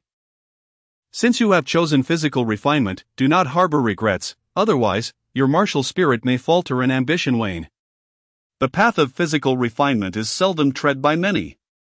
Since you have chosen it, encountering it will indeed be a blessing. As Su Luan began to extol her own virtues once more, Lin Xiaoqiang regarded her with disdain. If Li Zongshan were present to witness his expression, he would undoubtedly reprimand him. While still at Huannan Martial Science University, Su Luan had already been recognized by the War God Temple as the strongest physical cultivator of her decade, a judgment made in consideration of peers of the same age. Li Zongshan's own journey is one of physical refinement, yet he has never attained the heights that Su Luan has reached. Bang! Ding! Experience points, 25. Su Luan, unable to witness Lin Xiaoqiang's disdainful expression, delivered another sharp blow to his head, leaving him in excruciating pain. With a triumphant smile, Su Luan remarked, "This is the distinction of physical refinement. As a practitioner of this discipline, a single strike from me is unbearable for you, while those spiritual cultivators strike you as if you're merely a tortoise shell. Thus, I reiterate, choosing the path of physical refinement is indeed a most prudent decision." Lin Xiaoqiang promptly nodded in agreement, acknowledging that Su Luan's strikes were far more ferocious than Chang Lei's blood lion. Chapter 55, The Initiation as per Su Luan's words. Lin Xiaoqiang now possesses formidable strength. Despite being an 8th-tier warrior, he can hold his own against 9th-tier warriors in direct confrontations. Moreover, Lin Xiaoqiang is merely a youth under 20, embodying the potential of a true prodigy. At present, his only notable trait is his remarkable resilience. While his physical power has indeed seen significant enhancement, he remains limited to a single technique, the mountain-moving decision, with a meager reserve of spiritual energy within him. What Lin Xiaoqiang requires most is a systematic approach to the cultivation of body refinement, and the martial god scripture imparted by Su Luan precisely addresses this deficiency. The martial god scripture is not something just any warrior can learn, it demands an exceedingly rigorous constitution from its practitioners. A moment of carelessness in its cultivation could result in catastrophic consequences, as one might inadvertently cause their body to shatter from the forced manipulation of external spiritual energy. Although it is merely a fragmented script, its power is such that even a figure like Su Luan holds it in high esteem. Had it not been for Lin Xiaoqiang's prior demonstrations of exceptional ability, Su Luan might not have deemed it appropriate to prepare this technique for him. When Lin Xiaoqiang inquired about the origins of this incomplete scripture, Su Luan merely smiled enigmatically and replied that it was obtained from another. Initially, Lin Xiaoqiang assumed it had been acquired from a powerful mentor at the South China Martial Science University, only to later uncover the truth. This martial god scripture was, in fact, obtained by Su Luan many years ago during an incursion from an alternate dimension, taken from a demon king. Despite being a fragment, its grade still reaches the 5th tier. Su Luan had once attempted to cultivate it herself, but even a genius like her found it insurmountable. The experience left her feeling as though her meridians and bones were being crushed beneath a massive weight, ultimately forcing her to abandon the effort. It was only with Lin Xiaoqiang's emergence, and the sight of his terrifying physique, that she dared to entertain the thought of passing it on. Upon receiving the martial god scripture, Lin Xiaoqiang felt an overwhelming joy, eagerly immersing himself in the study of this technique daily. Although Su Luan had previously attempted to cultivate it with little success, she had gleaned some insights that would undoubtedly assist Lin Xiaoqiang in avoiding numerous pitfalls. This incomplete technique was not the original, rather, it was a meticulous transcription by Su Luan, filled with her annotations on pristine sheets of white jade paper. It was indeed a display of opulence. Lin Xiaoqiang couldn't help but marvel at the extravagance of such materials. However, a further extravagance awaited him, before mastering this technique. He was required to inscribe peculiar runes upon his body. The notion of embedding runes into one's flesh was utterly astonishing. It is essential to note that these runes are not mere adornments like tattoos, they are typically employed in formations or spiritual artifacts, possessing effects such as enhancement and suppression. No wonder Su Luan cautioned him to proceed with utmost care. Who would dare to engage in such practices lightly? The inscribing of runes necessitates the expertise of a specialized master, accompanied by a substantial financial investment. Had Lin Xiaoqiang's worth still been merely several million, he might have found the prospect daunting. The most basic of mundane runes requires at least hundreds of thousands in fees. And the runes inscribed in the martial god scripture are assuredly of at least spiritual grade or higher. The inscriptions bear an odd shape, seemingly arranged without any discernible order.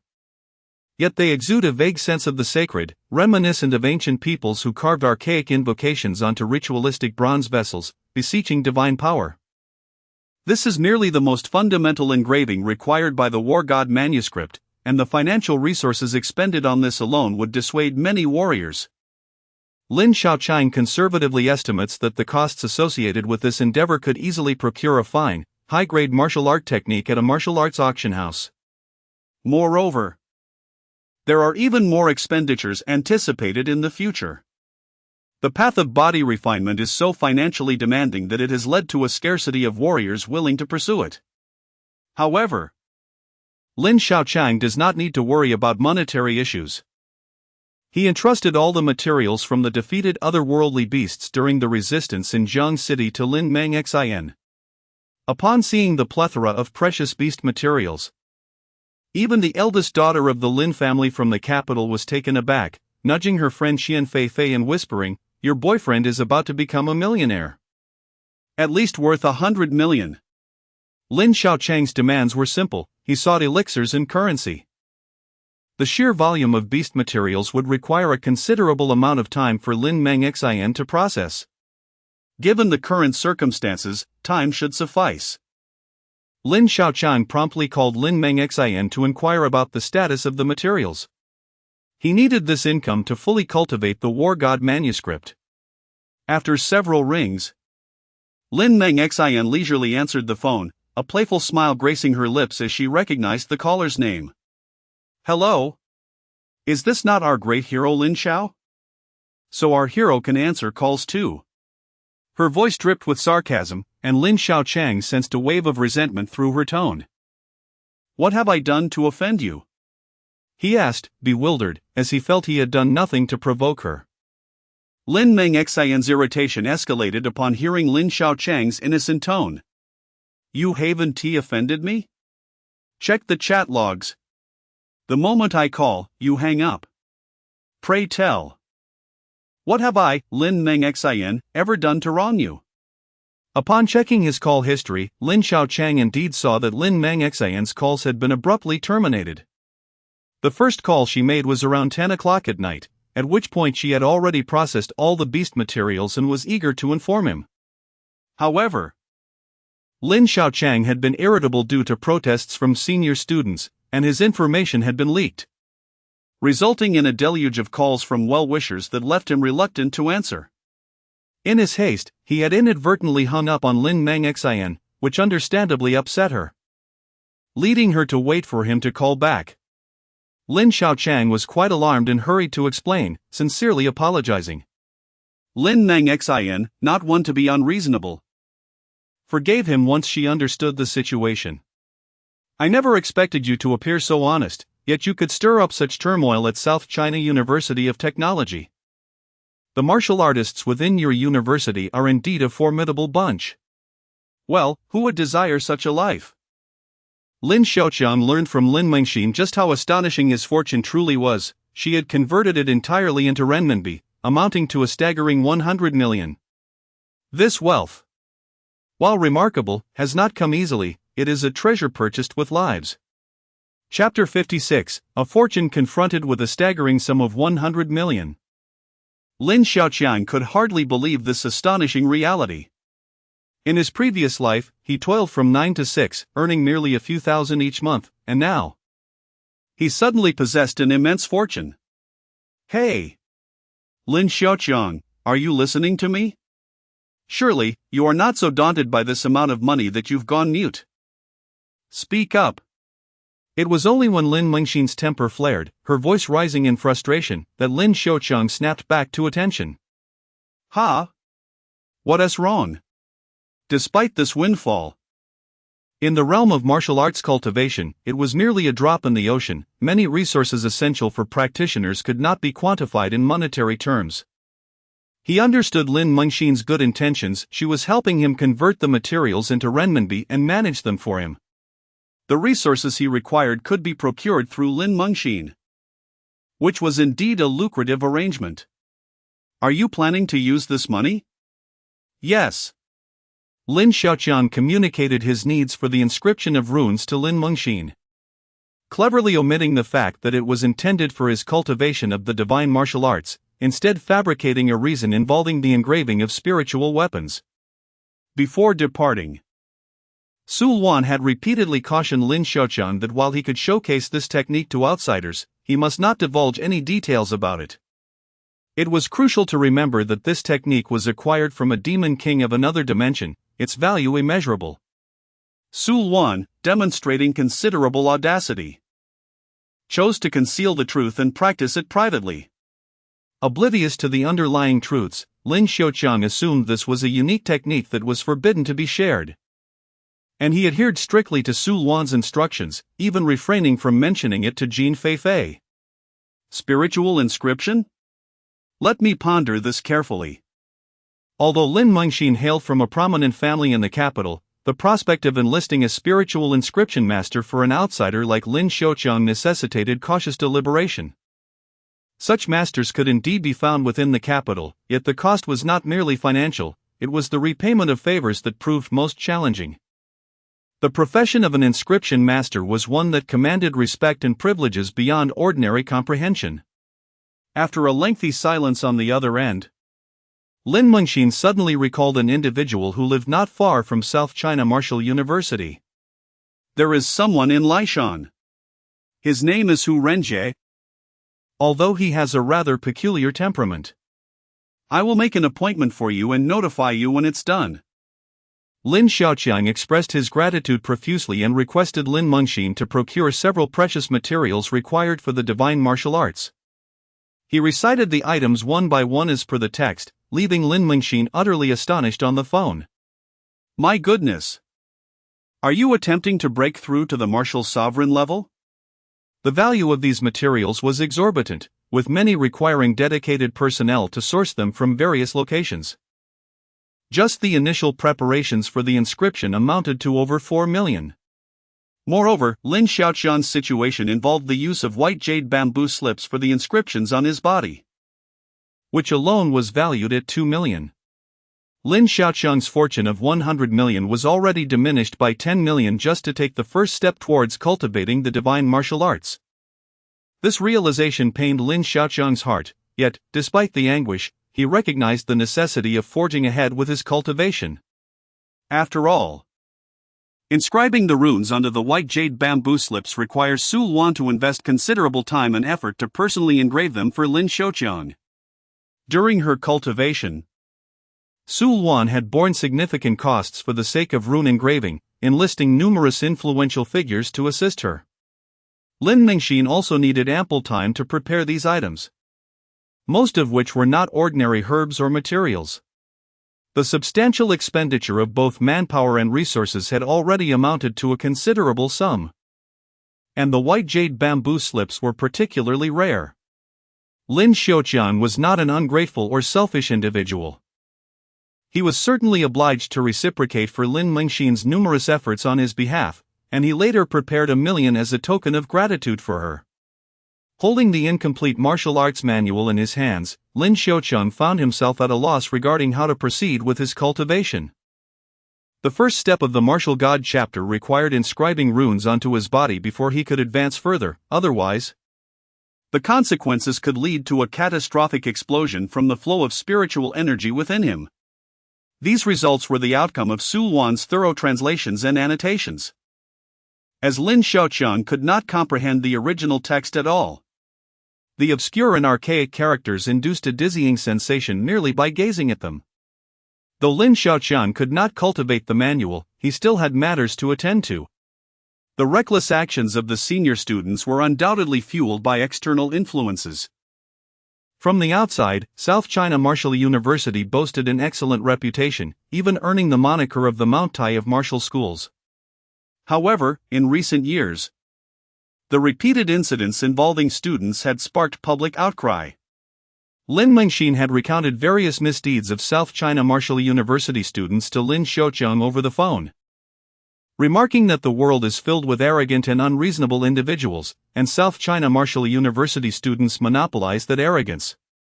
Despite numerous corrective measures and strict regulations implemented by the university, many students continued to tarnish the institution's name. This was also related to Chen Zhuemin, who faced criticism for prioritizing students' martial aspirations over their actual martial practices. Many students, lacking true strength, leveraged the name of South China Martial University to flaunt their prowess, effectively becoming the proverbial rotten apple that spoiled the school's reputation.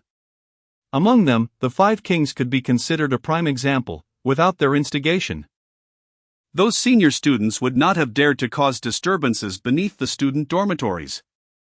Lin Xiaoqiang was not one to forget grievances. Unlike the saying that a gentleman takes his time to seek revenge, he believed that swift retribution was far more satisfying. If the Five Kings foolishly aspired to compete together in the grand tournament, he was determined to ensure that none of them would succeed in entering. Thus far, Lin Xiaoqiang had not been completely isolated within the school. Many freshmen stood by his side. Despite the presence of a few foolish admirers, there were also numerous individuals genuinely advocating for Lin Xiaoqiang. Wang Dang, Su Chaoer, and others were among his staunchest supporters. The few who resided in the same dormitory building as Lin Xiaoqiang were summoned, for he understood that effecting a significant change could not rely solely on one person. However, what astonished Wang Dang and others was that Lin Xiaoqiang actually wanted them to deliberately disparage him online, inciting even greater discontent among the senior students while continuously provoking them. Use my name to openly challenge the Five Kings. The more vicious the provocative posts, the better. I want Zhu Ziwen and El Meng among the Five Kings to be unable to sit still. Lin Xiaoqiang persistently conveyed his demands. The Forum of South China University of Science and Technology was directly stirred into a tempest of turmoil and strife due to Lin Xiaoqiang's deliberate provocations. Chapter 57 on the Forum of South China University of Science and Technology. A post evaluating the strength of Lin Xiaoqiang and the Five Kings has sparked intense debate and vitriol among users. Lin Xiaoqiang, not only the martial arts champion of the previous year, had once single-handedly slain two fourth-grade demon beasts, the Golden Horn Python, while still in the fourth tier of cultivation. This alone is sufficient to assert that Lin Xiaoqiang is at least a fifth-grade martial artist now. Not to mention his ability to single-handedly withstand tens of thousands of beasts in Jiangcheng. Who else could possibly represent South China University if not Lin Xiaoqiang? Surely not those five feeble shrimp. A user with the ID The Best Xiang is fervently flooding the forum with posts, engaging in relentless praise of Lin Xiaoqiang's prowess while disparaging the Five Kings. This user, The Best Xiang, is none other than Lin Xiaoqiang himself. And a plethora of other bizarre usernames have suddenly emerged on the forum, such as the handsomest Xiang, super hard-working Xiang, and the representative of looks and strength at South China University, all of which evoke a sense of cringeworthy discomfort. Their opinions are alarmingly uniform. making it evident that they are a coordinated group. Faced with the barrage of support for Lin Xiaoqiang, the senior students do not dare to back down, inundating any post featuring Changqiang in the username with their own comments. Lin Xiaoqiang is nothing but refuse that even dogs would disdain. And to call him the best? Beware of your family's demise for uttering such nonsense. Do not be so brazen online, show your true strength in reality. If I encounter you repugnant cockroaches at school, I shall strike you down one by one. Is South China University truly represented by Lin Xiaoqiang? Do the Five Kings think they lack strength simply because they have not stepped forward? Watching the unfolding online battle from his dormitory, Lin Xiaoqiang is amused to see the seniors finally utilizing the name of the Five Kings for support, causing him to chuckle with delight. Meanwhile, the Five Kings are also attentively monitoring the forum, and upon realizing they have been belittled to a status lower than that of a mere first-grade martial artist, the irascible Chang Lei has already smashed countless tables in his fury. Why aren't those two feeble shrimp of the Five Kings showing themselves? Are they afraid of our Changqiang? That's a bit excessive, remarks another. They aren't frightened, but it's quite possible that El Meng and Zhu Ziwen, the two simpletons, might just wet their pants. Simpletons? Upon reading the four characters from the user, the handsomest Changqiang, Zhu Ziwen, who usually maintains a calm demeanor, feels a surge of anger and hurls his phone to the ground. He practices a mystical beast cultivation technique based on the Xian Gui, and is particularly sensitive to being called a tortoise. If Zhu Ziwen struggles to contain his anger, one can only imagine the fury of the other four, who are typically quite proud. May you not cross my path, or I shall show no mercy. With a scowl, El Meng clicks on the username the handsomest Changqiang, scrutinizing the earliest post time and content, nearly concluding that this individual must indeed be Lin Xiaoqiang himself. The school administration has recognized the gravity of the situation, with Vice Principal Gao Zhenghe issuing a stern directive prohibiting any fighting or disturbances on campus, stating that violators would face immediate expulsion. The most shocking development for the entire school was Chen Juemin's personal intervention to expel 3 students involved in the unrest, including Yin Qi, who had initially led the disruption at Lin Xiaoqiang's dormitory. This action clearly signified Chen Juemin's uncompromising stance, conveying that Lin Xiaoqiang is indeed formidable, deserving of the principal's endorsement. While the school appeared to be calm under pressure, online forums erupted in heated debates, with students who had previously questioned Lin Xiaoqiang growing increasingly dissatisfied with Chen Juemin's decision. Under the clandestine orchestration of an ID named the handsomest Changqiang, students began to scrutinize the school's competition roster. Some even posted direct accusations against the Five Kings, who had represented the university in previous competitions, arguing that their abilities were inadequate to symbolize South China University of Martial Arts, and expressing significant discontent with their performances. This turn of events was unexpected for Lin Xiaoqiang, as those who had initially remained neutral began to doubt the prowess of the Five Kings amidst the atmosphere he had cultivated. Realizing an opportunity, Lin Xiaoqiang, undeterred by the risk of being assaulted, strode through the campus with an air of bravado, chest out and head held high. His audacious demeanor provoked those who harbored animosity towards him, yet despite their itching hands, they dared not act. 2 foolish individuals, intent on ambushing him from behind, were unexpectedly intercepted by Feng Yongmao, who escorted them to the disciplinary office. The inevitable outcome was expulsion, which only emboldened Lin Xiaoqiang further. With a swagger in his step, he taunted those who wished to retaliate, shouting defiantly, "Not convinced, Chang? Come and fight me if you dare." However, everyone was acutely aware that Feng Yongmao or other teachers from the disciplinary office were nearby. Anyone who dared to act would find themselves facing expulsion. Lin Xiaoqiang, though somewhat apprehensive about provoking public ire, cleverly chose to walk behind Feng Yongmao or other teachers to maintain his bravado. This led many teachers to express their frustrations to Su Luan, lamenting the burden of trailing a brash youth throughout the day. Consequently, Sulwan found herself in an embarrassing position, as teachers frequently approached her, hoping she could rein in Lin Xiaoqiang's audacious behavior, causing her cheeks to flush with shame. Sulwan's reputation at school was thoroughly tarnished by Lin Xiaoqiang's antics. However, she found herself powerless, no matter how much she reprimanded him. He remained unrepentant and even issued demands, insisting that he would relent only if a few of the 5 kings who had previously conspired against him were expelled. Lin Xiaoqiang displayed an air of indifference, having long since grasped the nature of reputation. He understood that regardless of how much face one loses today, possessing absolute strength would inevitably lead those very same individuals to come back, seeking to restore it the following day. Alas! Chang. But do not forget the inscriptions of the martial god chapter, do you understand? Sulwan sighed helplessly, reassured that as long as he did not neglect his training, all would be well. A mere youth of under 20 years, yet an 8th-tier warrior, was indeed a prodigious talent in any era. Lin Xiaoqiang grinned, playfully nodding his head. And with an exaggeratedly pitiful expression, he asked, "Could Master Su bestow upon this humble and pitiable student a first-tier martial technique?" Witnessing Lin Xiaoqiang's antics, Sulwan instinctively raised her hand, ready to deliver a resounding slap, momentarily contemplating a more severe reprimand. Chapter 58, An unexpected encounter in the cafeteria. You are not lacking in martial skills, understand? Once you master the Divine Warrior's scripture, your physical prowess alone will suffice to contend against 100 foes.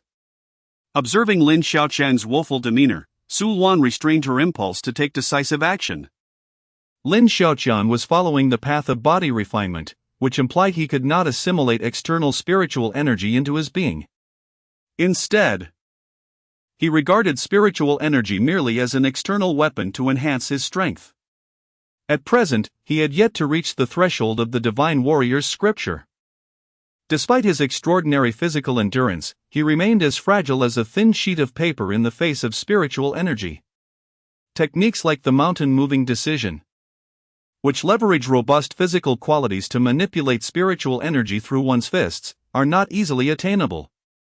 Ultimately, Lin Xiaoqiang chose to patiently await the moment he could enter the Divine Warrior's scripture before pursuing martial techniques related to body refinement. His current circumstances were relatively comfortable, as Lin Mingxin handled all the materials necessary for cultivating the Divine Warrior's scripture, relieving him of any burden. Sulwan also abandoned her plans for practical training with Lin Xiaoqiang, for he had already ascended to the rank of an 8th-tier martial artist, making it difficult for her to challenge his physical defenses.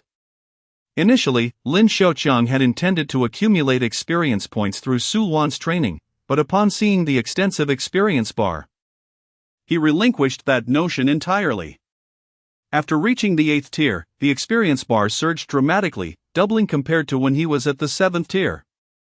This heightened his desire to challenge the hidden strengths of the 5 kings, particularly Lu Meng and Zhu Ziwen. His strategy involved persistently provoking these 5 kings, willingly enduring their retaliations while adopting the role of a victim, which would yield significant rewards. Not only would he gain experience points, but he could also prompt the expulsion of several among the 5 kings from the South China Martial Arts University.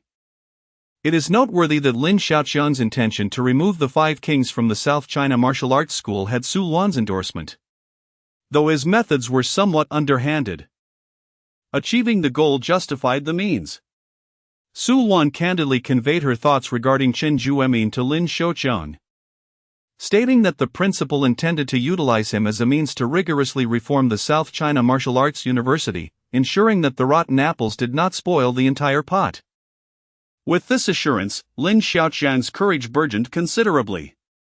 The following day, he boldly ventured to the residence of the 5 kings, unperturbed by any potential consequences.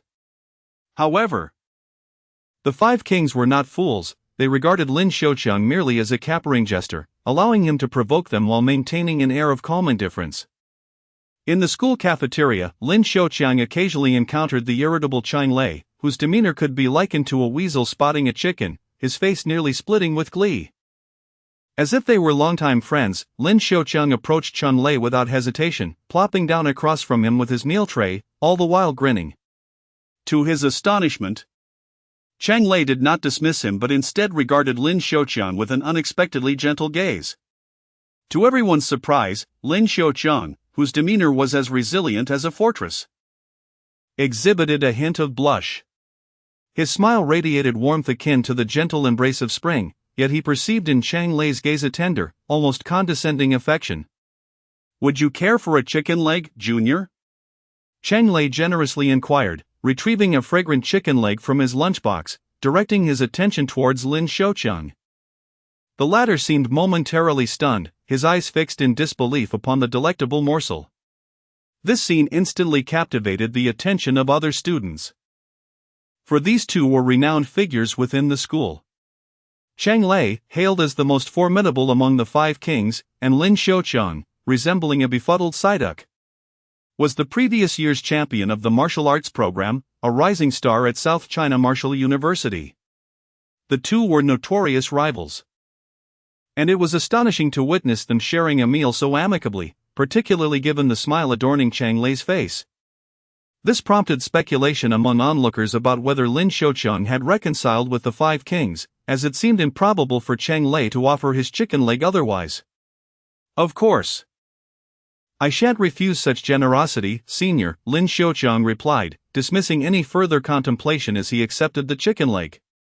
Chang Lei, amused by Lin Xiaoqiang's cheerful demeanor, stood up, his expression shifting from joviality to an icy glare as he coldly remarked, "Do not presume that the school regulations will shield you from recklessness. Whatever the five kings desire to accomplish, none shall impede us." Lin Xiaoqiang paid no heed to Chang Lei's words, his focus unwavering on the aromatic chicken leg, treating the latter's admonition as mere background noise as he savored his beloved treat. Had it not been for Zhu Ziwen's restraint that day, "You might very well be residing in my stomach now," Chang Lei scoffed, casting this taunt. While the blood lion could not eliminate Lin Xiaoqiang single-handedly, perhaps with Zhu Ziwen and El Meng joining forces, they could have harnessed the spirit beast technique to potentially subdue him. Upon hearing this, Lin Xiaoqiang's brows knitted together, revealing his palpable annoyance. The visceral memory of that day, the image of being within the blood lion's belly, churned his stomach. He collected his lunchbox, preparing to depart, but not before hurling a parting remark that nearly provoked Chang Lei to violence. "Your life is as expendable as that of a mere chicken or dog. You should be grateful to Principal Chen for your protection. Otherwise, none of the five kings would escape unscathed." Lin Xiaoqiang's words dripped with fury, his countenance dark and foreboding. The students, who had intended to enjoy their meal while observing the unfolding drama, felt an inexplicable chill upon hearing his declaration. Could it be that Lin Xiaoqiang harbored murderous intent towards the five kings? Consequently, the Forum of South China Martial University buzzed with renewed fervor following the unexpected encounter between Lin Xiaoqiang and Chang Lei in the school cafeteria. The most intriguing aspect remained the ominous exchange between the two as they departed, hinting at a shared resolve for vengeance. From Chang Lei's words, it became apparent that Lin Xiaoqiang had already crossed swords with the five kings, and astonishingly, it seemed that Chang Lei alone could not defeat Lin Xiaoqiang.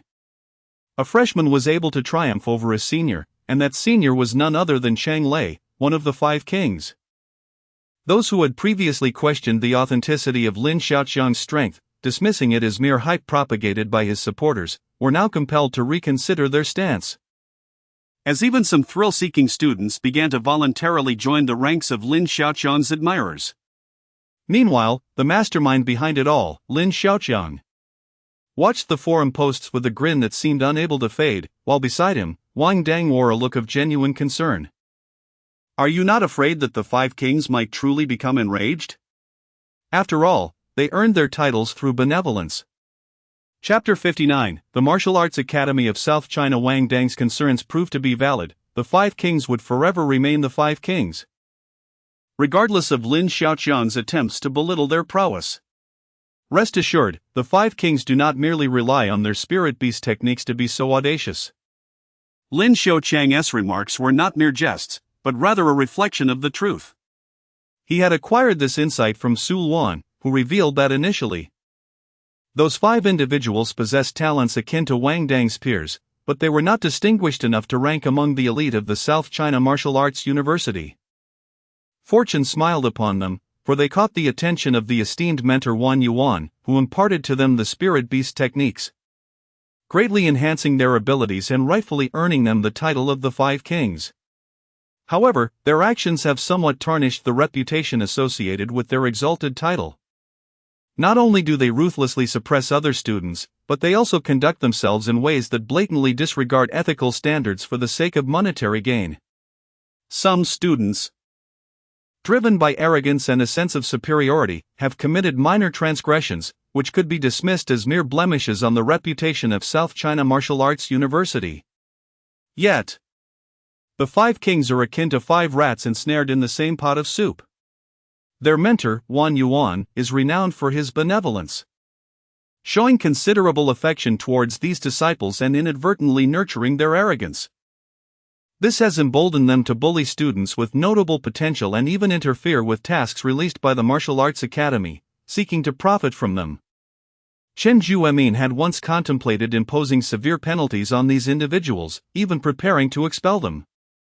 However, at that time, South China Martial Arts University had suffered setbacks at the Martial Arts University competition, and the educational department's resources were too scarce to recruit promising new talent. Thus, they had no choice but to retain these individuals to prepare for next year's major martial arts competition. Nonetheless, Chen Juemin's approach was commendable. He permitted the 5 to train externally, provided they were prepared to participate in the upcoming competition. Now, with a new fierce challenger emerging on the horizon of South China Martial Arts University, Chen Juemin welcomed the prospect of witnessing the ascent of better talent. Even if the 5 Kings remained undefeated, he relished the spectacle of this rivalry between the old and the new. The existence of martial artists is fundamentally rooted in competition. However, Chen Juemin harbored greater hopes for Lin Xiaoqiang, the budding tiger revealing its claws. Observing Lin Xiaoqiang confidently patting his chest, assuring that the 5 Kings would undoubtedly be expelled from South China Martial Arts University, Wang Dang could only shake his head. He had witnessed Lin Xiaoqiang's strength firsthand, while he was acutely aware of the capabilities of the 5 Kings. Oh, by the way, it seems that Lu Meng, one of the 5 Kings, is scheduled to visit the school's martial arts academy tomorrow, accompanied only by Lu Chuan. Wang Dang suddenly exclaimed, revealing that he had spent several $100s to acquire this tidbit from a senior student. Had it not been for the senior's reputation for honesty, having previously taken on a difficult role during his 3rd year, Wang Dang would never have believed it. He feared it might be a mere bait. Little did he know, Lin Xiaoqiang was currently contemplating how to ensnare the 5 Kings. Lu Chuan? Is he not the most low-key among the 5 Kings? Lin Xiaoqiang had very little knowledge about Lu Chuan. Even Su Luan only knew that he practiced the 5 Spirit Beast Giant Python technique, lacking further information about him. Yet, Lin Xiaoqiang would forever remember the almost maniacal grin on Lu Chuan's face when he made his move against him. This individual was indeed ruthless and cunning. Although he practiced the art of the giant python, he resembled a venomous snake lurking in the shadows, waiting for the opportune moment to strike. Yes, it was that very Lu Chuan who seemed poised to undertake some significant endeavor at the martial arts hall. Whether it was aimed at Lin Xiaoqiang remained uncertain. Wang Dang had only gathered this much information, and it appeared that the 5 Kings had been cloistered in their residence, a departure from their usual behavior. The information Lin Xiaoqiang sought was straightforward. As long as he grasped their movements, he would have ample opportunities to provoke them. The 5 Kings, being youthful and brimming with vigor, could not continue to endure in silence. To them, Lin Xiaoqiang was merely an obstacle, and the longer he remained, the more irksome he became. However, regarding the martial arts hall, Lin Xiaoqiang had yet to visit since entering South China Martial University. Previously, all the trial tasks had been meticulously arranged by Su Luan, requiring no personal visit to the hall for task collection. The mere mention of the martial arts hall brought back memories of his day's grinding experience at the Jiangqing 7th Middle School's hall. Perhaps, he mused, this place could offer similar experiences. Wang Dang, noticing Lin Xiaoqiang's silly grin, couldn't help but be momentarily taken aback. Could it be true what the forums implied, that Lin Xiaoqiang's intellect would occasionally lapse? The martial arts hall at South China Martial University certainly held prestige. The hall was designed in a circular fashion, with an artificial lake at its center, constructed at great expense, adorned with massive stones inscribed with numerous spiritual runes. The entire lake resembled a fountain of spiritual energy, safeguarding the hall. The spiritual energy within the hall was far more abundant than outside, making cultivation here exceptionally effective. Lin Xiaoqiang, like a curious child, widened his eyes in wonder as he explored the hall. The hall comprised 3 levels. The first level was where the school issued trial tasks, requiring students to register with teachers to obtain missions, with rewards collected on the same floor. Ascending further, the spiritual energy became increasingly potent. The second floor served as a venue for students to spar and communicate. As long as injuries were not severe, timely treatment could be obtained from the hall's dedicated physicians, with the abundant spiritual energy greatly aiding in healing. The third floor was reminiscent of ancient practitioners' secluded cultivation spaces, where many students trained, truly a paradise for those seeking to transform their spiritual essence. However, access to the training rooms required completing trial tasks issued by the school and using earned points to reserve time. Lin Xiaoqiang glanced around with wide-eyed enthusiasm.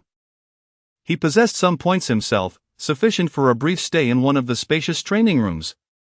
However, he was far more intrigued by the second floor, which he deemed the optimal place for accumulating experience. When Lin Xiaoqiang entered, many students immediately recognized him, their curious gazes fixated on his every move.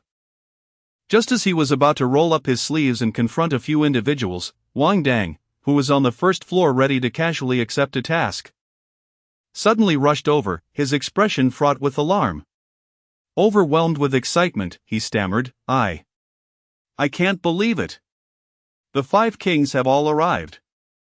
Wang Dang's exclamation reverberated like a boulder thrown into a lake, causing a fervent uproar on the entire second floor. "I had a hunch. They must have come here to fight." Chapter 60, Direct Confrontation. What's all the fuss about? It's just the right moment to settle everything. Lin Xiaoqiang strolled down to the first floor, hands casually tucked into his pockets, seemingly unfazed. Today promises an intriguing spectacle. Wherever Lin Xiaoqiang goes, trouble is sure to follow. Ha! Prepare to witness the 5 kings overpowering Lin Wangba. Nonsense! Clearly, Brother Chang stands for justice, ready to vanquish the dark force of the 5 kings. The students on the second floor buzzed with animated discussions. Some were merely spectators enjoying the drama, while others took sides, either with Lin Xiaoqiang or the 5 kings. The unprecedented sight of both Lin Xiaoqiang and the 5 kings appearing together at the martial arts arena sparked considerable excitement, prompting eager onlookers to share the news on the school forum. Some even discreetly began live streaming, wishing to spread the thrill. For sharing joy is far better than enjoying it alone. Oh! I hadn't anticipated encountering all 5 seniors here. What an eye-opener today is. To witness the collective presence of our 5 kings. Lin Xiaoqiang smiled upon recognizing the 5 familiar figures. The 5 kings were well aware of Lin Xiaoqiang's presence on the second floor and had been waiting for him on the first. "You flatter yourself, Junior." Lu Meng, feel immensely honored to see the living champion of the martial arts department here today, he remarked. His words sharp enough to chill the atmosphere of the arena to freezing point. The martial arts arena fell into an eerie silence as the 5 kings watched Lin Xiaoqiang, who maintained a cheerful demeanor. "Are you not afraid that I might reduce you 5 to mere wrecks crawling out of here?" Lin Xiaoqiang's words were even more cutting. To some fourth-year students, Lin Xiaoqiang's audacity seemed like tempting fate, akin to an old man consuming poison out of a desire for longevity. Behind him, Wang Dang was taken aback, his mouth agape as if to speak, but recalling Lin Xiaoqiang's earlier words in the dormitory, he stifled his response. He could hardly believe Lin Xiaoqiang's stance was so assertive, engaging in open conflict from the onset without a shred of courtesy.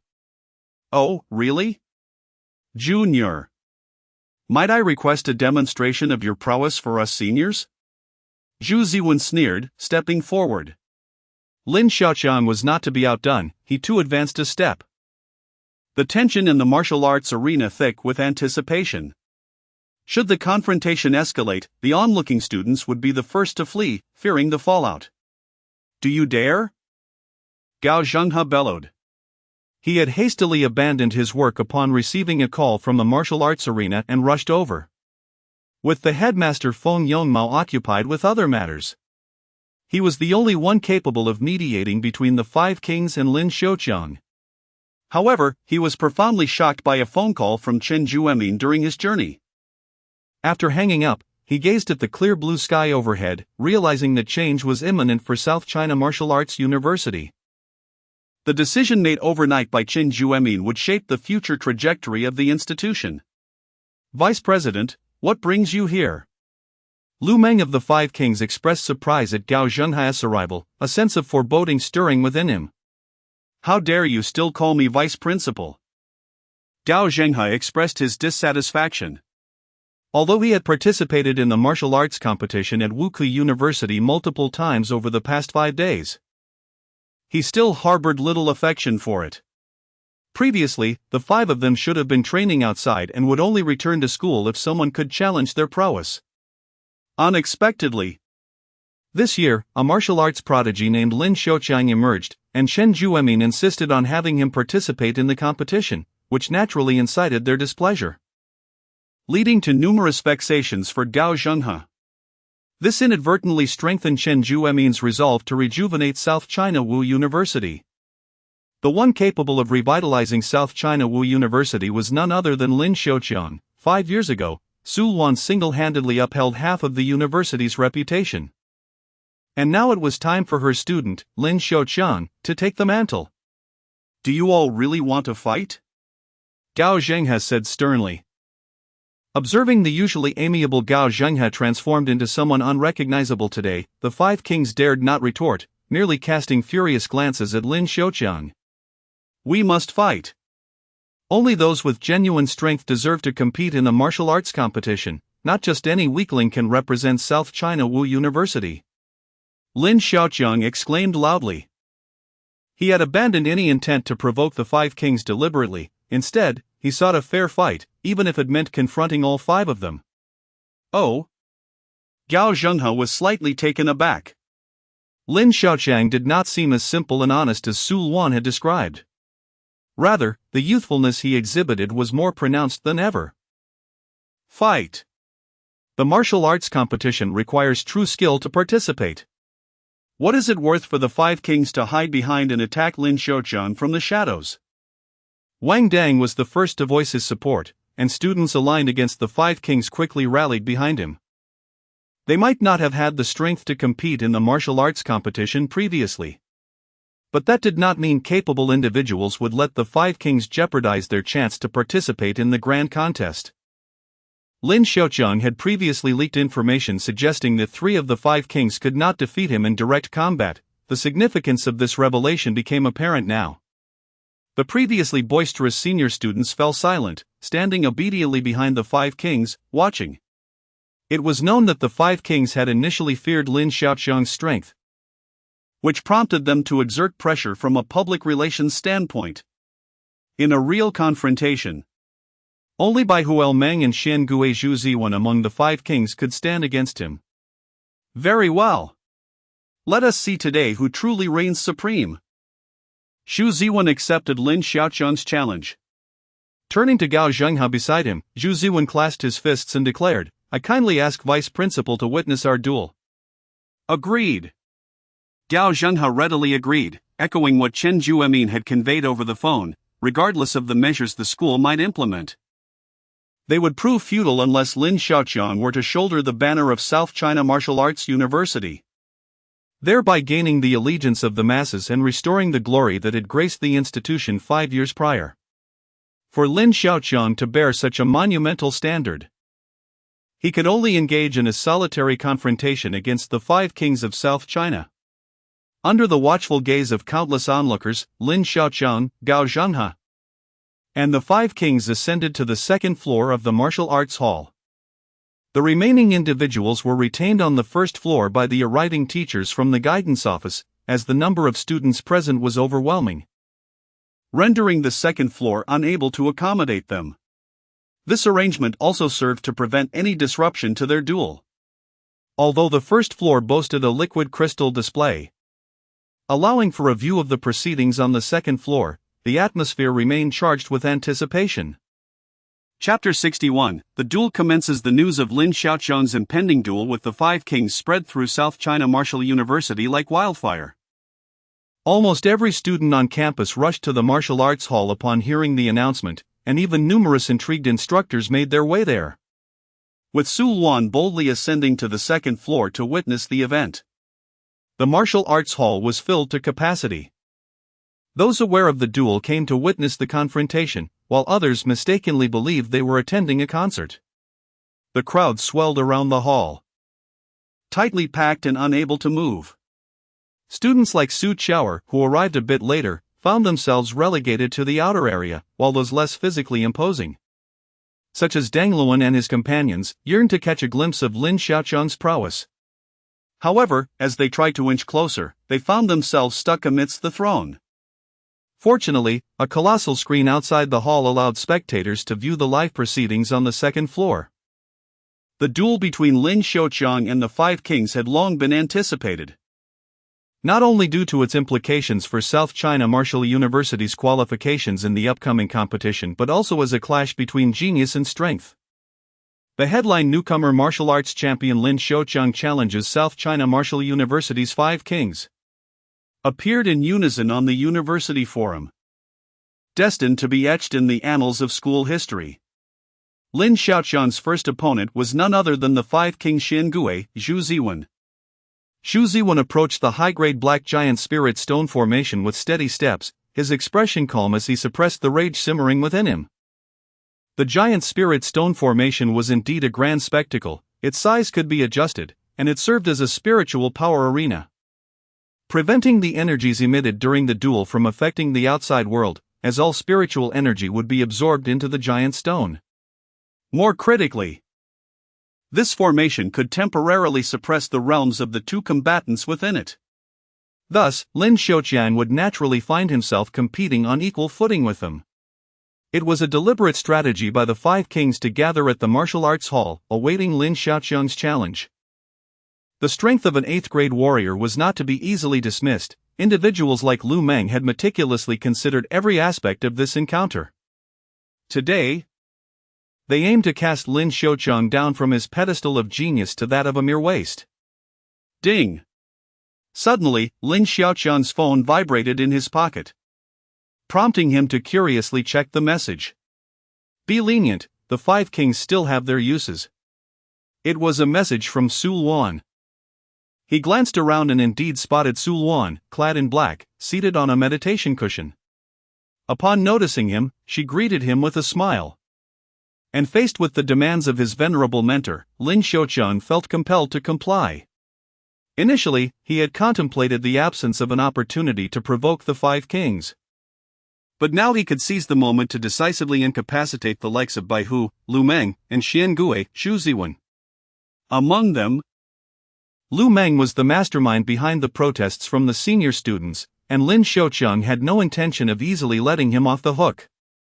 Lin Xiaoqiang adjusted his breath and stepped into the giant spirit stone array, confronting Zhu Ziwen in battle. Are you truly hoping for us to provoke you? Just so the school can expel us? Such a foolish notion could only originate from your mind. Do you really think we have grown up without a care? Zhu Ziwen, towering over Lin Xiaoqiang, found amusement in the need to look down upon him. Heh, as long as you dare to face me, you have already lost. However, Zhu Ziwen's taunts had no effect on Lin Xiaoqiang, who remained as tranquil as still water. Gao Zhenghe observed the two standing in opposition within the array, feeling a sense of vexation. If this year's 5 kings could coexist peacefully with Lin Xiaoqiang, perhaps a more favorable resolution could be achieved. This contest was merely to resolve conflicts, heavy-handedness was strictly forbidden.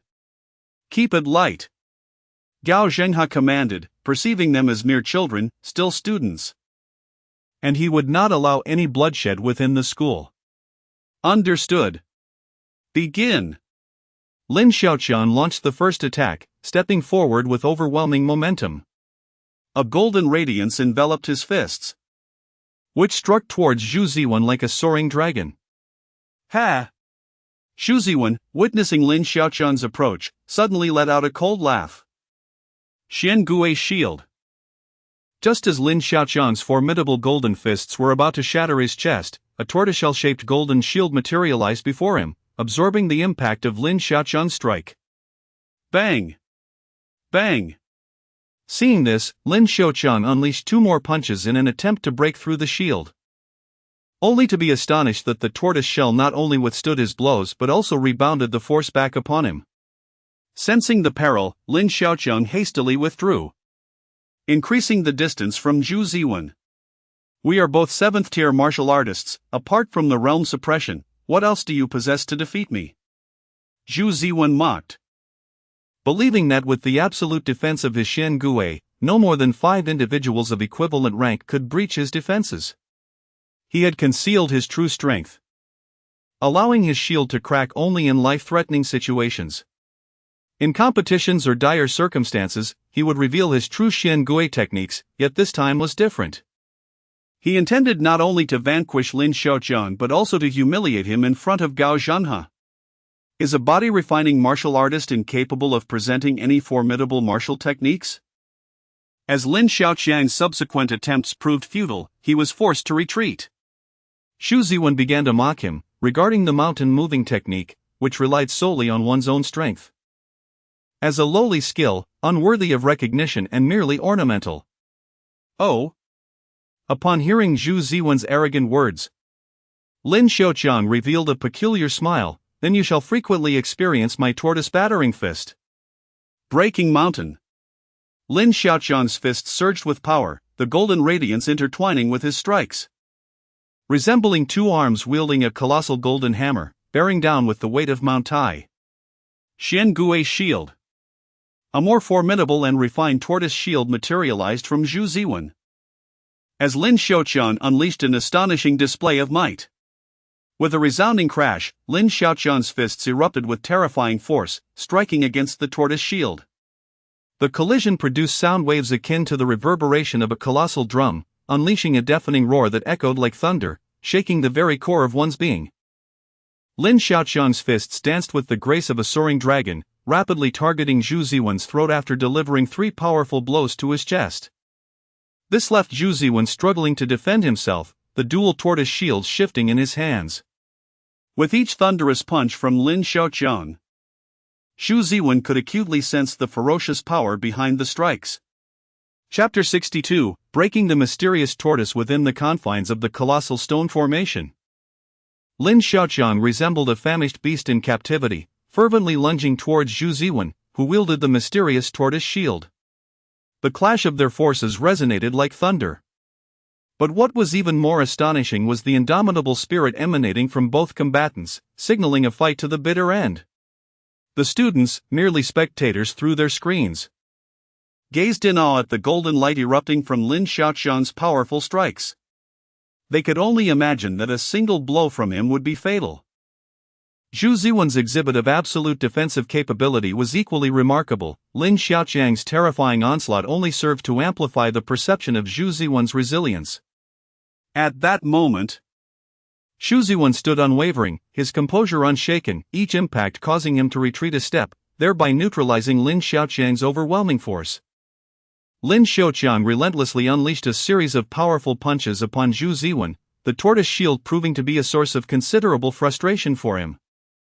This spirit beast technique was indeed bizarre. The mysterious tortoise shield in Zhu Ziwen's grasp had already withstood countless frenzied assaults from Lin Xiaoqiang. With only a few fissures appearing on the earthy yellow shield, still steadfast against the barrage of Lin Xiaoqiang's oncoming fists. Mountain Bear. Lin Xiaoqiang bellowed. As an exceedingly thin stream of spiritual energy surged through his meridians, enveloping his fists in a radiant golden glow. This technique was a culmination of his diligent study of spirit beast techniques, having been refined under Su Luan's guidance. An elevation built upon the foundation of the mountain shifting technique. However, the consequences were not without their burdens. It felt as though thousands of ants were gnawing within his meridians, a result of not having properly cultivated the technique. What vexed Lin Xiaoqiang further was the realization that such intense pain failed to yield any experience points. Not good. Zhu Ziwen silently lamented. The technique bore the weight of spiritual energy, and combined with Lin Xiaoqiang's formidable strength, he dared not confront it head-on. A dazzling golden radiance shot forth like a cannonball, momentarily unsettling Zhu Ziwen, who summoned forth a colossal black spirit tortoise behind him. Boom! Lin Xiaoqiang's strike was not merely a punch. It resembled a bolt of lightning crashing down. The moment Zhu Ziwen's tortoise shield met the golden orb, it shattered into fragments. To think you had such a hidden surprise. Even as Zhu Ziwen attempted to suppress the assault with the mysterious tortoise, Lin Xiaoqiang's punch was astonishingly potent. Not only did the shield splinter, but Zhu Ziwen himself felt as though he had been struck by a heavy hammer. The tortoise of the 5 spirit beasts. Lin Xiaoqiang feared he was finished. With the emergence of Zhu Ziwen's tortoise, a counterattack was inevitable. Was this Lin Xiaoqiang's trump card? Had his strongest strike merely breached Zhu's defensive barrier? The onlooking students, witnessing the manifestation of Zhu Ziwen's tortoise, seemed to have arrived at a conclusion regarding the outcome of the duel. The supporters of Lin Xiaoqiang were filled with trepidation. Knowing that Zhu Ziwen's 4th grade spirit beast technique was comparable to a 5th grade technique. In the preceding battle, while Lin Xiaoqiang had appeared to hold the upper hand through his vigorous assaults, Zhu Ziwen had consistently emerged unscathed. At this moment, Lin Xiaoqiang's most formidable move, the Mountain Bearer, merely shattered Zhu Ziwen's Xian Gui shield. Zhu Ziwen, in his prime, was fortified by the Xian Gui, rendering him capable of withstanding any assault from Lin Xiaoqiang. How could one hope to triumph when unable to even touch the opponent? The remaining 4 kings appeared to have anticipated this, their expressions unchanged as they observed Lin Xiaoqiang within the stone formation. Akin to hunters watching a beast ensnared in a trap. I shall test the resilience of your turtle shell. Lin Xiaoqiang, undeterred by the odds, could not believe that his mightiest strike would fail to breach even a mere turtle shell. Mountain Bearer. Gritting through the excruciating pain coursing through his meridians, he unleashed the Mountain Bearer punch, intent on shattering both Zhu Ziwen and his Xian Gui. Arrogant fool! Zhu Ziwen scoffed, acknowledging that while Lin Xiaoqiang's punch was indeed powerful, it fell short against his Xian Gui. Suppression. The black Xian Gui's eyes glowed a fierce crimson as Zhu Ziwen extended his palm to meet the oncoming fist. While behind him, the Xian Gui, seemingly alive, extended a formidable claw forward. Bang! As Zhu Ziwen met the punch, his entire form was violently propelled backward upon impact. Even his arm transformed into a Xian Gui claw felt acute pain. Daring to take it? Lin Xiaoqiang chuckled, observing Lin Xiaoqiang's radiant smile. Zhu Ziwen could not help but laugh in return. And what if I did? You certainly know how to put on a show. Yet Zhu Ziwen was not entirely incorrect. Lin Xiaoqiang's condition was scarcely better than his own. In their recent clash, Lin Xiaoqiang had underestimated the Xian Gui's descending claw, which, imbued with spiritual energy, had indeed been formidable, slicing through Lin Xiaoqiang's flesh and leaving 5 slender crimson wounds from which blood flowed profusely. That singular maneuver had granted Lin Xiaoqiang a mere 80 experience points. The meat shield system increasingly demanded higher criteria for damage experience points, evaluating the final damage inflicted upon the body. Lin Xiaoqiang gazed at the 5 wounds on his chest and smiled slightly, for the bleeding quickly subsided, and he began to heal rapidly. Though appearing severe, these wounds posed no real threat to Lin Xiaoqiang, at most, they resulted in a few drops of blood. What a pity for my outfit! Lin Xiaoqiang lamented, for this crayon Shinchan jacket had been personally chosen by Qian Feifei, only to be marred by this turtle's claw. What? Xu Ziwen struggled to comprehend the reality before him. How could Lin Xiaoqiang possess such extraordinary vitality, surpassing even the otherworldly beasts he had encountered? Again! Lin Xiaoqiang's figure flashed as his fists entered a bombardment mode once more. His combat style grew increasingly fierce, favoring a head-on clash, reminiscent of a Western cowboy's duel, where the aim was to see who would fall first. Xian Gui Vajra transformation.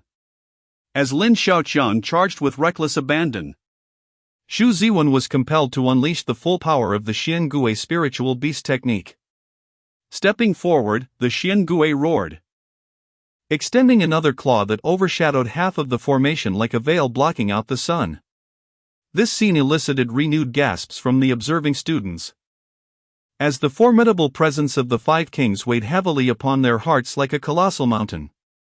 The most peculiar reaction came from Bai Hulumeng, whose brow furrowed in astonishment. This fellow had actually taken this momentous step. At this juncture, Lin Xiaoqiang could no longer afford to be complacent. He raised his golden fist to withstand the descending claw of the tortoise. How absurd! The outsiders only recognized my Xian Gui's defense as impenetrable. Yet they remain oblivious to the fact that the might of my Xian Gui rivals the fury of a rampaging lion. Xu Ziwen sneered. Boom! As Lin Xiaoqiang desperately braced himself against the oppressive tortoise claw, an astonishing spectacle unfolded before his eyes. Chapter 63: The Emergence of the Black Tortoise. Suddenly, the claws atop the tortoise transformed into countless strands of spiritual energy, which were then drawn into the belly of the black tortoise. Its head raised in fury as it let out a deafening roar. Xu Ziwen bellowed, and in an instant, the black tortoise dissipated into 5 black spiritual orbs. With a wave of his hand, Xu Ziwen unleashed a tempest of black mist from the orbs, enveloping himself entirely. This is bad, Lin Xiaoqiang thought. Attempting to intervene with Xu Ziwen, only to be confronted by a black mist that had taken the form of a tortoise charging directly at him.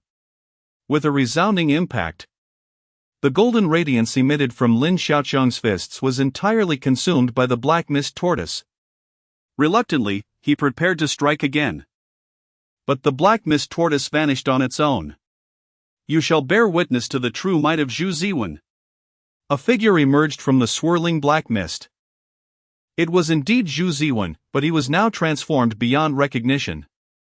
He had morphed into the imposing black tortoise, exuding a terrifying aura. With 3 prominent spikes protruding from his shell, as black mist danced along the contours of his carapace. Behind him, the rolling black mist coalesced into a fearsome black serpent, winding around the tortoise, evoking an unsettling blend of malevolence and sanctity. This is the black tortoise, Su Wan and Gao Zhenhe exclaimed in astonishment. This transformation had transcended the realm of the 4th-grade black tortoise spirit beast technique. The difficulty of cultivating a spirit beast to such a level was unimaginable. This was also indicative of Xu Ziwen's extraordinary talent, capable of evolving the tortoise into the black tortoise, which spoke volumes of his formidable strength and innate gifts. Could it be that Xu Ziwen has become the disciple of Master Wan? Su Wan pondered. If that were indeed the case, it would explain why Xu Ziwen had always concealed his true capabilities. The relationships among the 5 kings were intricate. They appeared deeply bonded, engaging in every endeavor together, sharing the spoils of their ventures, not to mention facing peril side by side. However, if one among them were to become Master Wan's true successor, this seemingly unbreakable bond would inevitably shatter, a topic they had never broached openly. It was surprising that Lin Xiaoqiang had provoked such hatred in Xu Ziwen, compelling him to unleash this formidable power. Why Xu Ziwen? Was it truly a matter of talent? Gao Zhenhe mused. Aware that becoming Master Wan's successor would confer benefits sufficient to elevate that individual to the martial sovereign realm, the expressions of the remaining 4 kings grew peculiar. A mix of shock and resentment, particularly Chang Lei, whose gaze was fixed on Zhu Ziwen with an intensity that suggested he wished to devour him whole. Only Yao Meng maintained a semblance of calm, squinting his eyes as he scrutinized the transformed Zhu Ziwen, deep in contemplation. Goodness! Is this a tortoise's triumphant return? Lin Xiaoqiang marveled at the fearsome visage of the black tortoise before him, incredulous that this creature had recently been one he had bested into submission. You're courting death. Zhu Ziwen, now embodying the black tortoise, was particularly irked by the term tortoise. The audacity of Lin Xiaoqiang to utter it before him ignited his fury. Roar! The malevolent aura of the black tortoise surged as it lifted its head and roared fiercely, subsequently unleashing a jet of water formed from a dark mist. As the water column approached, Lin Xiaoqiang glared furiously, indignantly thinking, "Dare you spit in my face?" He summoned forth a radiant golden light that repelled the water column, which was then devoured by Zhu Ziwen. Is it truly capable of such consumption? The black tortoise exhibited no reaction, and the dark mist enveloping its shell seemed to deepen in intensity. Prepare to meet your demise. Zhu Ziwen, embodying the sinister black tortoise. Despite his colossal size, 4 times that of an elephant, moved with the grace of a serpent gliding through water. In an instant, he was before Lin Xiaoqiang, and a massive serpent, coiled around the tortoise's shell, lunged forth, aiming to devour Lin Xiaoqiang whole. You seek death. Lin Xiaoqiang's right fist struck the serpent's head, dispersing the dark mist for a fleeting moment, only for it to coalesce once more within seconds. This ethereal serpent could not simply be vanquished by brute strength. Zhu Ziwen mocked, having turned the tide of battle in his favor, deftly directing the serpentine creature to assail Lin Xiaoqiang. Realizing Zhu Ziwen's mockery, Lin Xiaoqiang felt a surge of irritation. He had initially intended to unleash the dragon-subduing fist to teach this turtle a harsh lesson, but hesitated, fearing it would render his victory unearned. As Zhu Ziwen's assaults grew increasingly reckless, even enduring one of Lin Xiaoqiang's punches, Lin Xiaoqiang began to acclimate to the presence of the additional serpent. Capture technique. Lin Xiaoqiang recalled this move learned in Jiangqing 7th High School, however. Its effectiveness was rather limited, merely suitable against high school martial arts students, and somewhat inadequate against seasoned fighters. As the serpent lunged toward his throat once more, Lin Xiaoqiang suddenly executed the maneuver, and with the energy from his earlier attack, he managed to ensnare it in his grasp. If he could seize the serpent's head, he would gain an opportunity for counterattack. Mountain break. With a fist of gold striking like lightning toward the roaring tortoise's head, Lin Xiaoqiang was unexpectedly met with a dull thud. Ding. Experience gained, 20. Was this tortoise clad in defensive armor? The impact left Lin Xiaoqiang reeling, suffering damage from his own offensive maneuver. Dare you insult my black tortoise form?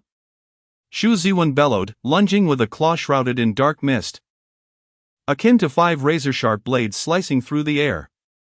With one hand still gripping the serpent, Lin Xiaoqiang found himself lacking the space to evade and braced himself to endure the onslaught. Ding. Experience gained, 80. The strike inflicted 80 points of experience, leaving 5 deep gashes along his waist, transforming Lin Xiaoqiang's attire into tattered rags. Lin Xiaoqiang was not one to shy away from hardship. His golden fist relentlessly hammered down toward the tortoise's neck. Roar! Zhu Ziwen's black tortoise let out a thunderous roar, the patterns on its carapace shimmering as, in an instant, a thick veil of dark mist enveloped it, causing its form to vanish from sight. Simultaneously, the serpent in Lin Xiaoqiang's grasp dissipated into thin air. What? Just as Lin Xiaoqiang was enveloped in confusion, Zhu Ziwen suddenly launched an attack from behind. A chill ran down Lin Xiaoqiang's spine, prompting him to swiftly pivot and throw a punch towards the incoming menace. Bang! This time, Lin Xiaoqiang was unable to match Zhu Ziwen's strength. His fist collided with the incoming claw, resulting in a torrent of blood. He was sent flying backward. Ding! Experience gained, 105. Lin Xiaoqiang felt a searing pain radiating from his right fist, which, akin to being forged from gold, was profusely bleeding scarlet. Chapter 64, The outcome is decided, bear the mountain. With a surge of energy, Lin Xiaoqiang conjured a vortex of spiritual force with his right fist, transforming it into a palm strike aimed at the malevolent Xuanwu embodied by Zhu Ziwen. Bang! Zhu Ziwen raised his claws to swiftly neutralize the assault, leveraging his immense physique to further attempt to subdue Lin Xiaoqiang. In the presence of this colossal and sinister Xuanwu, Lin Xiaoqiang's offensive maneuvers seemed little more than a mere tickle, failing to disturb the dark beast. Once more, Lin Xiaoqiang anchored himself, his legs brimming with power. Standing as steadfast as a mountain, adopting a stance reminiscent of Tai Chi, this was the grappling technique he had previously mastered. Echoing the subtlety of Tai Chi from his past life, capable of wielding tremendous force with minimal effort. Observing Lin Xiaoqiang's seemingly resigned posture, akin to an elderly man practicing Tai Chi in the park, Zhu Ziwen scoffed and charged forward with an unstoppable momentum. Xuanwu, suppress the mountain and see. Zhu Ziwen unleashed his most formidable strike. Each step of the sinister Xuanwu echoed with the sound of crashing waves, its back shrouded in ominous black mist. A haunting blend of the sacred and the sinister. Lin Xiaoqiang was finished. If he could turn the tide now, he would lick the dojo's restroom clean. Was this truly the strength of a 7th grade warrior? Despite being merely at the 7th grade, the techniques imparted by Master Wang Yuan were sufficient to crush all opposition. Was Zhu Ziwen on the brink of ascension? Had Lin Xiaoqiang truly given up? The students observing from the sidelines discerned Lin Xiaoqiang's grappling stance, juxtaposed with the overwhelming aura of Zhu Ziwen's Xuanwu, leading them to conclude that Lin Xiaoqiang had unequivocally surrendered. Unless a divine entity intervened, Lin Xiaoqiang was doomed. Wang Dang and Su Chaoer, among others, turned pale. Lin Xiaoqiang was ultimately no match for the Five Kings, destined to remain under Zhu Ziwen's oppressive reign at Huannan Martial University. As Zhu Ziwen advanced with an invincible demeanor, Lin Xiaoqiang's gaze turned icy, devoid of fear, his blood seemingly boiling with fervor. He now stood at the precipice, left with no choice but to confront Zhu Ziwen in a decisive clash. Earlier, disregarding his own injuries, Lin Xiaoqiang had recklessly launched himself at Zhu Ziwen, but his internal energy was nearly depleted. Even within the energy-rich environment of the dojo's 2nd floor, he struggled to absorb spiritual energy. Despite Lin Xiaoqiang's formidable defensive capabilities allowing him to withstand Zhu Ziwen's malevolent Xuanwu's onslaught, he lacked the strength to revert Zhu Ziwen to his original form and claim victory. This was not a time for experience grinding, without a cultivated technique. His combat endurance was severely lacking. If this continued, his internal spiritual energy would not sustain the execution of his self-created martial skill, bear the mountain. In that event, he and Zhu Ziwen would merely clash as two stubborn turtles, with Zhu Ziwen's spiritual beast techniques granting him the upper hand to suppress Lin Xiaoqiang with the might of Xuanwu. This Zhu Ziwen's sinister Xuanwu form was not comparable to those mere 4th-grade beasts. It was nearly impossible to shake its armored shell through brute force. As Zhu Ziwen's massive Xuanwu pressed forward, Lin Xiaoqiang summoned all his strength to grasp the approaching, mist-wreathed turtle claw. The immense impact of the evil martial Xuanwu rendered Lin Xiaoqiang unable to counter it, no matter how he exerted himself. He could only leverage the force to distance himself from the formidable creature. Realizing that this tactic bore no fruit, Lin Xiaoqiang, in utter desperation, chose the most disastrous option. Ready to bear the gravest consequences. Grant me the golden body. With eyes wide open in fury, his pupils transformed into a brilliant gold, radiating a dazzling light as if the deity of war had descended upon him. In that fleeting moment, 4 halos materialized around Lin Xiaoqiang, and the spiritual energy within the formation surged wildly into these auras, as if summoned by an unseen force. This was the divine body from the martial god canon. Yet Lin Xiaoqiang had not completed the celestial offering, forcibly invoking the divine body nonetheless. Madness. Su Luan, witnessing Lin Xiaoqiang's invocation of the divine body, sprang to her feet, a rare look of alarm etched upon her face, as she attempted to step into the formation and forcibly extract him. As the first practitioner of this technique, Su Luan was acutely aware of its formidable nature. Lin Xiaoqiang's reckless use of the divine body could very well lead him to succumb to its adverse effects, and the slightest misstep could crush him under its oppressive power. Before she could enter the formation, Lin Xiaoqiang had already completed his transformation, the barrier of the giant spirit stone formation keeping her at bay. For halos brimming with boundless spiritual energy converged into Lin Xiaoqiang's being. "Come!" He roared like a beast in agony, the pain coursing through him akin to being dragged into the depths of hell. Bones ground to dust, flesh turned to ash. This was the torment Lin Xiaoqiang currently endured. He took several steps forward, a barely perceptible fissure appearing on his forehead. Is this a body refinement technique? Xu Ziwen was taken aback by Lin Xiaoqiang's appearance, as his skin suddenly became adorned with countless enigmatic runes, which upon closer inspection resembled an ancient and obscure script. Struggling like a cornered beast. In Xu Ziwen's eyes, the notion that Lin Xiaoqiang could break his Xuanwu form through this was sheer folly. The steps of the evil martial Xuanwu quickened, the crashing waves transformed into the rhythm of ancient war drums. Mountain moving and sea splitting. As the evil martial Xuanwu took its final step, the black mist within the formation erupted, swirling into a dense fog that obscured all but the resplendent figure of Lin Xiaoqiang standing amidst the darkness, bearing the mountain. Lin Xiaoqiang's visage twisted in a grimace, the hellish agony gradually eroding his sanity. He disregarded the consequences and, fueled by the power of the divine body, forcefully attempted to bear the mountain. Within the black mist, he stood as if Pangu himself was cleaving the void. Just as Lin Xiaoqiang reached the zenith of his strength, ready to decide the outcome with a single blow, Xu Ziwen concealed himself within the mist, opting to abandon his offensive. "Don't rush." Xu Ziwen seemed to have divined Lin Xiaoqiang's intentions, his voice emerging from the depths of the mist. Boom! The seemingly still black mist suddenly reverberated with thunderous roars. After 3 resounding booms, the mist billowed upwards, revealing the head of the evil martial Xuanwu, now magnified several times, descending to engulf Lin Xiaoqiang whole. Seeking death. Lin Xiaoqiang's eyes flared with fury as he unleashed a surge of spiritual energy between his hands. The war god's hand, adorned with strange inscriptions, soared skyward to confront the malevolent Xuanwu.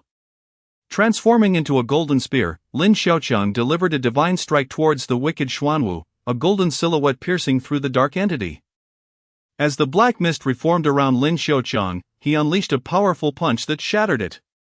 Within the expansive magic circle, an astonishingly large head of Xuanwu was pierced by the figure emanating a dim glow. Surrounding this figure, spiritual energy coalesced into 7 radiant halos, which he then suspended in his grasp. The sinister Xuanwu, akin to ice, was melted away by the flames of Lin Xiaoqiang. Chapter 65, Defeat A. As the sinister manifestation of the evil martial Xuanwu dissipated, the true form of the figure engulfed within was revealed to be none other than Lin Xiaoqiang. At that moment, Lin Xiaoqiang could no longer endure the excruciating pain. He lost all semblance of reason and roared in anguish. Meanwhile, Xu Ziwen, who had been reverted to his original form by Lin Xiaoqiang's martial god body, lay on the ground, his face a portrait of terror. Xu Ziwen had been defeated. This outcome struck all present like a tsunami, as the esteemed 7th-tier warrior, King Xu Ziwen, had genuinely succumbed to the novice Lin Xiaoqiang. To the onlookers, Lin Xiaoqiang's concealed prowess had appeared to be merely that of a 4th-tier warrior. To the spectators, this was nothing short of a miracle, verging on the divine. Lin Xiaoqiang, quickly apprehend that fellow who was about to lick the toilet. The students who had been riveted by the duel fervently chanted Lin Xiaoqiang's name, their expressions brimming with excitement, akin to fervent disciples of a great faith. Only those aligned with the 5 kings stood aghast, as if confronted by a specter. unable to fathom the reality before them. How could King Zhu Ziwen be bested by a newcomer? Was it a deliberate act of leniency? As the crowd prepared to ascend to the second floor to celebrate Lin Xiaoqiang's victory, Gao Zhang and others abruptly halted their jubilant revelries, citing that Lin Xiaoqiang was seriously injured and required rest without disturbance.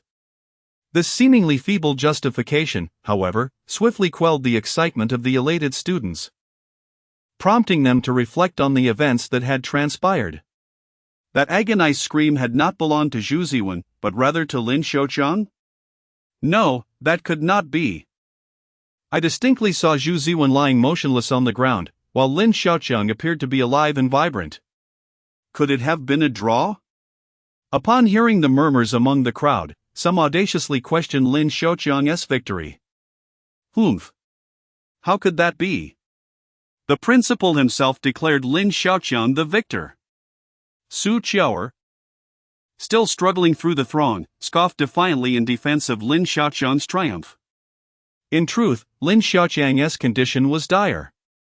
The toll of forcibly wielding the martial god body was far too great. It was a challenge even Su Luan dared not attempt. Initially, Su Luan had sought to stop Lin Xiaoqiang, yet the delay caused by the Formation S barrier had cost her precious seconds. Upon witnessing the unwavering determination in Lin Xiaoqiang's eyes, she chose to respect his decision. Due to her influence, Lin Xiaoqiang had long concealed his talents within the school. Yet, bearing the glorious title of martial science top scholar, he endured relentless mockery and skepticism, like a colossal weight pressing down upon his heart. In his youthful ambition, how could he remain resilient amidst such humiliation? Each day, he faced the world's malice with a smile, yearning to prove his worth. Su Luan extended her palm and struck Lin Xiaoqiang's spiritual platform, inscribing several arcane runes that forcibly dispelled the turbulent spiritual energy. The moment Lin Xiaoqiang lost this chaotic energy, he collapsed to the ground, his visage no longer contorted in pain, succumbing to unconsciousness. Observing Lin Xiaoqiang's expression eased considerably, Su Luan retrieved a blood-nurturing pill and administered it to him, gently cradling Lin Xiaoqiang in her arms. A surge of profound and gentle spiritual energy flowed into his meridians, nurturing them with utmost care. Due to Lin Xiaoqiang's forceful use of the divine warrior body, the spiritual energy gathered within his body from the spiritual platform on his forehead, causing his meridians to be unable to withstand the violent turbulence of the energy, resulting in a state of disarray. Many strands of spiritual energy surged chaotically within him. Su Luan could only gradually guide it out. This was merely a fraction of the cost imposed by the divine warrior body. At present, Su Luan was akin to a lifeline for Lin Xiaoqiang. Should that lifeline be severed, his path in martial arts would be irrevocably halted. I must take him to Old Fong. This is quite a predicament for Principal Gao. Su Luan remarked to Gao Zhenghe, understanding that to genuinely save Lin Xiaoqiang, they would need the divine warrior scriptures. The journey to Old Fong was merely a pretext. Gao Zhenghe nodded, deeply concerned for Lin Xiaoqiang's safety, for he was not only a student of South China Martial University but also a potential future leader. Just as Su Luan was about to depart, she suddenly turned, her gaze icy as she fixed it on the terrified Zhu Ziwen lying on the ground. In a cold tone, she remarked, "There are heavens beyond the heavens, and people beyond the people. You 5 kings should have known this by now. A few frogs in a well, content to flaunt their power within South China Martial University, dare not venture forth to truly showcase their youthful aspirations. You have squandered Principal Chen's benevolent nurturing." Rarely did Su Luan speak in front of others, often choosing her words with great care. Her admonition to the 5 kings today was unprecedented. This was not only due to Zhu Ziwen's waste of Wan Lao's efforts but also because the 5 kings had squandered the years of cultivation provided by South China Martial University. Otherwise, they would not have been able to act with such impunity until now. Their so-called external training and trials at the gates of death were merely supervised by the school. Without such oversight, how could they behave so recklessly? Once Su Luan finished speaking, an almost imperceptible shard of spiritual energy swiftly entered Zhu Ziwen's mind, erasing memories of the scenes he should not have witnessed. Gao Zhenghe remained calm, it was now his responsibility to clean up the mess. With Lin Xiaoqiang's safety assured, and with Chen Zhuowen present, there was no imminent danger. What had recently left Gao Zhenghan incredulous was how Lin Xiaoqiang's final technique amidst the dark mist bore resemblance to the spiritual beast technique. However, when he attempted to scrutinize that last move closely, Su Wan's delicate hand obstructed his view. Yet, he was disinclined to dwell on it. Su Wan had her reasons for her actions, and the immediate concern was addressing the five kings. Having lost the troubling images, Zhu Ziwen, no longer terrified, slowly rose with a look of deep resentment. "You five brats, come here." Gao Zhengha beckoned to them, observing Zhu Ziwen's discontent with a smile. "Do not harbor resentment. Had Su Wan not intervened at the last moment, you would have likely perished here, and I would not be compelled to champion your cause." As he spoke, Gao Zhengha's expression darkened, his mood turning somber. "Do you think the school is unaware of your antics? Everything that transpired today was anticipated by the principal. Why do you think we did not intervene earlier to suppress your misdeeds? This consideration is solely for the sake of your five reputations. It is due to the significant contributions you five have made to South China University of Science and Technology. Do you truly believe that dominating everyone at South China University of Science and Technology renders you invincible? The institution has decided to retain your student status. Cherish this opportunity. Should any further reckless indiscretions occur, you will no longer be able to claim affiliation with South China University of Science and Technology." Gao Zhang issued his final warning to the five kings.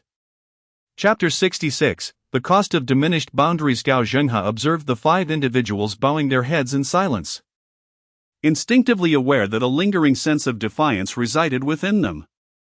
However, such sentiments were of no concern to him any longer. The leniency extended by the school had been exhausted. Should they act foolishly out of their own greed, they could hardly blame South China Martial University for being unsympathetic.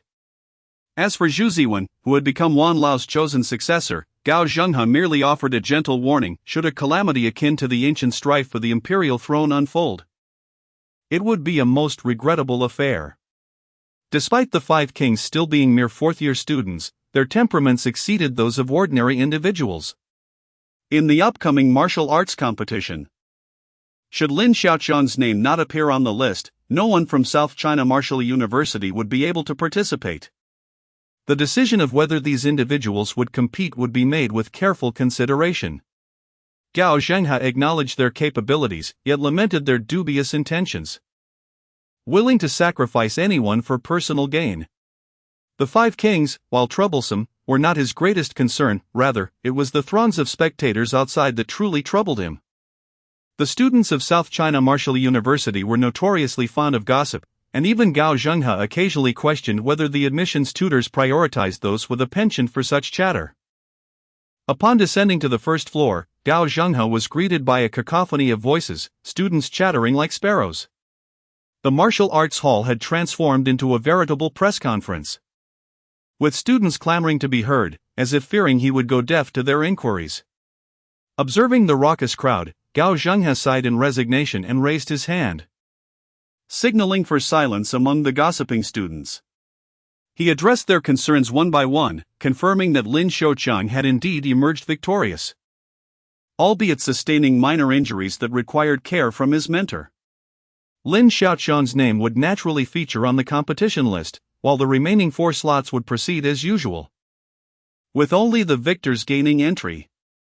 The students were more preoccupied with the competition roster than Lin Xiaoqiang's injuries, for traditionally, the five kings participated directly, with no one else even attempting to register. This time, however, the five kings might not compete in the martial arts competition. Gao Zhengha's final statement struck like a depth charge, implying that the previously overshadowed fourth-year students, and even first-year newcomers like Su Chao and Wang Dang, could potentially enter the competition. Although Lin Xiaoqiang's battle with Zhu Ziwen had catapulted him into the limelight, rendering him a figure of considerable stature at South China Martial University, the standing of the five kings had plummeted. Discussions of their prowess had largely dissipated. The school forum buzzed with excitement over the competition list and the seemingly unassuming Lin Xiaoqiang. Who would have imagined that a student renowned as the best in the school could appear so ordinary? Many admired Lin Xiaoqiang's modest demeanor, noting his aversion to vanity. After all, at such a youthful age, who would wish to walk with their head bowed, preferring instead to stride confidently through life? Those who had once insulted Lin Xiaoqiang now found the world to be surprisingly gentle, grateful for his good temper that had spared them from immediate retribution. In his prime, the ostentatious Lin Xiaoqiang found himself unable to make a grand entrance. At this moment, he was submerged in a milky white liquid. His body rendered feverishly hot due to the side effects of forcibly utilizing the divine warrior's physique, causing his blood to boil within. Had it not been for Su Luan's timely acquisition of a century-old jade essence from the school's resources to regulate Lin Xiaoqiang's body temperature, he might have been reduced to mere ashes. This gram of century-old jade essence was worth twice its weight in gold. With only about 40 kilograms stored within the entire South China Martial University, Su Luan experimented with adding various herbs to the jade essence, most of which were required for the celestial offerings in the Divine Warrior scripture. Otherwise, given the rate at which Lin Xiaoqiang's body consumed the essence, it would not suffice. What perplexed Su Luan was that Lin Xiaoqiang's aura remained remarkably stable, yet his realm fluctuated erratically, plummeting from an 8th-grade martial artist to a 3rd. Only to ascend back to the 7th after absorbing a premium herb, the Qilin grass. His strength seemed to diminish by a realm approximately every half an hour. Only maintainable through the continuous consumption of 4th-grade herbs, attempts with 5th-grade herbs yielded only a partial elevation.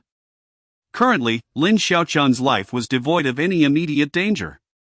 But Su Luan was deeply concerned about his martial future. For an 8th-grade martial artist under 20, to stagnate at such a level was a fate no one wished to witness. Much like the prodigious Tong Wenshan, who, despite possessing the potential to ascend to the pinnacle of martial arts, was regrettably confined beneath the 9th grade due to fate's cruel hand. Even Lin Xiaoqiang's once prided body had developed vulnerabilities, with crimson blood seeping from his pores, staining the pure white century-old jade essence in a horrifying shade of red. Shockingly, once his blood made contact with spiritual energy, it transformed into a green hue akin to that of demonic beast blood. Yet, Lin Xiaoqiang remained unresponsive, akin to being in a deep slumber, and the upward curve of his lips suggested he was lost in a delightful dream. It was time to take a gamble. Su Luan retrieved a golden scale, 2 fingers wide, from her spatial ring. The intricate patterns on the scale bore a striking resemblance to those on Lin Xiaoqiang's divine warrior physique, resembling a fragment of it. His body's reactions had become exceedingly bizarre, leaving even Su Luan at a loss. Previously, when she attempted to channel 4 auras into his spiritual platform, she sensed something amiss and abandoned the effort. While Lin Xiaoqiang had forcibly activated the divine warrior physique, this left her with no clear course of action. As the divine warrior scripture was derived from the hands of otherworldly beasts, laden with inexplicable mysteries, Su Luan had expended countless rare materials to merely pull Lin Xiaoqiang back from the brink of death. To safeguard his martial path, she could only resort to trying her luck with the scale obtained alongside the divine warrior scripture.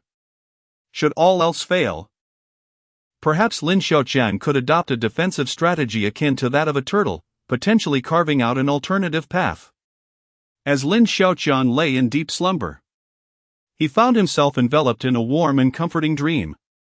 He dreamt of his parents from a past life, who had departed all too soon. Nestled in his mother's embrace, he felt as he did in his childhood, while she tenderly hummed a lullaby from his early years in her sleep. With each gentle note, Lin Xiaoqiang yearned to drift back into slumber, to lose himself once more in the depths of dreams. Ding! The system alerted that the host had not sustained any external harm and thus could not acquire experience points. Ding! The system warned that the hostess' martial realm was in decline. Damn! Lin Xiaoqiang cursed under his breath and jolted awake from his mother's arms, shattering the dream in an instant. Chapter 67, The Prohibition of the Meat Shield System. What transpired? As Su Luan delicately applied the blood of the 7th-tier demon beast, The red patterned dragon, onto the intricate patterns of the golden scale at Lin Xiaoqiang's heart. The dormant Lin Xiaoqiang responded, his lips twitching ever so slightly. Witnessing this effectiveness, Su Luan was filled with joy. She retrieved the last remnant of a century-old jade marrow, channeling her spiritual energy to transform it into a pearl of milky white, roughly the size of 2 fingers, which she carefully placed into her mouth. The restoration of your meridians hinges upon this congealing spirit pill. Merely relying on the century-old jade marrow for nurturing was insufficient to mend Lin Xiaoqiang's severely damaged meridians, as it could only maintain his body temperature within normal limits. Lin Xiaoqiang's physical prowess far surpassed that of an ordinary martial artist. The immense pressure exerted by the divine warrior physique could obliterate a 9th-tier martial artist into dust. Yet Lin Xiaoqiang merely experienced a surge in body temperature. Most crucially, he was able to suppress it using the precious herbs. Su Luan gazed at the congealing spirit pill in her hand. This 6th-tier elixir was renowned for its miraculous ability to restore life. As long as there was a breath left, it could pull one back from the brink of death.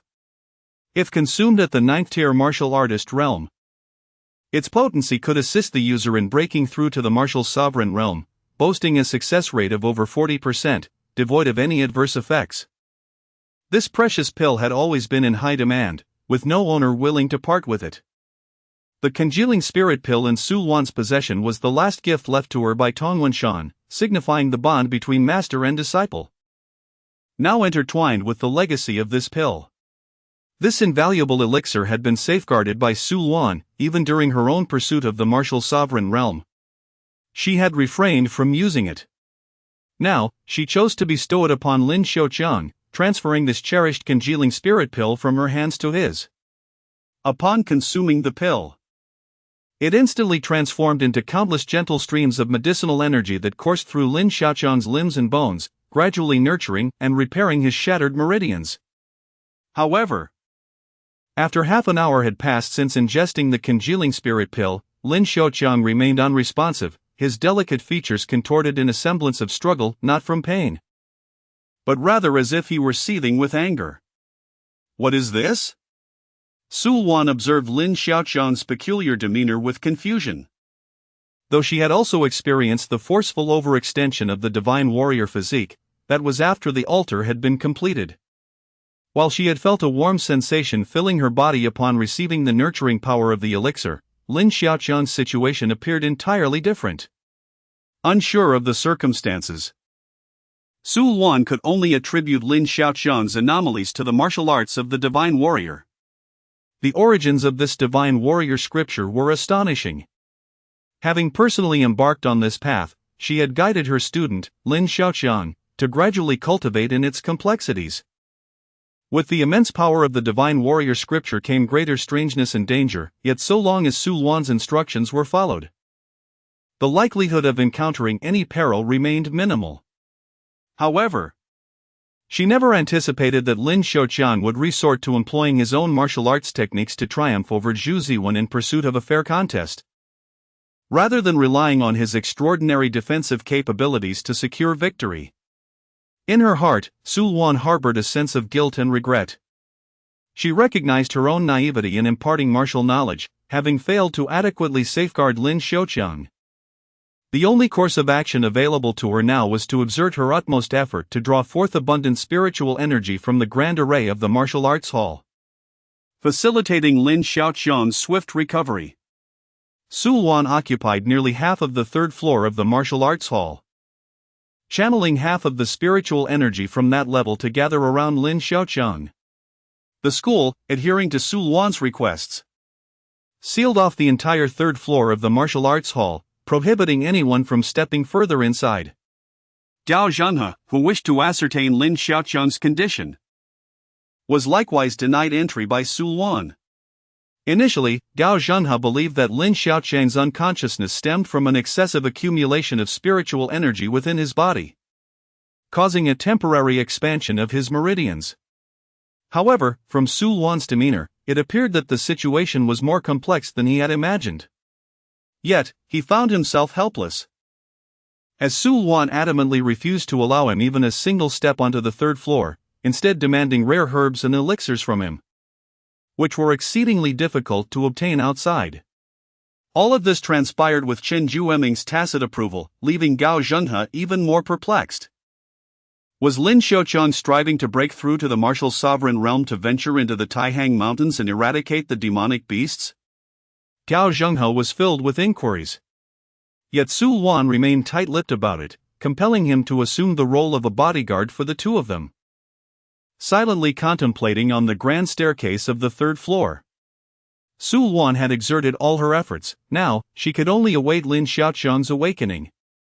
The spirit-preserving pill he had consumed exhibited its astonishing effects, forcibly elevating Lin Xiaoqiang's realm to the 8th tier, preventing the adverse consequences of spiritual energy dispersal due to the martial god physique from manifesting. Meanwhile, Lin Xiaoqiang found himself in a dreamlike realm, where the prior system notification reverberated like a colossal hammer shattering his reverie. He stood alone amidst a vast cosmos filled with countless stars, as if he were the very center of the universe, with myriad galaxies revolving around him. Captivated by this celestial expanse, he felt akin to a giant, effortlessly grasping a cerulean planet with one hand. As he gazed upon this beautiful globe, reminiscent of Earth, myriad thoughts surged within him. Ding! The host is currently within the system space and may accept tasks. The system yanked Lin Xiaoqiang from his musings, as the entire world fell into silence, the system's voice echoing through the solitude of the cosmos. What is this? I thought I had fainted. How did I end up here? Lin Xiaoqiang remained bewildered, acutely aware that he was not in reality, but within the so-called meat shield system space. This was his first encounter with this realm, and he was astonished to discover its vast cosmic scenery. The system space would only activate when the host's consciousness was in a state of unconsciousness, allowing access only upon the host's awakening. The meat shield system has become increasingly user-friendly, directly communicating the function of its spatial realm to its host, Lin Xiaoqiang. This spatial dimension serves as an emergency brake in times of peril, capable of awakening the host's unconscious mind and transporting them into this realm, thereby preventing the loss of consciousness that could lead to brain death. Many warriors, after enduring life-and-death battles, find their consciousness fading alongside their internal energy due to severe injuries. Even the ingestion of a spirit recovery pill cannot guarantee a complete restoration. Clearly, the emergency function of the System S space further embodies the essence of the term meat shield. The physical body remains undestroyed, while the spirit endures eternally. Chapter 68, System Tasks. Are you implying that my injuries are gradually healing, and I will only awaken once they have sufficiently recovered, correct? Lin Xiaoqiang inquired hastily, for he harbored no desire to become a mere vegetable in reality while the system space remained cold and desolate, or even the rotating galaxies emitted a faint sound. Indeed. You are now able to accept tasks issued by the system. What tasks? Lin Xiaoqiang felt a surge of curiosity. Previously, in Jiangcheng, he had only learned about the existence of tasks after the fact, but according to the System's explanation, it was due to the low level of the system that the host was not permitted to freely select tasks. The meat shield system would compulsorily issue tasks to protect cities due to the emergence of dimensional rifts. This particular task arose from anomalies detected in the spiritual energy of the Taihang Mountains, necessitating the host to seal it before the formation of the rift, as the system patiently elucidated.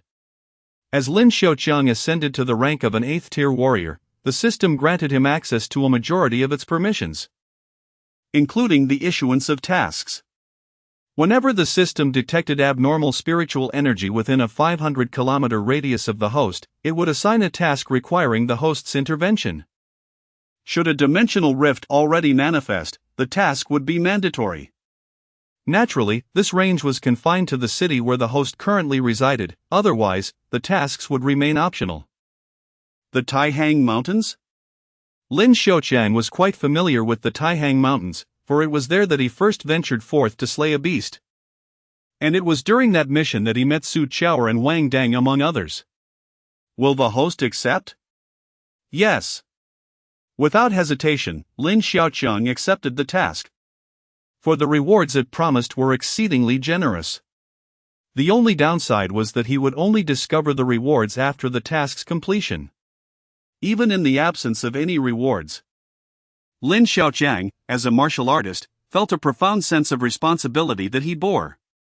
Henceforth, Lin Xiaoqiang could only patiently await the gradual healing of his injuries.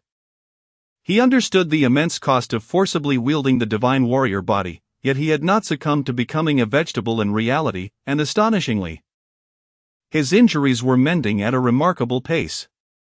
The credit for this recovery undoubtedly belonged to his mentor, Su Luan. Though Lin Xiaoqiang remained unaware of the significant sacrifices she had made on his behalf. Bored, Lin Xiaoqiang fiddled with the blue planet in his hand. Reminiscent of the marbles he played with as a child, bouncing endlessly within a galaxy. He continually murmured complaints about the meat shield system's assessment of damage for experience points. To think such torturous trials would yield no experience points whatsoever. Though the agony inflicted by forcibly using the divine warrior body was unprecedented, the system deemed that it would not grant Lin Xiaoqiang any experience points. After his battle with Xu Ziwen, Lin Xiaoqiang had only accrued a meager 500 experience points, leaving him far from leveling up.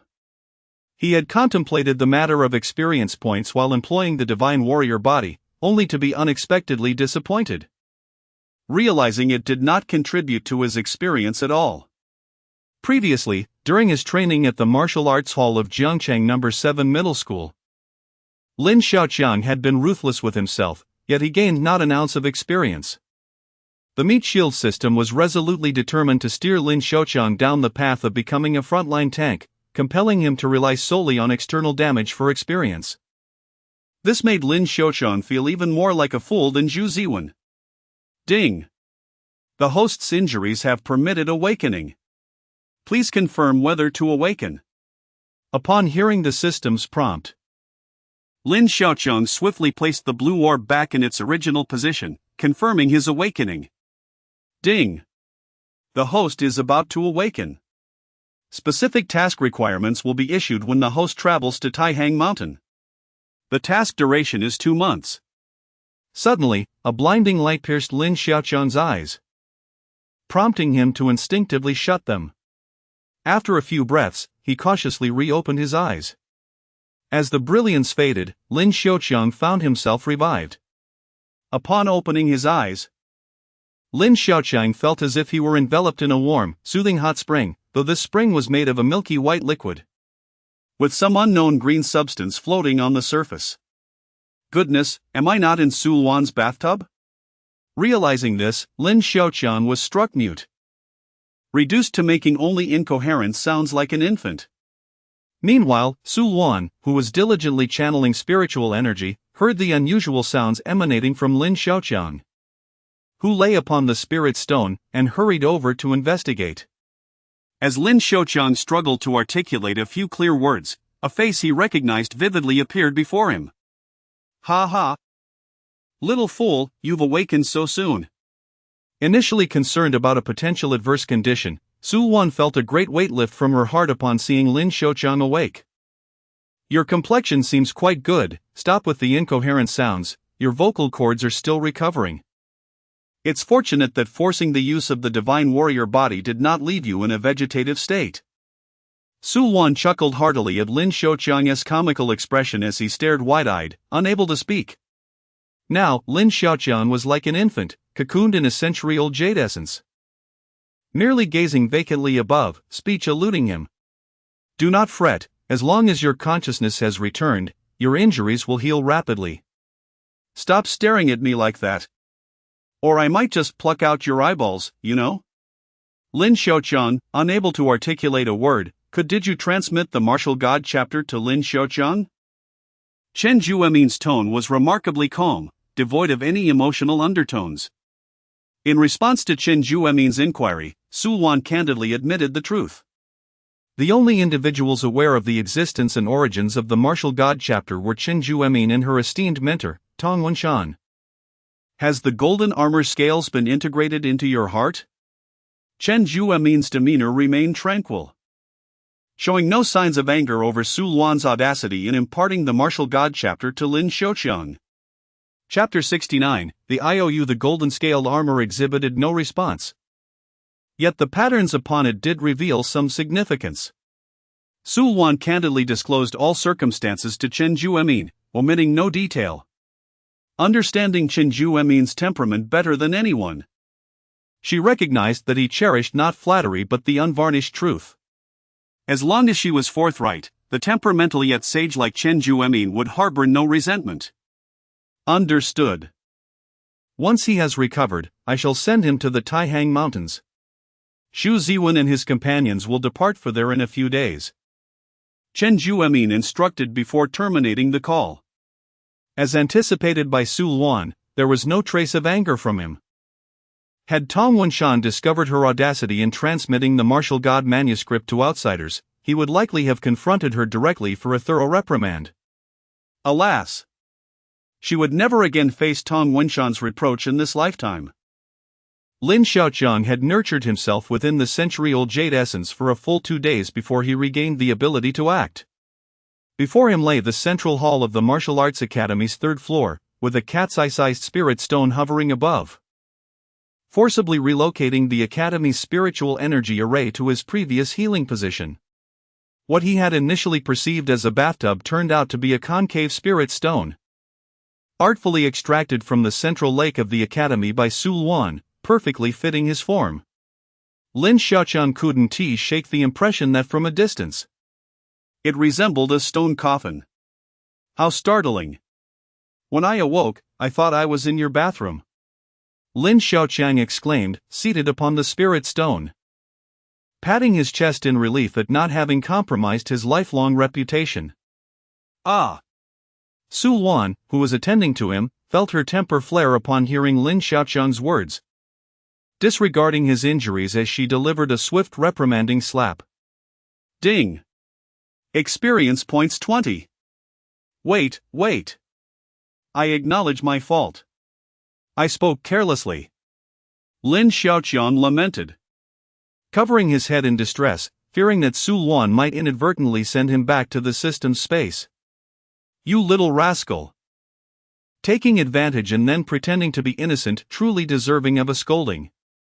Su Luan, well acquainted with Lin Xiaoqiang's nature, understood that he was merely easing his own anxiety and would not genuinely unleash her ire. Moreover, his penchant for jesting perfectly complemented her formidable ability to take action. If I had known, I would have let you perish within. No need for spirit stones, I could have simply exchanged you for a coffin, she retorted, retrieving a blue hair tie from her spatial ring to gather her cascading locks into a ponytail. Hey, wait! How did I acquire the title of Tortoise? Isn't that a nickname I gave Xu Ziwen? When did it become mine? Lin Xiaoqiang pondered, bewildered by Su Luan's repeated references to him as a tortoise. Ha ha! You are far sturdier than Xu Ziwen, he is merely a little tortoise, while you are a grand tortoise. Su Luan laughed heartily, her vitality radiating as she stood before the visibly flustered Lin Xiaoqiang. All right, call me whatever you wish, after all, you are my savior, he conceded, resigned. Lin Xiaoqiang, with an air of indifference, remarked that, regardless of how Su Luan addressed him, his thick skin rendered him impervious to such trivialities. Just as he uttered the term benefactor, he noticed Su Luan appearing somewhat flustered, as if searching for something of great importance. What could have been lost? Curiosity piqued, Lin Xiaoqiang inquired, observing that Su Luan's anxious demeanor resembled that of someone who had misplaced a fortune. Given that Su Luan was a wealthy individual capable of spending millions on a mere cane, it was evident that the lost item must be quite extraordinary. Suddenly, Su Luan produced a long strip of white paper from her coat pocket, her eyes gleaming like a wolf spotting its prey. Look! She exclaimed, stepping closer to Lin Xiaoqiang and unfurling the paper for him to examine. To his astonishment, it was an IOU. Lin Xiaoqiang could hardly believe his eyes as he read the details. The debt included an astonishing quantity of materials such as hundreds of kilograms of century-old jade, 80-year-old cold crow grass, and 100 pounds of giant spirit stone, culminating in a staggering total of 12 million yuan owed to Su Luan. The final line of the note nearly caused Lin Xiaoqiang to faint from shock. The items listed were treasures beyond monetary value. For instance, the century-old Qingguang spirit flower could only be traded through barter, never measured in currency. Moreover, it was the spirit-nourishing pill that had truly saved Lin Xiaoqiang's life, an expense that Su Luan had graciously absorbed. Even without the formal acknowledgement, Lin Xiaoqiang felt compelled to express his gratitude, though he never anticipated that Su Luan would so thoughtfully prepare an IOU for him. In truth, the sum of 12 million yuan was not excessively high, and Lin Xiaoqiang could not help but feel a flicker of hope. Do not wear such a mournful expression. It can be repaid in installments, Su Luan said cheerfully as she carefully tucked the IOU away. Well then, I suppose I'll have to sell my house to repay the debt. Lin Xiaoqiang lamented, realizing that his assets had rapidly transformed into liabilities. This revelation left him in awe of the martial artists who seemingly disregarded the value of money. Throughout Lin Xiaoqiang's unconsciousness, his phone had incessantly pinged with messages from his girlfriend, Chen Feifei. Understanding the depth of Chen Feifei's concern, Su Luan took it upon herself to concoct an excuse to alleviate any worry. Had Chen Feifei been informed of Lin Xiaoqiang's perilous state, she might have been unable to cope with the reality. To Su Luan's surprise, Chen Feifei accepted her fabricated explanation with startling ease, prompting her to reflect on the simplicity of the girl. This lad is indeed fortunate, she mused, feeling a twinge of envy towards the young couple. Thankfully, Lin Xiaoqiang was safe, sparing Su Luan the burden of confronting Chen Feifei's innocence. Thanks to Lin Xiaoqiang's formidable vitality and the miraculous properties of the spirit-nourishing pill, his recovery progressed rapidly, allowing him to regain around 80% of his usual strength. Upon returning to his dormitory, Lin Xiaoqiang was both amused and perplexed when the dormitory manager immediately recognized him. You, my boy, have been missing for so long. Were you off getting into fights again? The manager chuckled, reclining comfortably in his chair, a newspaper set aside as he regarded Lin Xiaoqiang with a knowing smile. Not at all, I am but an honest lad. Lin Xiaoqiang replied with a playful grin, as he reached for a handful of peanuts from the desk of the dormitory supervisor, popping one into his mouth. The peanuts on the supervisor's desk, whenever available, were a daily target for Lin Xiaoqiang's unabashed charm. These delectable nuts had been sourced from the supervisor's rural hometown, renowned for their exquisite taste. The supervisor was more than happy to share the peanuts with the students. Yet he remained unaware that the very student who frequented his desk for a taste was none other than Lin Xiaoqiang, the one recently stirring up quite a commotion. Chapter 70, Return. I truly did not realize, my old friend, that you are the martial arts champion Lin Xiaoqiang. The dormitory manager chuckled, rising from his seat to stuff a handful of peanuts into Lin Xiaoqiang's pocket, patting him on the shoulder. Young men should possess the audacity of youth. You must strive to be invincible across the world. Though the manager spent his days seated here, perusing newspapers and munching on peanuts, he remained well informed about the remarkable events at South China Martial University. The defeat of Zhu Ziwen, one of the 5 kings of South China, at the hands of Lin Xiaoqiang had earned the young champion the manager's utmost respect.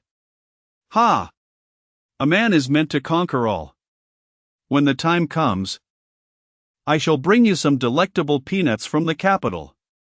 Lin Xiaoqiang laughed, knowing the salted peanuts from the capital were indeed delicious. Remember that, young man. The dormitory manager nodded in satisfaction before plopping back into his old rocking chair, promptly dozing off. Lin Xiaoqiang chose not to disturb the manager's pleasant dreams, swaggering back to his dormitory while enjoying the peanuts. Ah! Isn't that Lin Xiaoqiang? Where have you been? Did you retreat into seclusion again? The principal mentioned you sustained a minor injury. It's been several days since anyone has seen you. Truly impressive. You treated the king Zhu Ziwen like a mere turtle. Many recognized the school's new champion, Lin Xiaoqiang, and flocked to him, eager to witness the extraordinary presence of this understated yet powerful man. Their curiosity about Lin Xiaoqiang's prowess was palpable. After all, the 5 kings at South China Martial University had been cultivated with ample resources, reaching the realm of 7th-tier warriors. Certainly deserving of the title genius. Yet Lin Xiaoqiang was last year's martial arts champion, previously rumored to possess the strength of a 4th-tier warrior. But his formidable display against Zhu Ziwen revealed prowess far beyond that. Despite their investigations, they could only ascertain that Lin Xiaoqiang was a 4th-tier warrior. A freshman boasting 4th-tier strength was already the pinnacle of what could be achieved at this level. However, the expectations for Lin Xiaoqiang were immense, with some daring to speculate that his strength was nearing the 7th tier. Alas, their hopes were dashed. Lin Xiaoqiang indeed only possessed the strength of the 4th tier. In the face of their scrutiny, Lin Xiaoqiang remained indifferent, allowing them to speculate freely. Per Su Luan's instructions, he maintained his strength at the 4th tier. With their capabilities, it was impossible for them to discern his true strength of the 8th tier. Su Luan had always urged Lin Xiaoqiang to conceal his brilliance, leaving him perplexed. Was this world not one where strength reigned supreme? Why then must he shroud his own prowess?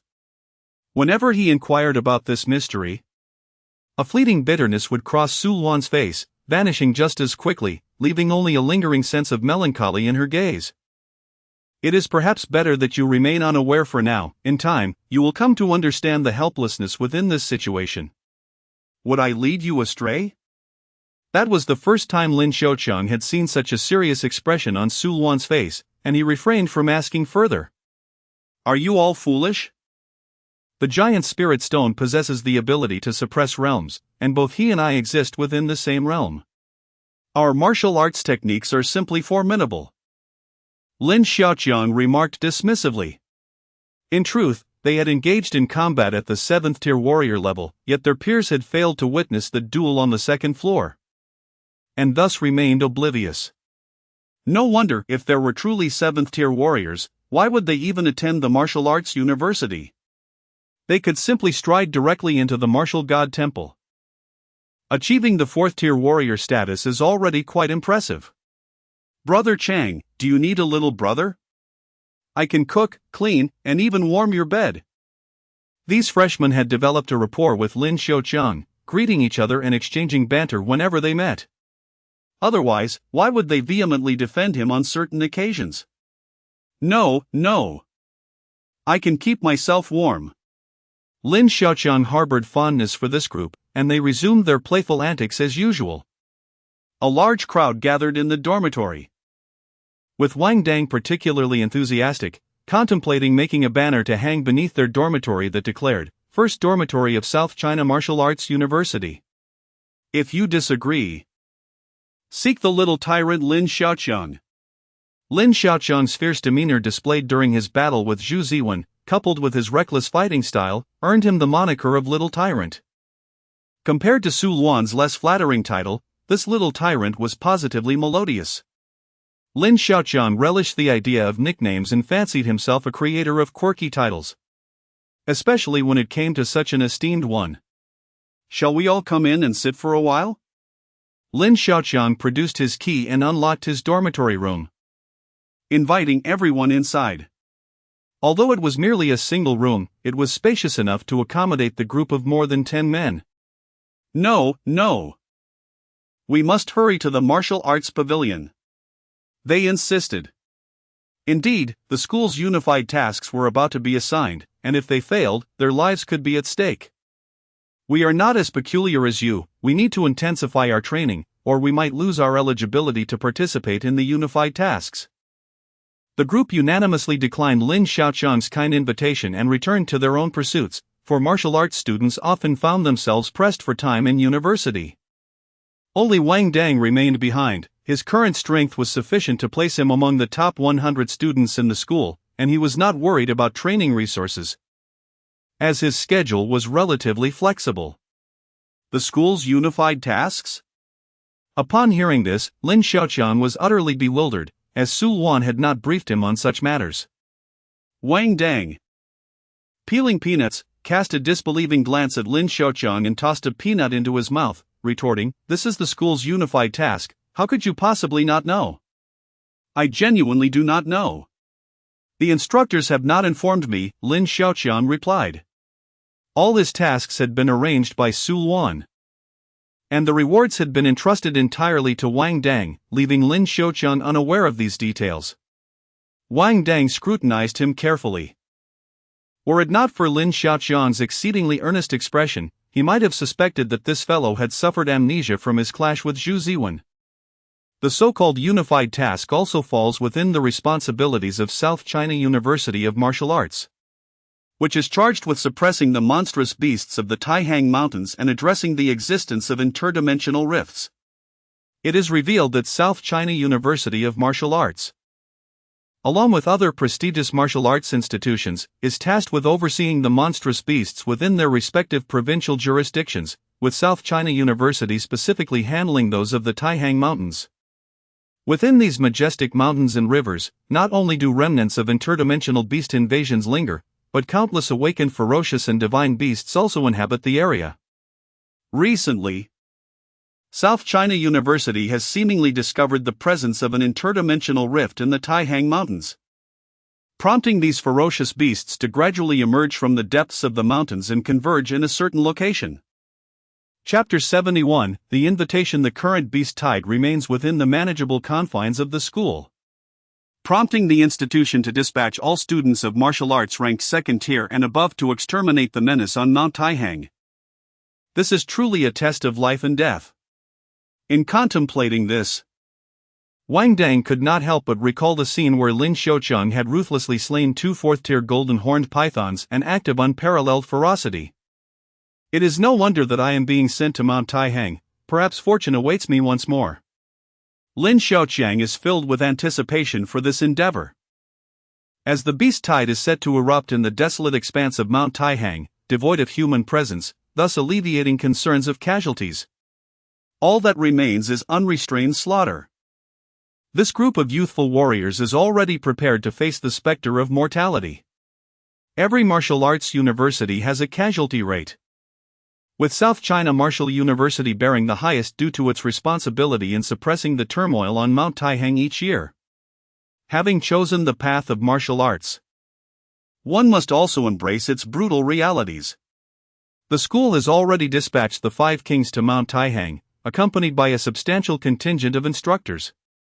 Wang Dang suddenly remarked that the prowess of the 5 kings has reached a level many could only aspire to throughout their lives, rendering them sufficiently capable to scout ahead with the school as mentors. Upon their arrival, they will ascertain the nature of the beast tide and conduct a meticulous risk assessment, ensuring that subsequent students can proceed safely. Should the situation exceed manageable limits, they will coordinate with the Divine Martial Hall for a sweeping response. It is thus understandable that the last deployment involved all 5 kings heading to the Martial Arts Hall, as they too must register there before proceeding to Mount Taihang. With this realization, Wang Dang smacked his thigh in enlightenment. Lin Xiaoqiang, however, remained indifferent to such details. It mattered little to him whether it was en route or not, for he had already bested his opponents. Even Zhu Ziwen, who had entered the realm of the Xuanwu divine beast, could not contend with him, and the white tiger, Lu Meng, had no chance whatsoever. As long as he could subdue Zhu Ziwen, the others would naturally acquiesce. "When are we expected to depart?" Lin Xiaoqiang inquired. As his forceful awakening of the divine martial body had rendered him unconscious, thus forfeiting his chance to be among the advance party, he could only remain behind the 5 kings. Wang Dang pondered carefully, counting the days on his fingers, and replied uncertainly, "Let me think. The 5 kings are all 7th-tier martial artists, and if we include Feng the Mad, it should only take 2 or 3 days to clarify the situation. Perhaps it might merely be a riot of ferocious beasts, however, if it is the involvement of demonic beasts, the situation would become dire. Despite the slight distinction in nomenclature, the gulf between ferocious beasts and demonic beasts is vast. A riot instigated by ferocious beasts can often be quelled swiftly, and if it occurs in an uninhabited area or even near a human settlement, the tide may dissipate of its own accord within a few days. Conversely, demonic beasts are a different matter altogether. Each invasion is typically orchestrated by a formidable demonic beast at the entrance of a dimensional rift, targeting human cities with relentless intent. Should time be of the essence, Lin Xiaoqian would abandon his prior intention of seeking the inscription master Huranjia in Laishan, focusing instead on completing the mission at Mount Taihang before considering matters of inscriptions. Ah, indeed. This time I am primarily extending an invitation for you to attend our freshman exchange meeting tomorrow. After Wang Dang had thoroughly devoured the peanuts that he had extracted from Lin Xiaoqian's pocket, he absent-mindedly wiped his mouth, only then recalling the matter at hand. With little interest, he remarked, "I still have to train in martial arts with my mentor tomorrow." Lin Xiaoqian promptly declined Wang Dang's invitation, having discerned his own shortcomings through the duel with Zhu Ziwen. No matter how formidable his defense, without martial techniques for counterattacking, he could only endure the blows. At present, aside from the mountain moving technique, he possessed no other skills, not even the grappling techniques that failed to appear on his attribute panel. The only technique he could rely on was the astonishingly powerful mountain bearing strike. His mentor, Su Luan, had also recognized this issue. Initially, she had intended to impart matching martial skills to him after he completed his training in the divine body of martial arts. But the transitional technique of mountain moving was proving inadequate for Lin Xiaoqian's current needs. Thus, Su Luan procured a set of martial skills from Gao Zhang, which would barely suffice for Lin Xiaoqian's immediate requirements. Do not miss out. There are many treasures to be exchanged within, all based on barter. And you can also meet more friends. We, the freshmen, are all eagerly hoping for your esteemed presence. Despite Lin Xiaoqian's resolute stance, Wang Dang's final words caused a flicker of uncertainty within him, prompting a reluctant smile. All right, I shall attend. With Lin Xiaoqian's acquiescence, Wang Dang felt a sense of accomplishment. And after stealthily pocketing the few remaining peanuts from Lin Xiaoqian, he departed contentedly. As he closed the door, he poked his head back in to offer a reminder. Remember, the exchange meeting begins at noon tomorrow and continues until 9 in the evening, located on the 7th floor of the Dihao Hotel. Understood. Lin Xiaoqian nodded, reaching into his pocket, only to suddenly frown and shout at Wang Dang as he left. Damn it! Wang Dang, you rascal, those were my peanuts. It must be said that the dormitory manager's peanuts were indeed delightful, and Lin Xiaoqian found himself somewhat addicted. With no other option, he made his way downstairs to procure another handful from the dormitory manager to satisfy his craving. An exchange meeting based on barter? Lin Xiaoqian felt a surge of interest. Perhaps he could possess a discerning eye and trade for something valuable, especially since he owed Su Luan a considerable sum. However, it appeared he had nothing of worth to offer in return. His spatial ring was utterly devoid of items, save for the dragon-suppressing gauntlets that floated quietly within. Isn't Brother Su a wealthy individual? Since I already owe so much, what a little more? Lin Xiaoqian suddenly recalled Su Luan, the hidden affluent figure. At worst, he could simply add another line to the IOU. Matters concerning finances, of course, ought not to be discussed over the phone, they required face-to-face resolution. Lin Xiaoqian then hurriedly made his way to Su Luan's residence, unashamedly pleading for assistance. Is the mentor in? I have arrived. Come in. Lin Xiaoqian pushed the door open, ready to unleash the pinnacle of his shameless antics. However, he was taken aback to find not only Su Luan in the room, but also a middle-aged man with a square face sitting there. The man, appearing to be in his 40s, commanded an air of authority that was both imposing and dignified. Who could this be? Lin Xiaoqian felt somewhat bewildered. The man's presence exuded a formidable aura, reminiscent of a leadership figure he had only encountered before in Li Zongshan. Observing Lin Xiaoqian's perplexed expression, Su Luan couldn't help but burst into laughter. This is Principal Chen. Chapter 72, Principal Chen. Good day, Principal Chen. Lin Xiaoqiang promptly greeted, acknowledging the esteemed leader before him. "Please, have a seat," Chen Juemin nodded, gesturing for Lin Xiaoqiang to sit down. "Indeed, you rival your mentor Su Luan from years past," Chen Juemin remarked, instantly recognizing Lin Xiaoqiang's impressive capabilities, marveling at the brilliance of a first-year student possessing 8th-tier strength. "Hee, thank you for your kind words, Principal." Lin Xiaoqiang responded with a sheepish grin, his normally thick-skinned demeanor momentarily blushing. It was rare for him to receive such praise. And even Su Luan's occasional compliments would send him soaring with pride. The sight of Lin Xiaoqiang blushing was indeed surprising to Su Luan. "What brings you here today, young man?" Su Luan inquired, perceiving Chen Juemin as merely a strict middle-aged man rather than an imposing figure. "You're not here to borrow money from your mentor, are you?" Chen Juemin chuckled, seemingly possessing the uncanny ability to foresee Lin Xiaoqiang's intentions. "There's no need to be startled. The exchange meeting organized by the first-year students is tomorrow, and that loan note was indeed penned by Su Luan," Chen Juemin clarified, observing Lin Xiaoqiang's astonishment. "Half of that sum must be repaid to the school, which is only fair." Feeling slightly embarrassed, Lin Xiaoqiang scratched his head, realizing that Principal Chen was rather approachable. Su Luan found Lin Xiaoqiang's somewhat foolish demeanor amusing and playfully patted the back of his head, saying, "You've arrived just in time, Principal Chen has something prepared for you." "Prepared for me?" Lin Xiaoqiang asked, puzzled. At that moment, Chen Juemin produced a fist-sized black stone from his spatial ring. "Starcy stone!" Su Luan exclaimed, recognizing the extraordinary value of the item. This black stone was a rare material, having been formed from meteorites that fell into the ocean.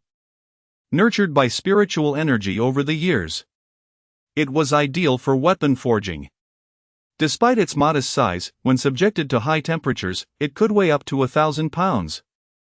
Only a true master of weapon forging could transform this Starcy stone into a weapon of at least 5th-tier quality, or even infuse it into other spiritual artifacts, significantly enhancing their power. Your contributions in Jiangqing warrant recognition from the school, and this Starcy stone is your reward. Please accept it, Chen Juemin said gently.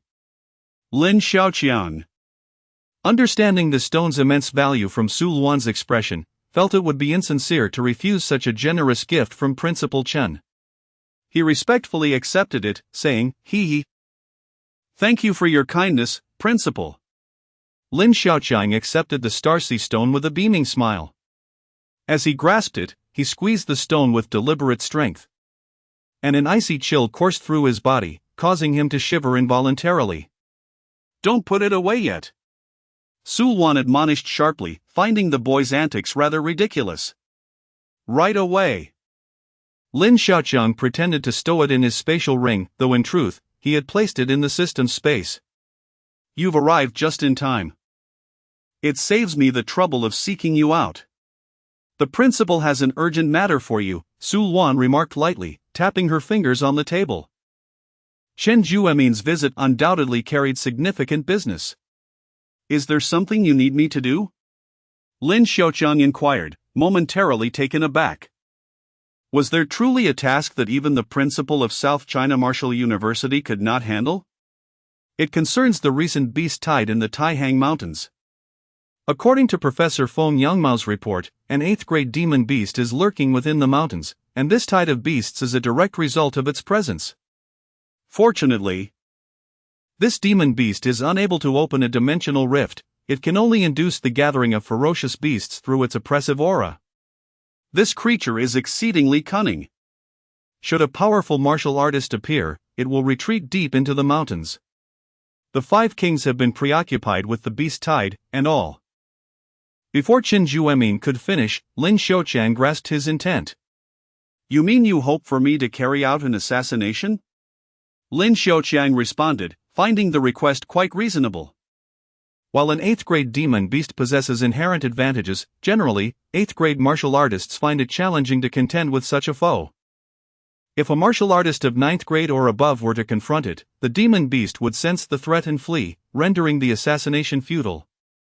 The five kings would need to collaborate to have a chance, yet their visibility would hinder their efforts. They also needed to face the beast tide head-on, making Lin Xiaoqiang the optimal choice.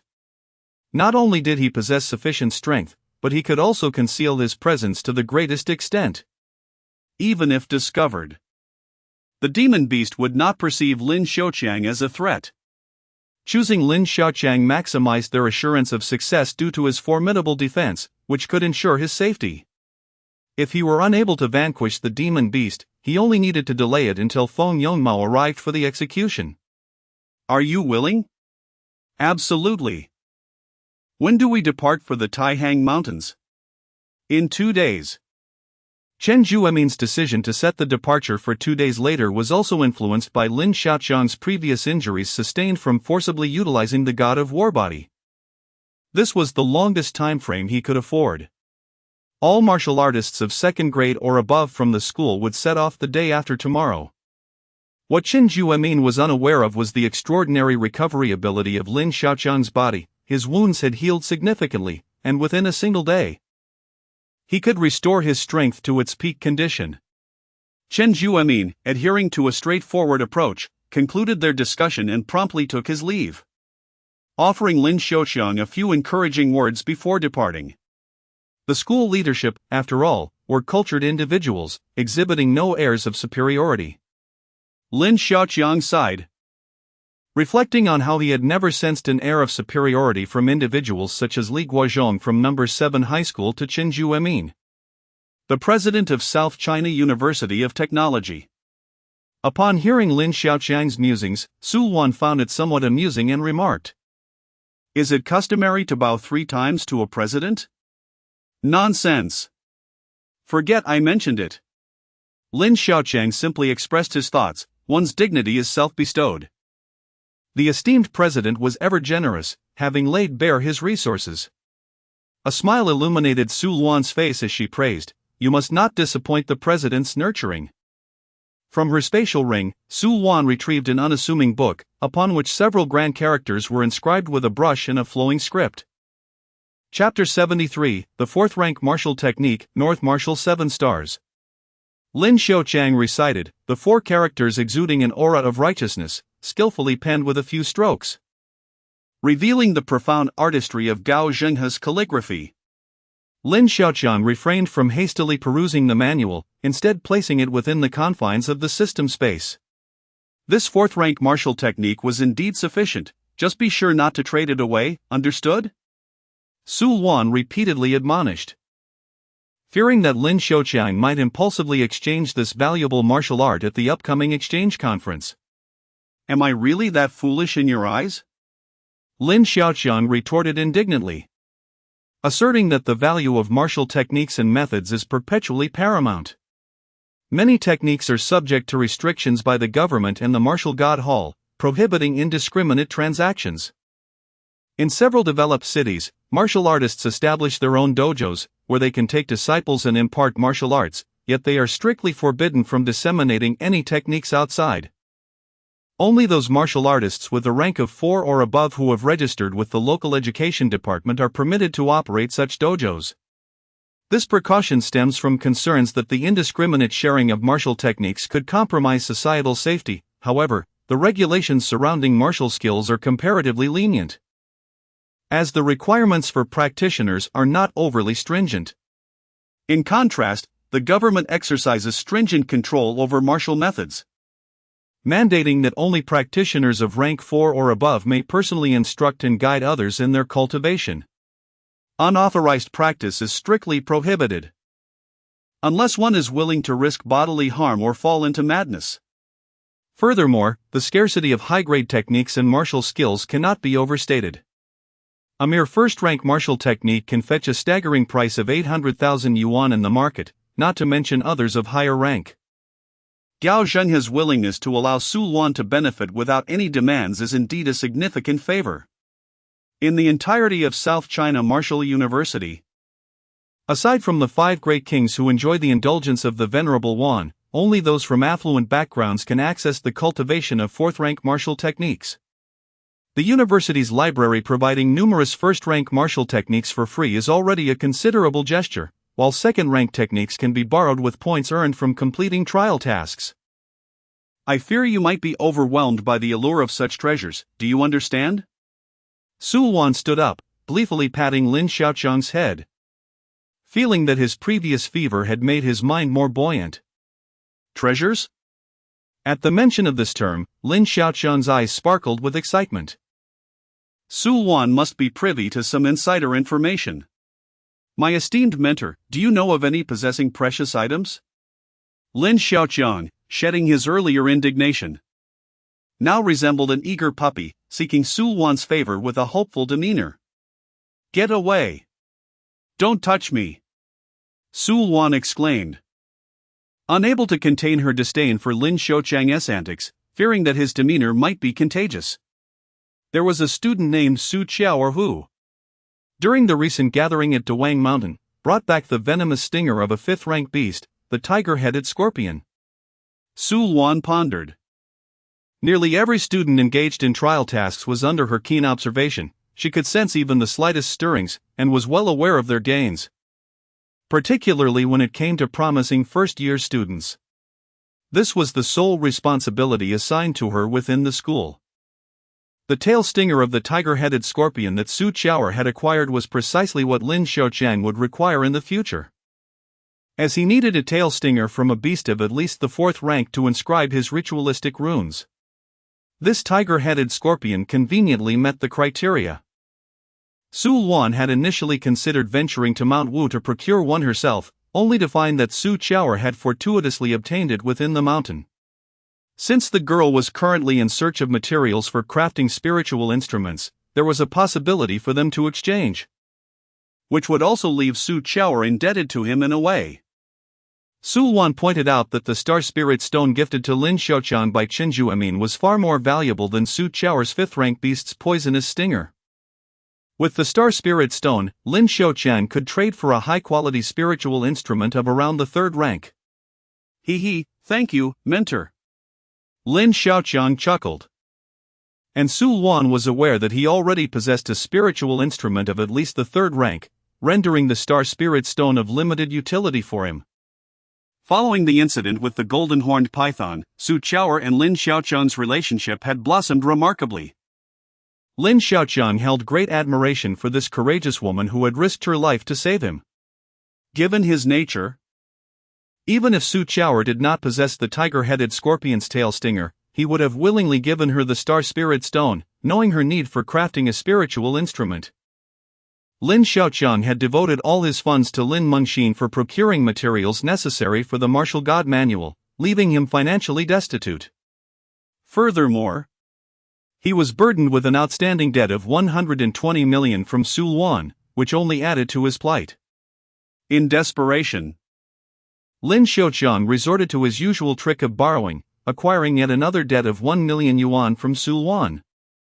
This was largely due to Su Luan's persuasive tales of previous first-year exchange conferences, recounting numerous unexpected windfalls, which left Lin Xiaoqiang itching to seize the opportunities of the upcoming event. At the exchange conference of South China University of Martial Arts, forging friendships with fellow martial artists was secondary. The primary focus was the exchange of rare spiritual items, akin to antiques, where an array of peculiar treasures would be traded. One had to be vigilant, for a moment's inattention could lead to regret. Regrettably, Su Luan was only willing to divulge information regarding the poisonous stinger of the tiger-headed scorpion in Su Qiao's possession, remaining tight-lipped about any other treasures held by students. Lin Xiaoqiang left empty-handed, having failed to acquire the crucial information he sought, and received a couple of playful taps from Su Luan for his troubles. The principal's visit to Su Luan's residence is surely not for my sake, Lin Xiaoqiang mused upon returning to his dormitory, contemplating the matter. If a decisive action were to be required from him, it could simply be arranged directly by Feng Yongmo. There would be no need for the principal's personal involvement. However, Lin Xiaoqiang, displaying a typical aversion to confronting uncomfortable thoughts, chose to divert his focus and prepare for the exchange conference the following day. Especially considering he had already benefited from acquiring a Star Spirit Stone without cost, which left him quite satisfied. Last night, Lin Xiaoqiang slept soundly. his snoring akin to the rumble of thunder. Even the alarm clock set for 11 in the morning failed to rouse him. The mobile phone that Li Guozhong gifted Lin Xiaoqiang may lack other merits, yet its volume is undeniably impressive. The alarm blared like a grand trumpet, playing the vibrant melody of the most dazzling folk style by Phoenix legend. The lyrics proclaim, "The vast horizon is my love, beneath the endless green mountains, flowers bloom." The dormitory supervisor, leisurely perusing the newspaper downstairs, mistook the sound for a student who, like him, had developed a fondness for square dancing. Chapter 74, The Communication Conference Goodness. Why are you still asleep? Wang Dang, considering Lin Xiaoqiang's notorious sense of direction, had arranged for a vehicle to wait for him at the school gate. Despite their agreement to depart at 11:30 the previous night, it was now noon and Lin Xiaoqiang had yet to make an appearance. His phone calls went unanswered. Given Lin Xiaoqiang's character, he would undoubtedly arrive as promised, never one to stand someone up. As the commencement of the conference drew near, it was inconceivable for the much-anticipated Lin Xiaoqiang to be absent. In a state of utter urgency, Wang Dang sped into the school in his father's Maybach. Upon bursting through the door, he found Lin Xiaoqiang still snoring away in bed. "Brother, wake up!" Wang Dang yelled into Lin Xiaoqiang's ear. However, Lin Xiaoqiang, having slept deeply after an exhausting night, was lost in dreams, completely unresponsive. Fearing the worst, Wang Dang resorted to splashing cold water on him to rouse him. With a basin of cold water thrown onto Lin Xiaoqiang's face, he jolted awake, letting out a startled cry reminiscent of a pig's squeal. "Oh dear! Are today's students fond of pig slaughter research?" The dormitory supervisor squinted up at the commotion, bemused by the antics of the youth. "Why are you here, Wang Dang?" Lin Xiaoqiang, now fully awake, was taken aback by the sight of Wang Dang's discontented expression. "Aren't we supposed to be heading to the conference?" "I know the way to the Dihao Hotel," he reassured, patting his chest confidently. However, when his gaze fell upon the time displayed on his phone, the reality of his predicament hit him. "Brother, please get it together. Time is running out, move quickly," Wang Dang urged, watching in disbelief as Lin Xiaoqiang sprung into action. Lin Xiaoqiang was remarkably efficient. After a quick hot shower, he brushed his teeth and washed his face in one fluid motion. His favorite short-sleeved shirt had become tattered from previous battles, forcing him to hastily select a more comfortable outfit from his wardrobe. He opted for a black top reminiscent of a Zhongshan suit, albeit lacking the traditional pockets, which lent a more relaxed air to his appearance. Lin Xiaoqiang, already possessing a somewhat refined look, appeared even more composed in his all-black ensemble. "Nice car you have here, Wang Dang," Lin Xiaoqiang exclaimed as he settled into the passenger seat, noting its superior comfort compared to the Audi A6 his family owned. Wang Dang, dismissive of the compliment, merely shook his head. "It's nothing special. My dad bought it but doesn't care for it much, so it's mine to use when he doesn't need it. I actually prefer the Mercedes series."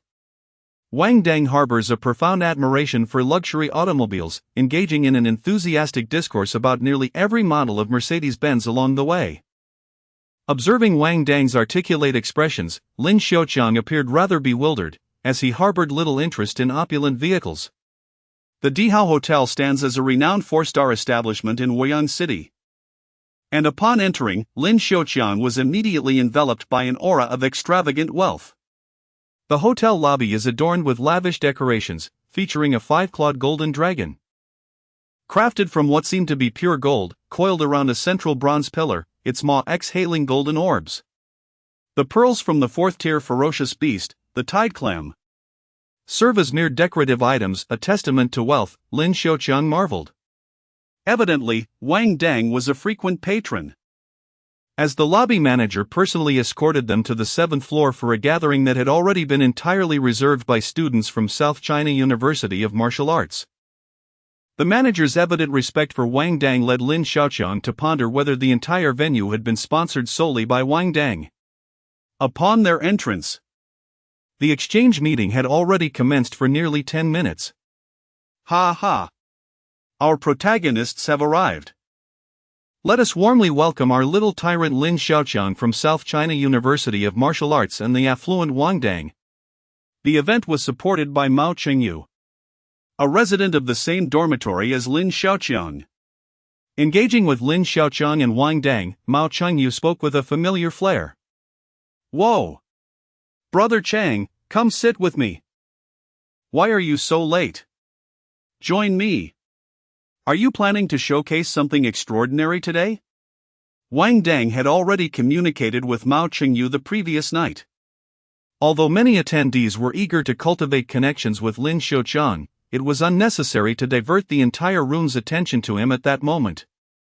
Nevertheless, even Mao Chengyu's few welcoming remarks incited a chorus of voices clamoring to sit beside Lin Xiaoqiang. He merely smiled and nodded at each eager participant, while his gaze searched for Su Qiaoer amidst the crowd. "Brother Xiaoqiang, I'm over here." Su Qiaoer's distinctive, endearing voice immediately caught Lin Xiaoqiang's attention. Amidst the envious gazes of numerous admirers, he made his way directly to sit beside her, with Wang Dang following suit. This exchange meeting, ostensibly about the sharing of items, resembled more of an auction. Attendees could present items for exchange or sale, allowing the host to auction them off. What appeared to be a routine gathering often morphed into a display of ostentation, as the bidding wars could escalate the price of items worth tens of thousands. Driven by the vanity of the wealthy, the potential for significant profit attracted many to partake, leading some to misrepresent their goods, such as presenting the bones of third-tier demon beasts as those of fourth-tier ferocious creatures, not to mention the adulteration of medicinal pills. A pill of mere 200,000. The blood qi pill can effortlessly transform into a second-tier elixir, the qi supplement pill, commanding a staggering price of 120,000 in the market. Should one suffer a loss, there is little recourse, as the final inspection must occur in one's own hands before a purchase is made. It can only be attributed to one's own lack of discernment. Despite the inherent risks of misjudgment, this exchange event serves a greater purpose, allowing numerous students to acquire the cultivation resources they desperately seek. What may seem like a trivial spiritual item in one's possession could very well be of immense significance to another's cultivation journey. It is worth noting that not all first-year students from South China Martial University are eligible to attend. Only those who have attained the status of second-tier martial artists receive invitations to partake in this gathering. Chapter 75, A Fortune for a Fair Lady this time. As the expedition to the Taihang Mountains for the task of exterminating the beast tide approaches, it resembles a gathering held in preparation for this significant undertaking. On the surface, the trial task may not seem particularly daunting, yet the experiences of previous years reveal that, even with formidable figures like Feng Yongmao and Wu Tianwan in attendance, casualties are an inevitable reality. The martial path is intrinsically brutal. Choosing to tread it means one has already ventured into the gates of the underworld. The casualty rate at South China Martial University is the highest, making recruitment exceedingly challenging. Many prospective students abandon the idea of attending this prestigious institution due to its alarming casualty statistics. Ultimately, South China Martial University opted to lower admission score requirements to attract more students, yet Chen Juemin remained steadfast in refusing to alter the internal trial tasks. Now, let us proceed to the next item for auction. Host Mao Chengyu, clad in a sleek black suit, commanded the atmosphere with a single phrase. A charming young lady in a vibrant red qipao emerged from behind the scenes, her hands gracefully presenting a 3-foot-long jade sword, its blade emanating a chilling aura. The engraved characters upon it proclaimed, Shi Shang Wan Xiang, Huan Chu Cheng Long, second-rank spiritual artifact, Jade Dragon Sword. We are not here to peddle goods, let us speak plainly. I trust everyone in the audience understands the rarity of this Jade Dragon Sword. We shall not dwell on the superior materials used in its forging. You all are surely familiar with its craftsman, Master Bao Zhengyang. The owner of this fine sword demands a price in RMB, starting at 2 million. With increments of 100,000. Mao Chengyu announced with a resonant voice. A spiritual artifact crafted by Master Bao is worth at least 3 million, Lin Xiaoqiang remarked. momentarily lifting his head from the sumptuous feast laid before him. As anticipated, the owner of the Jade Dragon sword exhibited a shrewdness by intentionally lowering the opening bid by $1 million, enticing the crowd to engage in the auction. Ultimately selling for an impressive $7 million, at least $50,000 more than the market rate. The individual who placed the final bid, though still youthful in appearance, was adorned in luxury brands that hinted at the wealth of their family. It was evident that money was not a concern. They were likely drawn by the allure of the inscription upon the sword. In a world teeming with spiritual energy, calligraphy is highly esteemed, particularly because masters of inscriptions often hail from backgrounds in calligraphy. With the successful acquisition of the Jade Dragon sword, another treasure soon graced the stage, the paw of a fourth-rank demon beast, the ghost-faced bear. It requires an exchange for a bone frame of equal rank. Which of you would be inclined to participate? Mao Chengyu announced once more. This method of barter is favored among attendees, as currency holds little value in the eyes of martial artists. Lin Xiaoqiang possessed both items, though they were still in the possession of Lin Mingxin. Observing Lin Xiaoqiang and Wang Dang indulging in the feast, Su Qiao expressed her frustration. Do you two not have anything you wish to exchange? Wang Dang genuinely had no items to trade, he only sought to acquire, given his affluent background. I do. Lin Xiaoqiang wiped his somewhat greasy mouth and spoke. I wish to exchange a Star Spirit Stone for your Tiger Scorpion Venom Sting. What do you think? He retrieved the Star Spirit Stone from his system space and handed it to Su Qiao from beneath the dining table. What? A Starcy Stone? Upon hearing Lin Xiaoqiang's proposal to exchange for her Tiger Scorpion Venom Sting, and to offer such a precious Star Spirit Stone in return, Su Qiao felt as if Lin Xiaoqiang was bestowing upon her a third-grade spiritual weapon. As she sensed the bone-chilling aura emanating from the Star Spirit Stone, her conviction that it was indeed genuine solidified. However, her joy was tinged with hesitation. The Star Spirit Stone was far too valuable. Do you need anything else? I can add something more for you. Su Qiao looked at Lin Xiaoqiang and said, No need, just take it. Why be so polite with me? He replied, No. I really feel too guilty to accept this, it's too much of a bargain for me. Su Qiao insisted, repeatedly refusing, which began to irritate Lin Xiaoqiang. He glared at her, feigning anger, still being polite with me? Be careful, or I might just get upset.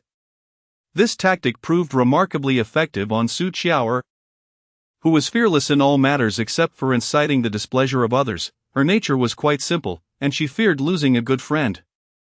Moreover, Lin Xiaoqiang's performance was so convincing that Wang Dang, who was nearby savoring braised sea cucumber, was startled, thinking that Lin Xiaoqiang and Su Qiao had suddenly quarreled. All right then, I will accept it. If you need anything next time, make sure to come to me. Su Qiao smiled like a little girl with pockets full of candy, her grin pure and radiant. However, mine is still up for auction, she added. That's fine. Just exchange it later. Lin Xiaoqiang waved his hand dismissively. Although the venom sting of the fifth-grade ferocious beast, the Tiger Scorpion, was indeed formidable, few martial artists had a genuine need for it, leading Su Qiao to decide to auction it off on stage instead. While exchanges could technically occur freely among the audience, this method was not particularly favored. Items auctioned at the exchange meeting required a fee of 100,000 yuan for a successful trade, a mere drop in the bucket for most attendees. Nevertheless, small amounts could accumulate to a sizable sum, which would be utilized for their self-management committee in their freshman year. For those unwilling to auction their items publicly, private exchanges were permissible, yet most preferred the convenience of simply handing their items to the backstage staff, allowing the onstage assistants to manage the auction for them. The auction proceeded swiftly, and soon it was time for Su Qiao's Tiger Scorpion Venom Sting. Is there anyone willing to exchange for this? The original owner hopes to trade it for materials to forge spiritual weapons and is not interested in monetary compensation, announced Mao Chengyu, his magnetic voice resonating through the hall. However, this time, the item clearly lacked the allure of previous offerings, failing to attract many potential buyers. Once an item was confirmed for auction, it could not be withdrawn. It could only be passed over. Just as Lin Xiaoqiang prepared to raise his hand to bid, to his surprise, someone made an offer. 1 kilogram of spirit-gathering stone. The bidder sat not far from Su Qiaoer, possessing a striking appearance with a handsome visage and brilliant white teeth, exuding the aura of a gentleman. However, the gaze he cast upon Su Qiaoer was rife with lewdness. Curiosity piqued, Wang Dang, recognizing the somewhat familiar voice of the bidder, turned to look and suddenly burst into laughter. It was none other than Yi Yushu, that wretched toad. Wang Dang leaned back in his chair, crossing his legs as he scoffed, "How dare that scoundrel place a bid?" Upon hearing the name, Su Qiaoer's expression darkened.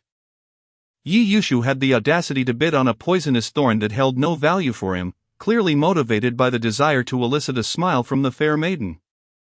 Chapter 76, Provocation. Yi Yushu truly spares no expense for his beloved. Yet, one must chuckle.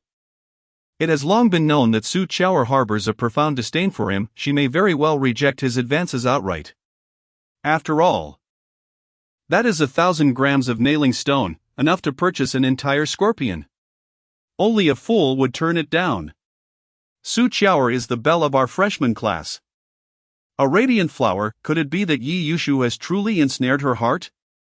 In an instant, whispers rippled through the exchange meeting.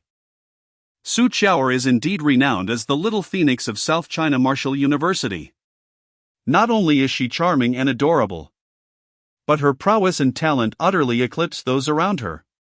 It is only natural that such a captivating beauty would attract a throng of suitors, with Yi Yushu being the most fervent among them. Is he truly infatuated with her? Lin Xiaoqiang exclaimed in astonishment, unable to fathom that someone would pay for the seemingly worthless sting of a tiger-headed scorpion. He is a scoundrel. Su Qiaoer seethed, her tiny pink fists clenched tightly, wishing she could confront him directly. If Yi Yushu were to pursue Su Qiaoer with earnest intentions, she would not tremble with rage at the mere sight of him. Wang Dang, having known Yi Yushu well during their time as classmates in high school, understood his character all too well. Though he appeared as a dashing gentleman, he was, in essence, a brazen Lothario, discarding any girl he caught after his amusement waned. With a sigh, Wang Dang lamented, "My family has long-standing ties with the Yi family, so I cannot act too rashly, lest I jeopardize our relationship." Lin Xiaoqiang silently nodded in response, turning his gaze towards the smugly grinning Yi Yushu, raising his hand to signal the host for a higher bid. "What? Brother Xiaoqiang, you must think this through. That's a 5th-grade venomous sting. Specifically from a tiger-headed scorpion, it's not worth it." The host, Mao Chunyu, was taken aback to see Lin Xiaoqiang participating in the bidding, wondering if he truly understood the value of the sting or mistakenly believed it to be a treasure. "Ah, our little hero from Jiangqing seeks to charm a beauty. Does he?" Lin Xiaoqiang's bid captured Yi Yushu's attention. Regardless of Lin Xiaoqiang's formidable strength, he lacked the pedigree that Yi Yushu possessed. What does it matter if one can rival the 5 kings, when they are still beneath his feet? Let me see what you can muster to bid. Yi Yushu taunted, instinctively perceiving Lin Xiaoqiang as an obstacle on his path to winning Su Qiaoer's affection. This provocation intrigued all present, although Lin Xiaoqiang's abilities and talents were remarkable. His humble background was a well-known fact. Yi Yushu often boasted that his family had struck gold, and even the 5 kings dared not associate with someone of such origins, whether from fear of his lineage or disdain for his arrogance. With Lin Xiaoqiang's bid, it was clear he was challenging Yi Yushu directly. Could it be that this humble scholar truly possesses some rare and extraordinary treasure? Cease your clamor. I offer a single-star spirit stone. Lin Xiaoqiang's attitude towards individuals like Yi Yushu was invariably one of disdain, and he preferred not to engage in conversation with them. After all, intelligence is contagious, particularly in the case of those like Yi Yushu, who possess wealth yet lack discernment. though Lin Xiaoqiang's voice was not particularly loud. His words resonated like a thunderclap, shocking the entire assembly. This incited a tremendous stir, with some individuals widening their eyes in disbelief at the Star Spirit Stone Lin Xiaoqiang had presented. The Star Spirit Stone. Yi Yushu abruptly sprang to his feet, taken aback. It was a third-grade spiritual artifact, potentially rivaling even a fourth-grade one. Was he truly giving it away just to spar with him? Good heavens! This was undoubtedly the act of a madman. Yi Yushu cursed inwardly. Had someone told him that an individual had exchanged a Star Spirit Stone for a tiger-headed scorpion's venomous stinger, he would have scoffed at the absurdity and dismissed the person as a fool. Yet now, the reality unfolded before his very eyes. This extravagant display aimed at wooing a lady was something he could scarcely fathom. Mao Chengyu trembled as he accepted the Star Spirit Stone from Lin Xiaoqiang's hand. A mere exertion revealed its unique, chilling aura. There was no doubt it was indeed a Star Spirit Stone. Brother Xiaoqiang, you truly... Mao Chengyu began. But a glance at Su Chao, who was beside Lin Xiaoqiang, enthusiastically waving her small fists, caused him to reconsider and swallow his words. The young men of today seem enamored with ostentatious displays. What does it matter if others do not appreciate it? Although Lin Xiaoqiang's expression remained calm, the slight upward curve of his lips betrayed his inner satisfaction. Ultimately, Lin Xiaoqiang achieved his aim of obtaining Su Chao's stinger. Had it not been for the Star Spirit Stone gifted by Qin Juemin, that stinger might have ended up in Yi Yushu's possession. Even though Su Chao, the original owner, was reluctant to sell it to Yi Yushu, she could not outright refuse during the auction, leading to a situation where the item would simply be unsold and subsequently addressed post-auction. At that point, Yi Yushu would have had a legitimate reason to cling to Su Chao, making her situation even more intolerable. What surprised Lin Xiaoqiang was Yi Yushu's unexpectedly calm demeanor. He appeared unfazed, smirking as he observed the auction. However, subsequent events indeed provoked Lin Xiaoqiang's ire. Someone on stage auctioned a second-grade spirit continuation pill, priced at 800,000. To Lin Xiaoqiang, this was a worthy investment, as the pill would significantly enhance his endurance, allowing him more opportunities to utilize his mountain lifting ability. This would afford him additional chances to slay 8th-grade demon beasts during his assassination endeavors. Yet for other spirit transformation practitioners, this pill was not particularly precious. As long as they had cultivated their techniques, their spiritual energy needs were met. At most, they would consume a single pill in the heat of battle to replenish their internal energy. They would only push the price to 900,000, and would not exceed that amount. The pill was valued at that point, and surpassing it would result in losses. 9,500,000. Lin Xiaoqiang raised the price by 50,000 in a single breath. He was determined to acquire this pill. 1 million. Just as Lin Xiaoqiang was about to secure the pill, Yi Yushu finally spoke up. A palpable tension enveloped the scene, indicating that these two were at odds once more. This fellow truly harbors a narrow-mindedness. Wang Dang silently cursed, aware that Yi Yushu's reputation for settling scores was well known, while others repay kindness with gratitude. Yi Yushu would retaliate with a vengeance 1,000-fold for even the slightest grievance. Chapter 77, A Game of Wits. Lin Xiaoqiang found the situation somewhat amusing. Yi Yushu was indeed intriguing, aware that he could not maintain his facade before the Star Spirit Stone and thus chose to target him elsewhere. Yi Yushu had been patiently awaiting Lin Xiaoqiang's bid, confident that should he dare to make a purchase, Yi Yushu would boldly raise the stakes. He doubted that Lin Xiaoqiang possessed any other rare treasures besides that Star Spirit Stone.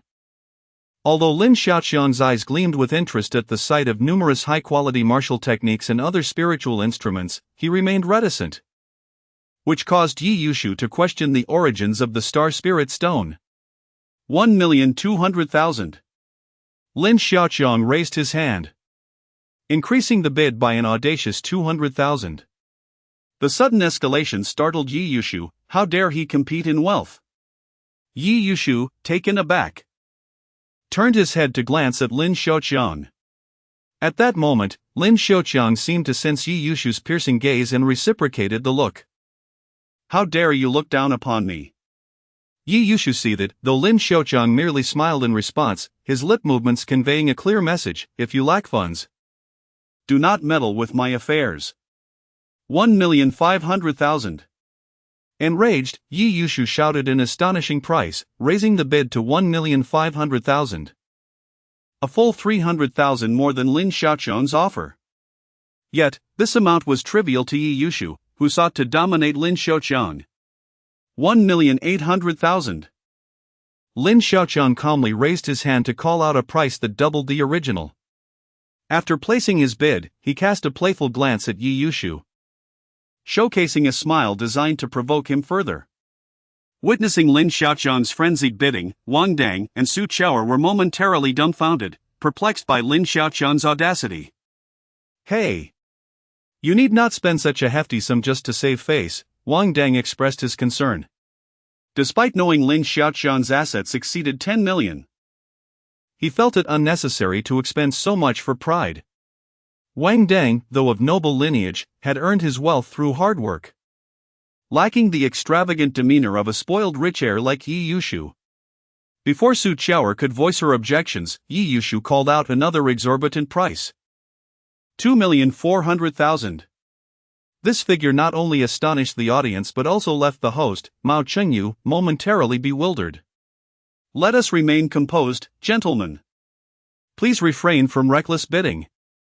Mao Chengyu, taken aback by the staggering sum, hastily interjected, reminding them that such figures represented not mere numbers but stacks of red bills. 2,800,000. Lin Xiaoqiang gently patted Su Chao's shoulder, signaling her to refrain from dissuading him. He was well aware of his own limits. 3,500,000. Yi Yushu, unperturbed by the monetary implications, was ready to match Lin Xiaoqiang's fervor. 3,600,000. This time, Lin Xiaoqiang's bid was slightly lower, merely exceeding Yi Yushu's offer by 100,000, which prompted Yi Yushu to chuckle heartily. "What's the matter?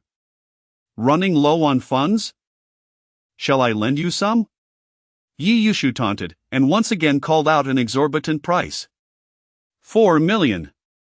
With wealth comes audacity. And Yi Yushu displayed none of the usual restraint. "Oh! 4,800,000. Lin Xiaoqiang, in a frenzy, escalated the bid by an astounding 800,000. Good heavens! Have these two lost their minds? That sum could purchase a third-tier elixir. Wasn't Lin Xiaoqiang born into a humble family? Could it possibly be a ruse? Surely, his mentor could not be financing this. It was said that even when Elder Fong came, Lin Xiaoqiang did not choose to meet him. Many began to speculate about the enigmatic mentor behind Lin Xiaoqiang, for they could scarcely believe he possessed such wealth to squander. 4 million just like that? Do you think money falls from the sky? Chuckled Yi Yushu, relaxed and at ease, even taking a leisurely sip of tea. Observing the astronomical figures thrown around by Lin Xiaoqiang and Yi Yushu, the host, Mao Chengyu, could not help but wipe the sweat from his brow. He had no role to play now, merely awaiting one of them to relent. The seller of the elixir was in a state of euphoric bliss. Were it not for the thrones present, he would be overjoyed. He was clenching his mustache tightly, fearing that he might faint from overwhelming delight. After Yi Yushu announced the staggering price of 6 million, the assembly anticipated Lin Xiaoqiang would respond with an even higher bid, yet he suddenly fell silent. To everyone's surprise, Lin Xiaoqiang stood up with a smile, raised his cup of tea towards Yi Yushu, and declared with a hearty laugh, "Brother Yi, your generosity is commendable. I concede." With that, he downed his tea, a conclusion that surprised few. Even Yi Yushu felt a swell of pride, mimicking Lin Xiaoqiang's gesture, raising his cup in a toast. And scoffed, "Indeed, Lin Zhuanyuan possesses self-awareness, however, being overly ostentatious is not advisable." He too drained his cup, casting a sly glance at Su Chao, who was seated beside Lin Xiaoqiang. "Ha! That is only natural, I must possess self-awareness. Lin Xiaoqiang retorted, his pride swelling in the face of Yi Yushu's mockery. His words seemed somewhat brazen, eliciting murmurs of disbelief throughout the gathering, leaving Wang Dang and Su Qiao bewildered. Wang Dang silently pondered. Could this fellow have lost his mind during a bath? Otherwise, how could Lin Xiaoqiang have uttered such a mortifying statement? Meanwhile, Lin Xiaoqiang remained unfazed, urging Mao Qingyu. Aren't you going to congratulate Yi? At that moment, Mao Qingyu regained his composure and announced the final ownership of the elixir. The 6 million priced elixir, known as the Continuation Elixir, was destined to be enshrined in legend within South China Martial University for all eternity. What perplexes everyone is that after Lin Xiaoqiang's defeat to Yi Yushu, he becomes even more enthusiastic, eagerly bidding several times the value for any exquisite treasure he encounters. This has led to numerous fierce contests between him and Yi Yushu, yet each time, Lin Xiaoqiang finds himself at a disadvantage. On one occasion, when Lin Xiaoqiang voluntarily chose to withdraw from the bidding, both the entire exchange and Yi Yushu finally sensed something amiss with him. Damn! How dare you play tricks on me? Yi Yushu, seething with rage, nearly overturned the table had it not been for a few individuals restraining him. After so long of Lin Xiaoqiang's schemes, even a fool would have caught on. Chapter 78. The fury of incompetence. Lin Xiaoqiang had only shown interest in the Qi continuation pill, but Yi Yushu's malicious price hike irked him, prompting him to abandon the pursuit entirely. In a display of bravado, he intentionally escalated his bids beyond Yi Yushu's, provoking him to raise the stakes even higher. Such a duplicitous tactic might have been inconsequential after a single use, yet repeated application began to take its toll on Yi Yushu, who remained oblivious to Lin Xiaoqiang's feigned vulnerability. Ultimately, Yi Yushu squandered over 30 million in a fit of folly. Observant individuals in attendance began to realize that Yi Yushu had unwittingly become a victim of his own arrogance.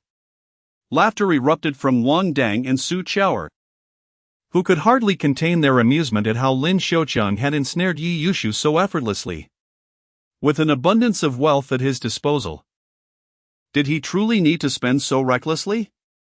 Lin Xiaoqiang shrugged helplessly and remarked, Yi, you spend money simply for the joy of it. We cannot fathom the pleasures of the affluent. Infuriated, Yi Yushu finally recognized the absurdity of his relentless bidding war. Spending over 30 million might lead to a beating, but the humiliation he now faced was irretrievable. The phrase foolish and wealthy would forever be associated with him at South China University of Martial Arts. The extravagant items he had acquired served little purpose, with the possibility of recouping merely 30% of his losses upon resale.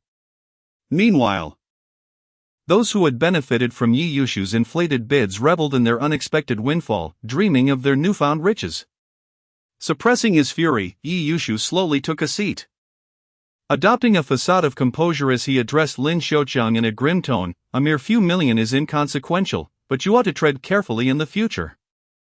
Despite the colossal blunder that had made him the subject of ridicule, no one dared to openly mock him at the conference, save for Su Qiao and Wang Dang, who laughed without restraint.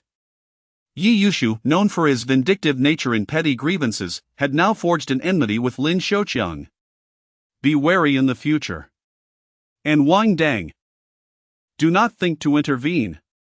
With that, he departed, leaving behind a chilling warning. Wang Dang felt no concern, yet Lin Xiaoqiang understood the implications. Despite Yi Yushu's status as merely a third-tier martial artist, he excelled at unleashing his minions upon others. Had he relied solely on his own strength, he would have been easily overpowered by the Five Kings. Wang Dang offered a kind reminder that Yi Yushu was correct. He could not intervene to assist Lin Xiaoqiang, as their family's business stability depended on the favor of the Yi family. It matters not, anyone can come and go, Lin Xiaoqiang replied nonchalantly. As the saying goes, when soldiers arrive, the general will defend, when water comes, the earth will cover. Lin Xiaoqiang was never one to cower in the face of adversity. Observing Lin Xiaoqiang's apparent indifference to the matter at hand, Su Qiao, who initially felt a pang of guilt for inadvertently embroiling him with the despicable Yi Yushu, now wore a radiant smile. Those who had benefited from Lin Xiaoqiang's assistance in raising the stakes flocked to him after Yi Yushu's departure, raising their glasses in gratitude. Some opting for tea in lieu of wine.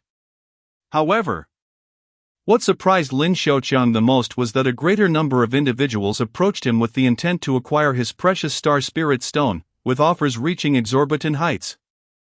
All of which he graciously declined. Yet, some remained undeterred, seeking to obtain other Star Spirit Stones from him.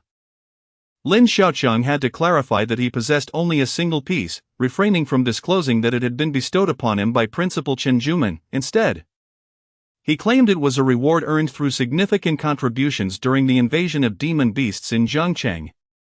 This revelation finally dissuaded them, leading them to pursue exchanges with Su Qiaoer instead. The absence of the troublesome Yi Yushu made the exchange meeting a joyous occasion for Lin Xiaoqiang and Su Qiaoer. Seizing the opportunity, Lin Xiaoqiang forged numerous friendships, warmly raising his glass to welcome anyone who expressed a desire to befriend him. The discussions throughout the gathering predominantly revolved around the recent beast tide in the Taihang Mountains. When are you heading to the Taihang Mountains? Su Qiaoer suddenly inquired. They were all scheduled to depart at the same time, and according to her mentor, Lin Xiaoqiang was somewhat unique, possessing sufficient strength to be dispatched as an advance scout. However, certain exceptional circumstances had delayed his departure. I will set off the day after tomorrow, Lin Xiaoqiang replied. You all leave tomorrow, then? Su Qiaoer sighed. We will depart on time tomorrow afternoon, with operations commencing that night. This would mark her first encounter with the existence of a beast tide. And she couldn't help but feel a twinge of fear towards the savage demon beasts, as this would be her closest brush with death in a trial task. Seeing Lin Xiaoqiang's composed demeanor, she recalled her mentor's remarks about him. Though possessing the wings of a Kunpeng, he can dive like a dragon into the sea. With a hint of envy, she remarked, I wish I could possess even a fraction of your prowess when you defended Jiangcheng against the invasion. Su Qiaoer playfully raised her tiny pink fist, muttering, with just one punch, who would dare to lay a finger on me and not face the consequences? Ha ha! What is there to fear? Just follow Wang Dang when the time comes. Lin Xiaoqiang chuckled at Su Qiaoer's antics. She was indeed quite amusing. Su Qiaoer's strength was comparable to Wang Dang's, both ranking within the top 10 in their school's power hierarchy, though she was still somewhat lacking in practical combat experience. That guy? Never mind, I shall rely on myself, she retorted, her mood shifting as she recalled Wang Dang. While he appeared amiable among acquaintances, he transformed into an icy figure around strangers, which had caused Su Qiaoer considerable trouble during their joint school trial due to Wang Dang's irritable temperament. Calling me? Just as Wang Dang had been silently lamented, he appeared, gazing at Lin Xiaoqiang and Su Qiaoer with a look of bewilderment. Why are you pouting again? He inquired, intrigued to find Su Qiaoer sulking and complaining about someone upon his arrival. I was just speaking ill of you, Su Qiaoer exclaimed, her eyes wide with indignation. Wang Dang, accustomed to such banter, merely chuckled and brushed it off. It seemed as though Wang Dang harbored some secret concern that he wished to share with Lin Xiaoqiang. Whenever he laid eyes on him, he appeared on the verge of divulging something of significance, yet he would abruptly shy away, scratching his head in embarrassment and refraining from expressing it. Chapter 79, The Conclusion of the Exchange Meeting. What are you hesitating for? What is our relationship?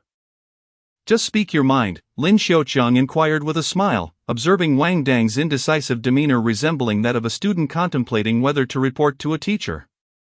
To his surprise, there was even a hint of girlish shyness on Wang Dang's face. Su Qiaoer, taken aback by this unexpectedly delicate side of the usually domineering Wang Dang, widened her eyes and demanded, Why are you stammering? Just say it. If you need help, don't hold back.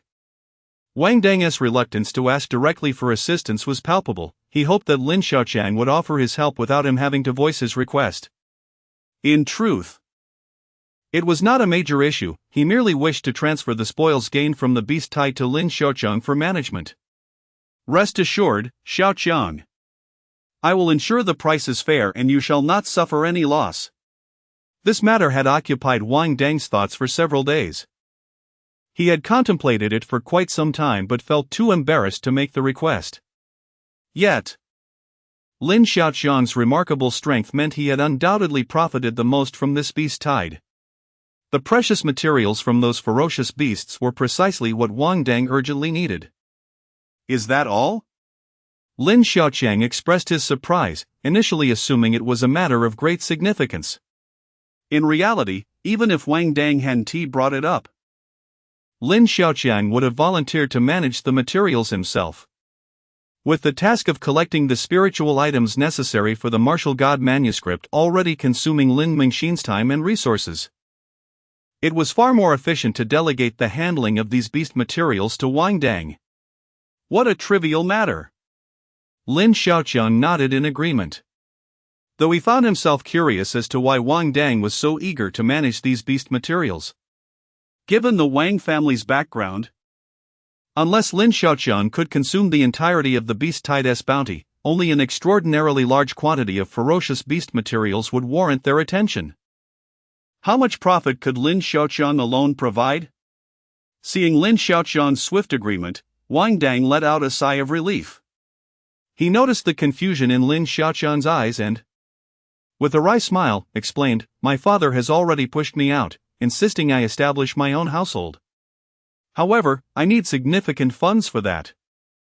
So I've decided to invest my initial capital in this beast tide, hoping to strike some gold." "Ah, now I understand," Su Qiao exclaimed, as if a light had dawned upon her. "What do you understand?" Lin Xiaoqiang inquired curiously, sensing an abundance of untold stories between the two. One was entangled with a scoundrel reminiscent of a stallion, and the other had been compelled to leave home and forge his own path. Su Qiao clicked her tongue and shot a glare at Wang Dang, somewhat reproachfully stating, "No wonder he took the initiative to run for the president of the Student Self-Management Committee. I didn't expect him to turn it into a chaotic mess right from the start. It's practically evolved into a small trade association, nearly monopolizing the entire spiritual item market at South China Martial University." Upon hearing Su Qiao's complaints, Wang Dang felt somewhat displeased and retorted, "Where is the chaos? Isn't it commendable that I am helping everyone earn money?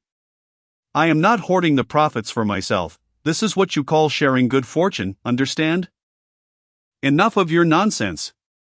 Wang Dang waved his hand dismissively and turned his gaze towards Mao Qingyu, who was fervently promoting a blood vitality pill on stage. Unable to resist applauding him. "Humph. I can't be bothered to argue with you." Su Qiao, unwilling to engage in a debate with Wang Dang, realized that arguing over the correctness of a matter with him was akin to trying to persuade a dog not to eat excrement. Their quarrels had become quite a common occurrence, and who knows, they might even end up together in the future. This exchange meeting was arguably the most extravagant event in the history of South China Martial University. A vitality pill, originally priced at 800,000, astonishingly sold for an astounding 6 million. This marked the inaugural instance of such a lofty sale, largely due to Lin Xiaoqiang's strategic maneuvers to ensnare Yi Yushu, resulting in substantial profits for many attendees. The event also recorded an unprecedented trading volume, surpassing any previous gatherings at South China Martial University. Thanks to the immense losses incurred by the fortune god, Yi Yushu, amounting to 30 million. Lin Xiaoqiang's scheming not only benefited him but also significantly enriched Wang Dang, who had seemingly acquired his own patron saint of fortune. Lin Xiaoqiang had brought immense advantages to Wang Dang. The profits from the golden horn of the golden python entrusted to him had considerably amplified Wang Dang's influence within the Wang family. With a total of tens of millions flowing through them, Wang Dang's father began to assess his son's capabilities prematurely. As the exchange meeting concluded, Lin Xiaoqiang had intended to leisurely stroll back while admiring the city's nightscape. However, Wang Dang, whether due to alcohol or some other reason, insisted on driving Lin Xiaoqiang home himself. "You're not tipsy, are you?" Lin Xiaoqiang felt a surge of panic as Wang Dang forcibly pushed him into the passenger seat. Wang Dang was thoroughly intoxicated, the smell of alcohol emanating from him detectable from a distance. If he were caught driving under the influence, even a martial artist would face severe repercussions, and for a student of South China Martial University, it would be a light punishment to merely be placed under school scrutiny. Upon entering the vehicle, Wang Dang buckled his seatbelt and confirmed whether Su Chao had also gotten in the back seat. In a hazy state, he fumbled within the car and extracted a small white pill, swallowing it dry with a sip of mineral water. Su Chao, seated in the back, exclaimed indignantly, "How can you be so extravagant after being kicked out? Spending tens of thousands on a hangover pill is absurd. You might as well hire a designated driver." This time, Wang Dang refrained from retorting, and after a few minutes of resting his eyes, he suddenly became fully alert.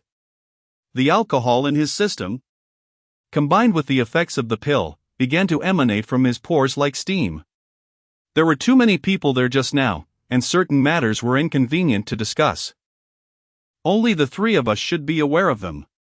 Wang Dang, still a bit dazed from the effects of alcohol, remarked. "What matters? The simpleton Yi Yushu has already joined a cult." "I only learned of this towards the conclusion of the exchange meeting," Wang Dang stated coldly. As spiritual energy gradually resurfaces, martial artists have emerged as the mainstream of this world, and many incomprehensible occurrences have begun to unfold. Chapter 80, Cults. These cult organizations existed even before the resurgence of spiritual energy, but they became even more rampant after its revival. Despite the numerous stringent measures taken by the government and the martial deity hall, the eradication of these cults remains elusive. They propagate apocalyptic doctrines, asserting that the revival of spiritual energy heralds impending calamities, and that only by joining them can individuals become children of the divine and attain the chance for eternal transcendence.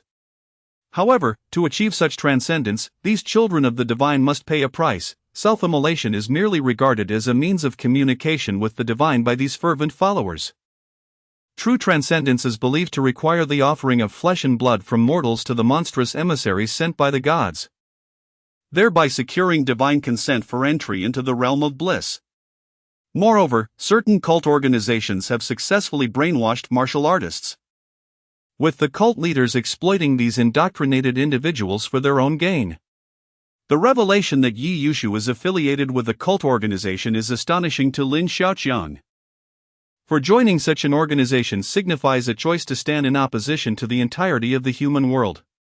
After consuming a sobriety pill, Wang Dang felt parched and gulped down a bottle of mineral water before continuing. Although Yi Yushu has not stirred chaos alongside the beasts, his nature is exceedingly malignant.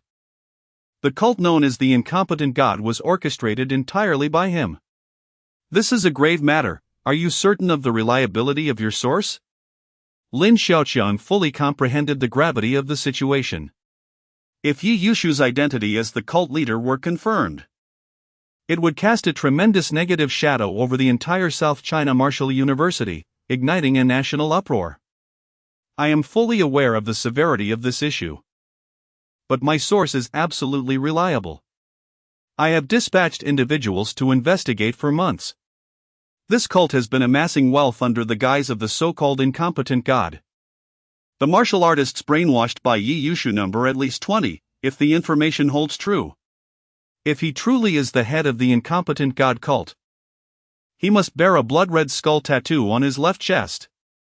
However, Yi Yushu conducts himself with extreme caution. Wherever he goes, martial artists are sure to follow.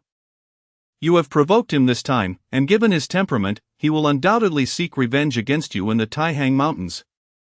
Even Su Chao may be in peril. After saying this, Wang Dang opened another bottle of mineral water, his brow furrowed with concern. What's the big deal? I would welcome his attempt. If he dares to show himself, I shall personally ascertain whether he is truly the head of the incompetent god, Lin Xiaoqiang declared, displaying no trace of fear. To take my life, he must possess the means, unless Yi Yushu manages to deceive or bribe a ninth-tier martial artist. It is unlikely he could deliver me to the king of the underworld. Good. With your words, I feel reassured. Tomorrow, Su Chao will stay by my side, and we shall endeavor to remain close to our school mentor. Yi Yushu's primary target for reprisal is still Lin Xiaoqiang. As for Su Qiao, he would not resort to extreme measures unless an opportune moment arose. When others utter such words, they may not garner Wang Dang's conviction, rather, he might dismiss them as drunken bravado. Yet, every word spoken by Lin Xiaoqiang is imbued with profound confidence and substantial prowess. Wang Dang firmly believes in Lin Xiaoqiang's assertions, a conviction substantiated by past events. Initially, when he questioned Lin Xiaoqiang's abilities, Lin Xiaoqiang decisively triumphed over 2 gold-horned pythons. Upon doubting his capacity to conquer the 5 kings, Lin Xiaoqiang astoundingly defeated the mightiest among them, Zhu Ziwen. However, the identity of Yi Yushu, the leader of a cult, has yet to be firmly established. Relying solely on the evidence from Wang Dang's subordinates would fail to dismantle his current persona, a remarkably gifted martial artist from a prestigious academy. Who would believe that such an individual could descend into the depths of cult leadership? As for the blood-red skull emblazoned on Yi Yushu's chest, they dare not wager on it. Should they be mistaken, the Yi family is notoriously protective, and even Chen Juemin would not yield an inch. In this world brimming with spiritual energy, being falsely accused of being a cult member is akin to being labeled a traitor, a grievous affront to one's dignity. Lin Xiaoqiang, with a mindset akin to an ostrich, prefers to contemplate the matter further, confident that the truth will ultimately be unveiled upon the Taihang Mountains. Upon returning to his dormitory, he exuberantly took a hot shower, not forgetting to send a playful goodnight voice message to Chen Feifei. The Northern Martial 7 Stars require rigorous leg training for mastery. It seems the principal also advocates physical cultivation, Lin Xiaoqiang mused. The Northern Martial 7 Stars, a 4th-grade martial technique, captivates Lin Xiaoqiang not merely for its formidable leg techniques but for its swiftness, perfectly compensating for his own speed deficiencies. Regrettably, time is too constrained to fully master this 4th-grade technique. He can only grasp fragments of its profundity. The Northern Martial 7 Stars consist of 7 steps: Tianshu, Tianxian, Tianji, Tianquan, Yuhong, Kaiyang, and Yaoguang, each step aligning with the celestial arrangement of the Big Dipper. Currently, Lin Xiaoqiang can barely manage the first step, Tianshu, and must await the completion of his mission to pursue further training. The following day marks the departure of Wang Dang and his fellow 2nd-grade warriors. The school does not mandate a collective departure, merely requiring students to arrive at the first defense line established by Huannan Martial University in the Taihang Mountains before 6 o'clock in the evening. Upon awakening at 2:30 in the afternoon, Lin Xiaoqiang found the dormitory eerily empty. 2nd-grade students had already set off, while those in the 1st grade seized the opportunity to collect their respective tasks related to the Taihang Mountains at the Martial Arts Hall. Their responsibilities chiefly involve logistical support. Though those confident in their abilities may request permission from their mentors to join the battle directly in the Taihang Mountains, yet, many are motivated by the prospect of wealth. Each wave of beasts vanquished brings with it a considerable bounty, though the 1st-grade demon beasts have no direct involvement. Simply taking on tasks from the martial arts hall for logistical duties guarantees substantial rewards from the school. This situation led to the entire school, comprising thousands of individuals, converging upon the Taihang Mountains, leaving only a handful of students in the campus due to injuries or illnesses that prevented their participation in this endeavor. The usually bustling martial arts hall was now barely occupied, with only a few figures practicing on the 3rd floor. Meanwhile, Lin Xiaoqiang was sluggishly emerging from the eerily silent dormitory building, while the dormitory manager basked in the warm sunlight, relishing the pleasant day. "Ah, Lin Xiaoqiang, why aren't you off enjoying the Taihang Mountains?" The dormitory manager, intrigued by the figure approaching from a distance, wondered who it could be, as everyone else should have already departed for the mountains. Upon standing and squinting, he realized it was indeed Lin Xiaoqiang. Chapter 81, Cult Warriors Play? This encirclement mission is fraught with peril, a life-and-death struggle against that ferocious beast. How has it turned into mere amusement for you? I'm not in a hurry to indulge in such play. Do you have any peanuts left? Lin Xiaoqiang was still preoccupied with the thought of the peanuts, which he habitually shared with the old caretaker each day. Knowing it was Lin Xiaoqiang, the caretaker anticipated his craving for peanuts and quickly entered the room, returning with a handful of peanuts, smiling joyfully as he said, "Here. Make sure to eat plenty, for I have been craving your Beijing-style boiled peanuts. Ha ha. After I participate in the grand martial arts event, I will surely bring you a whole sack." Lin Xiaoqiang joked as he accepted the handful of peanuts and squatted beside the caretaker's reclining chair, engaging in conversation. With little else to occupy his time, especially since Su Luan had already headed to the Taihang Mountains, he was content to chat. Lin Xiaoqiang and the caretaker shared a delightful exchange, and the caretaker cherished Lin Xiaoqiang's company, often jokingly suggesting he should introduce a lovely girl to him as a potential bride. "You already have a wife, huh? Ha ha. Next time there's a chance, be sure to let me see her." "Certainly. Care for a smoke?" The caretaker slowly rose, rummaging through his lower pocket for quite some time before producing a hand-rolled cigarette. He preferred this homemade variety, finding others too weak and unsatisfying. Lin Xiaoqiang himself harbored no vices. He seldom touched alcohol or cigarettes, indulging only on rare occasions, never overindulging. He had even advised the caretaker to consider his health and quit smoking, yet the caretaker was eager for Lin Xiaoqiang to try his hand-rolled cigarette. Even if he didn't smoke, the caretaker hoped Lin Xiaoqiang would learn the craft, as it was the most perfect creation he had ever produced, this crumpled cigarette. "Enough about that. Why didn't you go dance in the square today?" "Well, believe it or not, if it weren't for my old man keeping watch, this dormitory might have been robbed." The caretaker spoke with fervor, astonished that anyone would dare to target a group of warriors, even if they were just students. If discovered, they would certainly face dire consequences. This morning, several unfamiliar faces appeared here, and they didn't seem like honest individuals. They lingered around the dormitory, unsure if they were waiting for someone or had other intentions, and only left once everyone had headed to the Taihang Mountains for recreation. Did those individuals have any distinguishing features? Lin Xiaoqiang asked urgently, sensing an ominous premonition that these strangers were somehow connected to him. The caretaker took a puff from his cigarette, savoring the moment before recalling the details. Those individuals had a rather edgy appearance. One even had a red skull tattooed on his neck. Why engage in such unsettling imagery? That's not very appealing. After saying this, the caretaker proudly patted his own bald head, reminiscing about his youthful days. A skull. Lin Xiaoqiang suddenly recalled what Wang Dang had previously mentioned. The emblem of the incompetent god organization was a skull. The only ones who could bear such a tattoo on their necks were likely the fourth-tier warriors among them. It was audacious of Yi Yushu to dispatch cult warriors into the school to seek him out, taking advantage of the entire school's focus on the mission concerning the Taixing Mountain Beast Tide. The situation was urgent. Lin Xiaoqiang attempted to call Su Chao and Wang Dang twice, but both calls went unanswered, since they were still with their mentor and it was not yet 6 o'clock.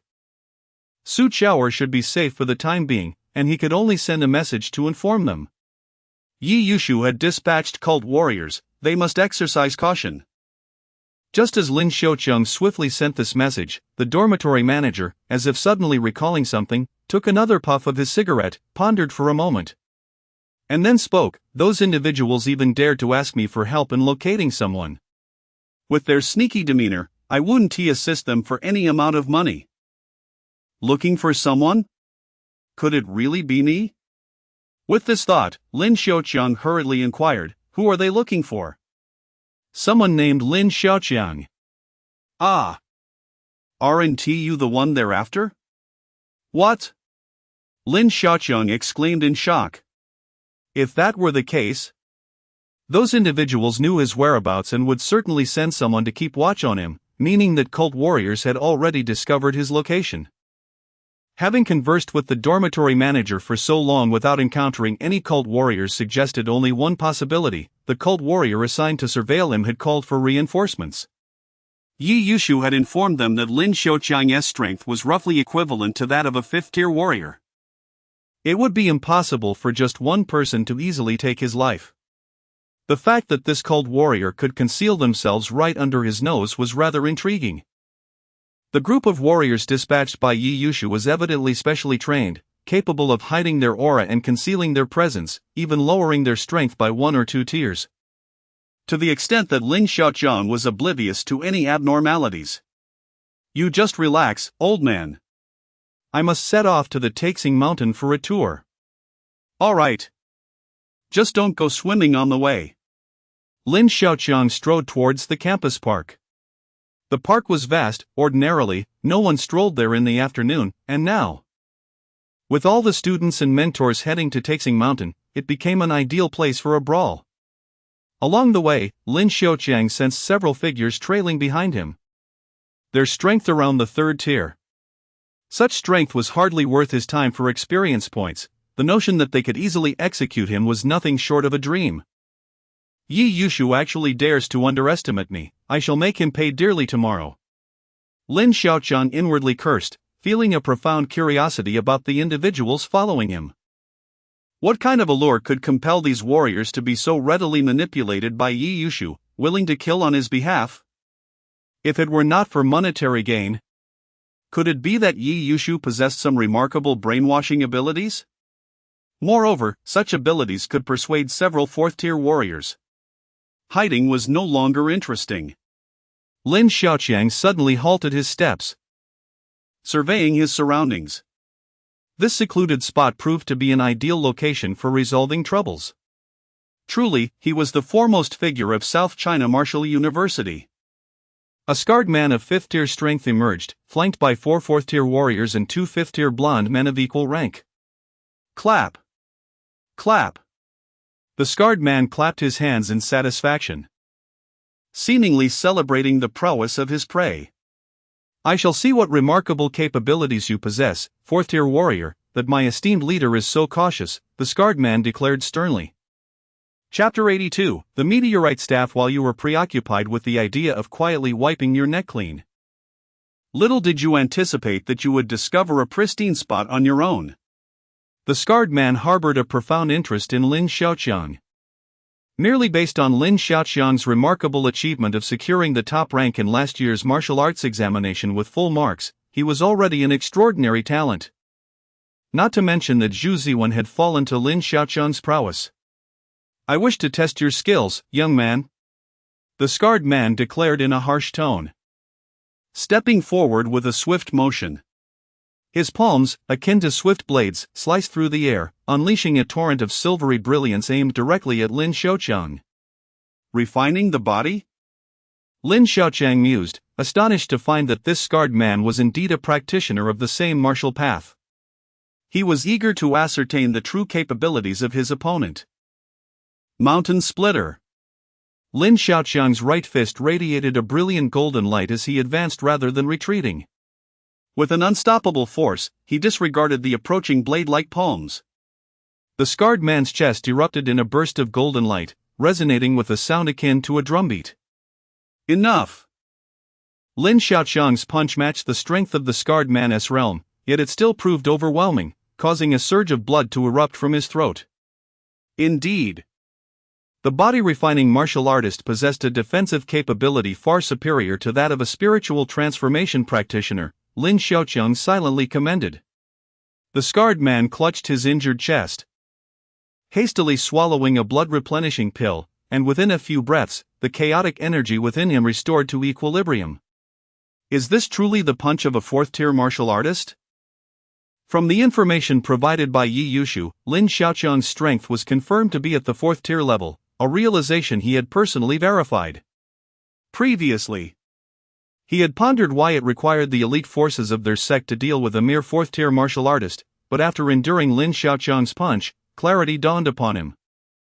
What astonished Hu Ba the most was why his earlier strike had no discernible effect on Lin Xiaoqiang, who remained unfazed, not even shifting an inch. The disparity among body-refining practitioners was indeed remarkable. It appears you have concealed quite a bit of your strength, Hu Ba remarked coldly. his gaze scrutinizing Lin Xiaoqiang with the ferocity of a wolf. Shall we engage once more? Lin Xiaoqiang retorted with a hint of mockery. If he lacked any real power, would he have chosen such a venue to confront them?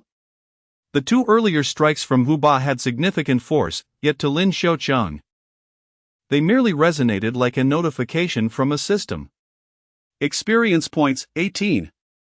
The strongest among them, Hu Ba, could not withstand Lin Xiaoqiang's punch, which incited a sense of urgency among his companions. Fearing unforeseen consequences, they moved to encircle him, intent on overwhelming him with numbers. However, Hu Ba, still prideful, remained obstinate, questioning whether a mere child could truly ascend to such heights. Let me see if you can withstand this move. With that, Hu Ba's arms surged with energy, his vitality roiling like waves. He summoned a second-tier spiritual weapon, the meteorite staff, from his spatial ring. The staff alone weighed over 300 pounds. And in a bid to enhance its lethality, he had specifically requested a shard of iron-breaking stone from Yi Yushu to be fused into it, thereby augmenting its force by 1,000-fold during combat. Thunder from the ground. With a thunderous shout, Hu Ba infused his arms with spiritual energy, causing the obsidian staff to awaken, resonating with a faint rumble of thunder. This strike will reduce you to mere pulp. Bolstered by his formidable weapon, Hu Ba brimmed with confidence, having already dispatched several fourth-tier warriors with this very staff. If Lin Xiaoqiang were to perish at the hands of this obsidian staff today, he would not journey the path of the underworld alone. Gripping the hefty staff with both hands, Hu Ba maintained his speed, darting forward like a nimble monkey, reaching Lin Xiaoqiang in the blink of an eye. The staff loomed above, akin to a descending bolt of lightning, its power surging with at least 1,000 pounds of force, promising a catastrophic outcome upon impact. Bear the mountain. Lin Xiaoqiang summoned a halo of golden spiritual energy, resembling a sacred mist, to shield himself from the impending thunderous strike. Ding! Experience points 35. In the midst of the clash with the obsidian staff, Lin Xiaoqiang abruptly withdrew his hand, bracing his shoulder against the overwhelming force of the descending strike. The only discomfort he felt was akin to an immense boulder suddenly pressing down on him, causing him to stagger. An opportunity. Hu Ba, seasoned in combat, knew well that regardless of the damage inflicted, he would seize any vulnerability Lin Xiaoqiang displayed. The obsidian staff, now wielded with utmost precision, was a formidable weapon under Hu Ba's command. It swiftly retracted, targeting Lin Xiaoqiang's unguarded neck. Fire Spirit Staff. The speed was astonishing, reminiscent of a venomous rattlesnake lunging forward, as the staff radiated intense heat. Bang! Attempting to ambush Lin Xiaoqiang proved exceedingly challenging. With a sudden burst of strength, Lin Xiaoqiang stabilized himself, legs rooted like ancient trees, as his golden hand snatched the incoming staff, causing sparks to fly upon contact with the searing weapon. How delightful! Hu Ba chuckled darkly, his scarred face resembling a grotesque centipede, instilling a sense of dread. This spiritual weapon is indeed intriguing. Lin Xiaoqiang echoed, having intentionally withstood the previous strike to gauge the staff's potency, which astonishingly granted him 35 experience points with a single blow. I find myself quite taken with this. Such a powerful second-tier spiritual weapon, under Hu Ba's ownership, would be wasted. It would be far better in Lin Xiaoqiang's possession. You wish for my life?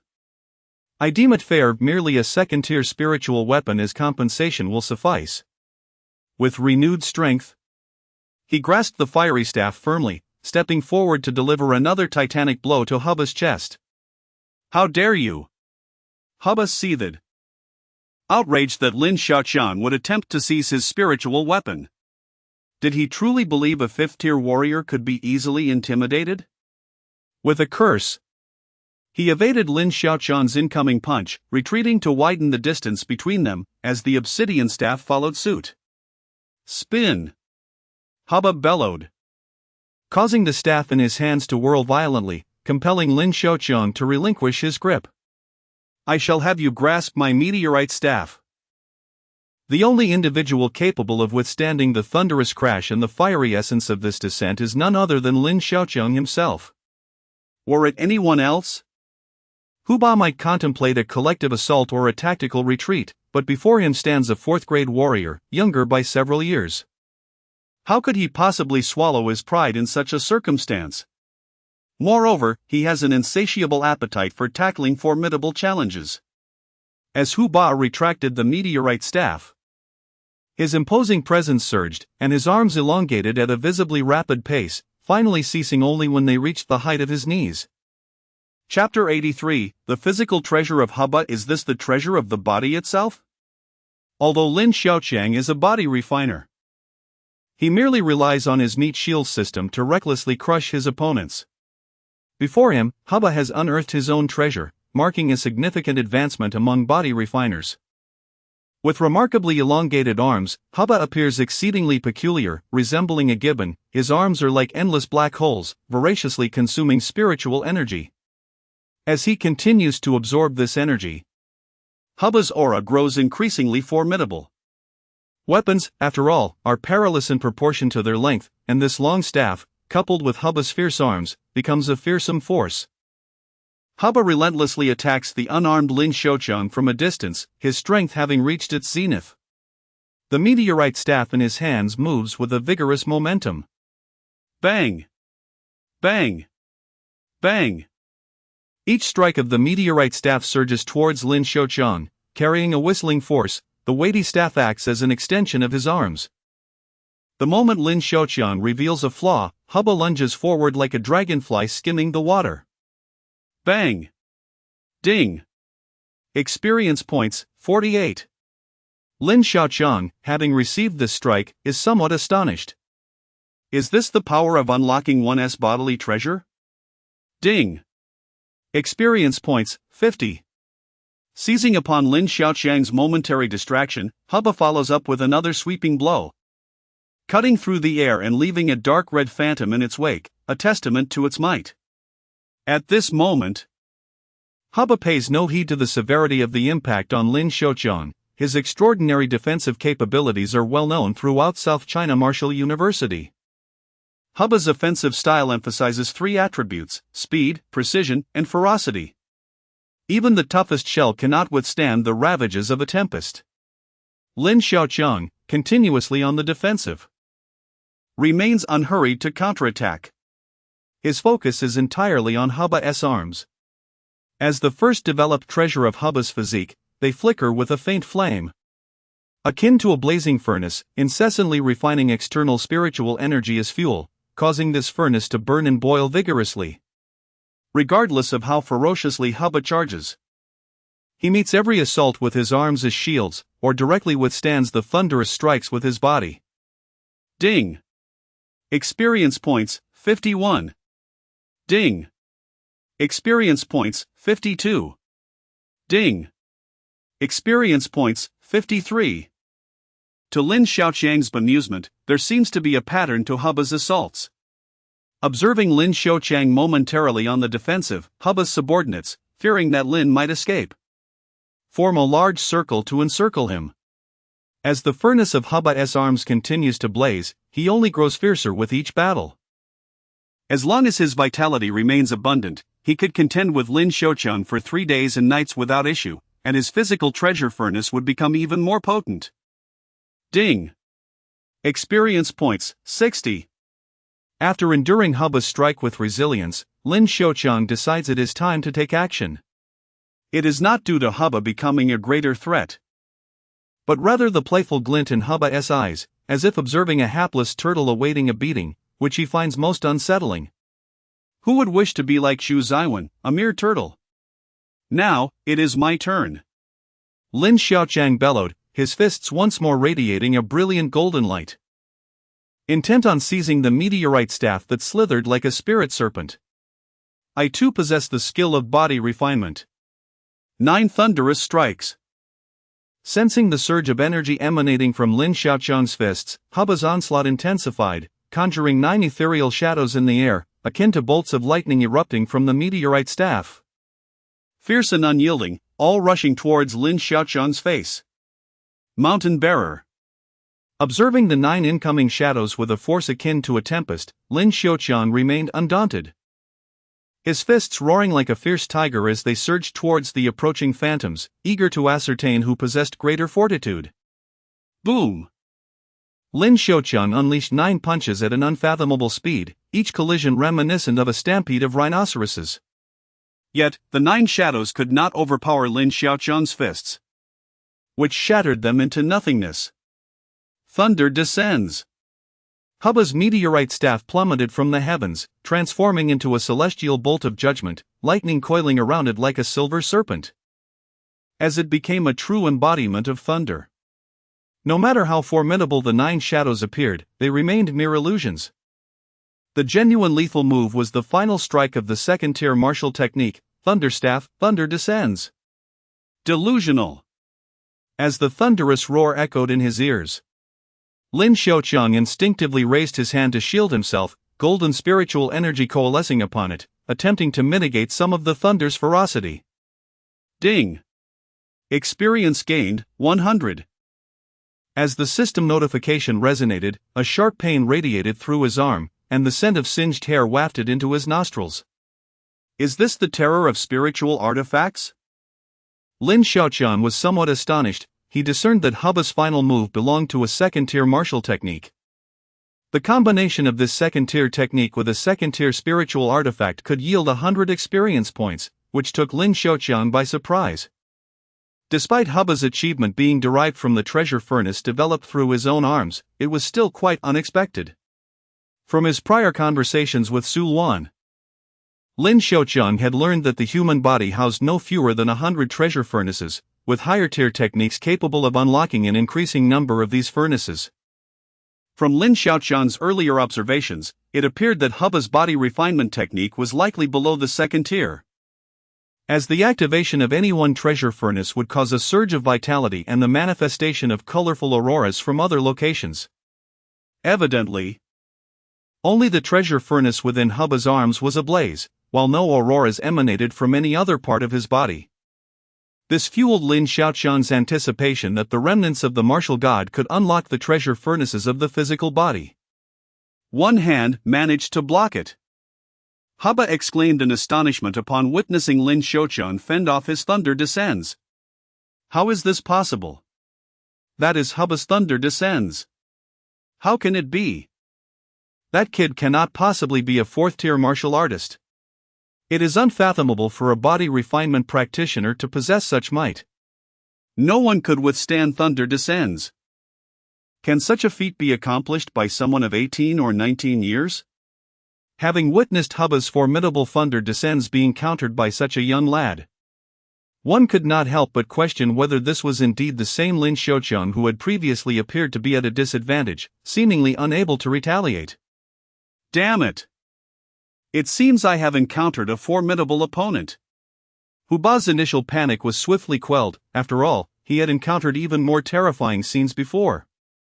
And it was inconceivable that he would be intimidated by Lin Xiaoqiang. Clearly, Lin Xiaoqiang was merely pretending to be a harmless fool, which explained his interest in a second-grade spiritual weapon.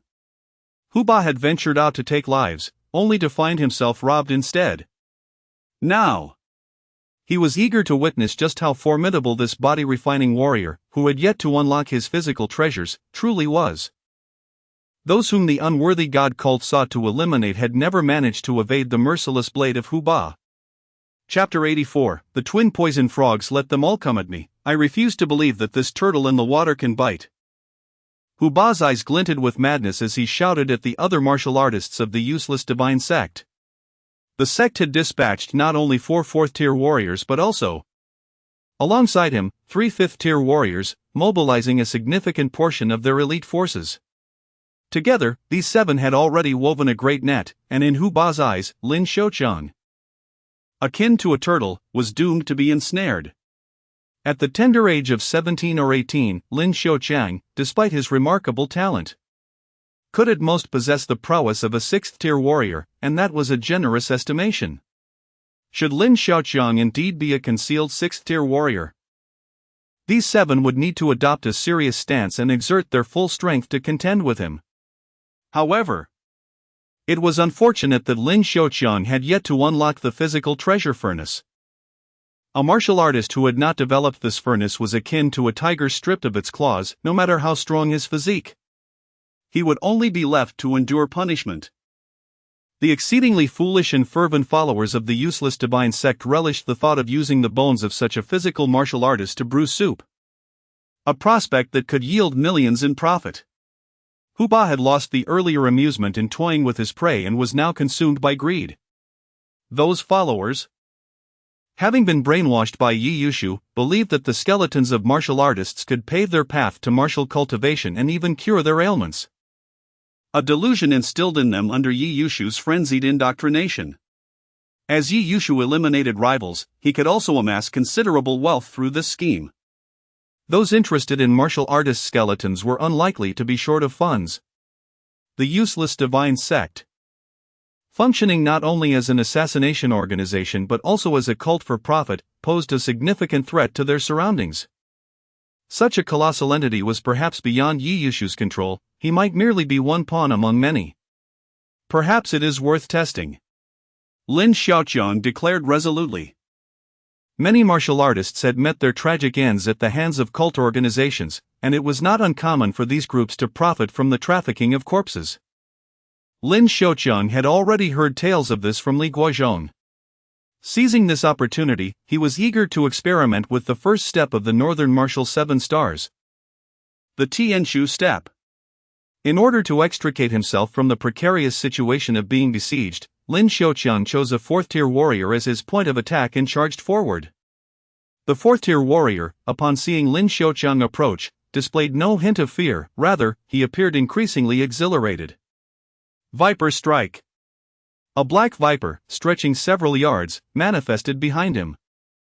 As the 4th-tier warrior stepped forward, the dark viper transformed into a surge of malevolent energy, slicing through the air like a razor-sharp blade.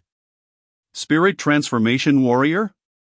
It was overly naive for the Spirit Transformation Warrior to believe he could impede Lin Xiaoqiang's advance. Had this 4th-tier Spirit Transformation Warrior cultivated a powerful spirit transformation technique akin to the 5-Spirit Beast method, he might have stood a chance of offering some resistance.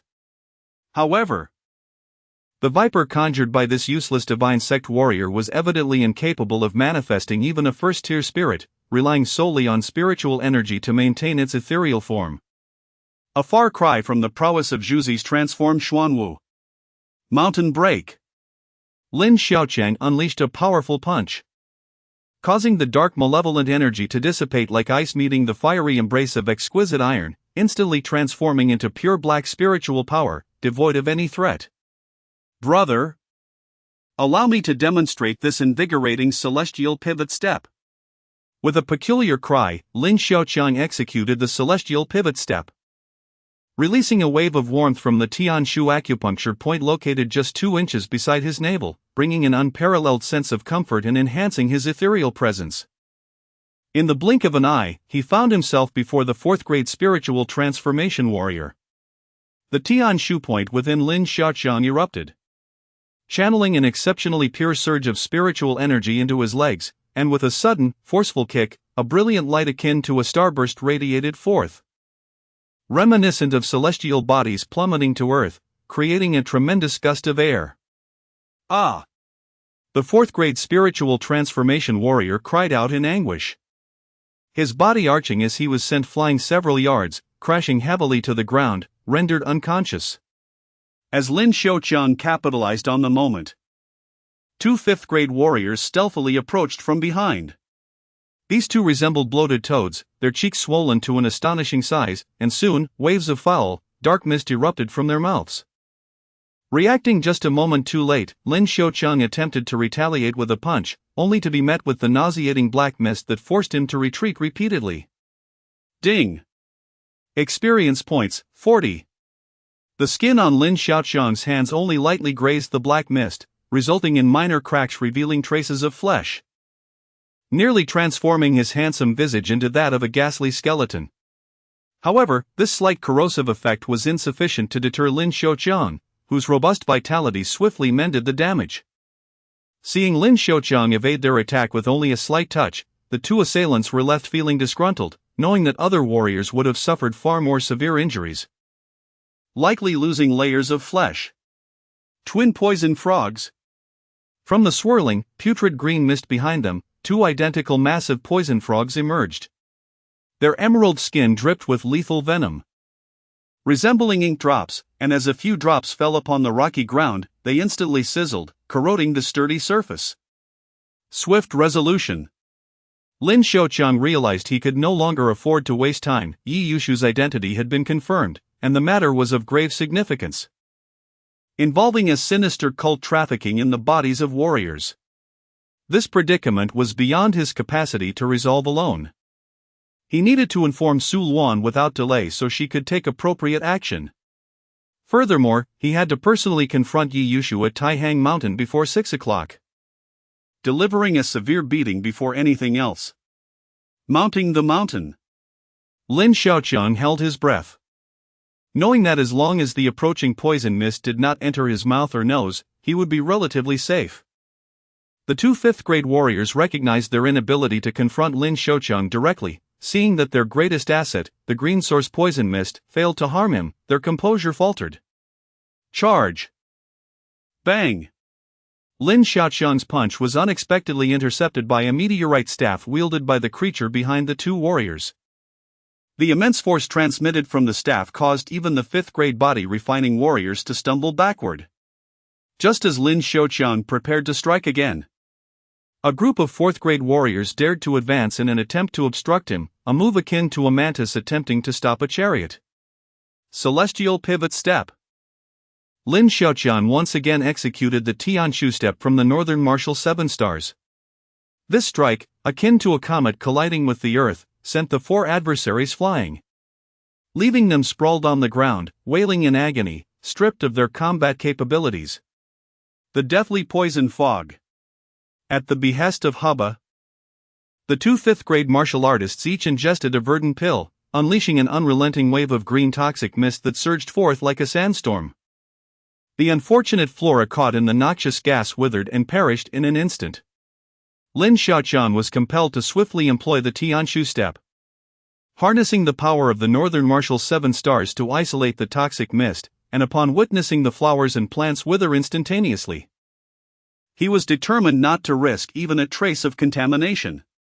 Chapter 85. The beast tide approaches. As the toxic mist dissipated, the seven cult fighters hastily retreated, their escape marked by disarray.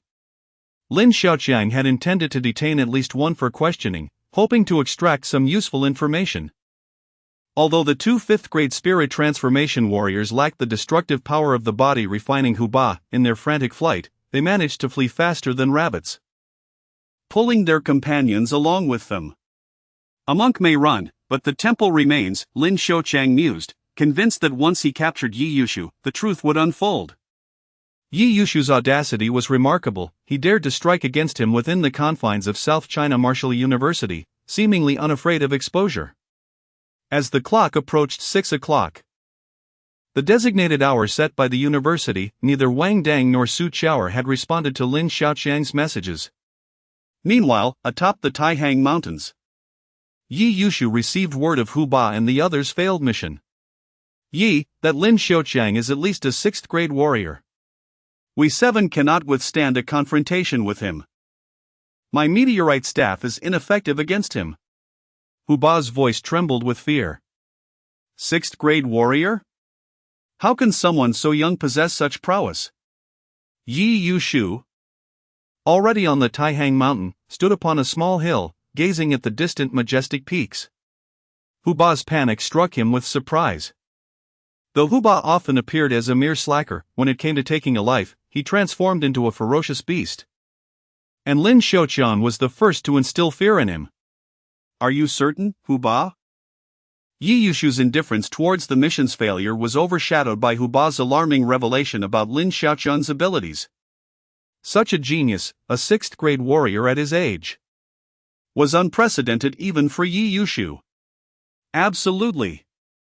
He was able to withstand my falling thunder without a scratch. This individual harbors far too many secrets. The memory of that overwhelming encounter lingered vividly in Hu Ba's mind. Understood.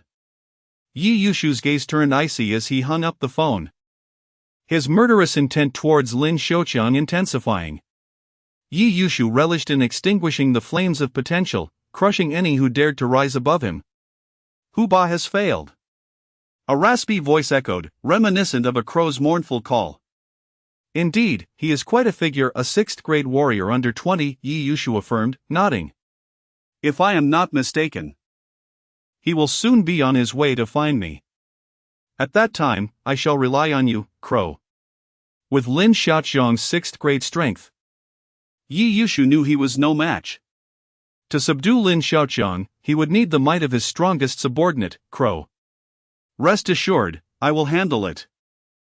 The man known as Crow was emaciated, with long, bony fingers and a face as pale as a skull, devoid of any vibrant hue.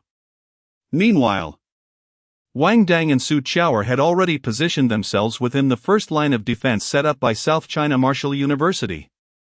Rendered nearly useless due to the presence of the 8th grade beast, their technological advancements reduced to mere scrap. The first line of defense established by South China University of Technology lies nestled between two mountain peaks, where a once lush valley has been ruthlessly trampled into flatland by an onslaught of beasts. This wave of beasts predominantly possesses strength ranging from 2nd to 3rd tier. Should any 4th tier or above ferocious creature, like the 5 kings or other instructors, appear, they will swiftly execute a decisive strike. Under the control of an 8th tier demon beast, the formation of the beast tide is orderly, with the foremost ranks occupied by robust and resilient creatures, such as the towering 2-meter-tall earth-shaking giant bear and the barrel-thick golden pattern python, serving as vanguards intent on breaching this defense. Has Teacher Feng's 8th tier demon beast made an appearance? Inquired a female instructor of 5th tier strength responsible for execution. The beast tide has already taken shape. And additional ferocious creatures continue to surge from the depths of the mountains to join the fray, yet the shadow of the 8th tier beast remains absent. That creature has sensed my presence and has likely retreated further back, Feng Yongmao lamented. The demon beast's intellect is akin to that of a human, exhibiting an acute sensitivity toward formidable human adversaries. As long as Feng Yongmao remains stationed here, it will keep its distance, orchestrating the relentless assault of the beast tide from the rear. Patience is key. As long as we withstand the beast tide tonight, that creature will require energy replenishment. The 4th tier demon beasts have already been eradicated by the 5 kings, and those low tier beasts cannot possibly satiate its hunger. Though Feng Yongmao is typically impetuous, he maintains his composure at this moment, opting for a war of attrition. The 8th tier demon beast does not command obedient minions but rather a haughty and untamed assembly of ferocious creatures. Controlling them demands a significant expenditure of vitality. And to recover swiftly, it must devour high-tier beasts. Yet presently, the only prey available to that demon beast consists of low-tier creatures, the martial artists within the defense line, while the optimal sustenance are guarded by Feng Yongmao and the 5 kings, preventing the 8th tier demon beast from daring to confront them directly. This situation presents a potential breakthrough. It suffices to use Lin Xiaoqiang, the most vigorous student at South China University of Technology, as bait. The demon beast will undoubtedly succumb to its impulses and strike. However, South China University of Technology cannot afford to sacrifice the students within the defense line as bait to lure the 8th tier demon beast. Despite its timid demeanor, once enraged, it could consume them whole in mere moments alongside the beast tide. Thus, only Lin Xiaoqiang can undertake the seemingly heartless task. Originally, the journey to the Taihang Mountains would take at least half an hour, but under Lin Xiaoqiang's fervent urging, the driver ignited with the spirit of a racing champion. Ignoring several red lights and drifting around countless bends, the driver managed to cut the travel time in half, arriving at the Taihang Mountains in just 15 minutes. Lin Xiaoqiang rewarded the driver with 10 times the fare, prompting the driver to roll down his window, puzzled, and ask, "You must be a martial arts student, right?" Indeed. Lin Xiaoqiang replied, having boarded the vehicle just outside the gates of South China University of Technology. I noticed many students from your school heading to the Taihang Mountains today. Is there some significant event unfolding? On ordinary days, there are not few students from South China University who venture to the Taihang Mountains. Yet today the scale has swelled to over 1,000. What a remarkable occurrence! It is merely a martial arts conference at the university, Lin Xiaoqiang chuckled, waving his hand dismissively. Such manageable outbreaks of beastly activity are not disclosed to the public to avoid inciting unnecessary panic. That's good to hear, young man. Keep up the good work. The driver, seeing Lin Xiaoqiang's cheerful demeanor, dispelled his doubts and encouraged him before departing. The vicinity of the Taihang Mountains is now heavily fortified, with numerous police officers deployed to set up checkpoints, prohibiting the passage of vehicles and pedestrians. Even if the situation is deemed controllable, precautions are taken to avert any unforeseen accidents. Chapter 86, Su Qiaoer reveals her brilliance as the forces drew ever closer to the defensive line established by South China Martial University. Warriors dispatched by the local education bureau erected an additional barrier to counter unforeseen incidents, remaining poised to respond to crises at the front. This strategic maneuver was largely attributed to the prowess of an 8th-grade demon beast, which adeptly orchestrated the beast tide, inflicting injuries and forcing numerous warriors to retreat. It was only when the students from South China Martial University arrived to swiftly reinforce the primary line of defense that the warriors belonging to various social organizations found a moment to breathe. Although the responsibility of safeguarding Taihang Mountain lay with South China Martial University, local educational authorities and other martial organizations were duty-bound to assist in defense. Each incursion of the beast tide heralded a plethora of opportunities, serving as a means to rapid wealth accumulation. In collaboration with other martial organizations, South China Martial University ensured that many students, who had yet to experience the terror of the beast tide firsthand, were adequately prepared to mitigate risks. For every 10 martial science students, one seasoned warrior would lead, guiding them in obedience to his commands. This arrangement significantly reduced casualties, ensuring that the students would not falter in the face of a relentless onslaught. Wang Dang and Su Qiaoer, despite their frequent trials in the wild and encounters with various demon beasts, found themselves obliged to heed the arrangements made by the school regarding external warriors in the face of the beast tide. You must stay close to me. Only then can I protect you, do you understand? Commanded a 4th-grade female warrior, temporarily assigned by the Education Bureau to oversee the students' safety. Yes. The group responded in unison, their seriousness attesting to their commitment to her directives. They stood at the forefront of defense, tasked with repelling the impending wave of beasts. Although they faced numerous trial tasks as students, their experiences paled in comparison to those of seasoned warriors in society, particularly against the beast tide. Suddenly, a mournful wail echoed through the Taihang Mountains, sending the entire beast tide into a frenzy. Roars from ferocious beasts resonated, creating a cacophony reminiscent of a hellish lament. The beast tide was poised to launch another assault. Feng Jie, the female warrior responsible for Wang Dang's group, furrowed her brow, aware of the impending danger. She was the deputy director of a local martial arts institution known as Yaowu Martial Arts Hall and had arrived promptly upon learning of the disturbance in the beast tide. Surprisingly, Feng Jie was also an alumnus of South China Martial University, having graduated 5 years prior. The ground trembled with a thunderous roar as the beast tide surged forward, resembling an overwhelming black wave sweeping across the terrain. Xu Ziwen, hold the front. As the beast tide initiated its attack, Feng Yongmao swiftly designated Xu Ziwen to the forefront to stabilize their position.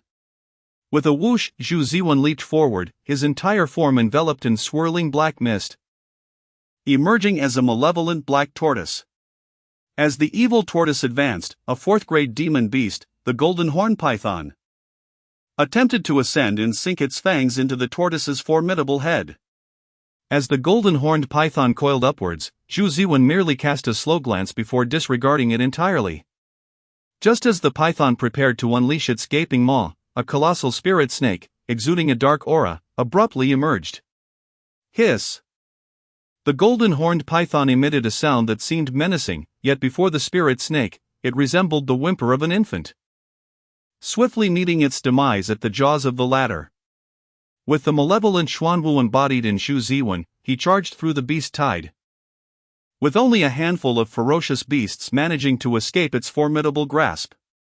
Truly deserving of the title of the Five Kings, we shall join the fray. Feng Jia could not help but exclaim, feeling a sense of humility in the presence of Wang Dang and Su Chaoer, whose realms made her, a senior who had graduated early, feel inadequate. Roar! The 8th grade demon beast would not permit Zhu Ziwen to indiscriminately slaughter the beast horde. With a furious roar, a three-eyed white tiger, comparable in size to Xuanwu, lunged forth. This tiger surprisingly matched Zhu Ziwen in combat, neither side gaining the upper hand. The formation of the beast tide, previously scattered by Zhu Ziwen, quickly regrouped and launched another assault. However, Feng Yongmao's true intention was not to allow Zhu Ziwen to annihilate the entire beast horde alone. Such a tide could not be easily vanquished, and moreover, he aimed to use it to train his students. Zhu Ziwen merely needed to inspire morale, while the three-eyed white tiger served as a rare training adversary. Keep your eyes peeled. Feng Yongmao bellowed, as the beast tide commenced its offensive. The beheading operation followed suit. At this moment, Wang Dang and the others had already collided head-on with the beast tide, with a few body-refining warriors forcefully advancing several meters forward. Wang Dang and his companions aimed to quickly reinforce the rear for those pushing ahead. Su Chaoer, typically demure, transformed into a fierce tigress when confronted by ferocious beasts. Circles of silvery spiritual energy rippled around her, forcing back the beasts that sought to maul her. A colossal earth-shattering bear stood upright, its massive paw crashing down, attempting to disperse the ripples. The bear's paw was enveloped in a layer of spiritual energy, showing no fear of the ripples. Shower! Feng Jie shouted from a distance. But a 4th grade beast, the golden armored mantis, had ensnared her tightly, its size comparable to that of a human. Just as Feng Jie attempted to retreat to protect Su Chaoer, the mantis would not relent, its sharp sides gleaming with a golden hue slicing through the air. Feng Jie was forced to retreat repeatedly, unable to withstand its ferocity. Get away! Su Chaoer exclaimed sharply, as a majestic white eagle with plump wings soared from behind her. With a push of her hands towards the bear's paw, a tempest erupted. Su Chaoer's seemingly delicate hands effortlessly deflected the bear's massive strike. Truly a prodigy of her generation. Feng Jie had underestimated Su Chaoer's strength. And upon realizing it was merely a false alarm, she cast aside her worries and engaged fiercely with the golden armored mantis. White feather flash. Su Chaoer's expression turned solemn as she waved her hand, causing the white eagle to transform into a milky white blade of light, hovering before her. Su Chaoer stepped forward, and a milky white blade transformed into a feather the size of a palm, shimmering with ethereal ripples of spiritual energy. As it reached out, the feather shot forth with a swish, leaving a fleeting white silhouette in the air, resembling a white serpent extending its form, aiming directly at the colossal bear's head. With a roar, the irate earth-shaking giant bear sensed the feather's lethal intent, bellowing in fury as its massive paws swung to swat it away. However, it was a moment too late. By the time the bear reacted, the pristine, divine feather had already embedded itself into its skull. And the once thundering roar of the earth-shaking giant bear fell silent as it collapsed to the ground. Without a second glance, Su Chaoer summoned another feather, which swiftly darted toward the golden armored mantis. Chapter 87, The Precious Delicacy. The battle has commenced. With thousands of martial arts students and hundreds of other warriors confronting the rampaging tide of beasts, many students, burdened by trepidation, find it difficult to quell their fears. Even as the 5 kings engage in fierce combat ahead, their companions fall one after another, wailing in despair, sometimes, even if the beasts are not particularly formidable. Fellow warriors can intervene and rescue them just in time. Yet, a mere moment's delay often leads to a tragic demise within the beast's maw. despite instructors swiftly executing decapitations. Some beasts possess such formidable strength that students struggle to withstand them, necessitating collaboration among several to vanquish a single foe. Only when the body of body-refining warriors manages to create a vacuum of several dozen meters from the beasts can many finally catch their breath. Kill. A third-tier warrior, wielding a first-tier spiritual weapon, charges madly at a golden-armored mantis, its mandibles still smeared with the flesh of his close friend. With a swift motion reminiscent of the Grim Reaper's scythe, the fourth-tier golden-armored mantis strikes, and the third-tier warrior's head is severed in an instant. Such horrific scenes unfold throughout the battlefield, yet students from South China Martial University are rapidly maturing. As Chen Juemin once remarked to Gao Zhenghe, saplings in a greenhouse are of little use. No matter how robust they appear, they remain fragile. Only through trials can they grow into towering trees, becoming the pillars of the nation. In a bid to minimize casualties, Su Wan joins the fray under Gao Zhenghe's orders, repeatedly intervening to save several individuals. The brutal beasts, enraged by her audacity, converge upon her, but with a cold snort, she unleashes a punch, instantly slaying the beasts within her vicinity. After that single strike, she refrains from further involvement in the battle, focusing solely on rescue efforts. Students injured amidst the beast tide need not worry about medical expenses, as these are fully reimbursed by South China Martial University. In the unfortunate event of a sacrifice, the government and the school will provide substantial financial support, covering not only compensation but also the tuition fees of any children still in school, along with medical expenses for those suffering from severe illness. This is largely attributed to the consistently high casualty rates at South China Martial University. At this moment, although Lin Xiaoqiang senses the ferocious assault of the beast tide ahead, he refrains from participating. Instead, he resembles a hunting eagle, surveying the entire battlefield in search of Yi Yushu. Occasionally, a few oblivious beasts, drawn by his aura, approach him, only to be met with his ferocity as he delivers a single punch, swiftly ending their lives. Mao Chengyu. Lin Xiaoqiang's attention is captured by Mao Chengyu, who is fiercely battling a third-tier beast, the three-tailed mastiff, alongside two second-tier warriors. Move the mountain. Lin Xiaoqiang strides forward. The might of his punch is beyond what the third-tier beast can endure, and with a howl, it collapses, lifeless. Lin Xiaoqiang. Mao Chengyu, delighted and slightly puzzled, recognizes him. Wasn't he supposed to arrive tomorrow? Have you seen Yi Yushu?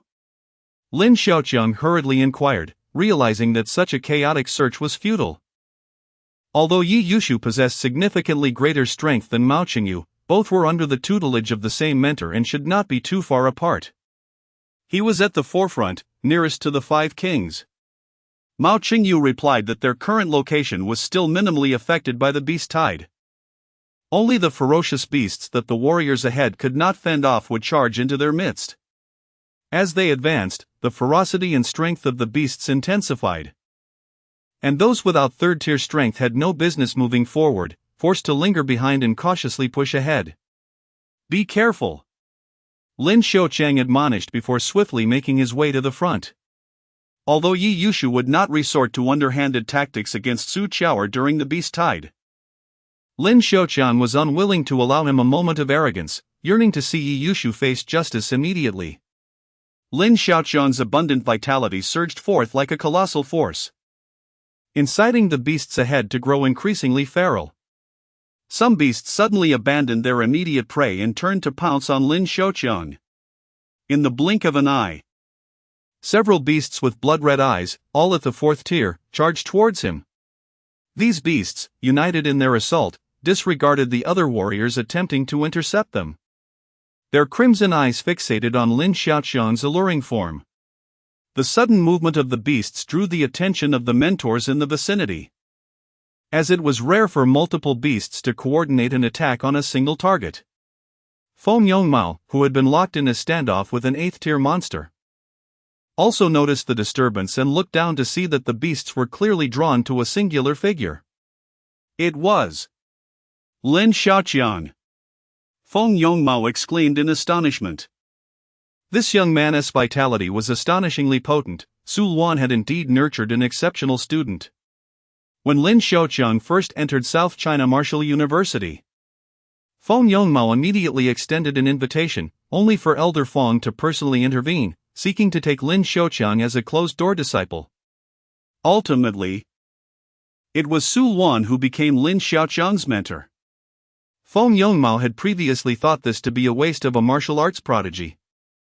But Lin Xiaoqiang's numerous displays of talent, whether in resisting the invasion of monsters in Jiangcheng or defeating Zhu Ziwen, had sufficiently demonstrated Su Luan's adept guidance. As Lin Xiaoqiang approached the front lines of the battlefield, the 8th-tier monster at the rear of the beast tide seemed to sense his inexhaustible vitality, roaring once more. Lin Xiaoqiang was indeed a coveted target. Observing the commotion Lin Xiaoqiang had caused, Su Luan couldn't help but sigh, perhaps even the most alluring female monsters, appealing to the beast's aesthetic, could not rival Lin Xiaoqiang's allure. Protect that student. Feng Jia, having just slain a golden-armored mantis alongside Su Chaoer, suddenly noticed that numerous 4th-tier beasts appeared to have gone mad, charging towards the handsome student behind them. Lin Xiaoqiang, endowed with an abundance of vitality, could be likened to a torrential river when compared to the mere streams of an ordinary body-refining warrior. After forcibly employing the divine warrior physique, countless precious treasures of heaven and earth transformed into a continuous source of life force. Once Lin Xiaoqiang restored his body, all that energy was devoted to nourishing his own vitality. In the future, when he seeks to unlock the treasures of his physical form, the process will undoubtedly be significantly simplified. Lin Xiaoqiang, Wang Dang and Su Chaoer gazed in disbelief at the figure behind them. How could Lin Xiaoqiang have arrived so suddenly? Was it possible that the ferocity of this beast tide compelled the school to dispatch him to alleviate their pressing challenges? The throngs of rampaging beasts served as undeniable evidence of the chaos. Even more alarming was the sight of several ferocious creatures, still engaged in fierce combat with the 5 kings, seemingly drawn to Lin Xiaoqiang's formidable vitality. Chapter 88, More ferocious than beasts. Am I truly this popular? Lin Xiaoqiang felt somewhat bewildered. Although he was aware that his abundant vitality attracted the beasts, he did not expect such madness. The 5 beasts, originally engaged in a fierce battle with the 5 kings, began to stir restlessly, their assaults growing increasingly ferocious. Zhu Ziwen, hold your ground. Feng Yongmao commanded the 5 kings with a desperate order.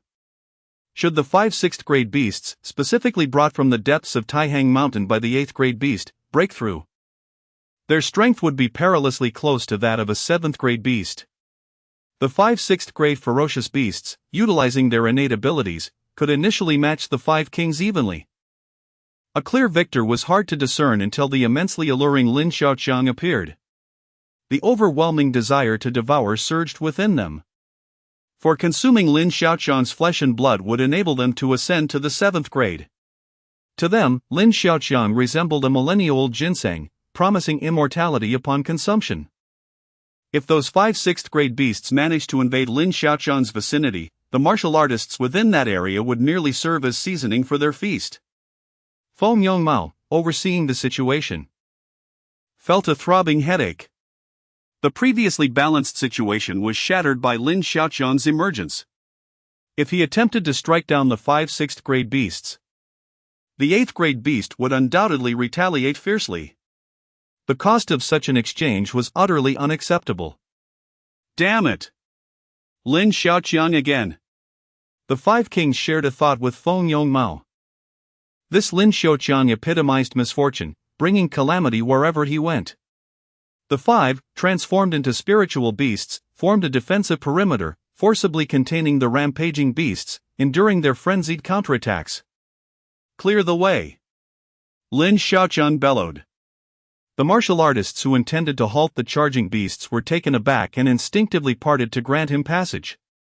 Unbeknownst to Lin Xiaoqiang, the previously observant Su Luan had stealthily appeared behind him, her palms brimming with swirling spiritual energy, poised to strike.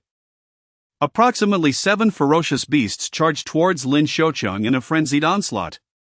Excluding one intercepted by Feng Jie and Su Qiao, 6 fourth-grade beasts surged forward. Shoulder the mountain. Lin Xiaoqiang felt no fear. Instead, a fervor for battle ignited within him as he yearned for a direct confrontation to test the strength of these fourth-grade beasts.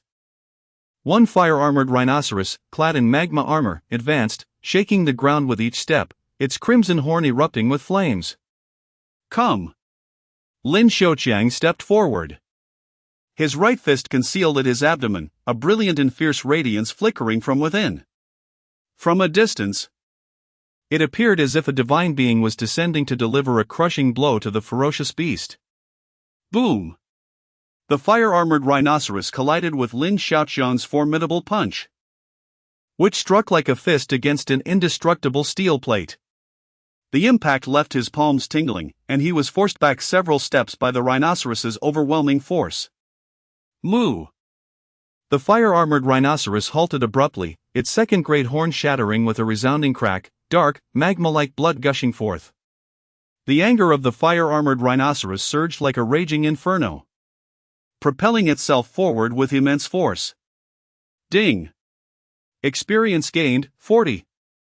Lin Xiaoqiang summoned all his strength, advancing boldly like a gladiator in an ancient arena, his fists glowing with an increasingly radiant golden light. With a fierce shout, the 1,000-pound fire-armored rhinoceros found itself unable to budge Lin Xiaoqiang in the slightest. Instead, its massive form toppled forward. Bang! The fire-armored rhinoceros crashed to the ground, and without granting it a moment's respite, Lin Xiaoqiang's legs shimmered like stars, striking down upon the beast's head with the force of a meteor, causing its colossal skull to explode in a shower of blood. Be careful! Before Lin Xiaoqiang could turn, 2 formidable fourth-tier beasts, the earth-shaking bears, descended upon him, pinning him to the ground. Lin Xiaoqiang!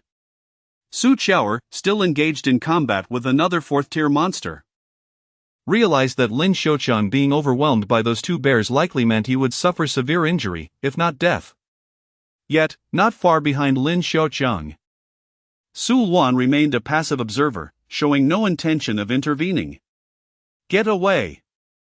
A thunderous roar erupted as the 2 bears, which had knocked Lin Xiaoqiang down, let out anguished howls. Lin Xiaoqiang seized the sharp fangs of the ferocious beasts, and with a punch that resembled a cannonball, he shattered the skulls of both earth-shaking bears. Such brutality! No wonder he stood shoulder to shoulder with the top martial scholar among the 5 kings. Nonsense! The 5 kings were no match for Lin Xiaoqiang at all. 3 consecutive fourth-tier beasts couldn't withstand even a single punch from him. With several others already intercepted and decapitated by the arriving instructors, the pressure eased considerably. Lin Xiaoqiang's ferocious strikes had obliterated 3 beasts, rendering their skulls into mere pulp. How could that not be terrifying? Su Luan, who had been silently watching Lin Xiaoqiang, suddenly sighed and remarked, "I have indeed underestimated this young man, though he lacks formal technique."